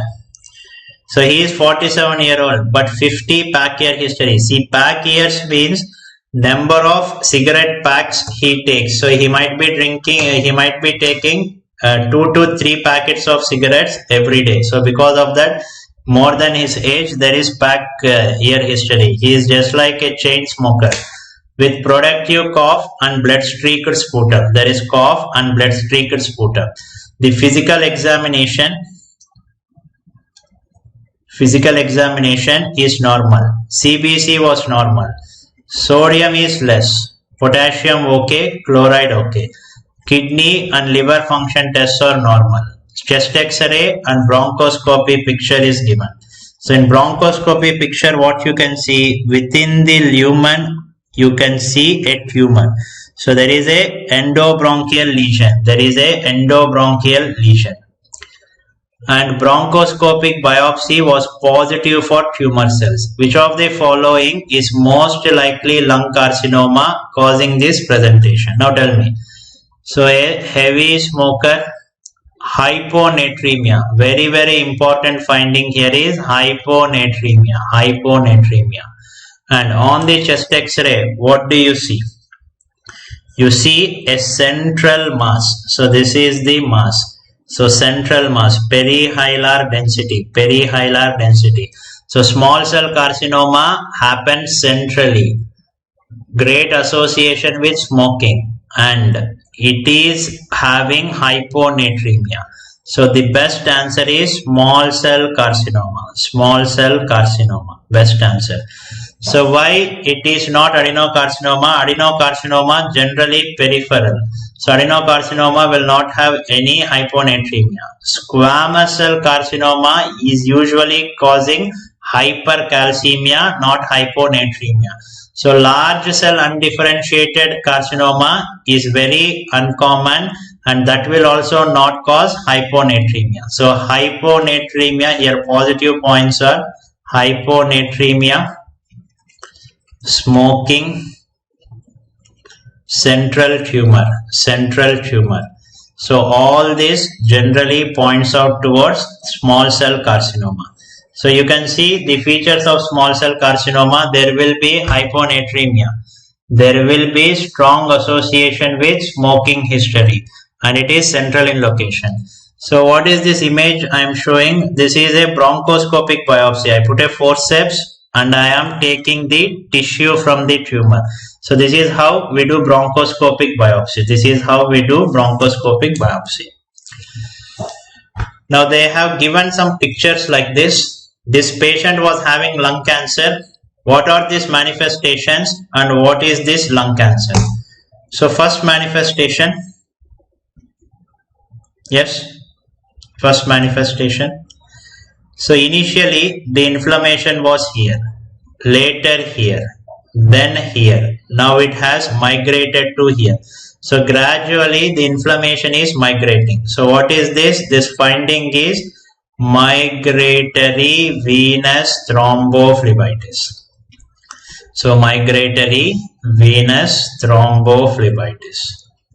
Along with this, what do you see in the next image? There is clubbing. So if they mention migratory venous thrombophlebitis is present, along with it clubbing, patient is having a lung tumor. So in which lung tumor you see this? Adenocarcinoma. Direct question. Just identify the images and correlate with the table that I have given. So Troche syndrome, migratory venous thrombophlebitis, clubbing, it is characteristic of adenocarcinoma.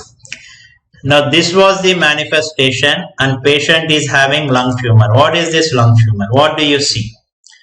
So can you see on this side, this opening is normal, but here there is ptosis. So ptosis and associated lung cancer. What can be this? This can be Horner's syndrome. On this side, there is Horner's syndrome. So there is Horner's syndrome. So what is this? Identify the lung tumor. Let us understand this. So why will Horner syndrome usually happen? So consider this is the lung. There will be a stellate ganglion here. Stellate ganglion here. Generally, tumors of lung apex easily can involve this. Tumors of lung apex can easily involve the stellate ganglion. So what are tumors of lung apex called as? Tumors of lung apex can involve the stellate ganglion. So tumors of lung apex are called as Pancoast tumors. They are called as Pancoast tumors. And what is the most common histology? So most common histology of Pancoast tumor is squamous cell carcinoma, very closely followed by adenocarcinoma. So most common histology is squamous cell carcinoma followed by adenocarcinoma. So what are all the various manifestations of a Pancoast tumor? So there is a tumor in the lung apex. So it can extend upward and involve the stellate ganglion. So it can cause involvement of stellate ganglion resulting in Horner's syndrome. Horner's syndrome. So from here it can extend outward, involve the chest wall and result in destruction of first two ribs. So it can also result in destruction of first two ribs. So first two ribs. And in some conditions this tumor, so this Pancoast tumor can also involve the cervical nerve roots. So it can involve the cervical nerve roots. It can extend upwards posteriorly and involvement of C8, T1, T2 that results in initially pain and later weakness in ulnar distribution of arm. Ulnar distribution. So very simple to understand. So a Pancoast tumor, so there is a tumor here. So directly it can go upward and involve the stellate ganglion. It can come outward and involve the first two ribs. It can extend posteriorly onto the nerve roots involving C8, T1, T2. So whenever C8, T1, T2 are involved, there will be weakness, pain and weakness along the ulnar distribution. So all these three manifestations are given a single name. So what is that name? These manifestations are called as Pancoast syndrome. Try to understand the difference between Pancoast tumor and syndrome. Pancoast tumor means a tumor is present in the lung apex. All the manifestations caused by Pancoast tumor is called as Pancoast syndrome. So in simple words, Pancoast tumor means presence of a tumor in the lung apex. And what are all the manifestations a Pancoast tumor causes? It is called as Pancoast syndrome. Pancoast syndrome. So Pancoast syndrome consists of the manifestations of a Pancoast tumor. So Horner syndrome, destruction of first two ribs, involvement of C8, T1, T2. Involvement of C8, T1, T2. So now what is the answer here? Identify the lung tumor causing Horner syndrome. Your answer should be a Pancoast tumor. So answer will be generally a Pancoast tumor involves the lung apex and causes Horner syndrome. Now next important question is, generally if you want to visualize any lung pathology radiologically, preferred scanning is a CT scan. So to visualize well a lung pathology on a radiological basis, you need to go for a CT scan. Never ever I have told MRI chest. So nowhere I have written MRI chest. There is one indication for MRI chest. That one indication is Pancoast tumor, because Pancoast tumor is involving the nerve roots. So for excellent visualization of nerve roots, MRI chest is helpful. This was also AIMS 2019 question. So indication of MRI chest. Indication of MRI chest. So MRI chest is helpful in Pancoast tumor to assess the nerve involvement. So normally air in the lung will not give proper signals on MRI. So generally when there is air, we will not prefer MRI because air will not give proper signals. But for assessment of Pancoast tumor, we should go for MRI chest. Because MRI chest will give you clear visualization of the nerve roots. So because of that, MRI chest is helpful in Pancoast tumor to assess nerve involvement. Pancoast tumor to assess nerve involvement. Yes. So adeno is peripheral, then why most common histo is squamous? Om Sharma. See, Om Sharma, just common sense. So a tumor can also extend like this. It can start here and it can extend like this. So no need to be peripheral for that. So even a central tumor can extend upward. So if the tumor is here, this is generally called a central tumor. Now identify this lung tumor. 30th question. So what is there in this patient? Dilated veins over chest wall and neck swelling. So this is an SVC obstruction, superior vena cava obstruction, superior vena cava obstruction. So which lung tumor causes superior vena cava obstruction? The answer is small cell carcinoma. The answer is small cell carcinoma. Small cell carcinoma. Small cell carcinoma. So this is SVC obstruction. SVC obstruction generally caused by small cell carcinoma.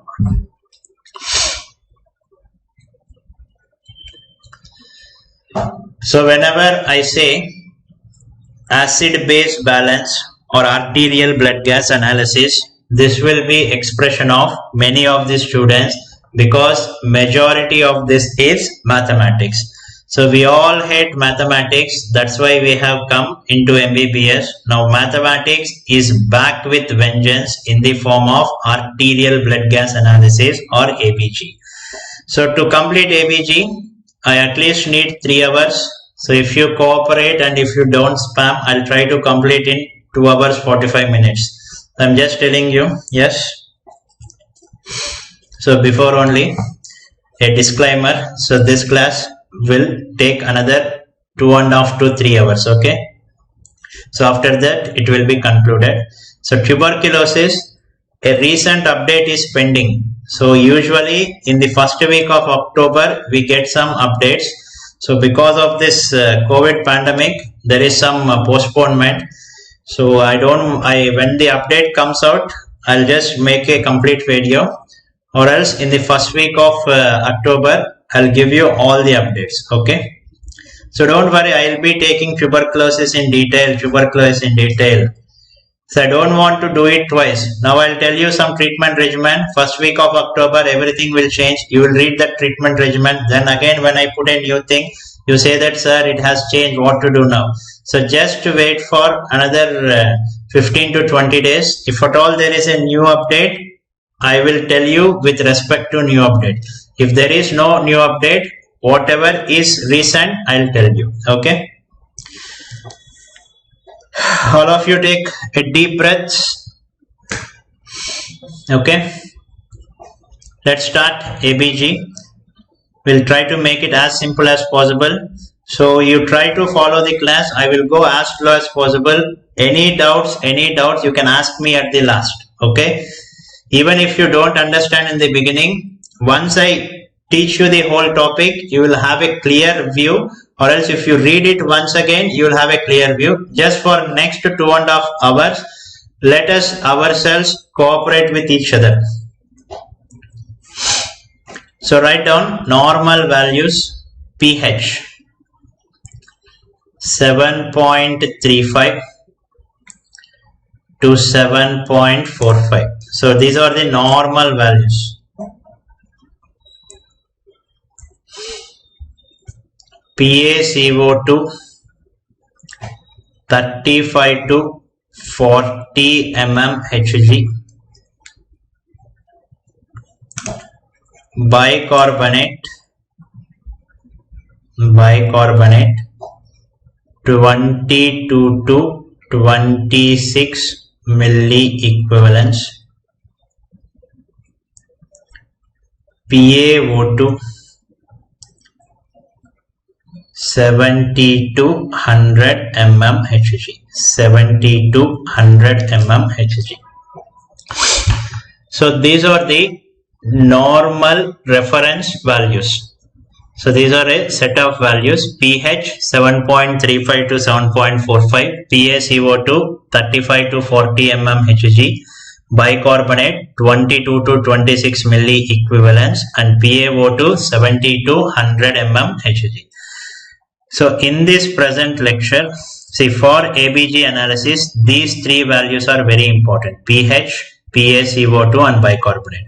So if you keenly observe these three values, majority of ABGs can be solved. So in this present lecture, any pH, so these will be my values. Any pH less than 7.35, it will be termed as acidosis. So kindly keep this in mind. Again, whenever I say acidosis, what is normal pH? Don't ask me. Any pH less than 7.35 is acidosis.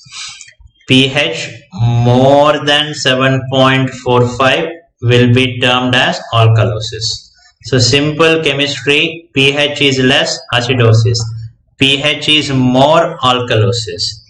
So we will take normal PaCO2 for this lecture as 40. We'll take the upper limit values, bicarbonate as 26. So these are the set of normal values that are to be followed in this present lecture. pH less than 7.35 acidosis, pH more than 7.45 alkalosis. PaCO2 normal we take it as 40, bicarbonate we take it as 26. Now let us see what is the relationship. What is the relationship between pH, PaCO2 and bicarbonate? So this relationship is given by a famous equation called as Henderson-Hasselbalch equation. In mathematics, there is a basic equation called as a plus b whole square is equal to a square plus b square plus 2ab. So this Henderson-Hasselbalch equation is such a basic equation for ABG analysis. So whenever I say an equation, it is a formula. So you follow the formula, you will get the answer. pH is equal to 6.1 plus log of bicarbonate plus log of bicarbonate by PaCO2 into 0.03 by PaCO2 into 0.03. So I am not concerned with all these values. I am only concerned with relationship between pH, bicarbonate and PaCO2. Now, if I write this separately, you will get a basic relation. pH is proportional to bicarbonate. pH is proportional to bicarbonate by PaCO2. So this is the most basic relationship that you should know. Even if you don't have any relationship with anybody as of now, at least you should remember the relationship between pH, bicarbonate by PaCO2. Now, in this basic equation, if at all bicarbonate is increasing, so bicarbonate is increasing, automatically what will happen to pH? pH will increase. Whenever any substance added to your body, if it is increasing the pH, what is that substance considered as in chemistry? If anything is increasing pH, what is that substance considered as? Base. It is considered as base. Now, if at all PaCO2 is increasing, PaCO2 is increasing, automatically what will happen with pH? pH will decrease. So any substance when added to the body, if it is decreasing pH, what is that substance called as? Acid. So according to Henderson-Hasselbalch equation, in my body CO2 behaves like an acid, bicarbonate behaves like a base, bicarbonate behaves like a base. So this is the basic concept that you should know. This is the basic concept that you should know.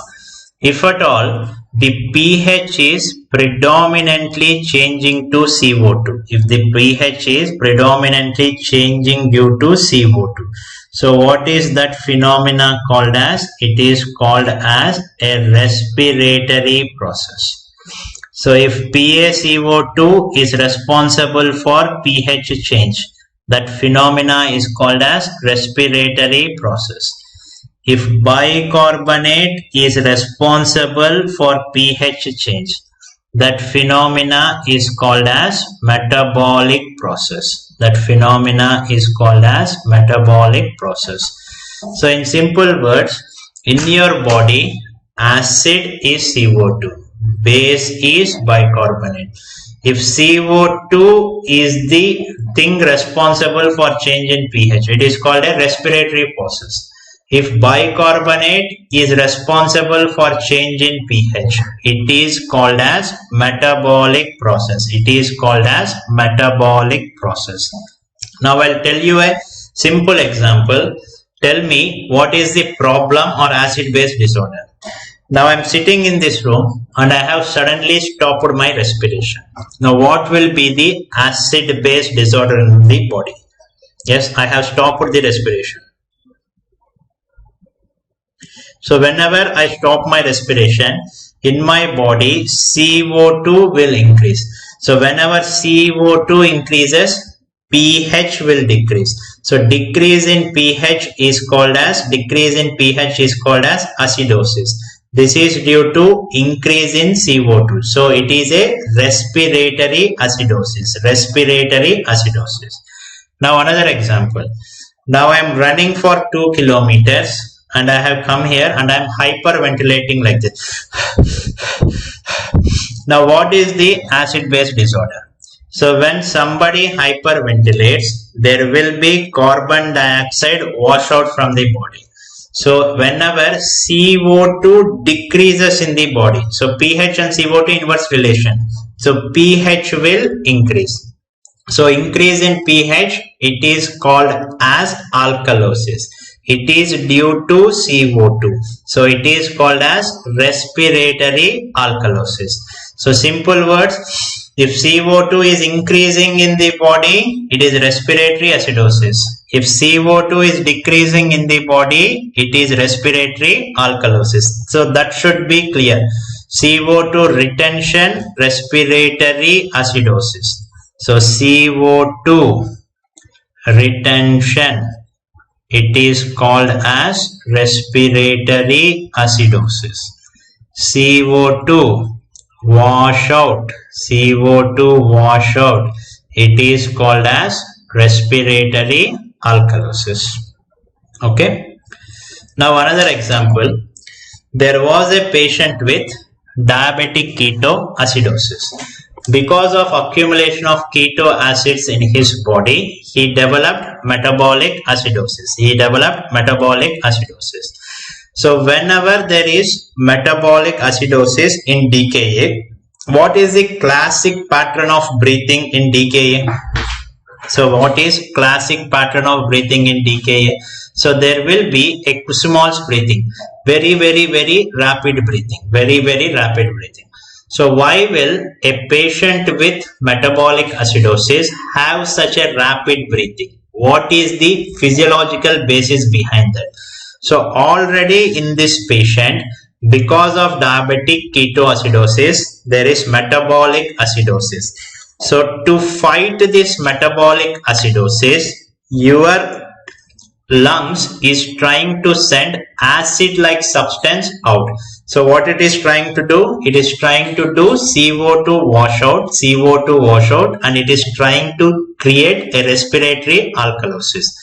So your body, the phenomena of acid base balance is just like action reaction.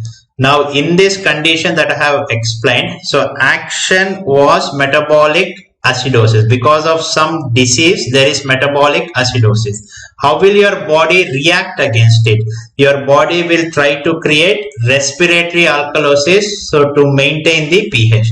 So in simple words, if action is through respiratory phenomena, reaction will be through metabolic phenomena. If action is through metabolic phenomena, reaction will be through respiratory phenomena. If there is acidosis, your body will fight against it by generating alkalosis. If there is alkalosis, your body will fight against it by generating acidosis. Classic example is diabetic ketoacidosis. So in diabetic ketoacidosis, there is metabolic acidosis. So to fight against that metabolic acidosis, what this patient is doing Kusumal's breathing. By doing Kusumal's breathing, he is sending out acid like substance called CO2 out. So for this metabolic acidosis, his body is fighting by generating respiratory alkalosis. So this is some physiological defense mechanism. See, whenever somebody beats you, your pain is a physiological response. So whenever you touch a fire, withdrawal of hand is a physiological response. In the same way, in acid-base balance also, if there is an action, there will be a reaction. So the reaction is nothing but a compensatory process. So in simple acid-base disorders, there will be a primary process. Your body will fight against it by generating a compensatory response. So write down.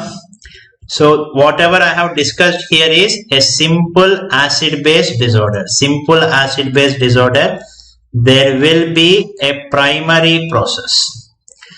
To fight against this, your body will generate adequate compensatory response. This is something routinely happening in all of us. So whenever there is a primary process, your body will fight against it by giving an adequate compensatory response. So first we will discuss how to identify the primary process, then we will calculate compensation. So important primary processes are respiratory acidosis, respiratory alkalosis, metabolic acidosis, metabolic alkalosis. So these are the important individual acid-base disorders. In all this, I will discuss how will pH, PaCO2, bicarb will behave. pH, PaCO2, bicarb. So let us start one by one. We'll start with respiratory acidosis. Now to call it as acidosis, what should happen to pH? It's simple chemistry and mathematics. So it is not any advanced science, simple chemistry and mathematics. To call it as acidosis, pH should be decreased. So to call it as a primary respiratory disorder, where the change should primarily happen in CO2. So what should happen to CO2? CO2 will be elevated. So to call it as a respiratory acidosis, the primary change should be in CO2 and CO2 should be elevated. So whenever there is respiratory acidosis, I told you the compensation will be like this. For respiratory, it will be through metabolic. For acidosis, it will be alkalosis. So for respiratory acidosis, the body will fight by generating metabolic alkalosis. So bicarbonate will increase. Now, how will a respiratory alkalosis look like? So to call it as alkalosis, pH should increase. To call it as a primary respiratory disorder, where the change should happen, CO2. So what should happen to CO2 in respiratory alkalosis? It will decrease. So for respiratory alkalosis, the compensation will be metabolic acidosis. So bicarbonate will decrease. Bicarbonate will decrease. Now, coming to metabolic acidosis. To call it as acidosis, pH will decrease. To call it as a primary metabolic disorder, the change should happen in bicarbonate. So what should happen to bicarbonate? Bicarbonate should decrease. So for metabolic acidosis, what is compensation? Respiratory alkalosis. Classical example is diabetic ketoacidosis, Kussmaul's breathing. Now, metabolic alkalosis. To call it as alkalosis, pH should increase. To call it as a primary metabolic disorder, change should primarily happen in bicarbonate. So what should happen to bicarbonate? Bicarbonate will increase. So for metabolic alkalosis, what is compensation? Respiratory acidosis. So this is how simple acid-base disorder. So simple acid-base disorder. Now let us see three important rules of acid-base balance. So three important rules. So first rule, let it be any disorder, acidosis or alkalosis, respiratory or metabolic. Always the primary change, compensation. Primary change and compensation will be moving together. It means if primary change is increase in CO2, okay, if primary change is increase in CO2, how will your body compensate? By increasing bicarbonate. If primary change is increase in CO2, respiratory acidosis, so what will be the compensatory response? Increase in bicarbonate, metabolic alkalosis. In the same way, if primary change is increase in bicarbonate, what is this called as? Metabolic alkalosis. How will your body generate compensatory response? By increasing CO2. So there will be respiratory acidosis. So for acidosis, there will be alkalosis. For alkalosis, there will be acidosis. If primary is through respiratory, compensatory will be through metabolic, and this will be vice versa. This will be vice versa. So write down, in a simple acid-base disorder, in a simple acid-base disorder, ABD, okay, primary change and compensation. So primary change and compensation will move together. Primary change and compensation will move together. Primary change and compensation will move together. So if you observe here, any place, CO2 bicarbonate, CO2 bicarbonate, always primary change and compensation will be moving together. Now, if it is a primary respiratory disorder, change in pH with respect to CO2 and bicarbonate will be in opposite direction. If it is a primary metabolic disorder, change in pH with respect to CO2 and bicarbonate will be in same direction. So write down the rules. I will tell you the logic behind this. So second rule, in primary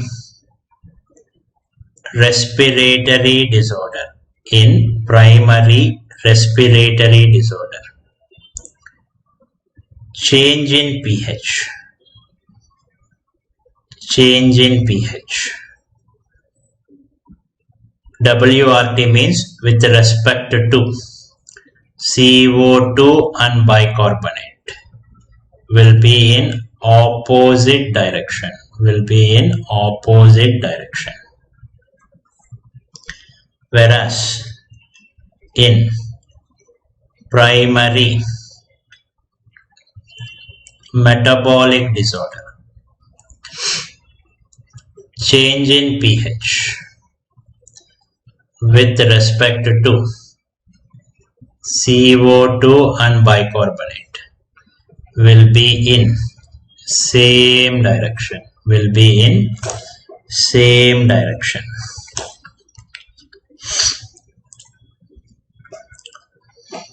Now what is the logic behind this? So now we'll start with a primary respiratory disorder.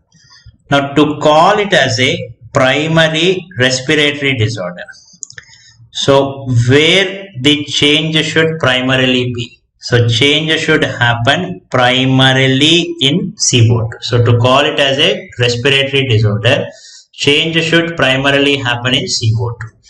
How is pH and CO2 related? How is pH and CO2 related? Inverse relation. It means if CO2 increases, pH will decrease. If CO2 decreases, pH will increase. Because in primary respiratory disorder, pH follows CO2. pH and CO2 are having an inverse relation. So change in pH with respect to parameters will be in opposite direction. Because in primary respiratory disorder, pH will follow CO2 and pH and CO2 has a inverse relation and it has a inverse relation. Now coming to a primary metabolic disorder. In a primary metabolic disorder, pH is dependent on which parameter? Primarily bicarbonate. How is pH and bicarbonate related? They are related directly. So pH is directly proportional to bicarbonate. So if bicarbonate increases, pH increases. If bicarbonate decreases, pH will also decrease. So here the logic is, in a metabolic disorder, pH follows bicarbonate. pH and bicarbonate are directly related. So change in pH with respect to CO2 and bicarbonate will be in same direction. So even if you forget this logic, there is a mnemonic. So this mnemonic is called as ROME, ROME. It means in primary respiratory disorder, the change will be in opposite direction. So in respiratory disorder, the change will be in opposite direction. Whereas in a primary metabolic disorder, the change will be in same direction. So in metabolic, it will be same direction. So this is the famous Rome mnemonic. Same direction, metabolic. Respiratory, opposite. Respiratory, opposite. So now if you do some questions, you can understand this better. Even if you don't know anything about ABG, if you follow this simple steps, 70 to 80% of ABG is done. So they have given you these parameters. So whenever they give you ABG parameters like this, first draw arrow marks. See the trend of pH, CO2, bicarbonate. See, even if you don't know anything, just to follow me, I will help you. Now what is happening to pH? pH is reduced. CO2 increased. Bicarbonate increased. So is there any problem up to this? pH decreased, CO2 increased, bicarbonate increased. Now by seeing the pH, first identify, is it acidosis or alkalosis? It is acidosis. So anywhere decline in pH is acidosis. So this is something very basic. pH if it is less, it should be called as acidosis. pH if it is high, it should be called as alkalosis. So decline in pH, acidosis. Now it is respiratory or metabolic. If you see, change in pH with respect to parameters is in opposite direction. So pH is reduced, but parameters CO2 and bicarbonate are increased. So this is in opposite direction. So what should be the primary? Your answer should be respiratory. So this is respiratory acidosis. Next question. You only solve this and let me know what is the answer. Just to draw arrow marks. pH increased. CO2 decreased. Bicarbonate decreased. Now, increase in pH anywhere should be called as alkalosis. It should be called as alkalosis. Now tell me, what is the primary disorder here? Now if you observe, change in pH with respect to parameters is in opposite direction. So what should be the primary? It should be respiratory. So this is respiratory alkalosis. Next question. So just to draw arrow marks, you'll get the answer. Just to draw arrow marks. pH reduced. CO2 reduced. Bicarbonate reduced. Any decrease in pH anywhere is acidosis. Anywhere is acidosis.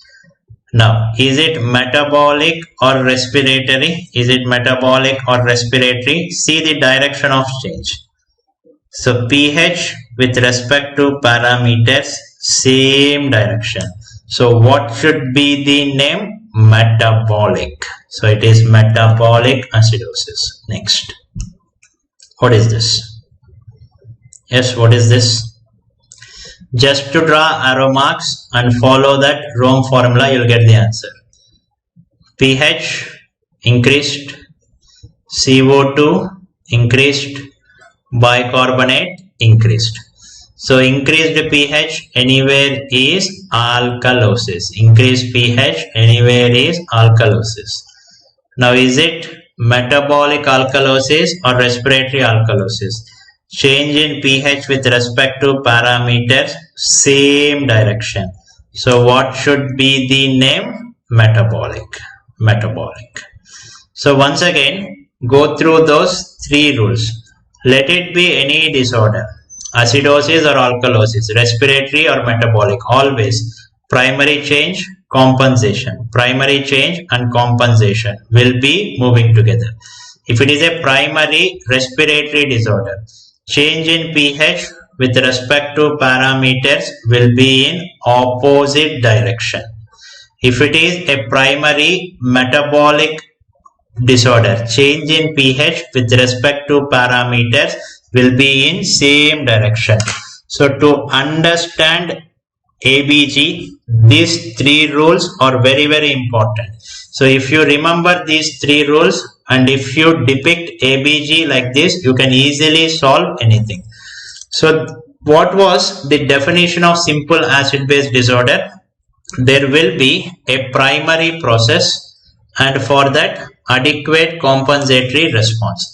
So we have understood how to identify the primary process. Next is how to calculate the compensatory response. How to calculate the compensatory response. So calculation of compensation. So let us start with respiratory disorders. So we have respiratory acidosis. In respiratory acidosis, acute respiratory acidosis, chronic respiratory acidosis. Then respiratory alkalosis, acute respiratory alkalosis, chronic respiratory alkalosis, acute and chronic. Now let us see how to calculate compensation. Now you have identified it as respiratory acidosis. Now you should calculate whether your body is adequately compensating or not. So for acute respiratory acidosis, for every 10 mmHg, for every 10 mmHg increase in CO2, bicarbonate increases by, so this is an acute disorder. Still your kidney is not used to this disorder, so it cannot retain much bicarbonate. It will only retain 1 milli equivalent of bicarbonate. Now in a chronic disorder, for every 10 mmHg increase in CO2, for every 10 mmHg increase in CO2, bicarbonate increases by. Now because it is a chronic disease, now your kidney has understood the disease, so it will start retaining more bicarbonate. So bicarbonate increases by 4 milli equivalents. So now we are discussing how to calculate compensatory response. So in respiratory acidosis, we have divided it into acute and chronic. Now on what basis do you call it as acute or chronic? On the basis of, most importantly, clinical history. Now for example, a patient has ingested a foreign body and he is coming to the emergency department. Now is it acute disorder or chronic disorder? Foreign body ingestion, acute disorder. Now if a patient is having a neuromuscular disorder for which he was suffering from months and years together, so there it will be a chronic disorder. Now how to calculate compensation? Now because of some acute disorder, if CO2 from normal value of 40, it has increased to 60 mmHg. It has increased to 60 mmHg. To call it as a compensatory response, bicarbonate should increase from 26 to how much? So this is an acute disorder. For 10, it will increase by 1. For 20, it will increase by 2. So 26 plus 2, it has to increase to 28 milli equivalents. In the same way, if at all a patient is having a chronic neuromuscular disorder and his CO2 has increased from normal value of 40 to 60, his CO2 has increased from normal value of 40 to 60. So it has increased by 20. To call it as an adequate compensatory response, bicarbonate should increase by how much? See, for 10 it is 4. For 20 it will be 8. So normal value, if you take bicarbonate as 26 plus 8, it has to reach to 34. 26 plus 8, it has to reach to 34. So this is how we should calculate. Now for respiratory alkalosis, the formulas are slightly different. So for every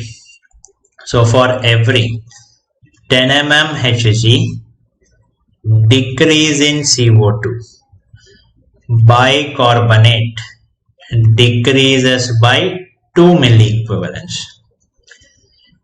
So because these were calculated on logarithmic scale, so these values were slightly different. So for our respiratory alkalosis, the values are slightly different. For every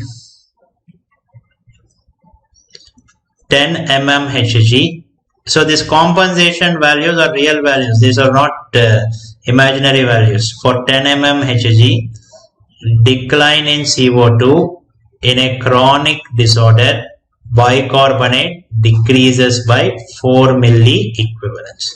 So bicarbonate decreases by 4 milli equivalents. So in respiratory alkalosis also, in the same way, we can calculate compensation for acute and chronic. So in a question, if you identify respiratory acidosis, depending on the clinical history, you can calculate compensation by any one of the formula. If you identify respiratory alkalosis, depending upon the clinical history, you can calculate compensation with any one of this formula. Now if you do some questions, you can understand this better. There was a patient with chronic neuromuscular disorder. NMD means neuromuscular disorder. pH 7.33. PaCO2 was 60. Bicarbonate was 34. Now they'll ask you, interpret this acid-base disorder. Let us go step by step. Whenever you see any ABG, draw arrow marks. pH is reduced. PaCO2 is increased. Bicarbonate is increased. Bicarbonate is increased. So by seeing the pH, is it acidosis or alkalosis? Acidosis. Acidosis. Now, is it respiratory or metabolic? Yes, is it respiratory or metabolic? It is respiratory. Change in pH with respect to parameters opposite. So the primary should be respiratory. Now, is it acute or chronic? So this is a chronic respiratory acidosis because patient is already having neuromuscular disorder. Now how to calculate compensation here? Now if you observe in this question, CO2 value from normal, so 40 is normal, N means this is normal value. It has increased to 60. It has increased by 20. So to call it as a compensatory response, bicarbonate from normal value of 26 should increase by how much? In chronic disorder, for 10 it is 4. For 20 it will be 8. So it has to increase by 8. It has to reach to 34. So in the question, given bicarbonate and expected bicarbonate are correlating. So the best answer is chronic respiratory acidosis with compensatory metabolic alkalosis. But I am very lazy to write this big name. So to make it easy, what I am going to do? So I am going to write it as chronic. So it is acute or chronic? Chronic disorder. Is this disorder adequately compensated? Yes. Chronic compensated.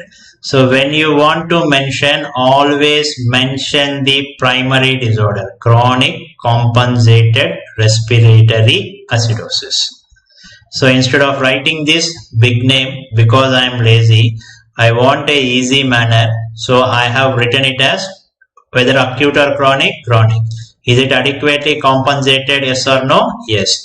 And whenever you want to mention, you should always mention the primary disorder. So this is how you should calculate metabolic compensation after identifying a primary respiratory disorder.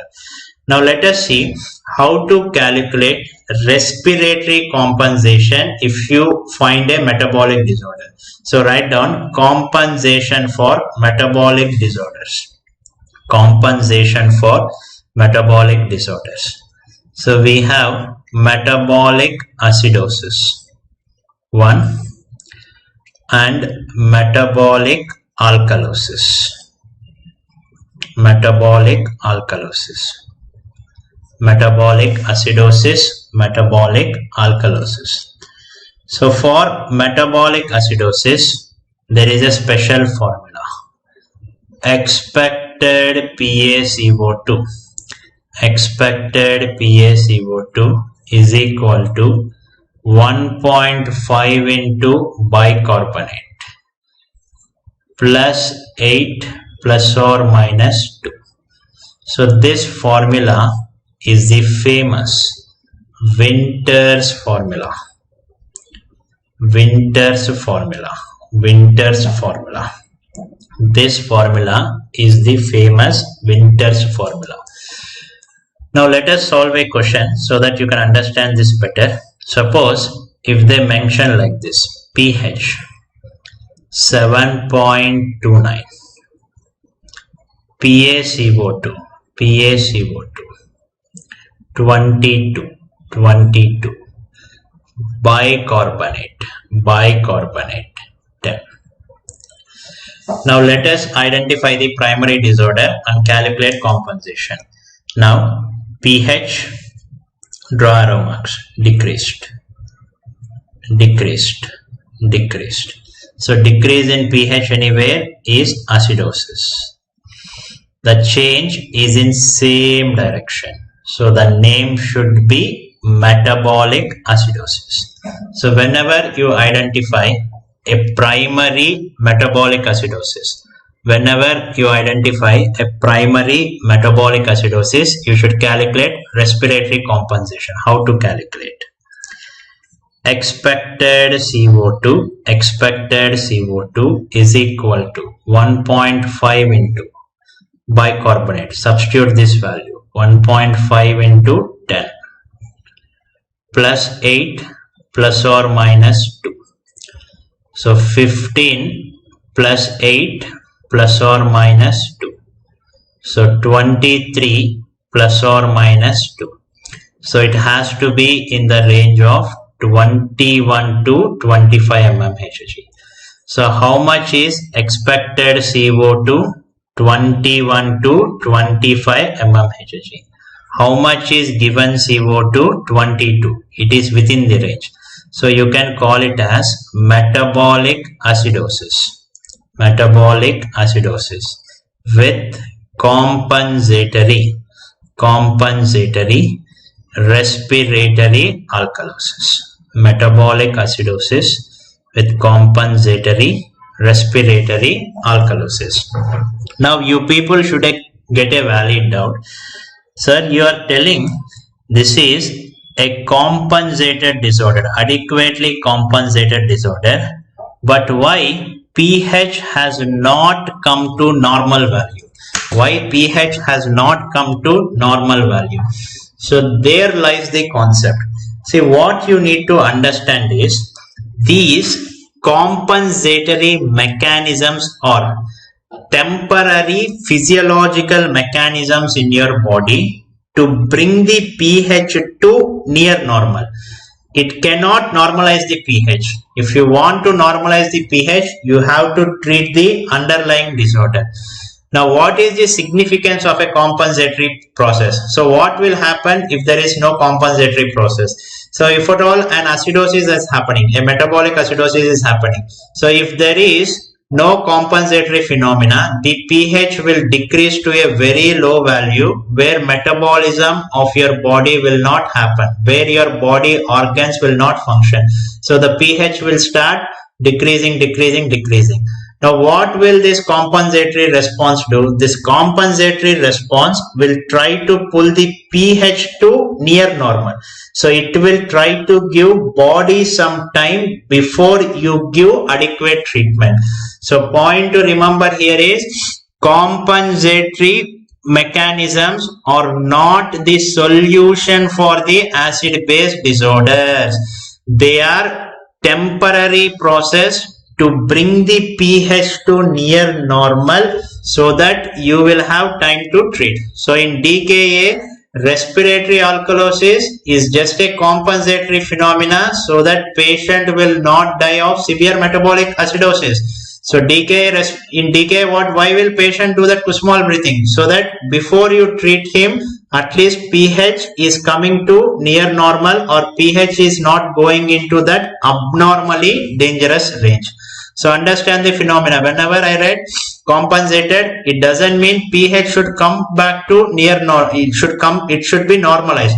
Compensatory phenomena, generally what they do, they try to bring it to near normal and it will give you time so that you find out the adequate treatment. Now metabolic alkalosis, it is a simple formula. Expected PaCO2 is equal to bicarbonate plus 50. Expected PaCO2 is equal to bicarbonate plus 15. Say if at all For everything body was compensating. What is the need of you doing MBBS, I doing post graduation, somebody doing super specialty? Body is compensating for everything happening inside. No need of a doctor. So these compensatory phenomena are temporary mechanisms so that a doctor can go and treat that disease. So you will have some adequate time. So body will provide some adequate time before somebody treats it.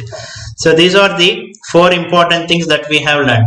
So if you find a respiratory acidosis, you should calculate compensation with this formula. If there is a respiratory alkalosis, calculate compensation with this formula. If you find a primary metabolic acidosis, so you find a primary metabolic acidosis, you calculate compensation with this Winter's formula. If you find a primary metabolic alkalosis, compensation should be with this. Now with this background, let us revise whatever we have learned up to now in the form of an algorithm, ABG algorithm. ABG algorithm. So in ABG algorithm, before seeing the ABG analysis, always go through the clinical history. Always go through the clinical history. Because ultimately you are not going to treat that acidosis or alkalosis that you see in the ABG. You are going to treat the condition responsible for acidosis and alkalosis. That you can understand only by seeing the patient. So you are not going to treat the numbers there. You are going to treat the condition in the patient that has caused those abnormal numbers. So clinical history is very, very important. Clinical history is very, very important. Now, after going through relevant clinical history, now go through pH. Go through pH. So by seeing the pH, I think most of you now can identify acidosis. Acidosis. Alkalosis. Acidosis or alkalosis. Now, after identifying whether it is acidosis or alkalosis, next step you should identify primary process. So primary process. So what is the primary process? By seeing the direction of change, if it is in opposite direction, it is a primary respiratory process. If it is in same direction, it is a metabolic process. So by seeing the pH, identify acidosis or alkalosis. By seeing the direction of change, identify whether it is a primary respiratory disorder or primary metabolic disorder. So here respiratory process means it can be either respiratory acidosis or alkalosis, metabolic acidosis or alkalosis. Now after identifying the primary process, next important step is compensation. Compensation. So if it is a primary respiratory disorder, what compensation you should calculate? Metabolic compensation. If it is a primary metabolic disorder, what compensation you should calculate? Respiratory compensation. So we have discussed in detail. If it is a metabolic acidosis, this is the compensation formula. Metabolic alkalosis, don't think much. These are some standard formulas. And if it is respiratory acidosis, depending on history, this formula, respiratory alkalosis, this is the formula. So with the given amount of formulas, you are going to calculate compensation. So once you calculate compensation, you are going to compare the values.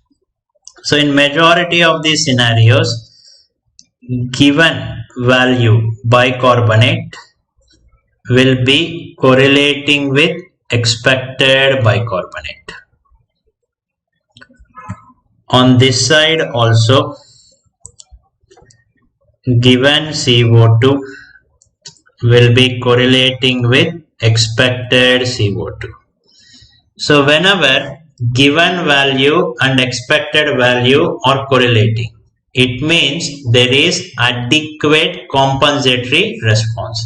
So what was the definition of simple acid-base disorder? There is a primary process to that adequate compensatory response. So this can be just written as a simple acid-base disorder. If given and expected are correlating, you can just write it as simple acid-base disorder. Very rarely, you can also get a relationship like this. Given bicarbonate is not correlating with expected bicarbonate. On this side also, given CO2 is not correlating with expected CO2. Given CO2 is not correlating and given bicarbonate is not correlating. So whenever they are correlating, it is adequate compensatory response. When they are not correlating, it is called as inappropriate compensation. Previously, they were using the terms such as partial compensation, decompensation, uncompensated. Now all these terminologies have been removed and put under a single heading called as mixed acid-base disorder. Mixed acid-base disorder. So in simple words, if given and expected values are correlating, it is very simple acid-base disorder. If given and expected is not correlating, it is complex, and that complex phenomena is called as mixed acid-base disorders. Now don't worry about this mixed acid-base disorders. Once we discuss all the individual acid-base disorder, I'll tell you in detail finally. Now after calculation of compensation, next step is calculation of anion gap in blood. Calculation of anion gap in blood. So once you calculate anion gap in blood, if at all there is high anion gap, what you should do? So you should compare change in anion gap. In some books, change in anion gap is also called as delta anion gap, and change in bicarbonate. So change in bicarbonate, in some books it is also written as delta. So delta usually is a mathematical expression of something indicating change. So last step is calculation of anion gap in blood. Calculation of anion gap in blood. If there is high anion gap, so compare change in anion gap and change in bicarbonate. So change in anion gap, it is also called as delta anion gap. Changing bicarbonate, it is also written as delta bicarbonate. So once again, go through the ABG algorithm. Clinical history. By seeing the pH, is it acidosis or alkalosis? By seeing the direction of change, if it is in opposite, respiratory, same direction, metabolic. By given set of formulas, calculate compensation. Given and expected or correlating, simple. Not correlating, mixed. Mixed we'll discuss later. And finally, calculation of anion gap in blood. Now what is this concept of anion gap? So write down concept of anion gap in blood and metabolic acidosis. So in my body, generally there are two compartments. So generally there are two compartments. A positive compartment, positive ions, and next is a negative compartment, negative ions. To maintain electroneutrality, always the total number of positives will try to be equal to total number of negatives. So in my body, the total number of positives will try to be equal to total number of negatives to maintain equilibrium. So in positive compartment, there are few ions that we routinely measure bedside. So what are those we routinely measure bedside? Sodium and potassium. In negative compartment also, there are few ions that we routinely measure bedside. So what are the negative ions that we routinely measure bedside? Chloride, bicarbonate. So in my body, always between measured positives and measured negatives, always between measured positives and measured negatives, there is a significant gap.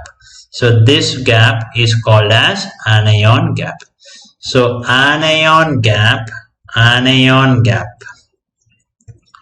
is the difference between measured positives minus measured negatives. Now how to understand this? For example, consider this bottle equivalent to negative compartment. So whatever you see here that you measure routinely is measured part. So this is unmeasured part. So measured part, unmeasured part. Now because of any disease, if unmeasured part is increasing, automatically measured part will decrease. Now because of any disease, if measured part is decreasing, automatically unmeasured part will increase. See, just like in this bottle. So this is measured part. So this will be unmeasured part. So these both will coordinate so that always the total volume of the bottle is maintained. So always the measured and unmeasured parts will adjust so that the total volume of the bottle is maintained. Total volume of the bottle is maintained. So write down. For example, this is the measured part. What you measure routinely bedside. This will be the unmeasured part.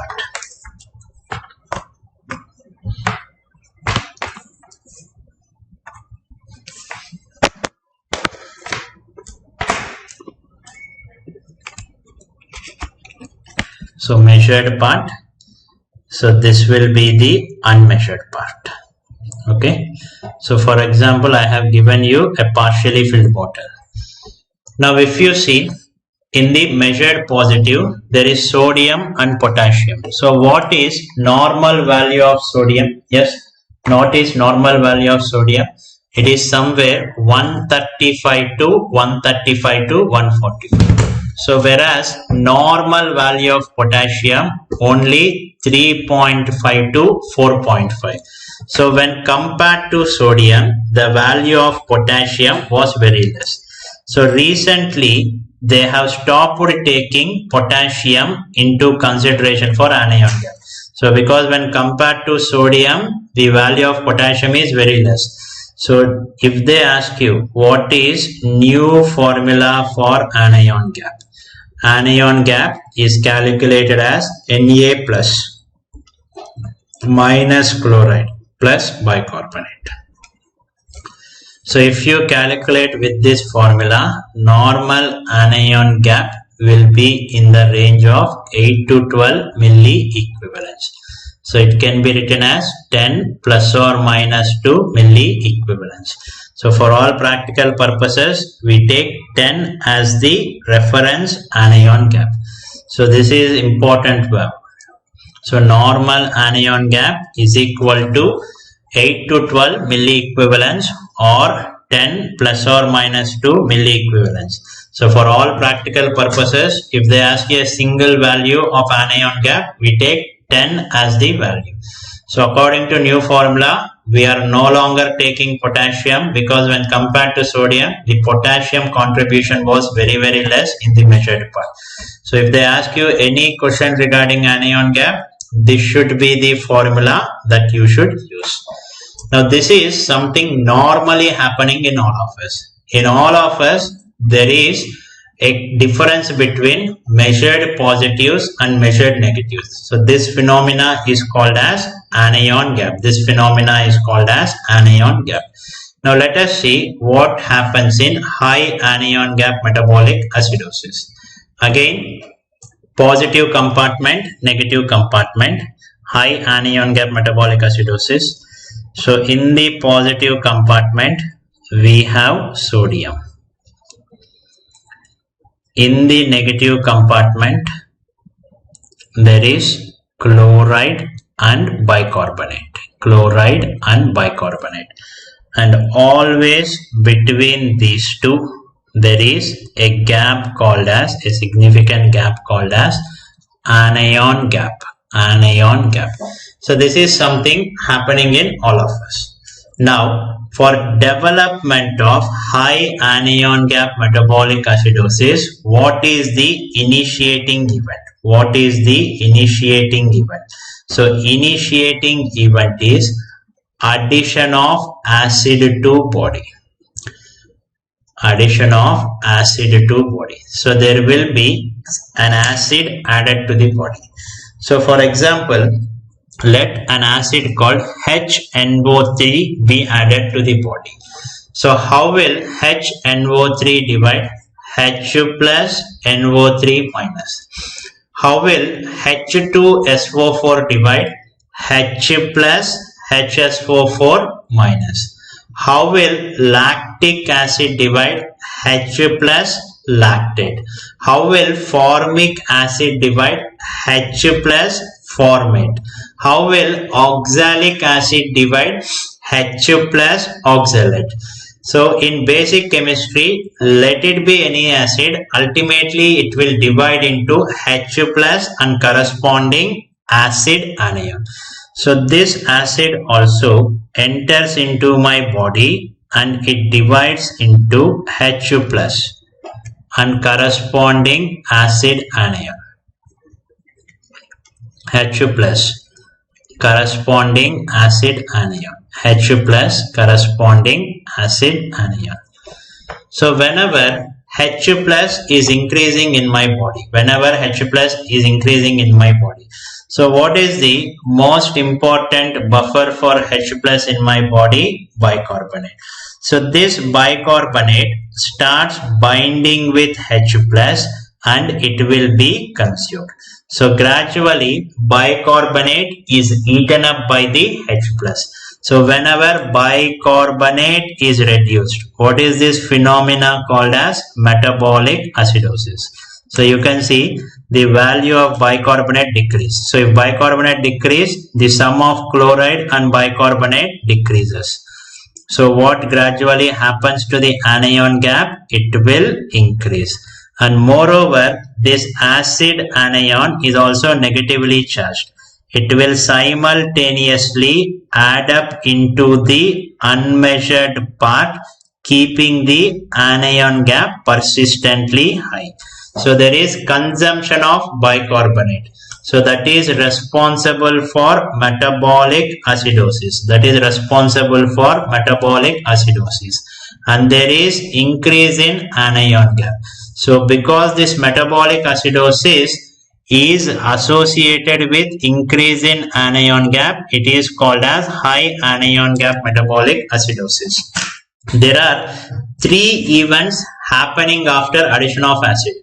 So kindly listen whatever I am telling you. Once again I will revise, because in metabolic acidosis, high anion gap metabolic acidosis, one question definitely they will ask you.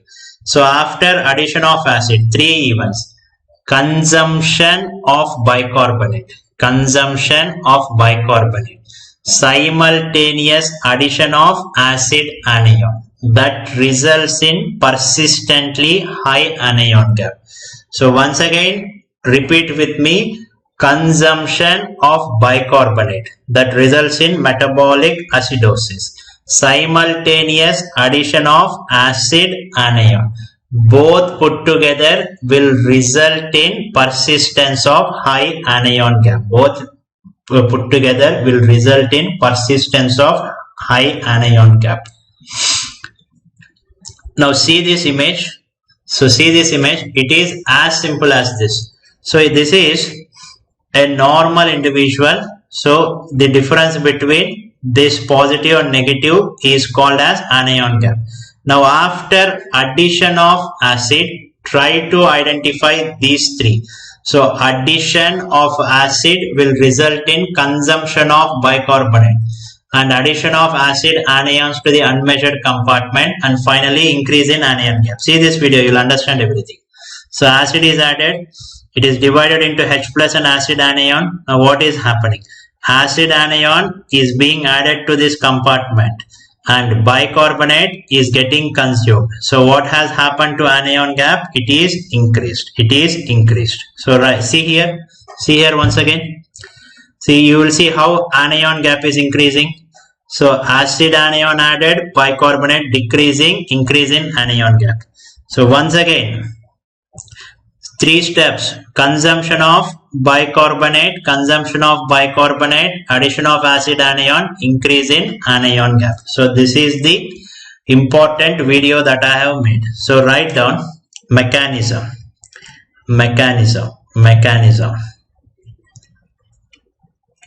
Rise in anion gap.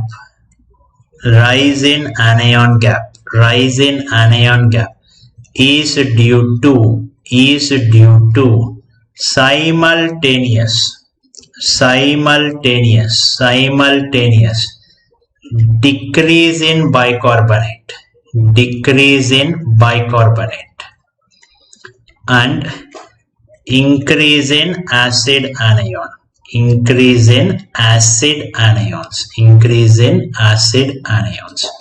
So acid anions are nothing but unmeasured anions because we are not measuring it in the formula. So this is the concept. So rise in anion gap. So why this anion gap has increased? Because bicarbonate is consumed. So because bicarbonate is consumed and acid anions have accumulated. But if you see in ABG, you can only recognize rise in anion gap and fall in bicarbonate. You cannot see this increase in acid anions because they are not measured in the blood. So increase in acid anions. So acid anions are nothing but added to the unmeasured compartment. So they are called as unmeasured anions. So unmeasured anions. So when you look at a patient ABG, you can only recognize that the anion gap has increased and bicarbonate has decreased. So because of this, there is a relation here. For every, so again this is also very important relationship. For every 1 milli equivalent increase in anion gap, there will be 1 milli equivalent decrease in bicarbonate. So if it is a pure high anion gap metabolic acidosis, you can identify this relation. So for every 1 milli equivalent increase in anion gap, there will be 1 milli equivalent decrease in bicarbonate. See, anion gap is relevant only in metabolic acidosis. In other disorders, even though you calculate anion gap, it is not that relevant.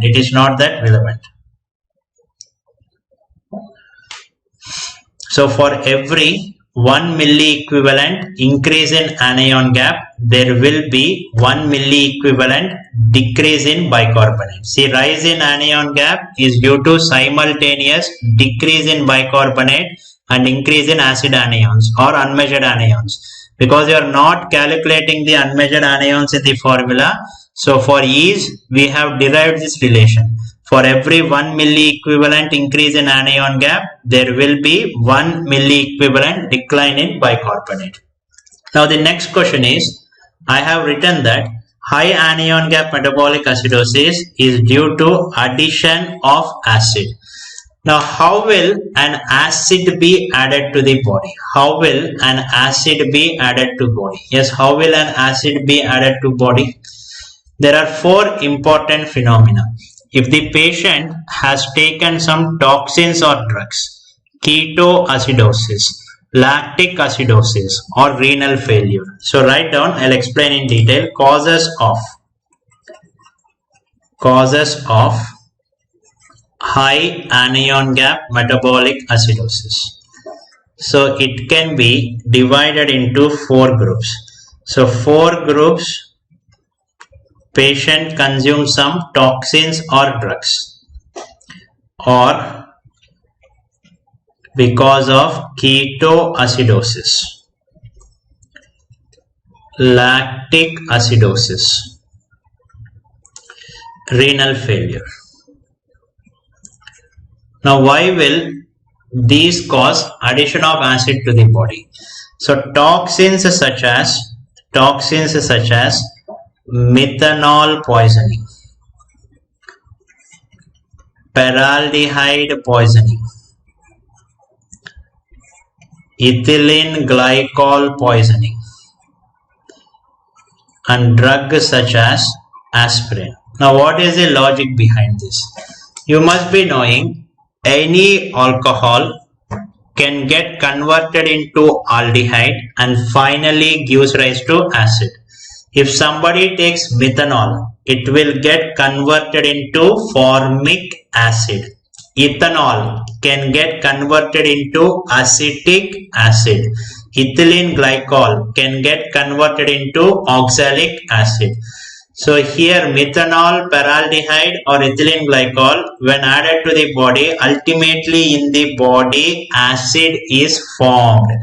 Now how is aspirin addition of acid to the body? What is aspirin? Aspirin is nothing but salicylic acid. So we have discussed causes of high anion gap metabolic acidosis, and acid should be added. So methanol will get converted into formic acid. Ethylene glycol is also called as antifreeze. So ethylene glycol will get converted into oxalic acid. Because of this, a patient with ethylene glycol poison will have oxaluria, oxalic acid crystals in the urine. Because in his blood oxalic acid is formed that can be excreted as oxalic acid crystals. Now ketoacidosis, it can be either a part of diabetic ketoacidosis, accumulation of keto acids, starvation ketoacidosis,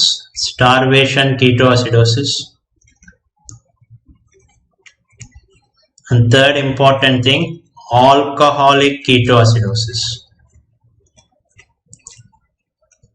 Aspirin is nothing but salicylic acid, addition of salicylic acid to the body. So lactic acidosis, lactic acid, so it is also addition of acid. Now why in renal failure there can be high anion gap metabolic acidosis? See, kidney is responsible for excretion of majority of acids in the body. So kidney is not functioning well, all the acids will accumulate in the body. Uric acid can accumulate, lactic acid can accumulate, keto acids can accumulate. So these are the 4 important causes of high anion gap metabolic acidosis. So whenever you find high anion gap metabolic acidosis in a question, you have to rule out whether the patient has taken any toxins or drugs. Is there possibility of ketoacidosis, possibility of lactic acidosis, possibility of renal failure? So in ICU, if you find any patient with high anion gap, first rule out these conditions. Did this fellow take any toxin or he is on any drugs? Is there any possibility of ketoacidosis, possibility of lactic acidosis, possibility of renal failure, See, aldehyde can be converted into acid, so it can be converted into butyric acid. So always remember, high anion gap metabolic acidosis or presence of high anion gap, so in relevant clinical history is always significant. So if you find a patient with renal disease, there is high anion gap, so you should rule out whether that fellow has gone into renal failure. A diabetic patient with some high anion gap. You should see whether this fellow is going into diabetic ketoacidosis. Diabetic ketoacidosis. Now coming to normal anion gap metabolic acidosis. Normal anion gap metabolic acidosis. So again, the same concept. Positive compartment. Aishwarya, how renal failure? Kidney is responsible for excretion of acids from your body. Now kidney is not functioning. Will acids go out from your body, yes or no? They cannot go.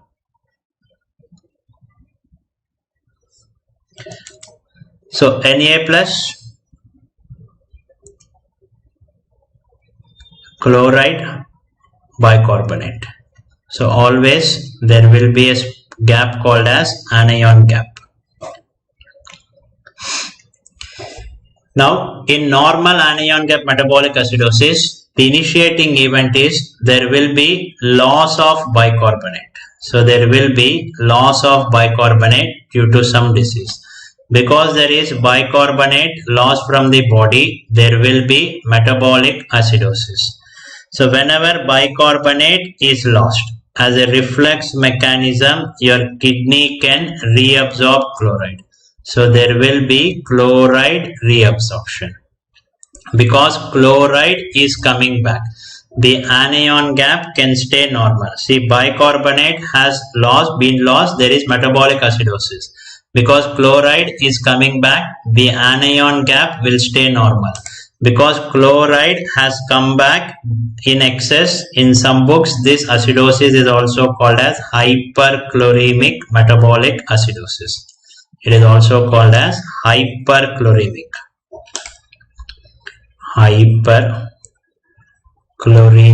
metabolic acidosis. So now try to understand this simple concept. In normal anion gap metabolic acidosis, what will happen is there is loss of bicarbonate. So if at all 5 bicarbonate is lost, 5 chloride are taken. So what will happen to total value of chloride and bicarbonate put together? Total value of chloride and bicarbonate put together, it will be the same. So whatever bicarbonate is lost, in the same quantity your kidney can take chloride. So because this is happening, normal anion gap is maintained. So anion gap is not changing because chloride value has now increased. This is also called as hyperchloremic metabolic acidosis. Now you should get a valid doubt. Even in high anion gap metabolic acidosis, when bicarbonate was being consumed as a buffer, if chloride was being taken back, the anion gap should have remained normal. But what is absent here, present there, adding up and causing high anion gap? Yes, what is absent here, present there, responsible for persistence of high anion gap? It is nothing but acid anion. So you can see this acid anion immediately adds up.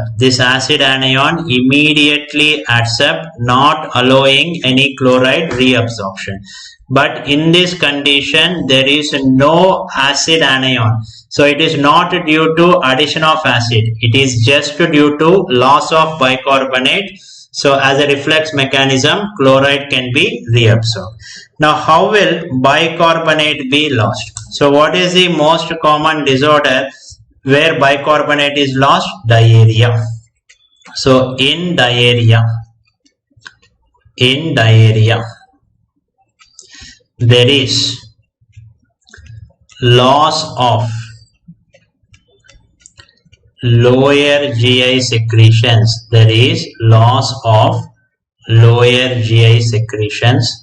Rich in bicarbonate. See, in your lower GIT, the secretions will be rich in bicarbonate. And what is the source of bicarbonate to lower GIT? Pancreas. So pancreas will be giving bicarbonate to your lower GIT. So whenever there is loss of lower GI secretions rich in bicarbonate is lost, these patients will develop metabolic acidosis. The next important, in vomiting. in vomiting. So whenever you vomit, there is loss of upper GI secretions. What does upper GI secretions contain? What does upper GI secretions contain? Acid. So whenever acid is lost from the body will develop metabolic alkalosis. So in vomiting, there is loss of upper GI secretions rich in acid. So that results in metabolic alkalosis. So this is a basic rule. So this will never be overruled. In diarrhea, one should suspect metabolic acidosis. In vomiting, one should suspect metabolic alkalosis. Next concept that they ask you is, what will happen in hyperaldosteronism? What tends to happen in hypoaldosteronism? So hyperaldosteronism and hypoaldosteronism. What happens in hyperaldosteronism and hypoaldosteronism?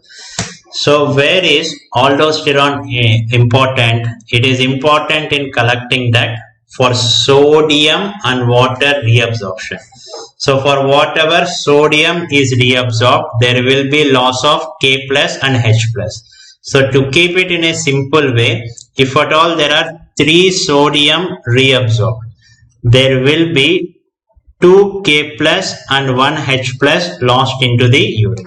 So aldosterone will facilitate sodium reabsorption, loss of K plus and H plus.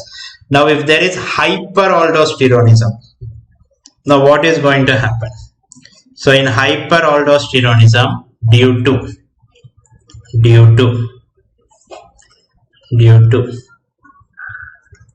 increased sodium reabsorption. Now sodium will be reabsorbed excess because this enzyme is hitting the collecting duct. It will make it to reabsorb sodium more.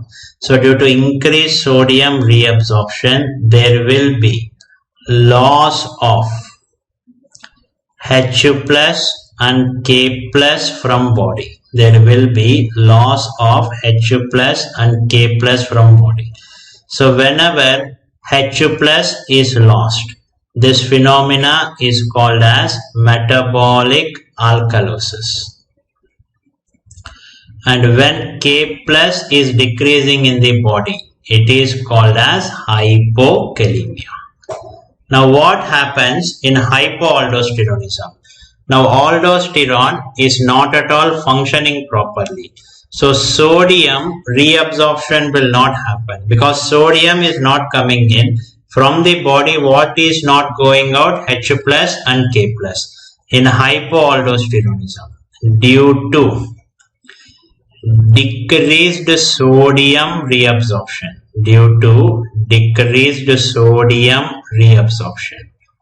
so what is going to happen? H plus and K plus retained in body. H plus and K plus retained in body. So because H plus is staying in the body, it results in metabolic acidosis. K plus has also increased in the body. It causes hyperkalemia. Now what is this concept? So why, if there is loss of H plus, so why loss of H plus is called as metabolic alkalosis? So why retention of H plus is called as metabolic acidosis? So again, this follows the Henderson-Hasselbalch equation. So this follows the Henderson-Hasselbalch equation.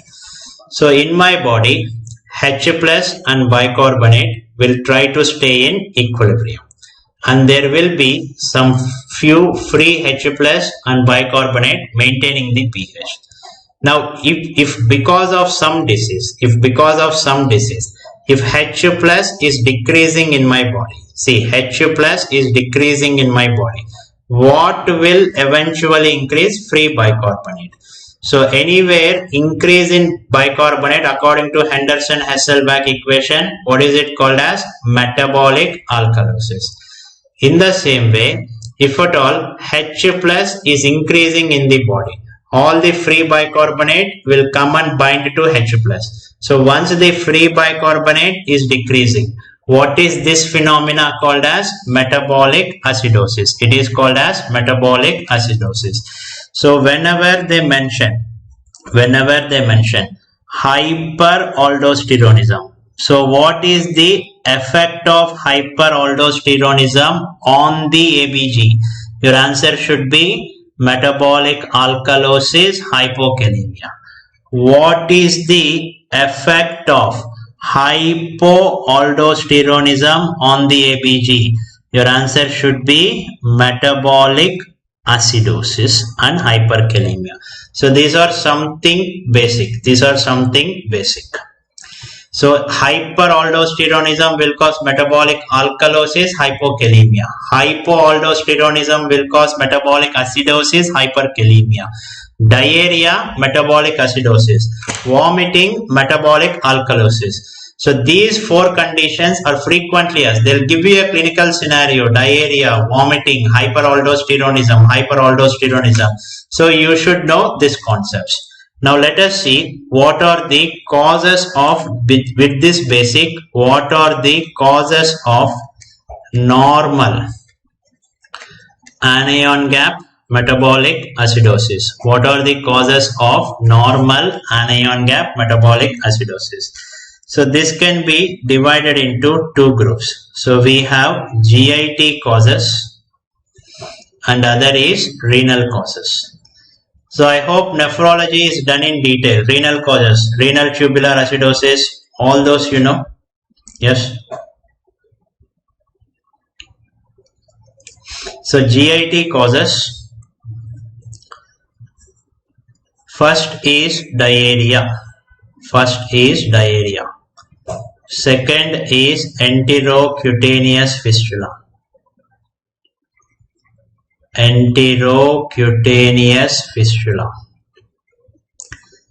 Third is pancreatic fistula.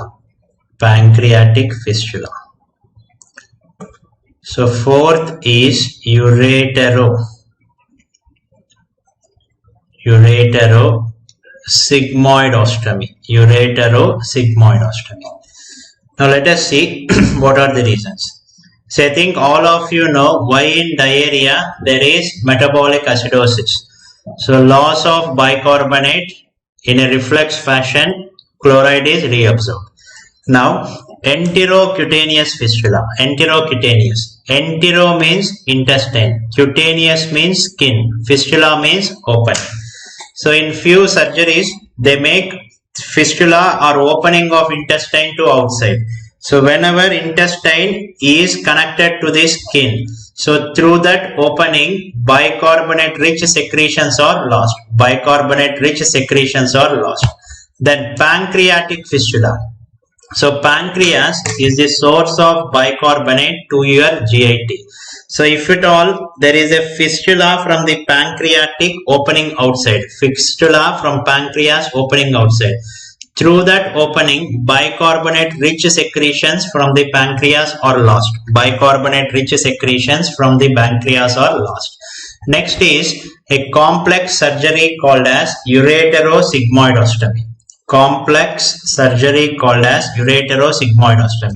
So when it is done, so whenever there is a bladder carcinoma, now ureters cannot go into the bladder. So what they are going to do, they will divert the ureters into sigmoid colon. This diversion of ureters into sigmoid colon, it is called as ureterosigmoidostomy. So you can see the example. So this is the sigmoid colon and this is the ureter. So ureters are diverted into sigmoid colon, and normally now urine is coming into the colon. So what does urine contain in excess? Chloride. So whenever excess chloride comes into the intestine, always your intestine likes chloride. So your intestine starts reabsorbing chloride. Your intestine starts reabsorbing chloride. So for whatever chloride is reabsorbed, a negative is taken in, a negative will be thrown out. So bicarbonate will be thrown into the colon and this bicarbonate will be lost in patient's excreta. Bicarbonate will be lost in patient's excreta. So simple logic is whenever ureters are connected to sigmoid colon, lot of urine reaches the sigmoid colon. Urine is rich in chloride. Whenever your intestine sees chloride, it will try to take up chloride. So for whatever chloride is being taken in, a negative is taken in. So your body releases a negative into the intestine. What is that negative intestine? What is the reason? What is the negative coming out? Bicarbonate. So because chloride is taken in, there is maintenance of anion gap. Bicarbonate is going out. There is metabolic acidosis. So bicarbonate is lost, metabolic acidosis. Chloride has gone into the body, the anion gap will stay normal. So this is the mechanism of normal anion gap metabolic acidosis in ureterosigmoidostomy. Now coming to the renal causes. So first is renal tubular acidosis. So renal tubular acidosis, I think this must have been done in your nephrology. So we have, just I'll tell you names, type 1 and type 2 RTA. So these two are associated with metabolic acidosis plus hypokalemia. Next we have type 4 RTA, which is most common. This is associated with metabolic acidosis plus hyperkalemia. Metabolic acidosis with hyperkalemia. Next important cause is drugs. So what are the drugs responsible for metabolic acidosis here? So we have ACE inhibitors. ACE inhibitors, aldosterone antagonist. So somebody has asked me, can you repeat enterocutaneous fistula and pancreatic fistula? So just listen with some common sense. Entero means intestine. Cutaneous means skin, fistula means outside. So from your intestine there is an opening outside. So what will happen? Intestinal contents rich in bicarbonate will be going out.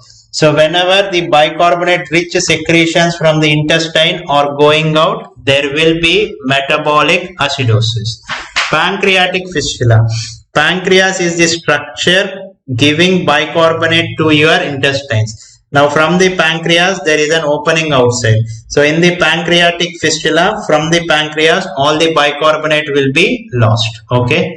How? Because bicarbonate is being lost, chloride will be taken up by the kidney. Chloride reabsorption happens. For bicarbonate loss, chloride reabsorption will happen. Okay. So this is the mechanism. So just like in diarrhea, what is happening? Loss of bicarbonate, chloride reabsorption. So these three have similar mechanisms just like diarrhea. So aldosterone antagonist, and third is carbonic anhydrase. Carbonic anhydrase inhibitors. So why will ACE inhibitors and aldosterone antagonists result in metabolic acidosis? So first point. So whenever I give ACE inhibitors, so renin angiotensin aldosterone mechanism, what will happen? the aldosterone will not be produced. So there will be decreased production of aldosterone. So when I give aldosterone antagonist, aldosterone will not function properly. So these two conditions are similar to hypoaldosteronism So when I give ACE inhibitors, aldosterone is not formed in the body. When I give aldosterone antagonist, aldosterone will not work in the body. So these will be similar to hypoaldosteronism. So what is the end result in hypoaldosteronism? It is metabolic acidosis. So there will be metabolic acidosis. Now carbonic anhydrase. So where is this carbonic anhydrase very useful? It is useful in the proximal convoluted tubule for reabsorption of bicarbonate. Now whenever I inhibit the enzyme, there will be decreased reabsorption of bicarbonate. So there will be decreased reabsorption of bicarbonate. So bicarbonate will be lost in urine. Whenever bicarbonate is lost in the urine, patient will develop metabolic acidosis. Normally bicarbonate should be taken in proximal convoluted tubule with help of carbonic anhydrase inhibitor. So there will be decreased reabsorption of bicarbonate from proximal convoluted tubule. So that results in loss of bicarbonate in urine. Because bicarbonate is lost in urine, there will be metabolic acidosis. So these are the important causes: GIT causes, renal causes. So I think renal causes will be well covered in your nephrology. So what is the mechanism of type 1 RTA, type 2 RTA? Spironolactones are nothing but aldosterone antagonists. So when I say a group, don't write all the drug AC inhibitors. What happens in captopril? What happens in enalapril? Okay, not like that. So aldosterone antagonists, AC inhibitors. So renal tubular acidosis, type 1 and type 2 RTA, metabolic acidosis, hypokalemia. Type 4 RTA, metabolic acidosis plus hyperkalemia. So this completes metabolic acidosis. Next concept is metabolic alkalosis. So to understand metabolic alkalosis, you should know what is the concept of initiating event and persisting event. Initiating event and persisting event. So let us try to understand this with a previous AIMS question. So type 2 RTA is not that clinically relevant, very rare. Type 2 RTA, I don't know if it is covered in nephrology. Why are you asking here again? Okay. So let us see this first. A 25-year-old male, history of vomiting, brought to the emergency department. On examination, patient's BP was low, and by the time he reached the emergency department, now there is no vomiting. ABG is showing severe metabolic alkalosis. How to treat metabolic alkalosis here? So this is an important question.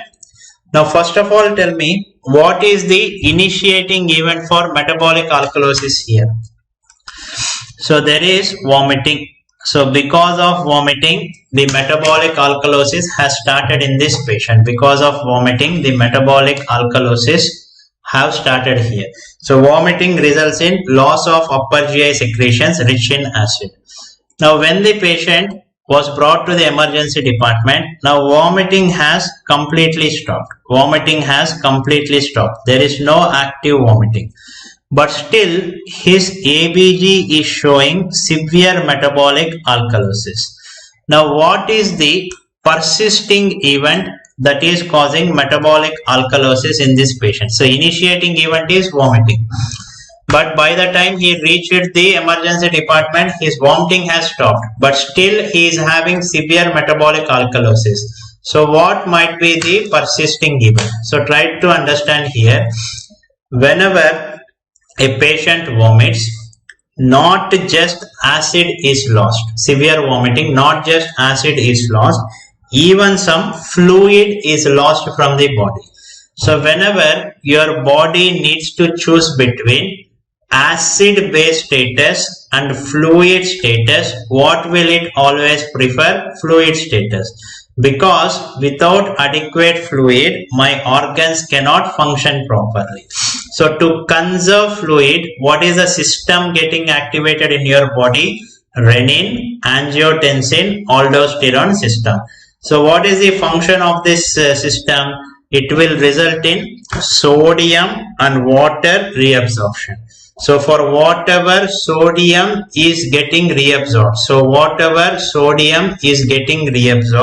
what will be lost in the urine? K plus and H plus. So if K plus is lost, patient may develop hypokalemia.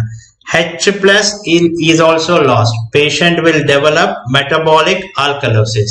Now see this peculiar phenomena. Patient started with metabolic alkalosis and his body's defense mechanism is also causing persistence of metabolic alkalosis. So this question is a classical example of extracellular fluid volume contraction. Because of vomiting, there is volume contraction that resulted in hypotension, that resulted in secondary hyperaldosteronism. So because of that secondary hyperaldosteronism, still there is metabolic alkalosis. Now how to treat metabolic alkalosis here? Now what is the reason for persistence of metabolic alkalosis here? Secondary hyperaldosteronism. So what has caused secondary hyperaldosteronism? Hypotension. Now how to effectively treat metabolic alkalosis? So give fluid and improve his BP. So what is the commonly given fluid to improve blood pressure? It is nothing but saline.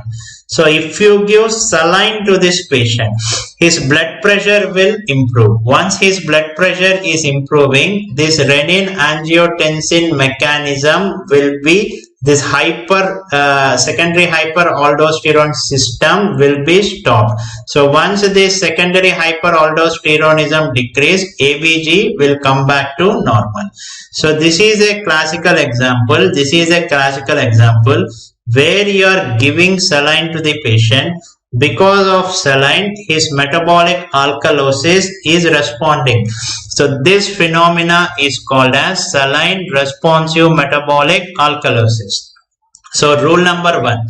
If there is metabolic alkalosis persisting predominantly due to volume contraction, what you should give in this patient? Volume. What is that? Saline. If you give saline in this patient, he will improve. So the problem here is patient's BP is low. So best way to improve the BP is normal saline. So try to understand here in this given question, the persisting event for metabolic alkalosis, the persisting event is volume contraction, secondary hyperaldosteronism. So if I give volume to the patient, his BP will improve. So this activated renin angiotensin mechanism will come down. So his ABG will come back to normal.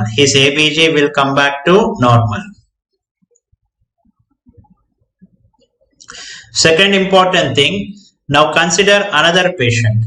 So there is another patient, since his childhood he is having primary hyperaldosteronism. Always his adrenals is producing excess aldosterone. So whenever there is excess production of aldosterone, always there will be increased sodium and water reabsorption. So whenever sodium and water is getting reabsorbed, now what will happen in this patient?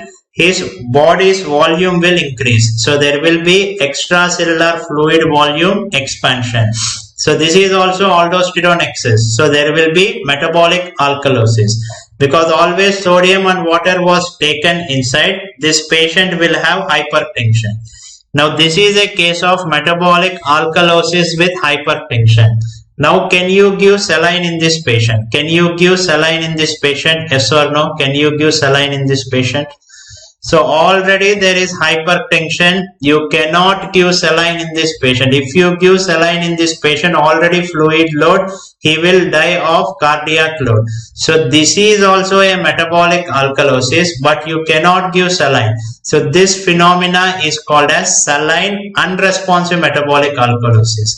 So rule number two, if there is a metabolic alkalosis with coexisting hypertension, already there is volume excess, no point in giving saline. So here the metabolic alkalosis will not improve with saline. So it is called as saline unresponsive metabolic alkalosis. Why we made such a classification, saline responsive and unresponsive? Because in emergency department, easily to differentiate the cases and whether to treat, whether to give IV saline, yes or no. So write down rule number 1. So before that, mechanisms. So mechanisms.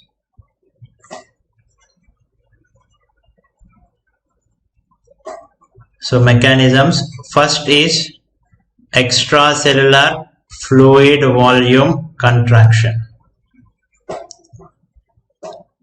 that resulting in hypotension. So whenever there is hypotension, your renin-angiotensin system will become aggressive. So there will be secondary hyperaldosteronism.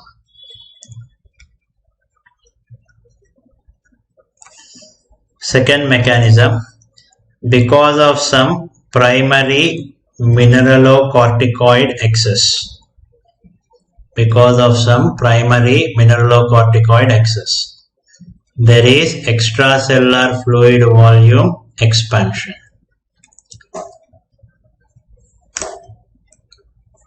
Extracellular fluid volume expansion. Along with this, there is hypertension. Now out of these two, which will be saline responsive? First mechanism. So volume contraction, hypotension, secondary hyperaldosteronism. If this mechanism is responsible for metabolic alkalosis, if you give saline, patient will improve. So write down rule number 1. Metabolic alkalosis persisting due to volume contraction. If at all there is a metabolic alkalosis persisting due to volume contraction. So what should be given here? Saline. So this will be saline responsive, because volume contraction itself will cause metabolic alkalosis. So how will volume contraction cause metabolic alkalosis? This is the mechanism. Hypotension, secondary hyperaldosteronism. So what are the examples of these diseases? Vomiting, Ryle's tube aspiration, diuretic use. Now how will these three cause volume contraction? So vomiting, loss of upper GI secretions, so there will be volume loss. Ryle's tube aspiration, where do you put Ryle's tube? You put it into the GIT, upper GIT. When you aspirate, upper GI secretions are gone. So whenever upper GI secretions are lost, so there will be metabolic alkalosis, and also volume contraction. So Ryle's tube aspiration is similar to vomiting. Vomiting, patient does by himself. Ryle's tube aspiration, you are putting a tube and aspirating upper GI secretions. And diuretics, so whenever you give excess diuretics, there will be volume loss. So because diuresis means loss of excess urine. So because of volume contraction, secondary hyperaldosteronism, there will be metabolic alkalosis. Rule number 2. Metabolic alkalosis with coexisting hypertension. So will you give saline, yes or no? Never. Because already patient is having hypertension, there is no point in giving saline. So what are the causes? We have primary hyperaldosteronism. Primary hyperaldosteronism. Cushing's syndrome. Cushing's syndrome. Renin secreting tumor. Renin secreting tumor. So why will these three conditions cause metabolic alkalosis and hypertension? So primary hyperaldosteronism is nothing but primary mineralocorticoid excess. Primary mineralocorticoid excess. Cushing syndrome is nothing but Cushing syndrome. Even though it is glucocorticoid excess, why there is metabolic alkalosis and hypertension? Because glucocorticoids will have some amount of mineralocorticoid activity. So glucocorticoids will have mineralocorticoid activity. Glucocorticoid will have mineralocorticoid activity. Then renin secreting tumor. So whenever renin is secreted in excess, what will ultimately increase in the body? Aldosterone. So whenever aldosterone is increasing, there can be extracellular fluid volume expansion and hypertension. Now coming to third important rule, metabolic alkalosis due to some genetic defects of renal tubules. So genetic defects of renal tubules such as Bartter syndrome, Gitelman syndrome, Liddle syndrome. So these three disorders will also cause metabolic alkalosis and they will be saline unresponsive. Because these are primary genetic defects. Even if you give saline, there will be no change. This is a genetic defect. Even if you give saline, there will be no change. So this is the important classification: saline responsive and saline unresponsive. Apart from this, there is another parameter which differentiates saline responsive and saline unresponsive. It is urinary chloride levels. So urinary chloride levels in saline responsive was found to be less than 20 milliequivalents, whereas in saline unresponsive cases, urinary chloride levels was found to be more than 20 milliequivalents. More than 20 milliequivalents. Now what is the significance of this? Try to think with simple common knowledge. So don't go for complicated mechanisms. Think as a common man now, you will understand this better. Now, whenever there is saline responsive metabolic alkalosis, majority of the patients will be having volume contraction. So whenever your body is not having adequate volume, what will your kidney do? It will try to retain water. So how is water generally retained? Salt and water retention happen. Now tell me, when there is less water in your body, will your kidney try to retain salt or excrete salt? Try to retain salt or excrete salt. So it will try to retain salt. So what does salt contain? Na plus Cl minus. Because chloride is getting reabsorbed in the body. Within the urine, chloride will be less. So urinary chloride in saline responsive cases will be less, because majority of saline responsive cases will be having volume contraction. Whenever there is volume contraction, it is responsibility of the kidneys to retain salt. So kidneys are retaining salt. Salt contains Na plus Cl minus, because chloride is kept in the body. Within the urine, chloride will be less. Now, why in saline unresponsive cases chloride levels in the urine are high? Once again, think as a common man. See, now majority of saline unresponsive cases are having coexisting hypertension.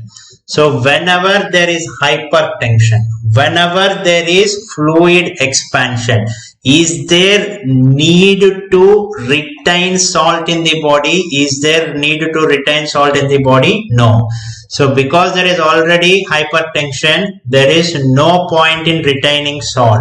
So chloride can be lost in the urine. So urinary chloride will be more than 20 milli equivalents. So according to the fluid status, it is divided. If body is having volume contraction, it is responsibility of the kidney to retain salt. So salt will be kept in the body. So urinary chloride will be less. If already body is having fluid overload, no point in retaining salt. So salt can be lost within the chloride, within the urine, chloride will be high. So urinary chloride will be more than 20 milli equivalents.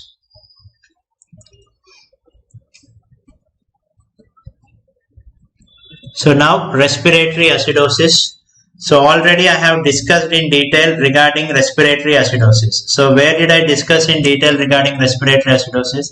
So respiratory acidosis, hypercapnia, also called as type 2 respiratory failure. So if you want to learn respiratory acidosis, just take and see type 2 respiratory failure. So that is nothing but respiratory acidosis. Then respiratory alkalosis. So write down the important concepts regarding respiratory alkalosis. So chronic respiratory alkalosis is considered as most common acid base abnormality, is considered as most common acid base abnormality in critically ill patient. So why it is considered as most common acid base abnormality in critically ill patient? Once you see the mechanisms, you will know better. So write down the causes of respiratory alkalosis. First group of causes: pain, panic, psychogenic, progesterone. So in pain, people tend to hyperventilate. Panic, there will be some hyperventilation. Especially young females, they will be having psychogenic hyperventilation. And progesterone directly stimulates the respiratory center. So whenever something stimulates the respiratory center, there will be hyperventilation and CO2 washout. Hyperventilation and CO2 washout. And second important thing is sepsis toxins. Toxins released in sepsis and also cirrhosis. So sepsis and cirrhosis. So because of this, so toxins in sepsis and cirrhosis can also stimulate respiration and also stimulate respiration. And third important thing is diseases causing hypoxemia. So hypoxemia. So any disease that causes hypoxemia, it will stimulate respiratory receptors. So whenever respiratory receptors are stimulated, there will be hyperventilation. So when there is hyperventilation, there is CO2 washout. The next important thing, mechanical hyperventilation.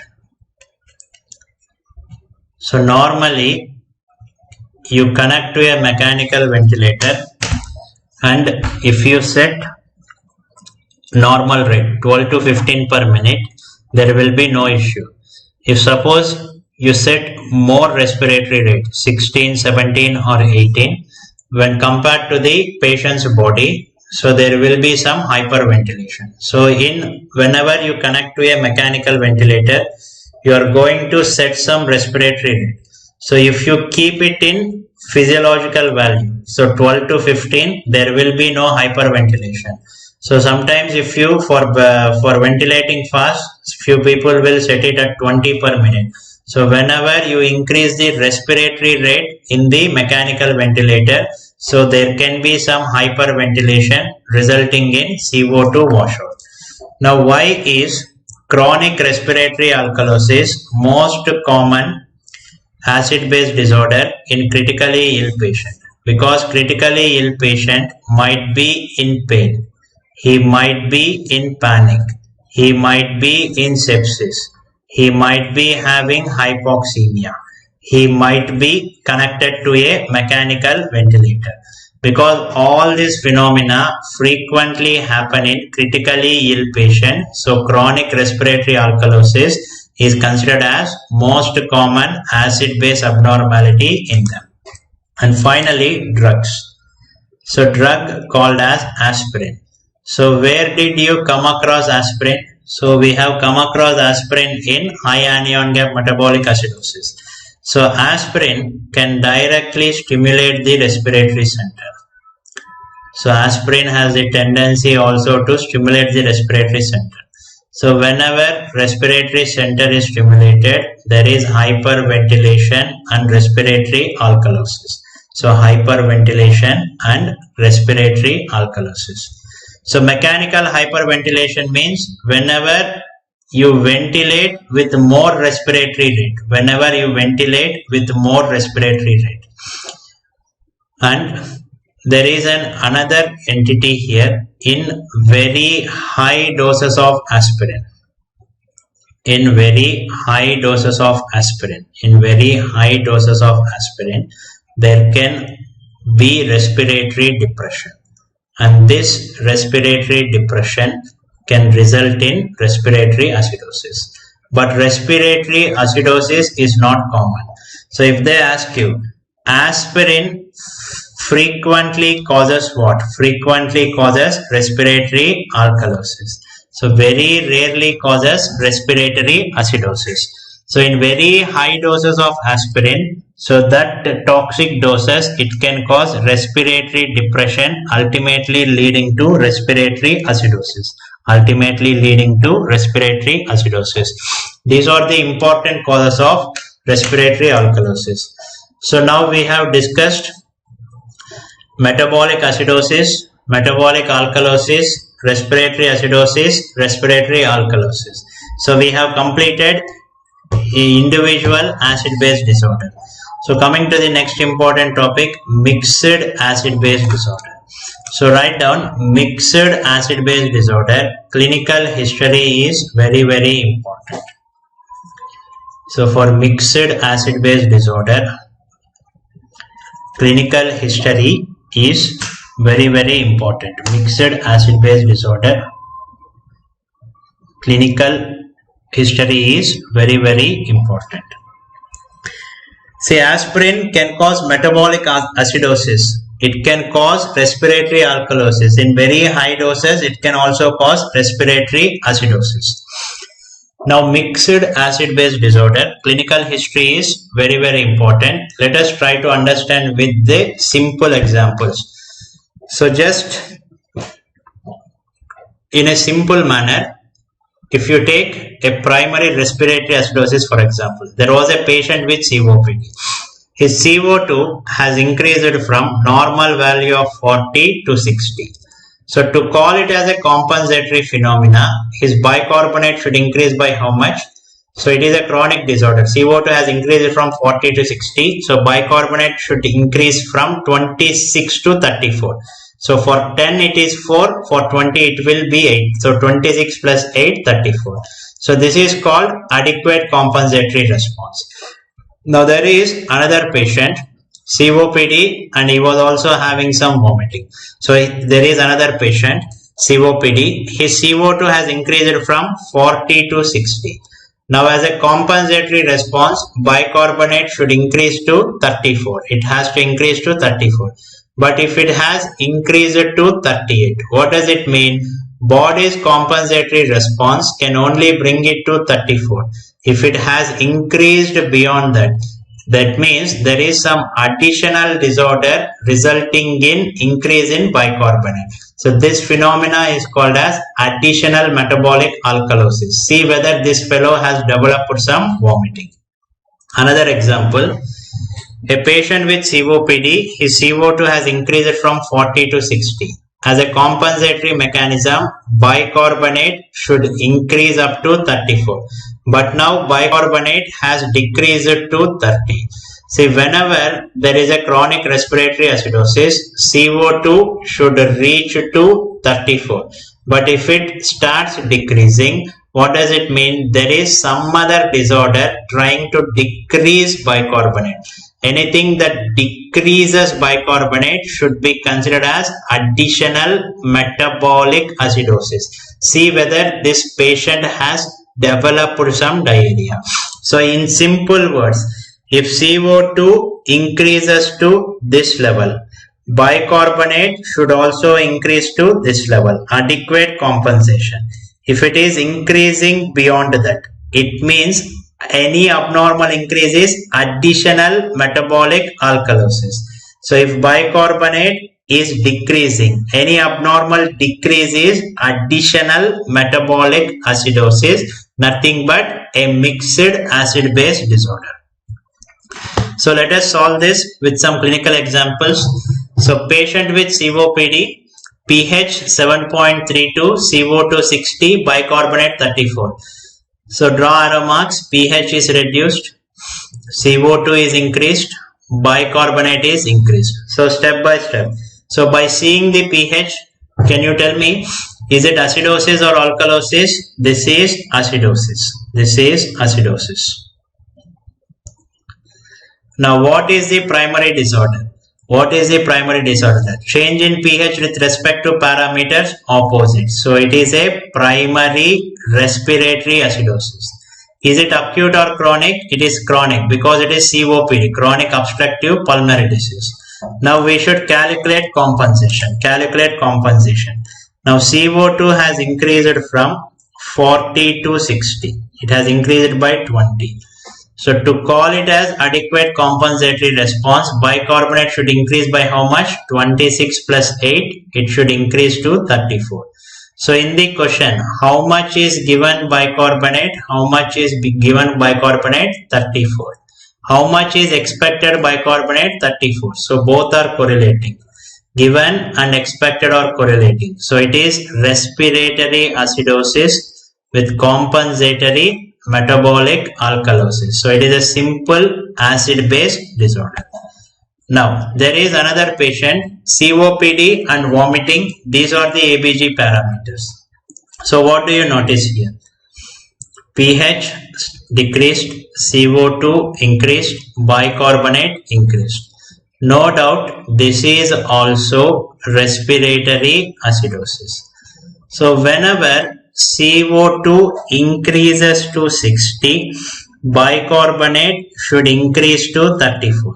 But here it has increased to 38. So in this question, given bicarbonate is very much more than expected bicarbonate.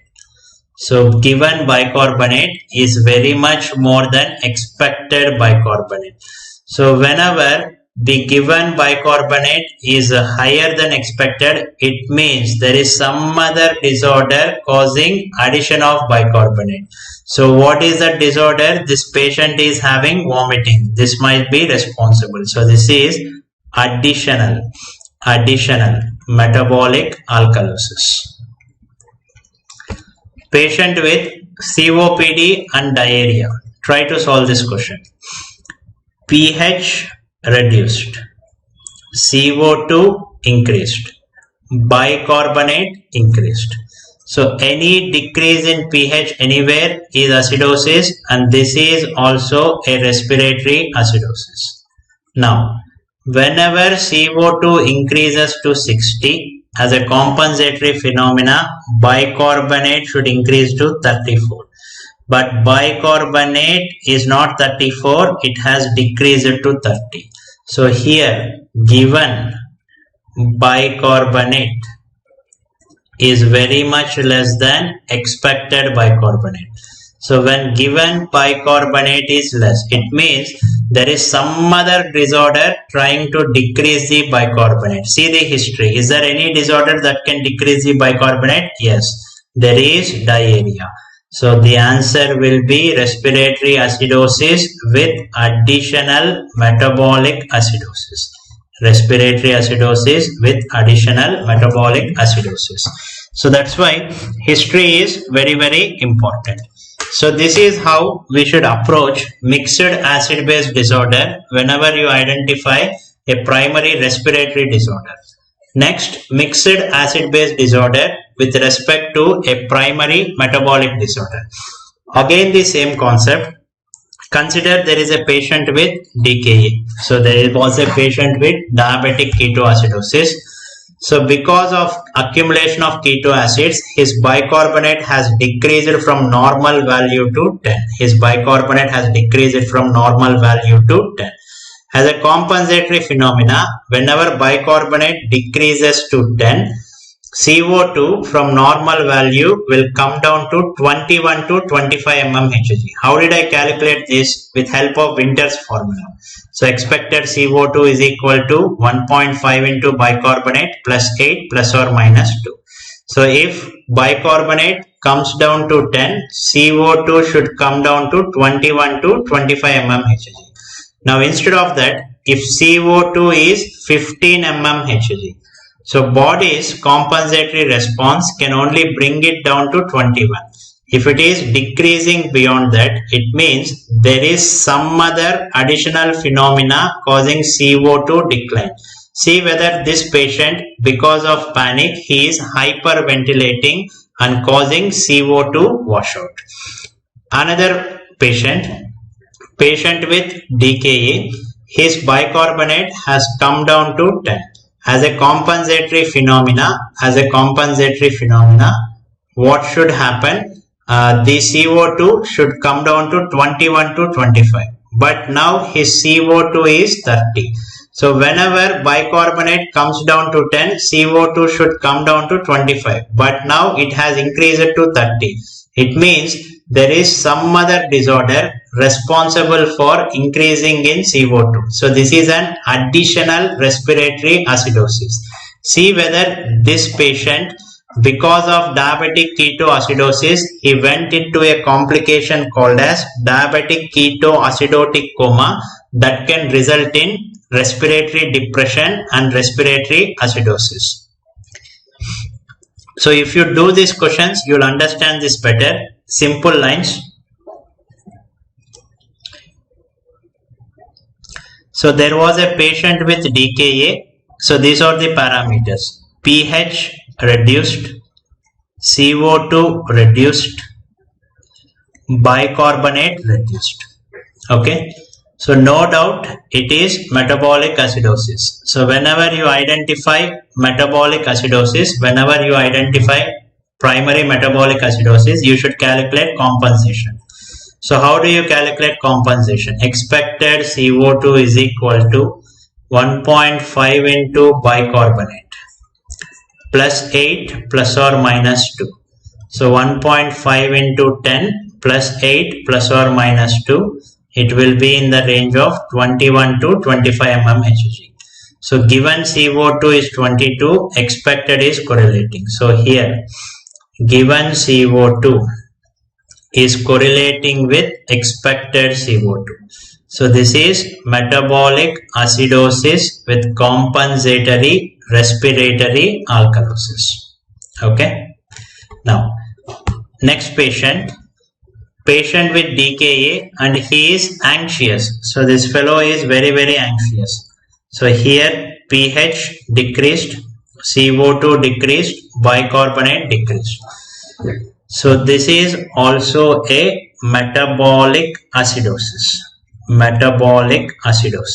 This is a metabolic acidosis. Okay. Now let us see the compensation. Now whenever bicarbonate decreases to 10. As a compensatory response, CO2 should come down to how much? CO2 should come down to how much? It should come down to 21 to 25 mmHg. But here it has decreased more. So in this question, given CO2 is very much less than expected CO2. So whenever given CO2 is less, it means there is an additional disorder causing CO2 decline. So body's compensatory phenomena can only decrease it to 21. If it is decreased beyond that, there is something additional causing the further decline. So this patient is very, very anxious. So he might be hyperventilating. So this is metabolic acidosis with additional respiratory alkalosis. Another patient, DKA and altered sensorium. So his sensorium is not at all good. pH reduced, CO2 reduced, bicarbonate also reduced. So no doubt it is metabolic acidosis. So whenever in a metabolic acidosis, bicarbonate decreases to 10. As a compensatory mechanism, CO2 should come down to 21 to 25. But here CO2 is gradually increasing. So here given CO2 is more than expected CO2. So whenever given CO2 is higher, it means there is some other disorder trying to increase CO2. Any additional increase in CO2, it is called as additional respiratory acidosis. So what might be the reason for additional respiratory acidosis? And this is very, very important, especially in a patient of DKA. So this patient is with DKA and he is having altered sensorium. It means he is going into a complication called as diabetic ketoacidotic coma. So because of the diabetic ketoacidotic coma, gradually respiratory depression happens and CO2 will be elevated. So whenever you find a patient with such a scenario, because respiratory depression is happening, this patient may need mechanical ventilation. So why there is additional respiratory acidosis here? Because of altered sensorium. So in simple words, if bicarbonate decreases to this level, CO2 should also come to this level. If it decreases beyond that, any additional decrease is called as additional respiratory alkalosis. See whether that fellow is hyperventilating. If CO2, if bicarbonate decreases to this level, CO2 should also come to this level. If it is increasing beyond that, it is additional respiratory acidosis. So see whether this patient is having some respiratory depression. So this is the important concept regarding mixed acid-base disorders. So before we conclude, let us see ABG sampling. So ABG sampling. So which blood is generally used for ABG sampling? Is it arterial blood or venous blood? Generally we go for arterial blood, because in arterial blood only you will get the exact CO2 and oxygen values. And what is the most common artery used? It is radial artery. So most commonly radial artery used. So whenever you are puncturing radial artery, you should make sure your ulnar artery is patent. What is the reason? So if you puncture the radial artery, for some time circulation will not happen here. If your ulnar artery is not patent, these fingers will develop ischemia. These fingers will develop ischemia. So to test the patency of ulnar artery, we do a classical test called as modified Allen's test. So modified Allen's test. So you can do it on yourself. So what I am going to do is, I am going to tightly hold the wrist of the patient and I will close the hand. Now whenever I hold the wrist tightly like this, I am actually blocking both radial and ulnar artery. Now if I open my hand, it will be completely pale because the blood supply is not there. Now what I am going to do, I am going to release the pressure from ulnar artery. On release of pressure from ulnar artery, if my hand turns pink, it means my ulnar artery is patent. If ulnar artery is patent, it means Allen's test is positive. If Allen's test is positive, you can poke the radial artery. Once again, see, I am going to tightly hold my wrist. Okay, close my hand. After some time, when I open this hand will be completely pale. So why it is completely pale? The blood supply is cut off. Now I am going to release the pressure on ulnar artery. So once the pressure from the ulnar artery is released, now if your hand turns pink, it means ulnar artery patent. Ulnar artery patent means Allen's test positive. Allen's test positive means you can poke radial artery. So write down the concept here. On release of pressure from ulnar artery, if hand turns pink, it means ulnar artery patent. Ulnar artery patent. So ulnar artery patent. If ulnar artery is patent, it means Allen's test positive. Allen's test positive means you can poke radial artery. Everything starts with the letter P. On release of pressure from ulnar artery, if hand turns pink, it means ulnar artery patent. Ulnar artery patent means Allen's test positive. Allen's test positive means you can poke radial artery. So if Allen's test is negative, you should go for next hand or you should go for femoral route. Now before taking the blood into this syringe, you should add something into this syringe. What is that? Heparin. Because clotted blood cannot be processed by the ABG machine. So how much heparin is used? 0.1 to 0.2 ml heparin is used. See, now we use only modified Allen's test. So the previous Allen's test is no longer used. No need to know about it. 0.1 to 0.2 ml heparin used for ABG sampling. So this is also one more important concept. 0.1 to 0.2 ml heparin is used for ABG sampling. So ABG sampling, most commonly radial artery is used.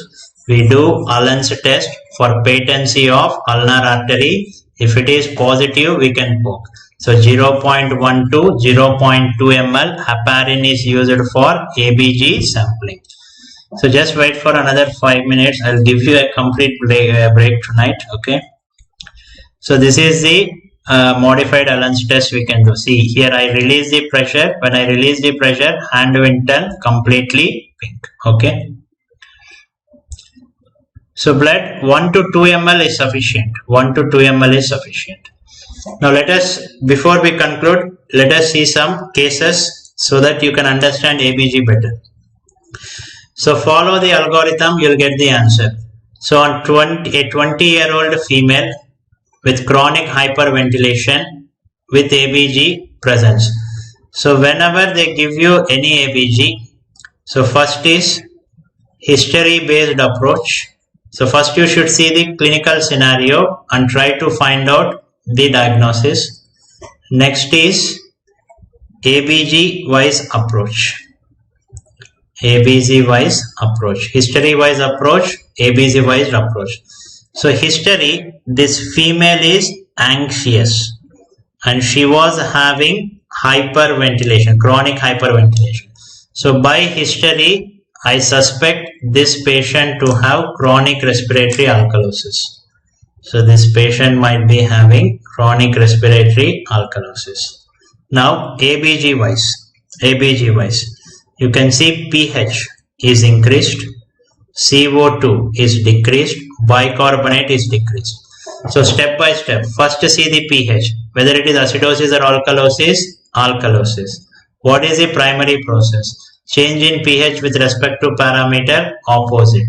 So the primary is respiratory. So the answer is respiratory alkalosis.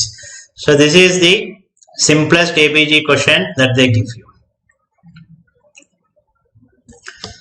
Now another question based with complete history. A 60-year-old man with amyotrophic lateral sclerosis. So this is a chronic neuromuscular disorder. He is brought with some symptoms. On history they have given that he is having headaches, everything. ABG is performed. So they are asking you what is the disorder. Again, history wise approach. So patient is having a chronic neuromuscular disorder. So there are chances of chronic respiratory acidosis. So chronic respiratory acidosis. Now ABG wise. So if you notice here, I'll write it here, pH 7.34, PaCO2 60, bicarbonate 34. So pH reduced, CO2 increased, bicarbonate increased. So step by step, by seeing the pH, is it acidosis or alkalosis? Acidosis. So what is the primary process? Respiratory or metabolic? Respiratory. Is it acute or chronic? Chronic. After knowing the primary process, what you should do? You should calculate compensation. Now CO2 has increased from 40 to 60. It has increased by 20. So to call it as a compensatory response, bicarbonate should increase by 8. So in the question, expected bicarbonate and given bicarbonate are correlating. So given is 34. Expected is 34. Given and expected are correlating.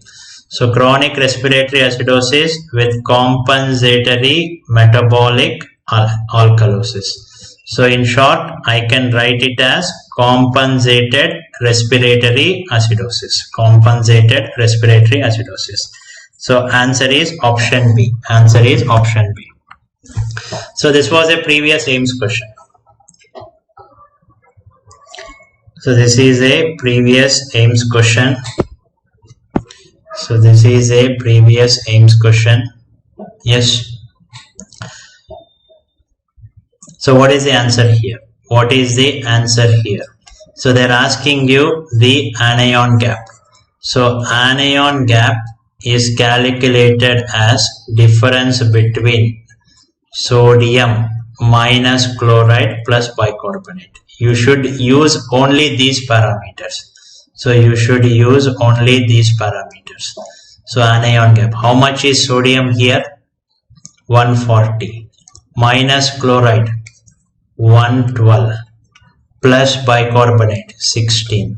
So anion gap 140 minus 128. It is 12. So the answer is 12. So it is normal anion gap. Now last question.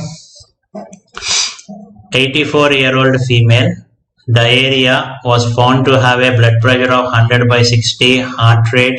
They have given the electrolytes. They have given ABG parameters. What is the acid-base disorder? So let us see history-wise approach.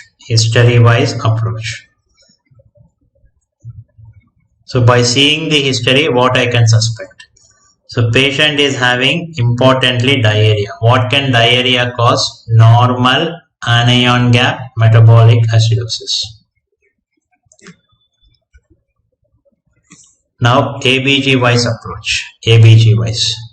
So I'll write the parameters. We will follow the algorithm. You'll get the correct answer. 7.29 PaCO2 24 bicarbonate. So draw arrow marks. pH reduced, CO2 reduced, bicarbonate reduced. First see the pH. After clinical data, first see the pH. So is it acidosis or alkalosis? Acidosis. Then what is the primary? Change in pH with respect to parameter, same. So the name should be metabolic. After identifying the primary process, you should calculate the compensatory response. So if it is metabolic, so you should calculate respiratory compensation. 1.5 into bicarb 10 plus 8 plus or minus 2. It will be in the range of 21 to 25. So here given CO2 is correlating with expected CO2. So metabolic acidosis with compensatory respiratory alkalosis. Then what is the last step? Calculation of anion gap. How much is anion gap? Sodium 137 minus chloride 117 plus bicarbonate 10. So 137 minus 127, it will be 10. So anion gap will be 10. So it is normal anion gap metabolic acidosis with compensatory respiratory alkalosis. I have followed all the steps in algorithm. So it is option C. Non-anion gap means not high anion gap. It means normal anion gap. Non-anion gap means not high anion gap. It means normal anion gap. So all steps have been followed. So I have seen the clinical scenario by seeing the pH, acidosis or alkalosis, direction of change, metabolic and compensatory, and compensatory is there. And next important thing here that I need to know is it is normal anion gap metabolic acidosis. So by this we could conclude respiratory medicine and ABG. So as I promised you, when I get the new update of tuberculosis, I will be doing a complete video. And lung cancer staging, because you are telling it is not covered even in surgery, I'll do it as soon as possible. So before I end, this is something I want to tell you, especially to male medicos sitting there.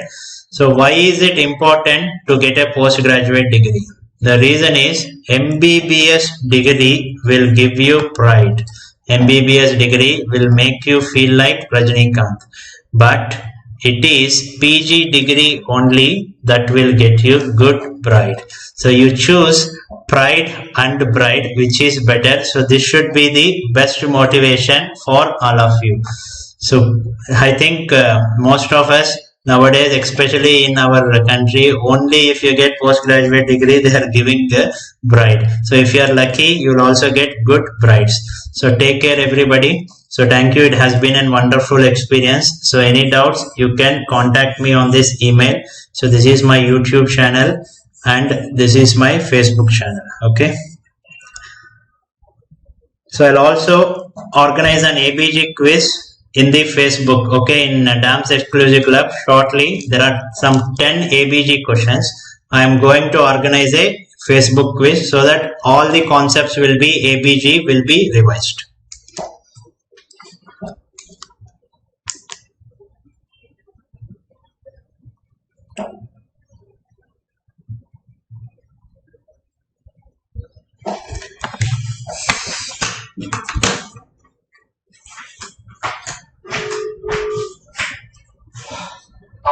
Yeah, done.